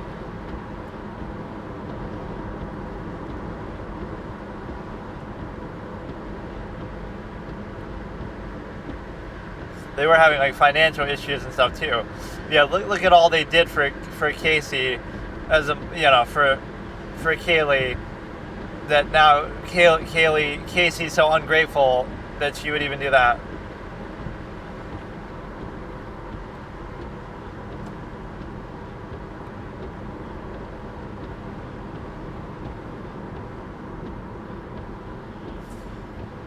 I can't remember. There were two funny letter combinations. F-U and... what was the other one? Like... there's another one that I made fun of earlier because you do hear the F-U in one of these clips, in one of these videos.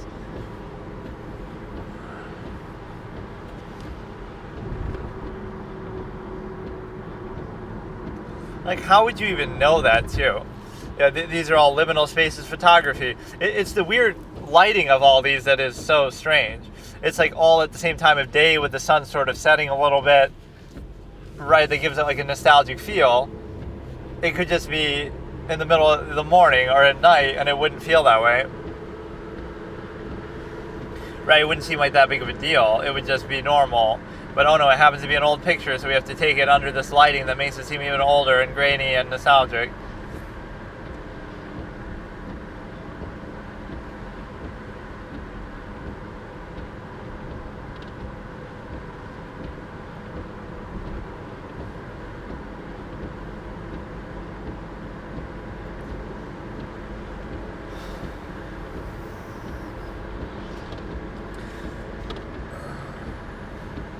I want to see Jose Baez, but this is going on for a while. Like, yeah, I never believed in stuff like that. Like Diet Coke or Diet Pepsi or zero sugar stuff. If you're going to do that, why have it at all? Like, oh, you're worried about your health and sugar. But then why...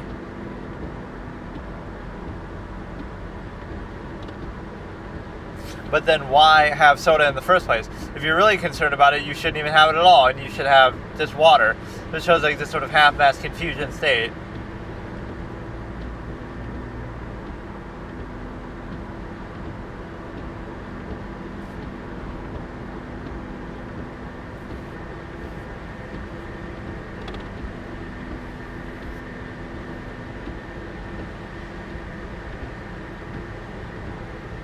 Yeah, Casey's trying to pretend to cry and stuff too.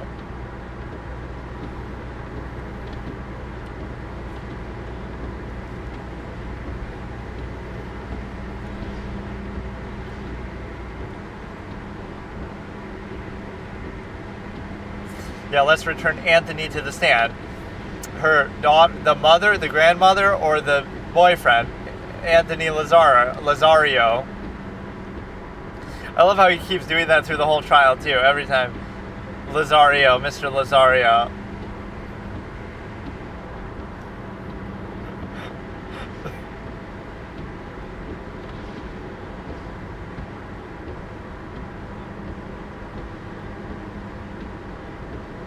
Oh no, it's going to make me cry again and we'll have to take another recess.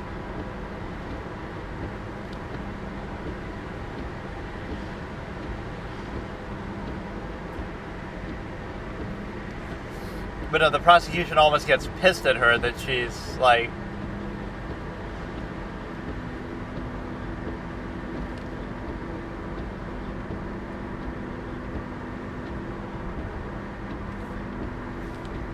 This is maybe to establish that nobody could have broken in.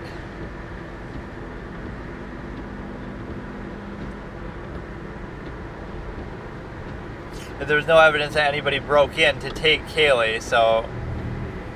But I guess nobody said that's happened anyway. Maybe when they weren't there and then they never saw her again. But...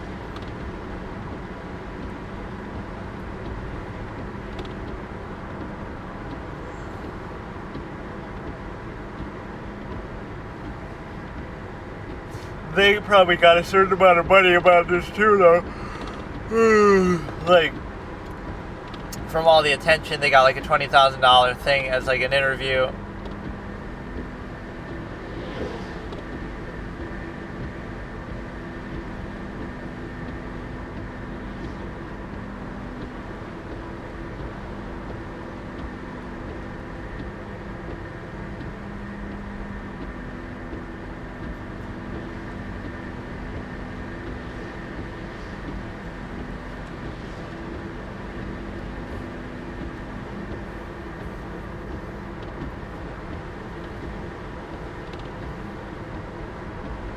All these pictures are so zoomed out. Like in today's day and age, you would be able to zoom in and not lose much quality for it. Like those videos where they make fun, like bro's magnification is the most impressive part. Like it zooms in so far into something on a mountaintop or somewhere.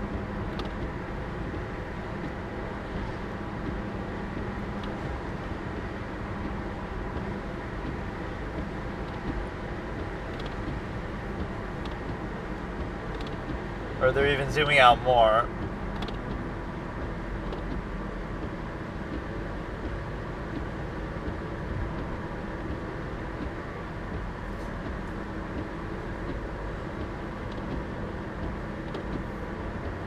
Haven't been this depressed about Doors since that 19 whatever movies by Oliver Stone starring the guy from the Doors band who kills himself or whatever, that Roger Ebert was having a fit about, that it made me cry, so it's a bad movie, even though that's the point, it's meant to be sad.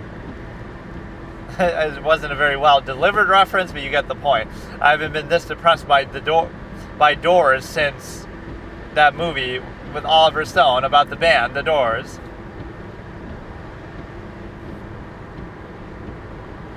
I don't know why they're called that. Like, what does that mean?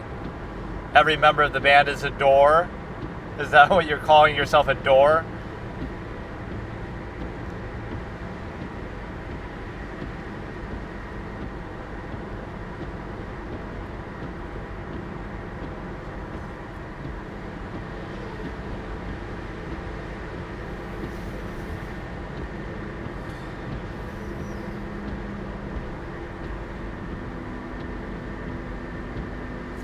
Objection, and she's not an expert in sliding glass doors. How would she know they're really identical?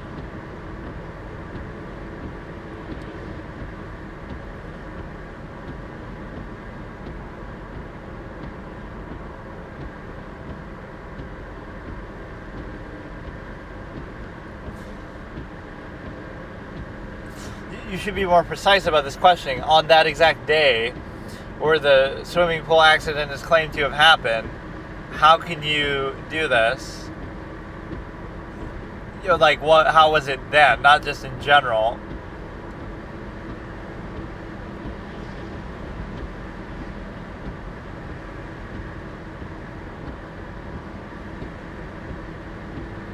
Kind of more of a boring section of questioning. And she's kind of talking too much at times. Or, this mic has more plosives than mine. Get a fucking proper windscreen. There's so many moments where she's kind of peaking or has the plosives on the B's or the P's or whatever.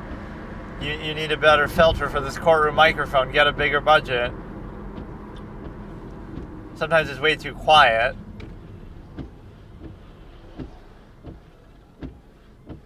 Like, do a plosives counter. How many times is it happening?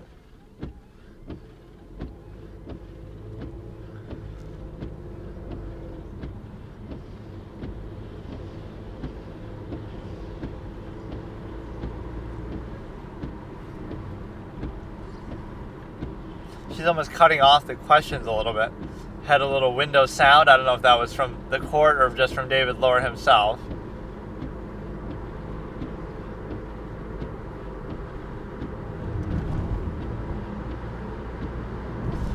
These letters keep jumping around.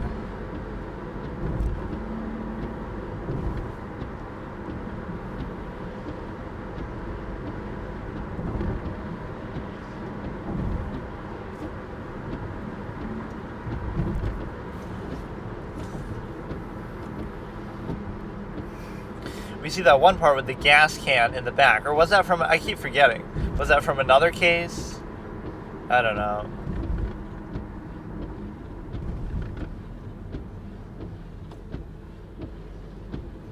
But yeah, the judge keeps his mic higher than everybody else. But you can never hear the alternate counsel when they make an objection or something in the background.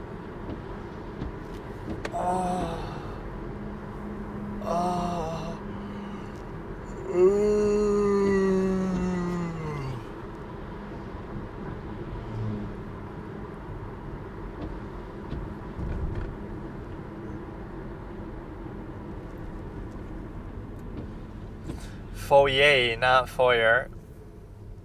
I always have a psychological association with the first time maybe I learned that word as a kid in Luigi's Mansion. The foyer that you see is the first room that you're in. That game is so good for like an aesthetic environment. Like it's so atmospheric.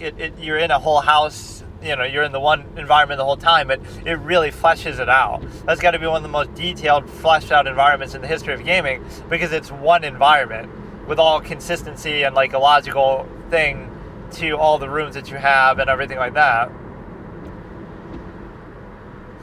It's hard to explain. Like, there are games that are much bigger and have much more detail to them, but in a confined environment that's just like one building, right? It's kind of in a cohesive, believable, real-world way, even as wealthy and extravagant as it might be, it has a certain quality to it. That it feels sort of real and lived in because more like died in because they're all ghosts.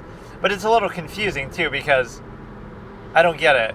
The way the house is made is like all these ghosts are supposedly from all parts around the world that you got collected together, and they just escaped into this mansion. So the mansion isn't where they lived. It's not like everybody from this one big family lived there and died. They all don't know each other. They're all from all around the world. They just happen to fill certain roles within the house that make it seem real, as if they were, you know what I mean? Like, so the rooms are not, the ghosts are not a product of the rooms are a product of the ghosts. Somehow, and it's not even a real mansion, it just kind of materialized, so it's kind of a little confusing. None of these people knew each other except for maybe they pick like what part of the mansion to be in, but it's not like, oh, this mansion was here for 100 years and the entire family died here and something like that. That's almost what it feels like. Like this was just one big family from the past. But it's not meant to be like that. There's just a bunch of random ghosts he picked up around the world, sucked up, and he did that. They escaped, and then they went in the mansion.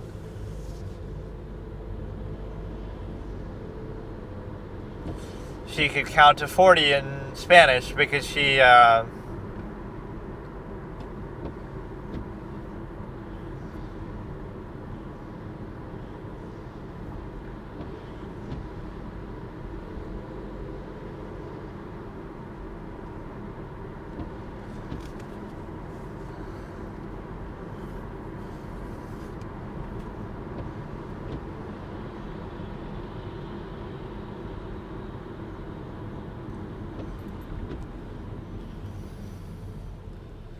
Which he was gonna say you're gonna do predictive speech like Lelouch Lamperouche from fucking Code Geass, where he's able to predict what Schneisel says, and he's able to predict what the other fucking guy says. The guy who can read minds or whatever, Mao. But no, there's something about the aesthetic of Luigi's Mansion that almost deserves a consideration with respect to... It's hard to explain, but you're in one isolated environment and it really fleshes it out fully, and it just really maximizes the atmosphere and everything like that. It has a certain charm to it. Liminal spaces moment, but even if you don't find it scary so much, I find it more atmospheric and satisfying on that level. I guess some story games might do that too. I'm trying to think of an example of that, or so, like think of a movie that takes place in like one environment, like Sleuth, where it's all in the one house, or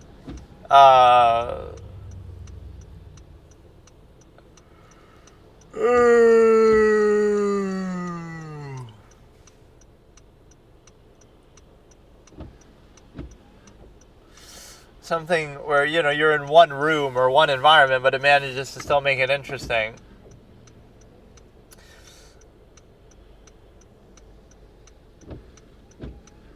Like if you're Elon Musk, you could rebuild that mansion in real life, room by room and everything, and live in it.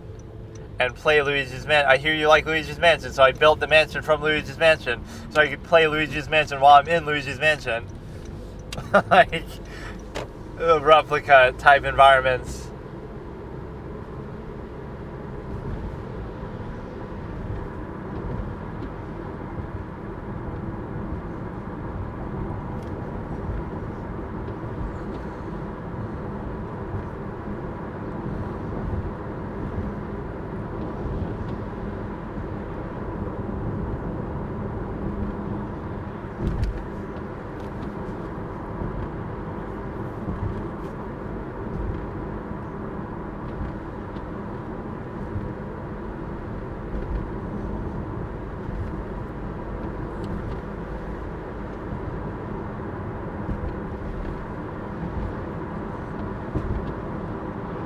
So how close is this to the, like your birthday is to the day that she disappears? Because it must be the June 16th is when they say she drowned, so she must not have been seen by anyone after that. Except for supposedly Casey.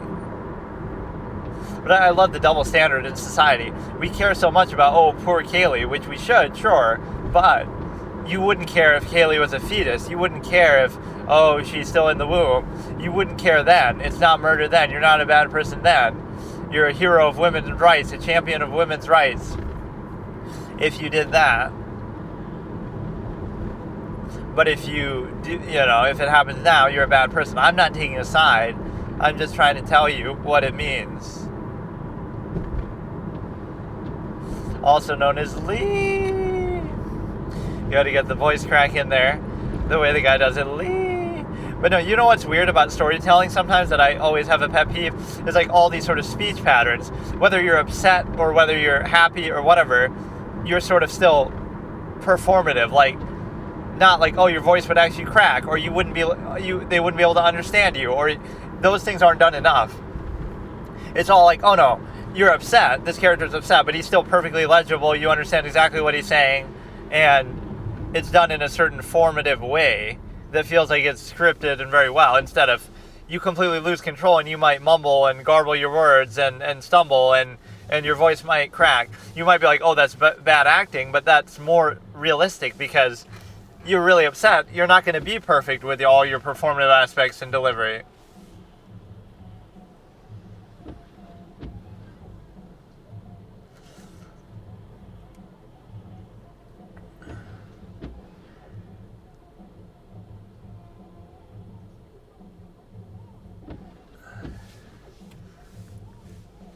So they were out on vacation or something. Oh shit, her mom's still alive. What the fuck? So Kaylee's great-grandmother lived to see this day. She'd be rolling in her grave if she wasn't still alive. She'd be rolling in her rocking chair. I don't know what the fuck. How?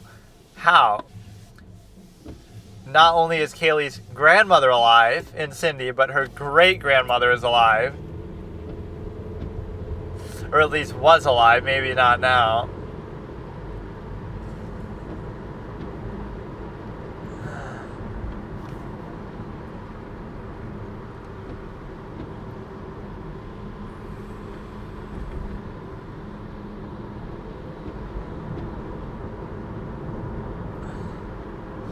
Objection. Why did you take her to the nursing facility? And that's how she got sick, and that's what caused her to die originally, eventually.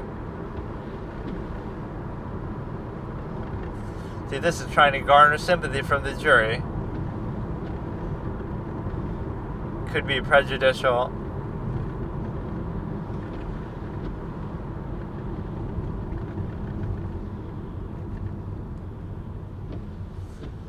See, whoever says the number, I can barely hear them.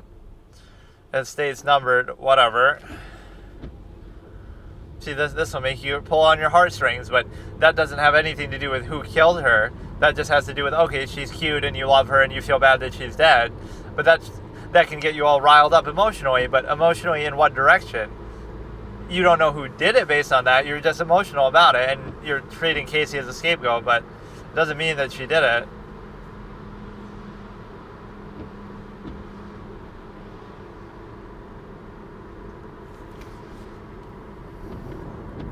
.3 feet, which isn't as tall as the swimming pool, so she wouldn't have been able to climb up. Is that what you're trying to get to?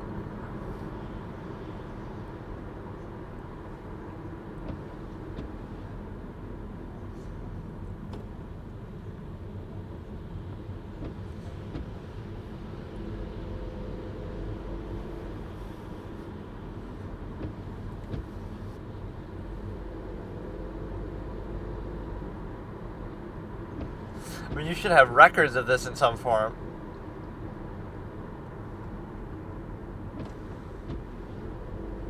That actually seems pretty high, given her size.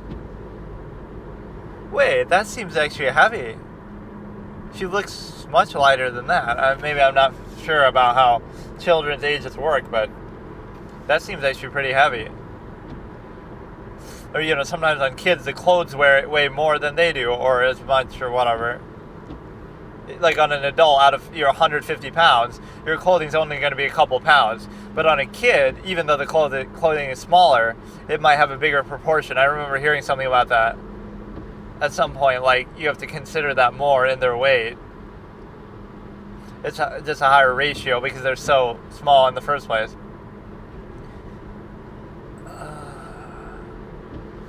But no, I don't like that moralizing. That's inconsistency. That's the whole reason I'm reacting to this, so I can say that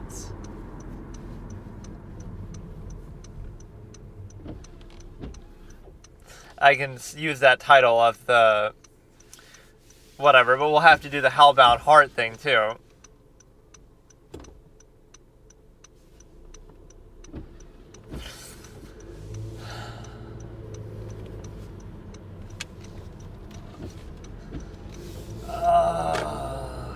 Because see, when people are children, they don't remember. Like what do I remember? I don't remember stuff before I was like 5 years old, I don't think. So even though they're sort of aware to an extent that they're saying things and doing things, they're not really going to remember it. So it's a little hard to interpret like what's really going through their head. You're aware and you're talking and you're doing stuff, but you don't remember it. So it's like, what is your level of acuity there? Like, are there some people who can remember that? Or are there some people who, I don't know, like I would record every second of their life. They do this as some sort of Truman Show, TikTok kind of thing. That way you can see every moment of your childhood and, for whatever it's worth.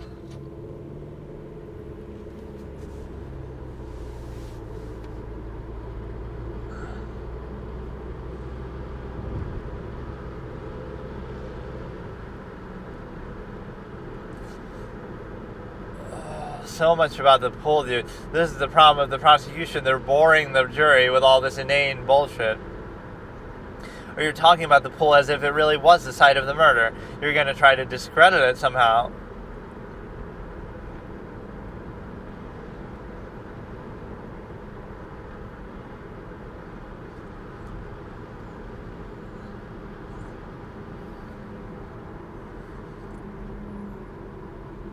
The ladder was on there in June 16th, therefore she could have climbed up, therefore she could have died, therefore she could have drowned.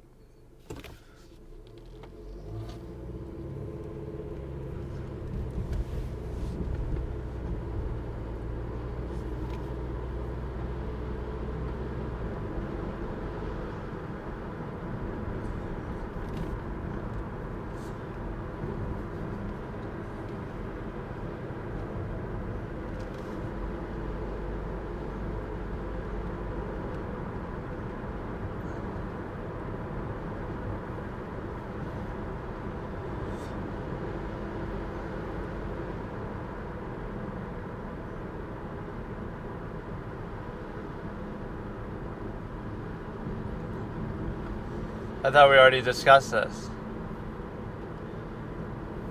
Where your breasts are.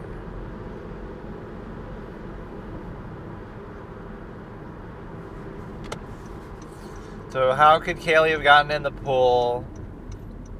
Would be what you're going at here.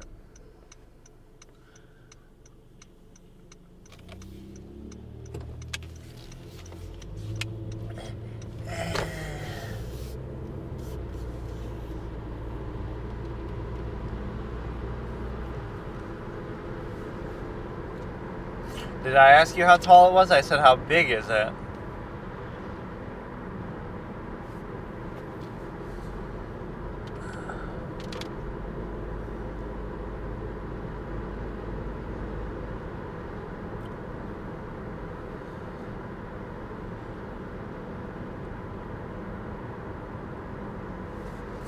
This cross-examination is cumbersome. Which is more cumbersome, the latter or this these questions?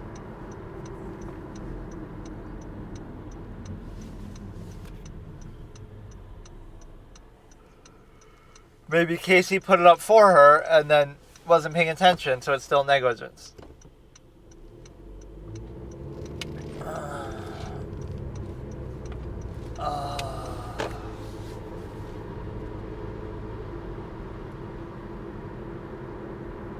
Just like you should wait patiently for her to be able to finish my question before you answer. She keeps cutting her off.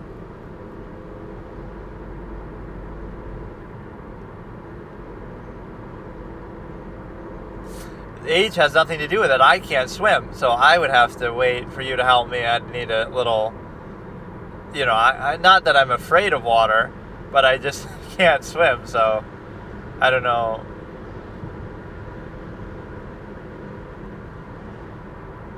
Yeah, we need Chandler Halderson there on watch as a lifeguard, because that's what he pretended to be in case she drowns. That's a match made in heaven, right? You can trust him.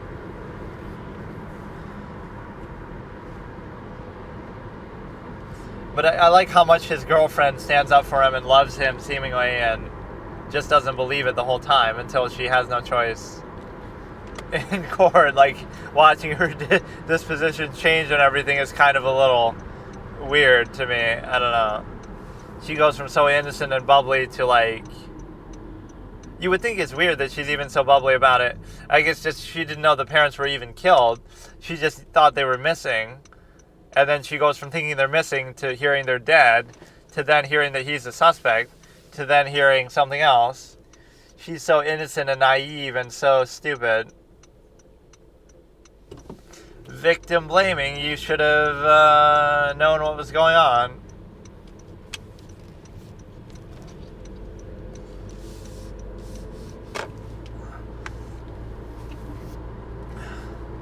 So the hellbound heart will be one of these things here.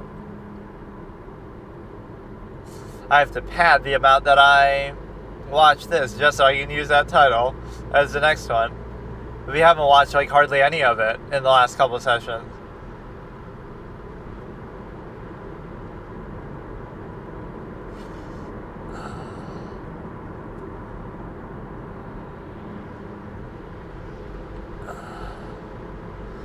Boyd, good word. Buoyd for $1 million. I always have trouble pronouncing that. The boyu.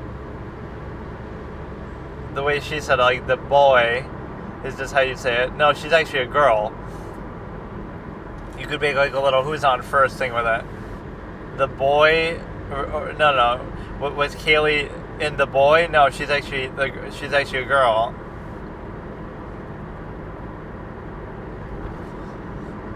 She swam and climbed out.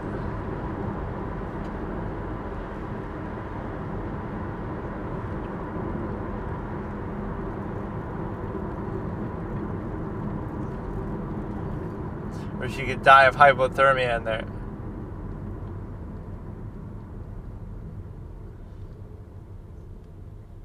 Kaylee will tell you when she's had enough. Oh yeah, the best thing to do when you're coming out of a pool is to shower, as if that's not going to be wet enough.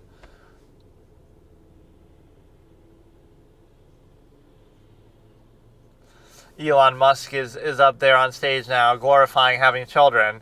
He's still, despite all his intelligence and accomplishment, he's still a subject of the stimuli acme. But at least his accomplishment as an absolutist tendency would sort of validate it. But it's still missing some understanding.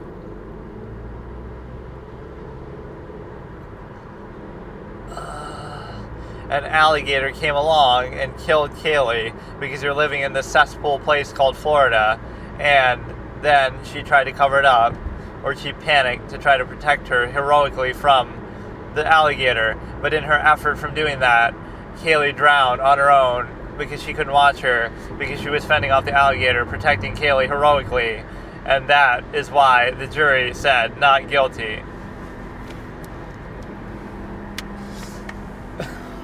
Imagine if you said that. How would you prove that that wasn't the case? That an alligator climbed up on the fucking lawn and that she killed it, and, well, then what did she do with that? I love that explanation, actually. Oh my god.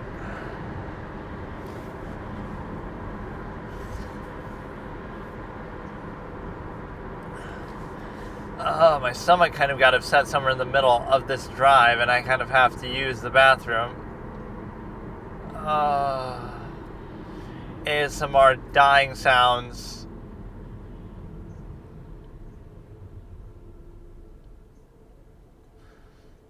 Over 60,000 miles. I'm driving way too much lately, but oh well.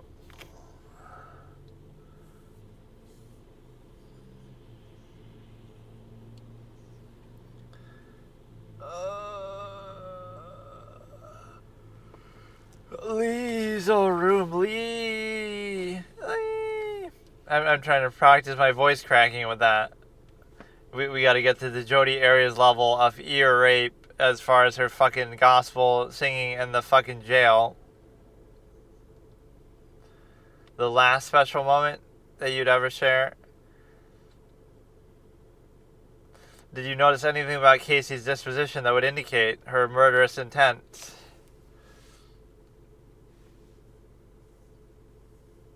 Yeah, this is all Casey's role in the trial. You just got to prep to cry every time, not to actually say or do anything. Argue with Jose Baez a little bit.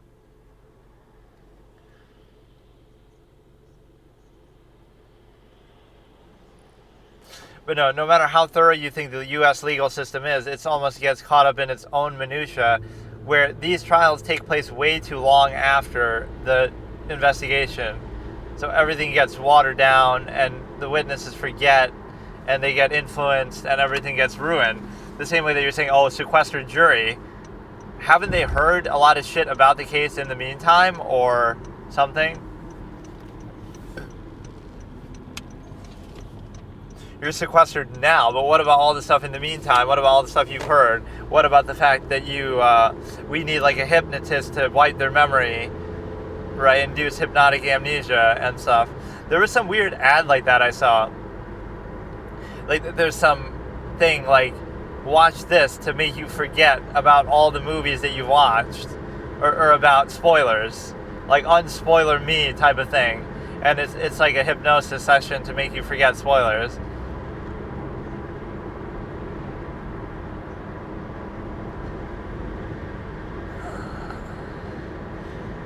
Oh, God.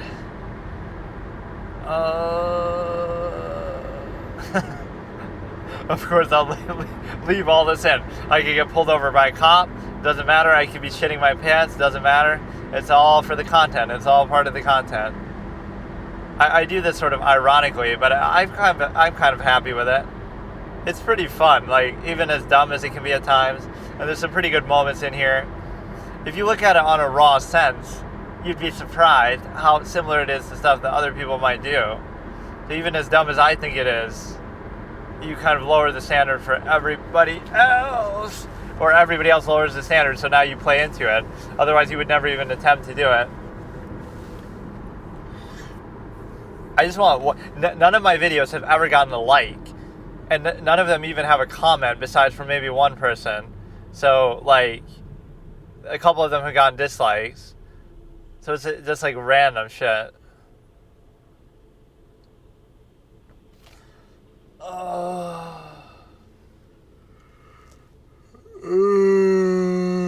At Orlando Studios, that she gives the cops even a run around there. Or you thought she was an event coordinator. And she could get you red carpet tickets to the Dark Knight. Bullshit. Definitely not getting her family and friends red carpet tickets to the Dark Knight, because that never happened.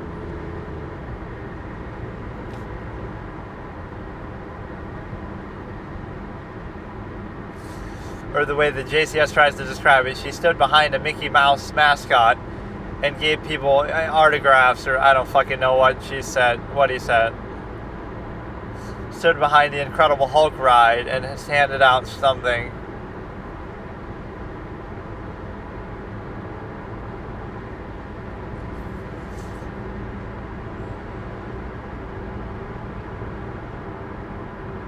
Objection, hearsay, objection. There was such a big thing about the defense not being allowed to ask what Casey said, that the judge even rules in favor of the prosecution, that you have to ask and proffer it first, and ask whether what she said.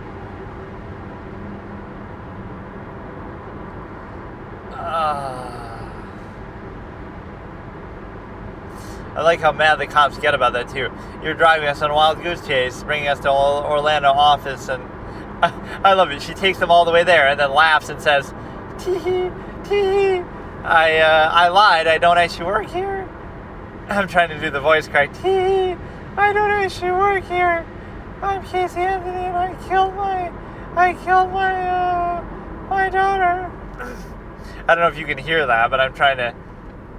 That's pretty good, actually. I can't do that on command. It just sort of happened, but I played into it. I'm Casey Anthony, and I killed my daughter, and I love that weepy killer thing. That's something I find so fucking funny. I keep killing people. I can't stop myself.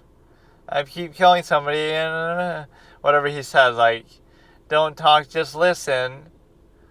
I'm sorry I killed my daughter. Kaylee Anthony was her name. I hold her under the pool for too long. If I get caught, I'll kill myself.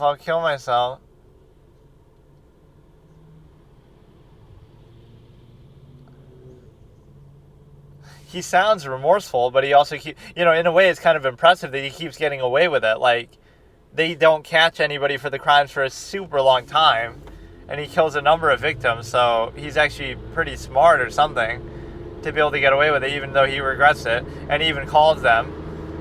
The machine shop. Where are you? What's your address? I don't know. He said, I don't know.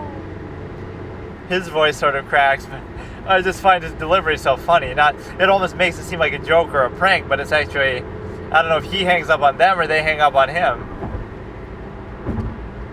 Don't talk, just listen. I'm sorry I killed that girl. Kimberly Compton was the first one. I stabbed her 40 times.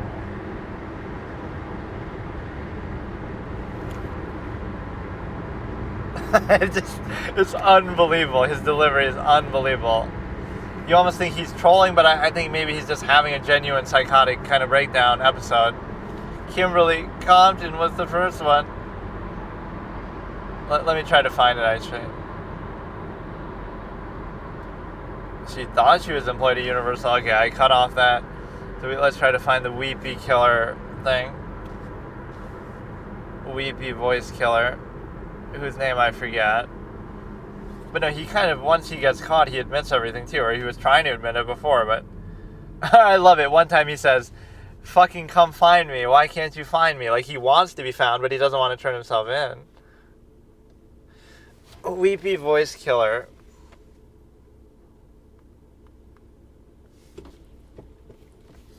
Something Stefani, George Stefani, Paul Michael Stefani, close enough. So we're looking at 911 calls of the Weepy voice killer, Paul Michael Stefani, starting in 3, 2, 1. It's like a blue image going on. Weepy voice killer. Don't talk, just listen. I'm sorry for what I did to Compton. I couldn't help it. I don't know why I had to stab her. I'm so upset about it. I keep getting drunk every day. I can't believe it's like a big dream. I can't think of being locked up. If I get locked up, I'll kill myself. I'd rather kill myself than get locked up. I'll try not to kill anyone else. Please don't talk, just listen. I'm sorry I killed that girl. Kimberly Compton. Compton was the first one. Over in St. Paul. I don't know what's going on with me. I'm sick. I'm gonna kill myself, I think. I'm just gonna... If somebody dies with a red shirt on, it's me. I've killed 100 people. Yeah. Goddamn, won't you find me? I just stabbed somebody who has civic. I can't stop somebody. I keep killing somebody and I can't understand the rest of that part. This one is pretty genuine. Send a squad to the machine shop.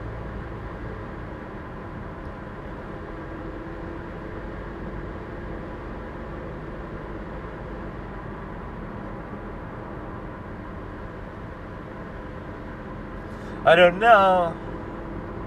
Who are you? And then he's gone.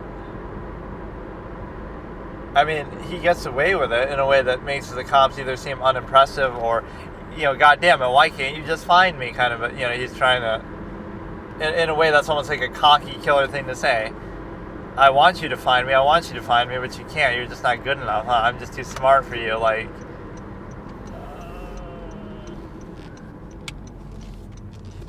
But he gives him so much information too. Kimberly Compton was the first one. And he gives the address, and he gives, either he's sick and he's toying with them, or he's genuinely guilty, but he's just too good to get caught, or something. You might think, why not just turn himself in? But that's what he's saying. Like, he can't work up the nerve to kill himself. He can't work up the nerve to turn himself in. He doesn't want to get locked up. Like, it's a very complicated thing he's going through. He wants to get caught, but he doesn't want to turn himself in, or he feels guilty, but he doesn't. If he can get away with it, then why not just get away with it? Okay, so I'll watch another part of the Casey Anthony trial here today. And so we're kind of caught between the Hellbound Heart and this. Or even I was still doing Jodi Arias on a whim here and there. But I'll try to watch more of this one, because this I genuinely haven't seen. And I've already kind of fucked up the order of it. But yeah, we're starting at Casey Anthony trial day 4, part 2 of 2. And I'll give you the timestamp in a second. It is by David Lohr, and it is 1 hour, 13 minutes, and 5 seconds. Starting in 3, 2, 1. Jose Baez is coming up with this little board here, the calendar. I feel like I've seen part of this, but I don't remember exactly. Mr. Anthony, you testified that you received the notice from the tow yard. So it's just setting up, like, why didn't you call the cops, or why didn't you do anything about it?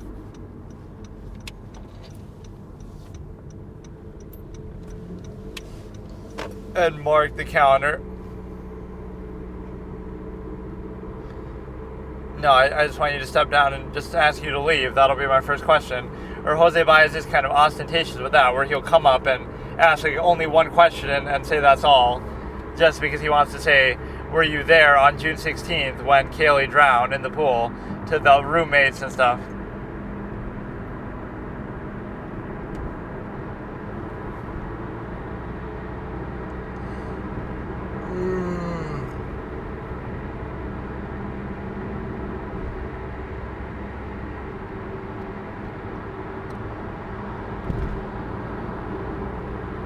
But so many things are taken as like norms that, oh, people would behave this way. But what if you're just weird like that?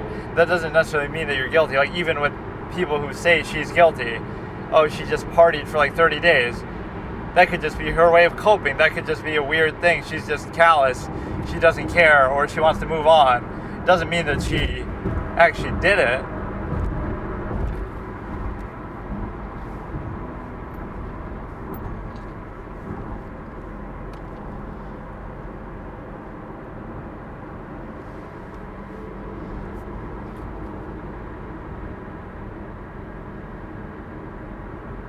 So he won't even let them have the satisfaction of an objection. He'll rephrase it willingly.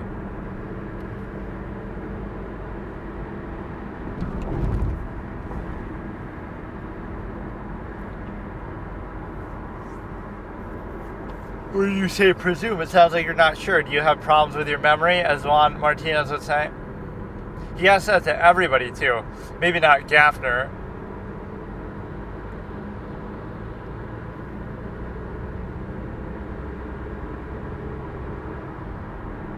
Sometimes these aren't really questions. You testified that the tow yard was 1.5 miles from your home. That's not a question, that's a statement. Like, did you, like, I get it, it works, but you testified that? Like, the way he says it doesn't even sound like a question. He's just saying it. You testified that it was 1 mile from your home. Cool, I did, okay. Good to know, like.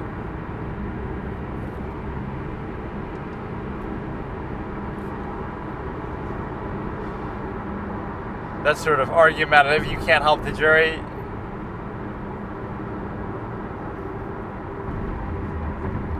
He's not a human GPS.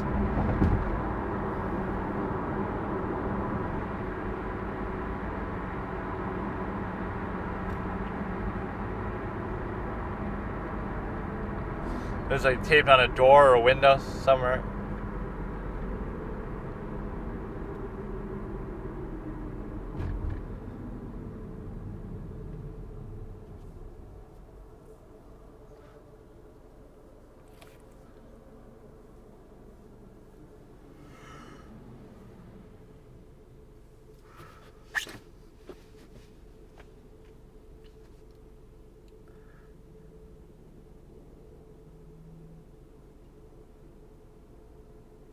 Oh, this actually brings up the testimony pretty well. So nobody noticed the notice because nobody uses the front door, because they always keep that padlocked and they only go out the back door or something. I was even questioning what relevance does this have to anything, but actually it did come up here.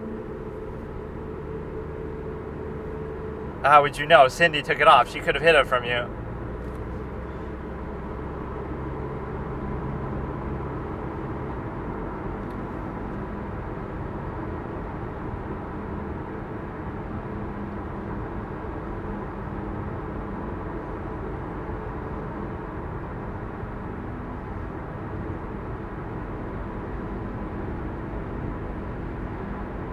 But yeah, that wasn't delivered, I guess, with the regular mail. It was just like...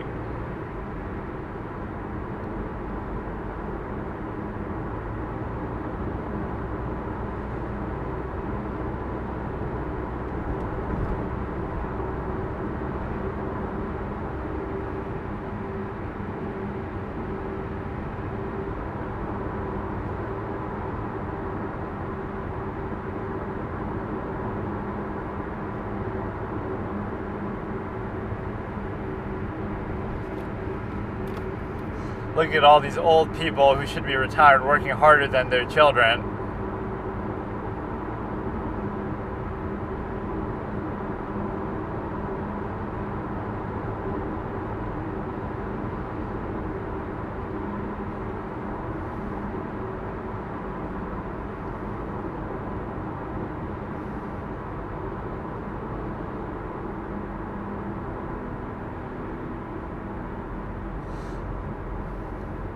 that your car is being towed.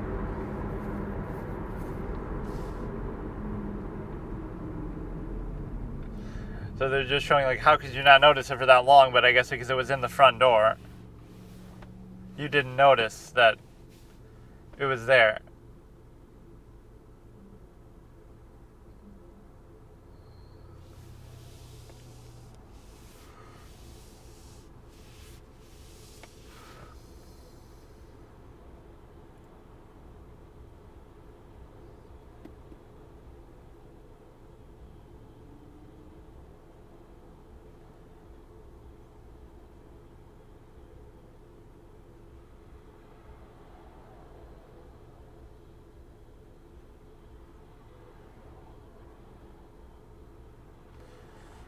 Somehow you didn't notice the notice on your door.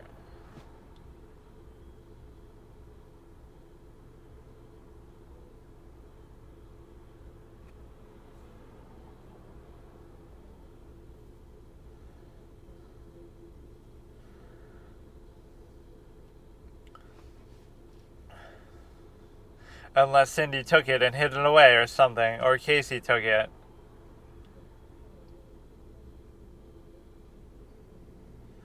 That there would be a second notice.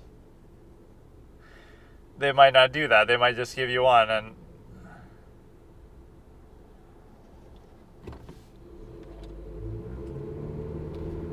that's the same question. Why, you're assuming that there even would be a second notice that should have arrived,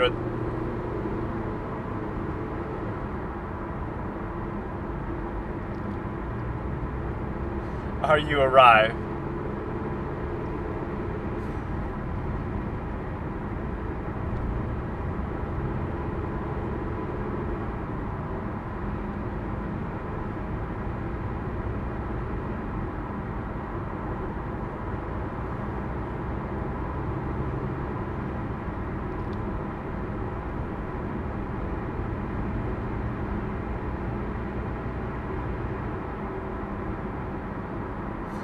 Since there was an objection, so that entitles you to ask it again every single time there's an objection that's overruled.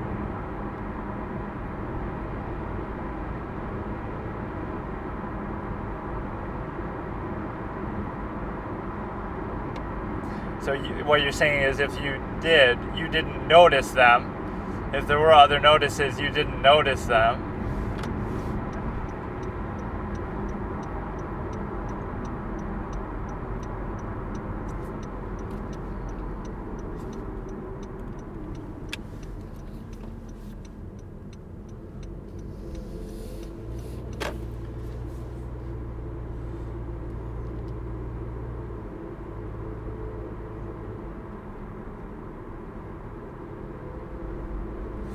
So you can blame the post office, like, why did they put it in such a way that wasn't conspicuous? Reddit was so inconspicuous that you would have to use it. Alright. It kind of froze there. I don't know if that's in the video or if that's in the just my side. But yeah, they're maybe not, the post office isn't used to the minutia of you not using the door, but this would have happened in the past with something else. Maybe you just don't mind.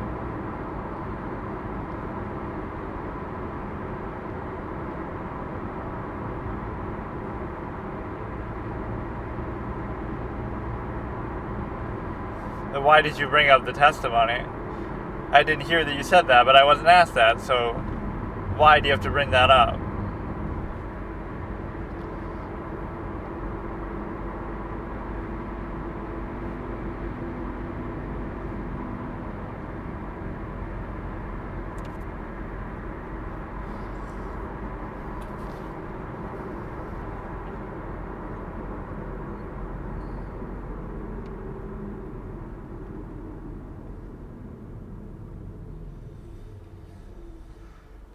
But no, like, they're working more diligently when they should be retired than Casey is in the prime of her life.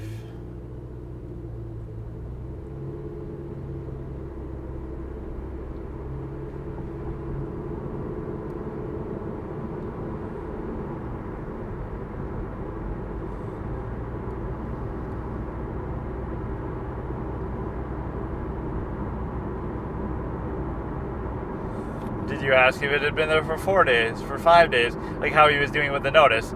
Did you get a second notice? No. Did you get a third notice? No. Like,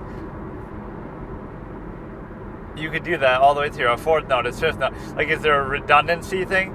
It's not asked and answered because it's a different question, but you could just say relevance, or like, how would you address that if you just wanted to keep going? They let him do the second and third notice, so why not the fourth notice? Then there's no proof that any of those were even sent or that they even exist.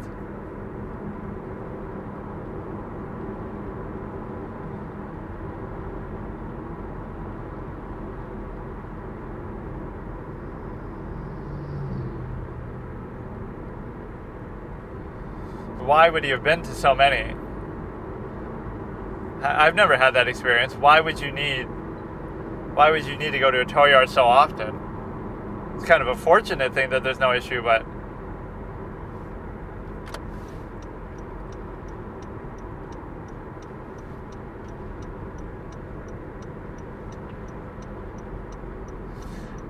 was it sustained? I don't think it was argumentative. Sustained. I'm sustaining the fact that you don't think it's argumentative, or I'm sustaining that it was argumentative in the first place. But obviously it is the original objection, but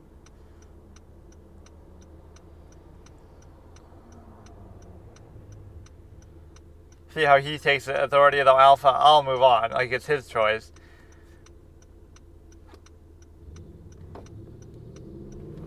I really like this trial, though. This is really good. Not that I don't like the other ones, but this one is very, very good, too. Although most of the other witnesses aren't as exciting. It's not a bad idea. Like, what if the tow card is really low on gas? The tow yard's not really obligated to fill it up.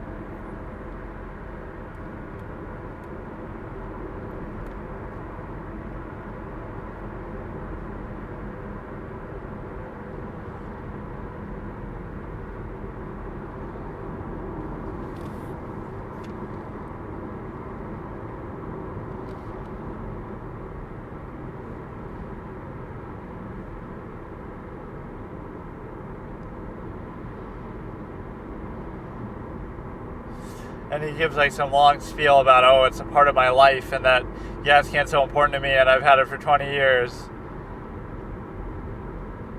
Like, it's he quotes that later, like, this one that you've had for 20 years, that's a part of you, that's a part of your life.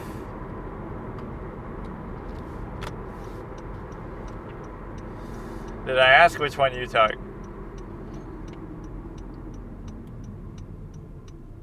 This makes it seem all adversarial and makes George look bad, even though it's about some inane random thing that doesn't really matter even.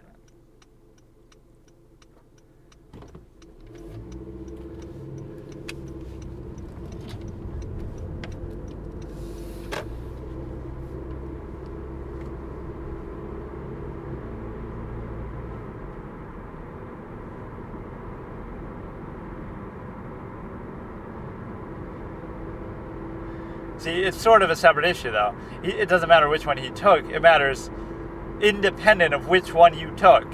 Did that one have tape on it or not? It could be sitting in your shed. I don't care whether you took it.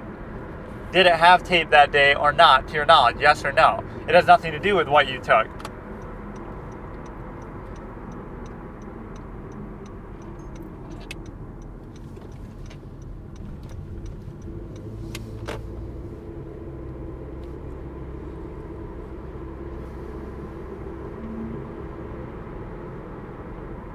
It had been what? ... Court reporter, did they get to put ... while there's a pause? Like, timestamp wise, like, it doesn't really matter, but the only acknowledgement of time would probably be the beginning and the end, where you acknowledge. You might not even need to acknowledge it, but he's serious when he brings out the calendar. These things can be very effective on the jury. Just the whole histrionics and the, superficial aspect of it is so clear, and treat the jury like they're dumb.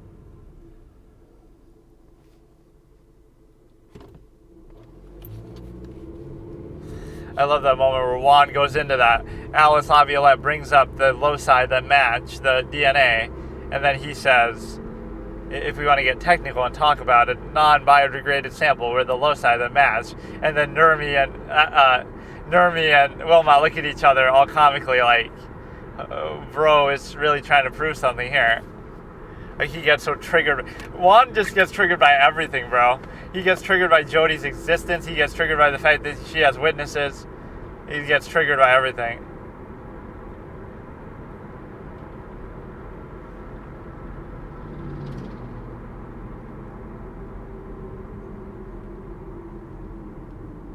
You were concerned, but you didn't call the cops.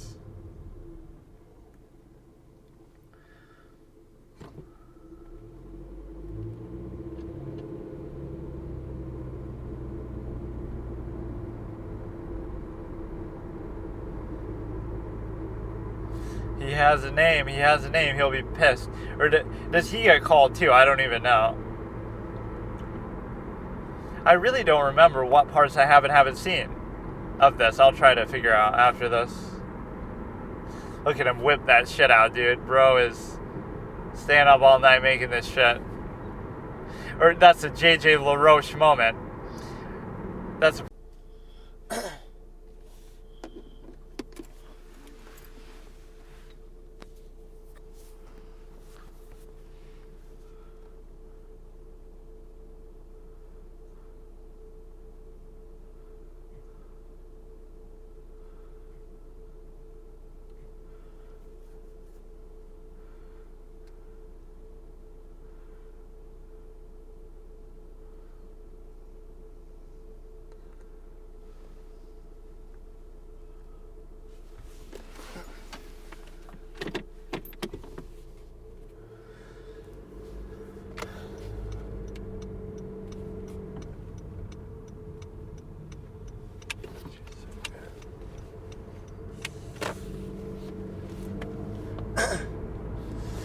Okay, so I'll watch another part of the Casey Anthony trial here today, and so we're kind of caught between the Hellbound Heart and this, or even I was still doing Jodi Arias on a whim here and there, but I'll try to watch more of this one, because this I genuinely haven't seen, and I've already kind of fucked up the order of it, but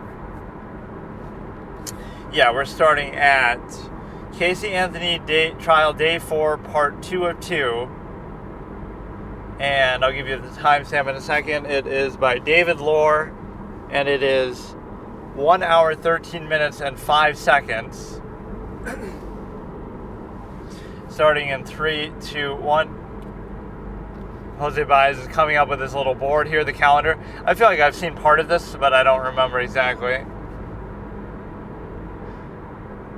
Mr. Anthony, you testified that you received the notice from the tow yard. So it's just setting up, like, why didn't you call the cops, or why didn't you do anything about it?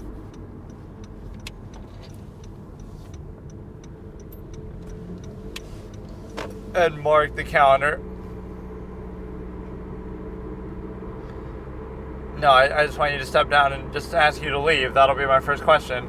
Or Jose Baez is kind of ostentatious with that, where he'll come up and ask like only one question and say that's all, just because he wants to say, were you there on June 16th when Kaylee drowned in the pool, to the roommates and stuff.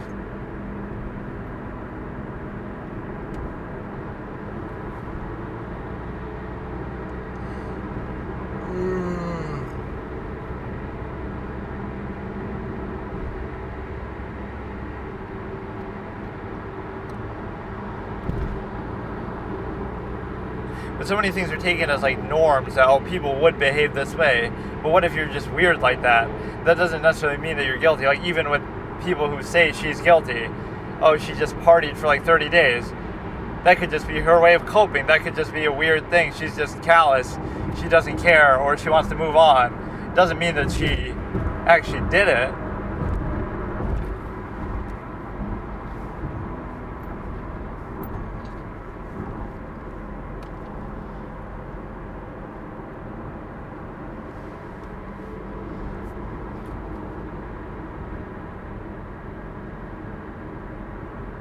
So he won't even let them have the satisfaction of an objection. He'll rephrase it willingly.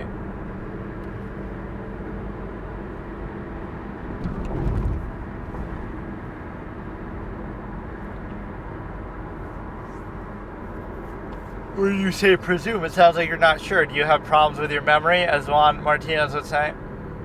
He asks that to everybody, too. Maybe not Gaffner.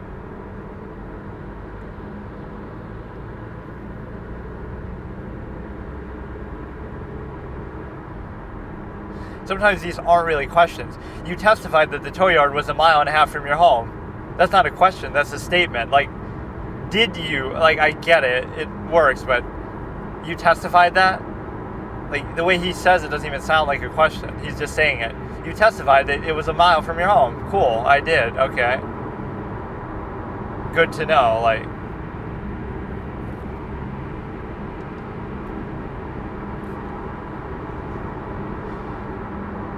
That's sort of argumentative. You can't help the jury.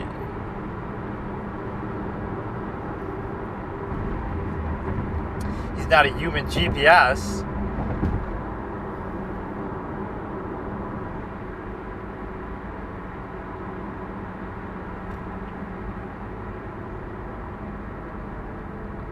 There's like taped on a door or a window somewhere.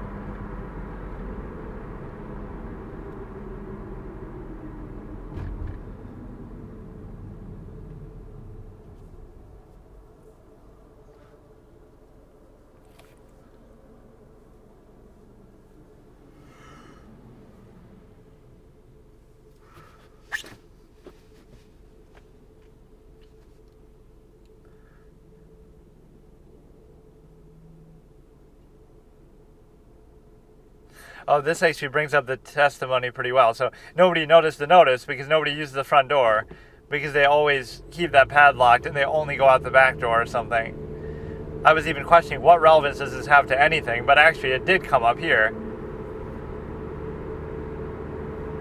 How would you know? Cindy took it off. She could have hid it from you.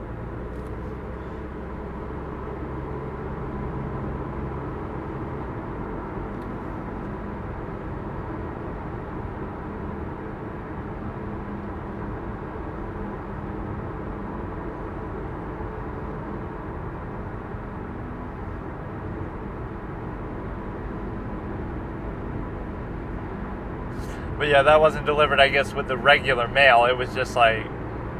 Okay, so let's continue this, which is going to be... Casey Anthony trial, day 4, part 2 of 2, from 1 hour, 36 minutes, and 30 seconds, starting in 3, 2, 1. Prayer. So he said a prayer before he went to the... open the car trunk.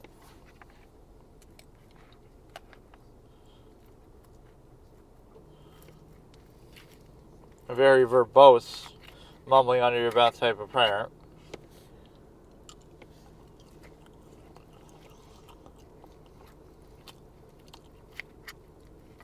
Well, was it stronger or weaker is kind of what he's getting at.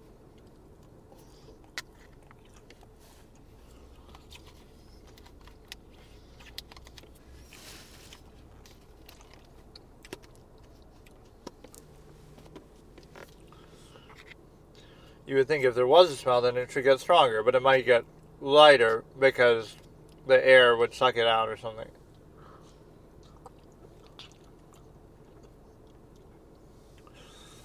Then I think he keeps pushing here. I just saw this because this part, as I was just skimming through,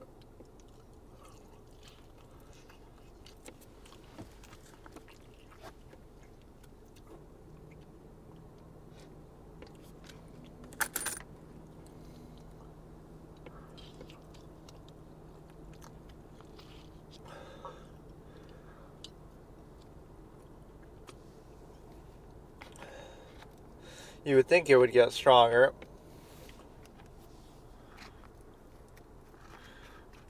Most popular way.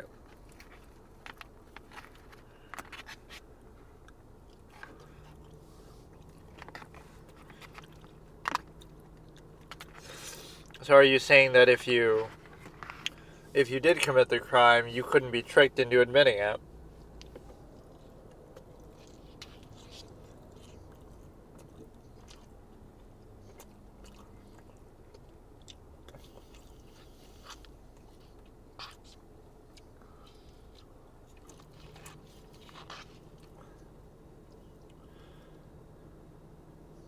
improper comment on counsel.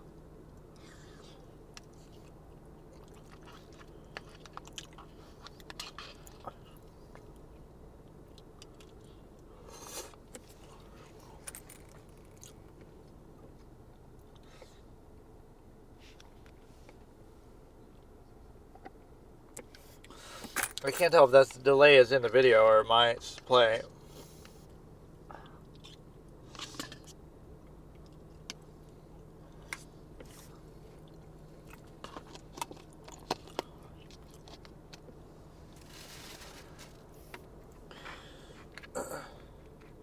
You're the one that brought it up, but I thought he brought it up too, or...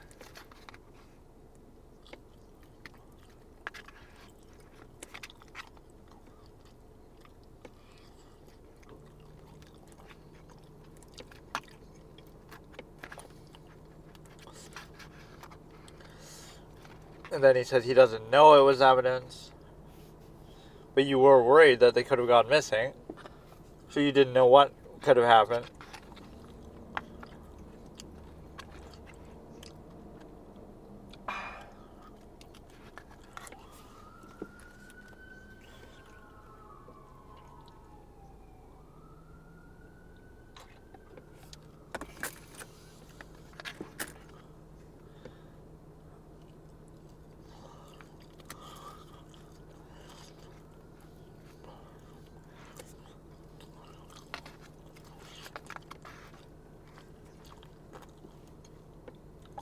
You should have been more concerned about Casey. Or maybe that was your master plan, to get them both killed, but she escaped. You wanted to kill her so she wouldn't confess about the abuse she suffered at your hands. So you wanted them both to die together. Assuming that she was the culprit. He was the culprit.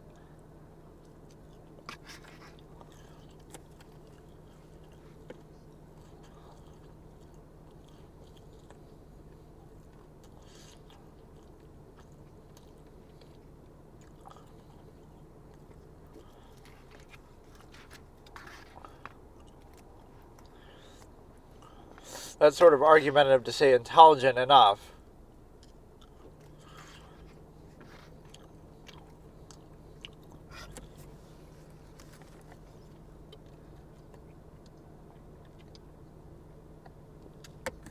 I'm surprised that's overruled, actually.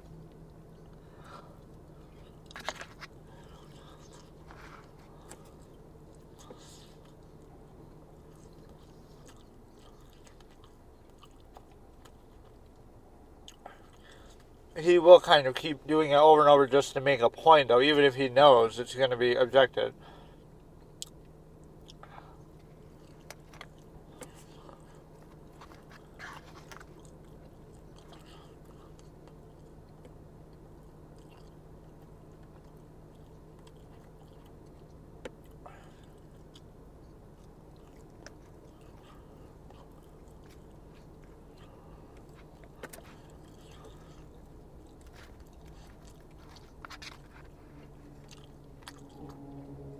I like that one exchange, though, where George is even saying himself, under his breath, "You're badgering me," and he was getting kind of pissed.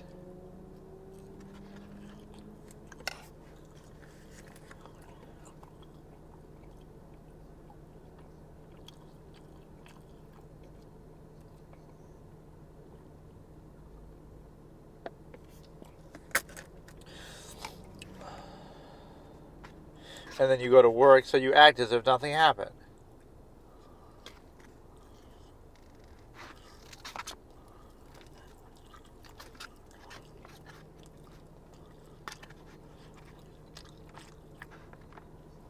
To be fair, this is the same logic that they use against Casey. Like, why didn't she call the police?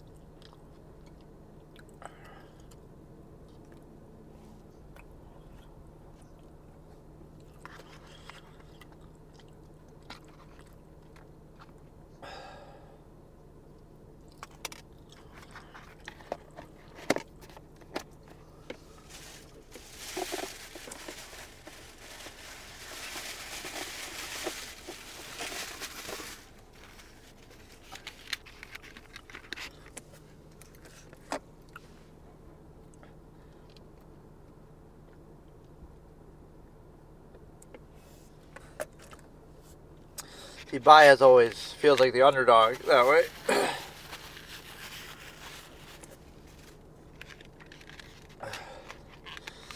Like secret conversation, and he didn't want the family to know about it or something.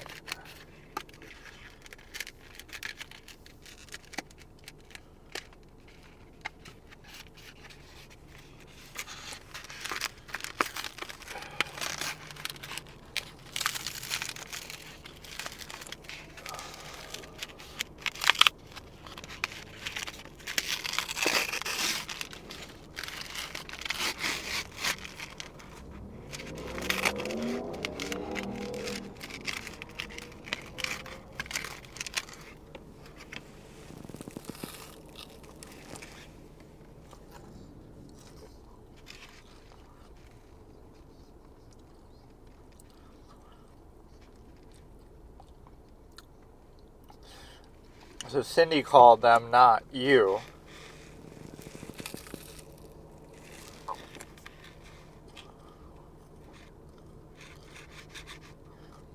Keep hearing these window sounds in the background.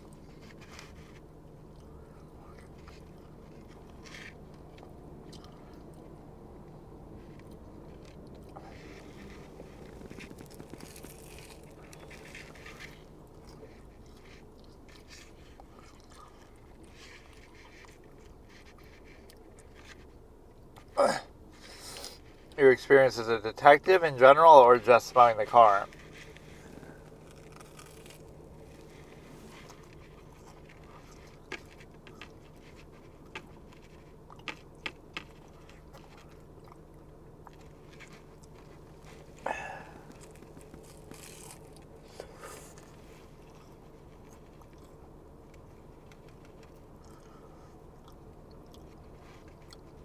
Is this one at least they cut the sidebars and stuff out?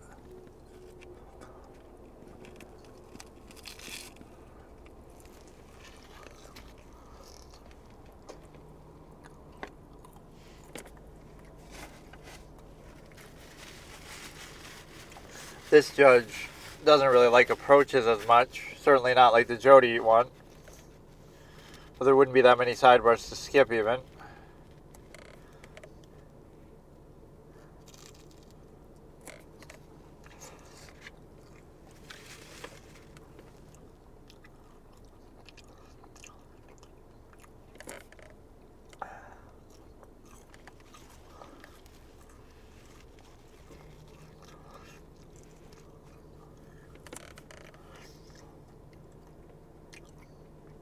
I don't know how that was really hearsay. This was 6 months before the granddaughter was found in the woods. Like, none of that is hearsay.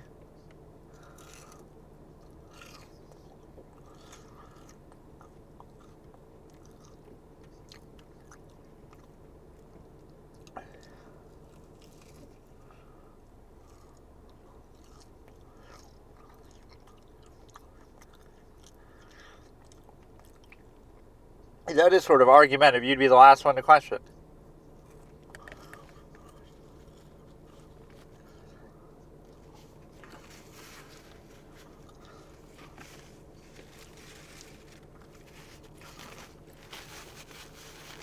If that was true, then wouldn't he move to a different state or something like that?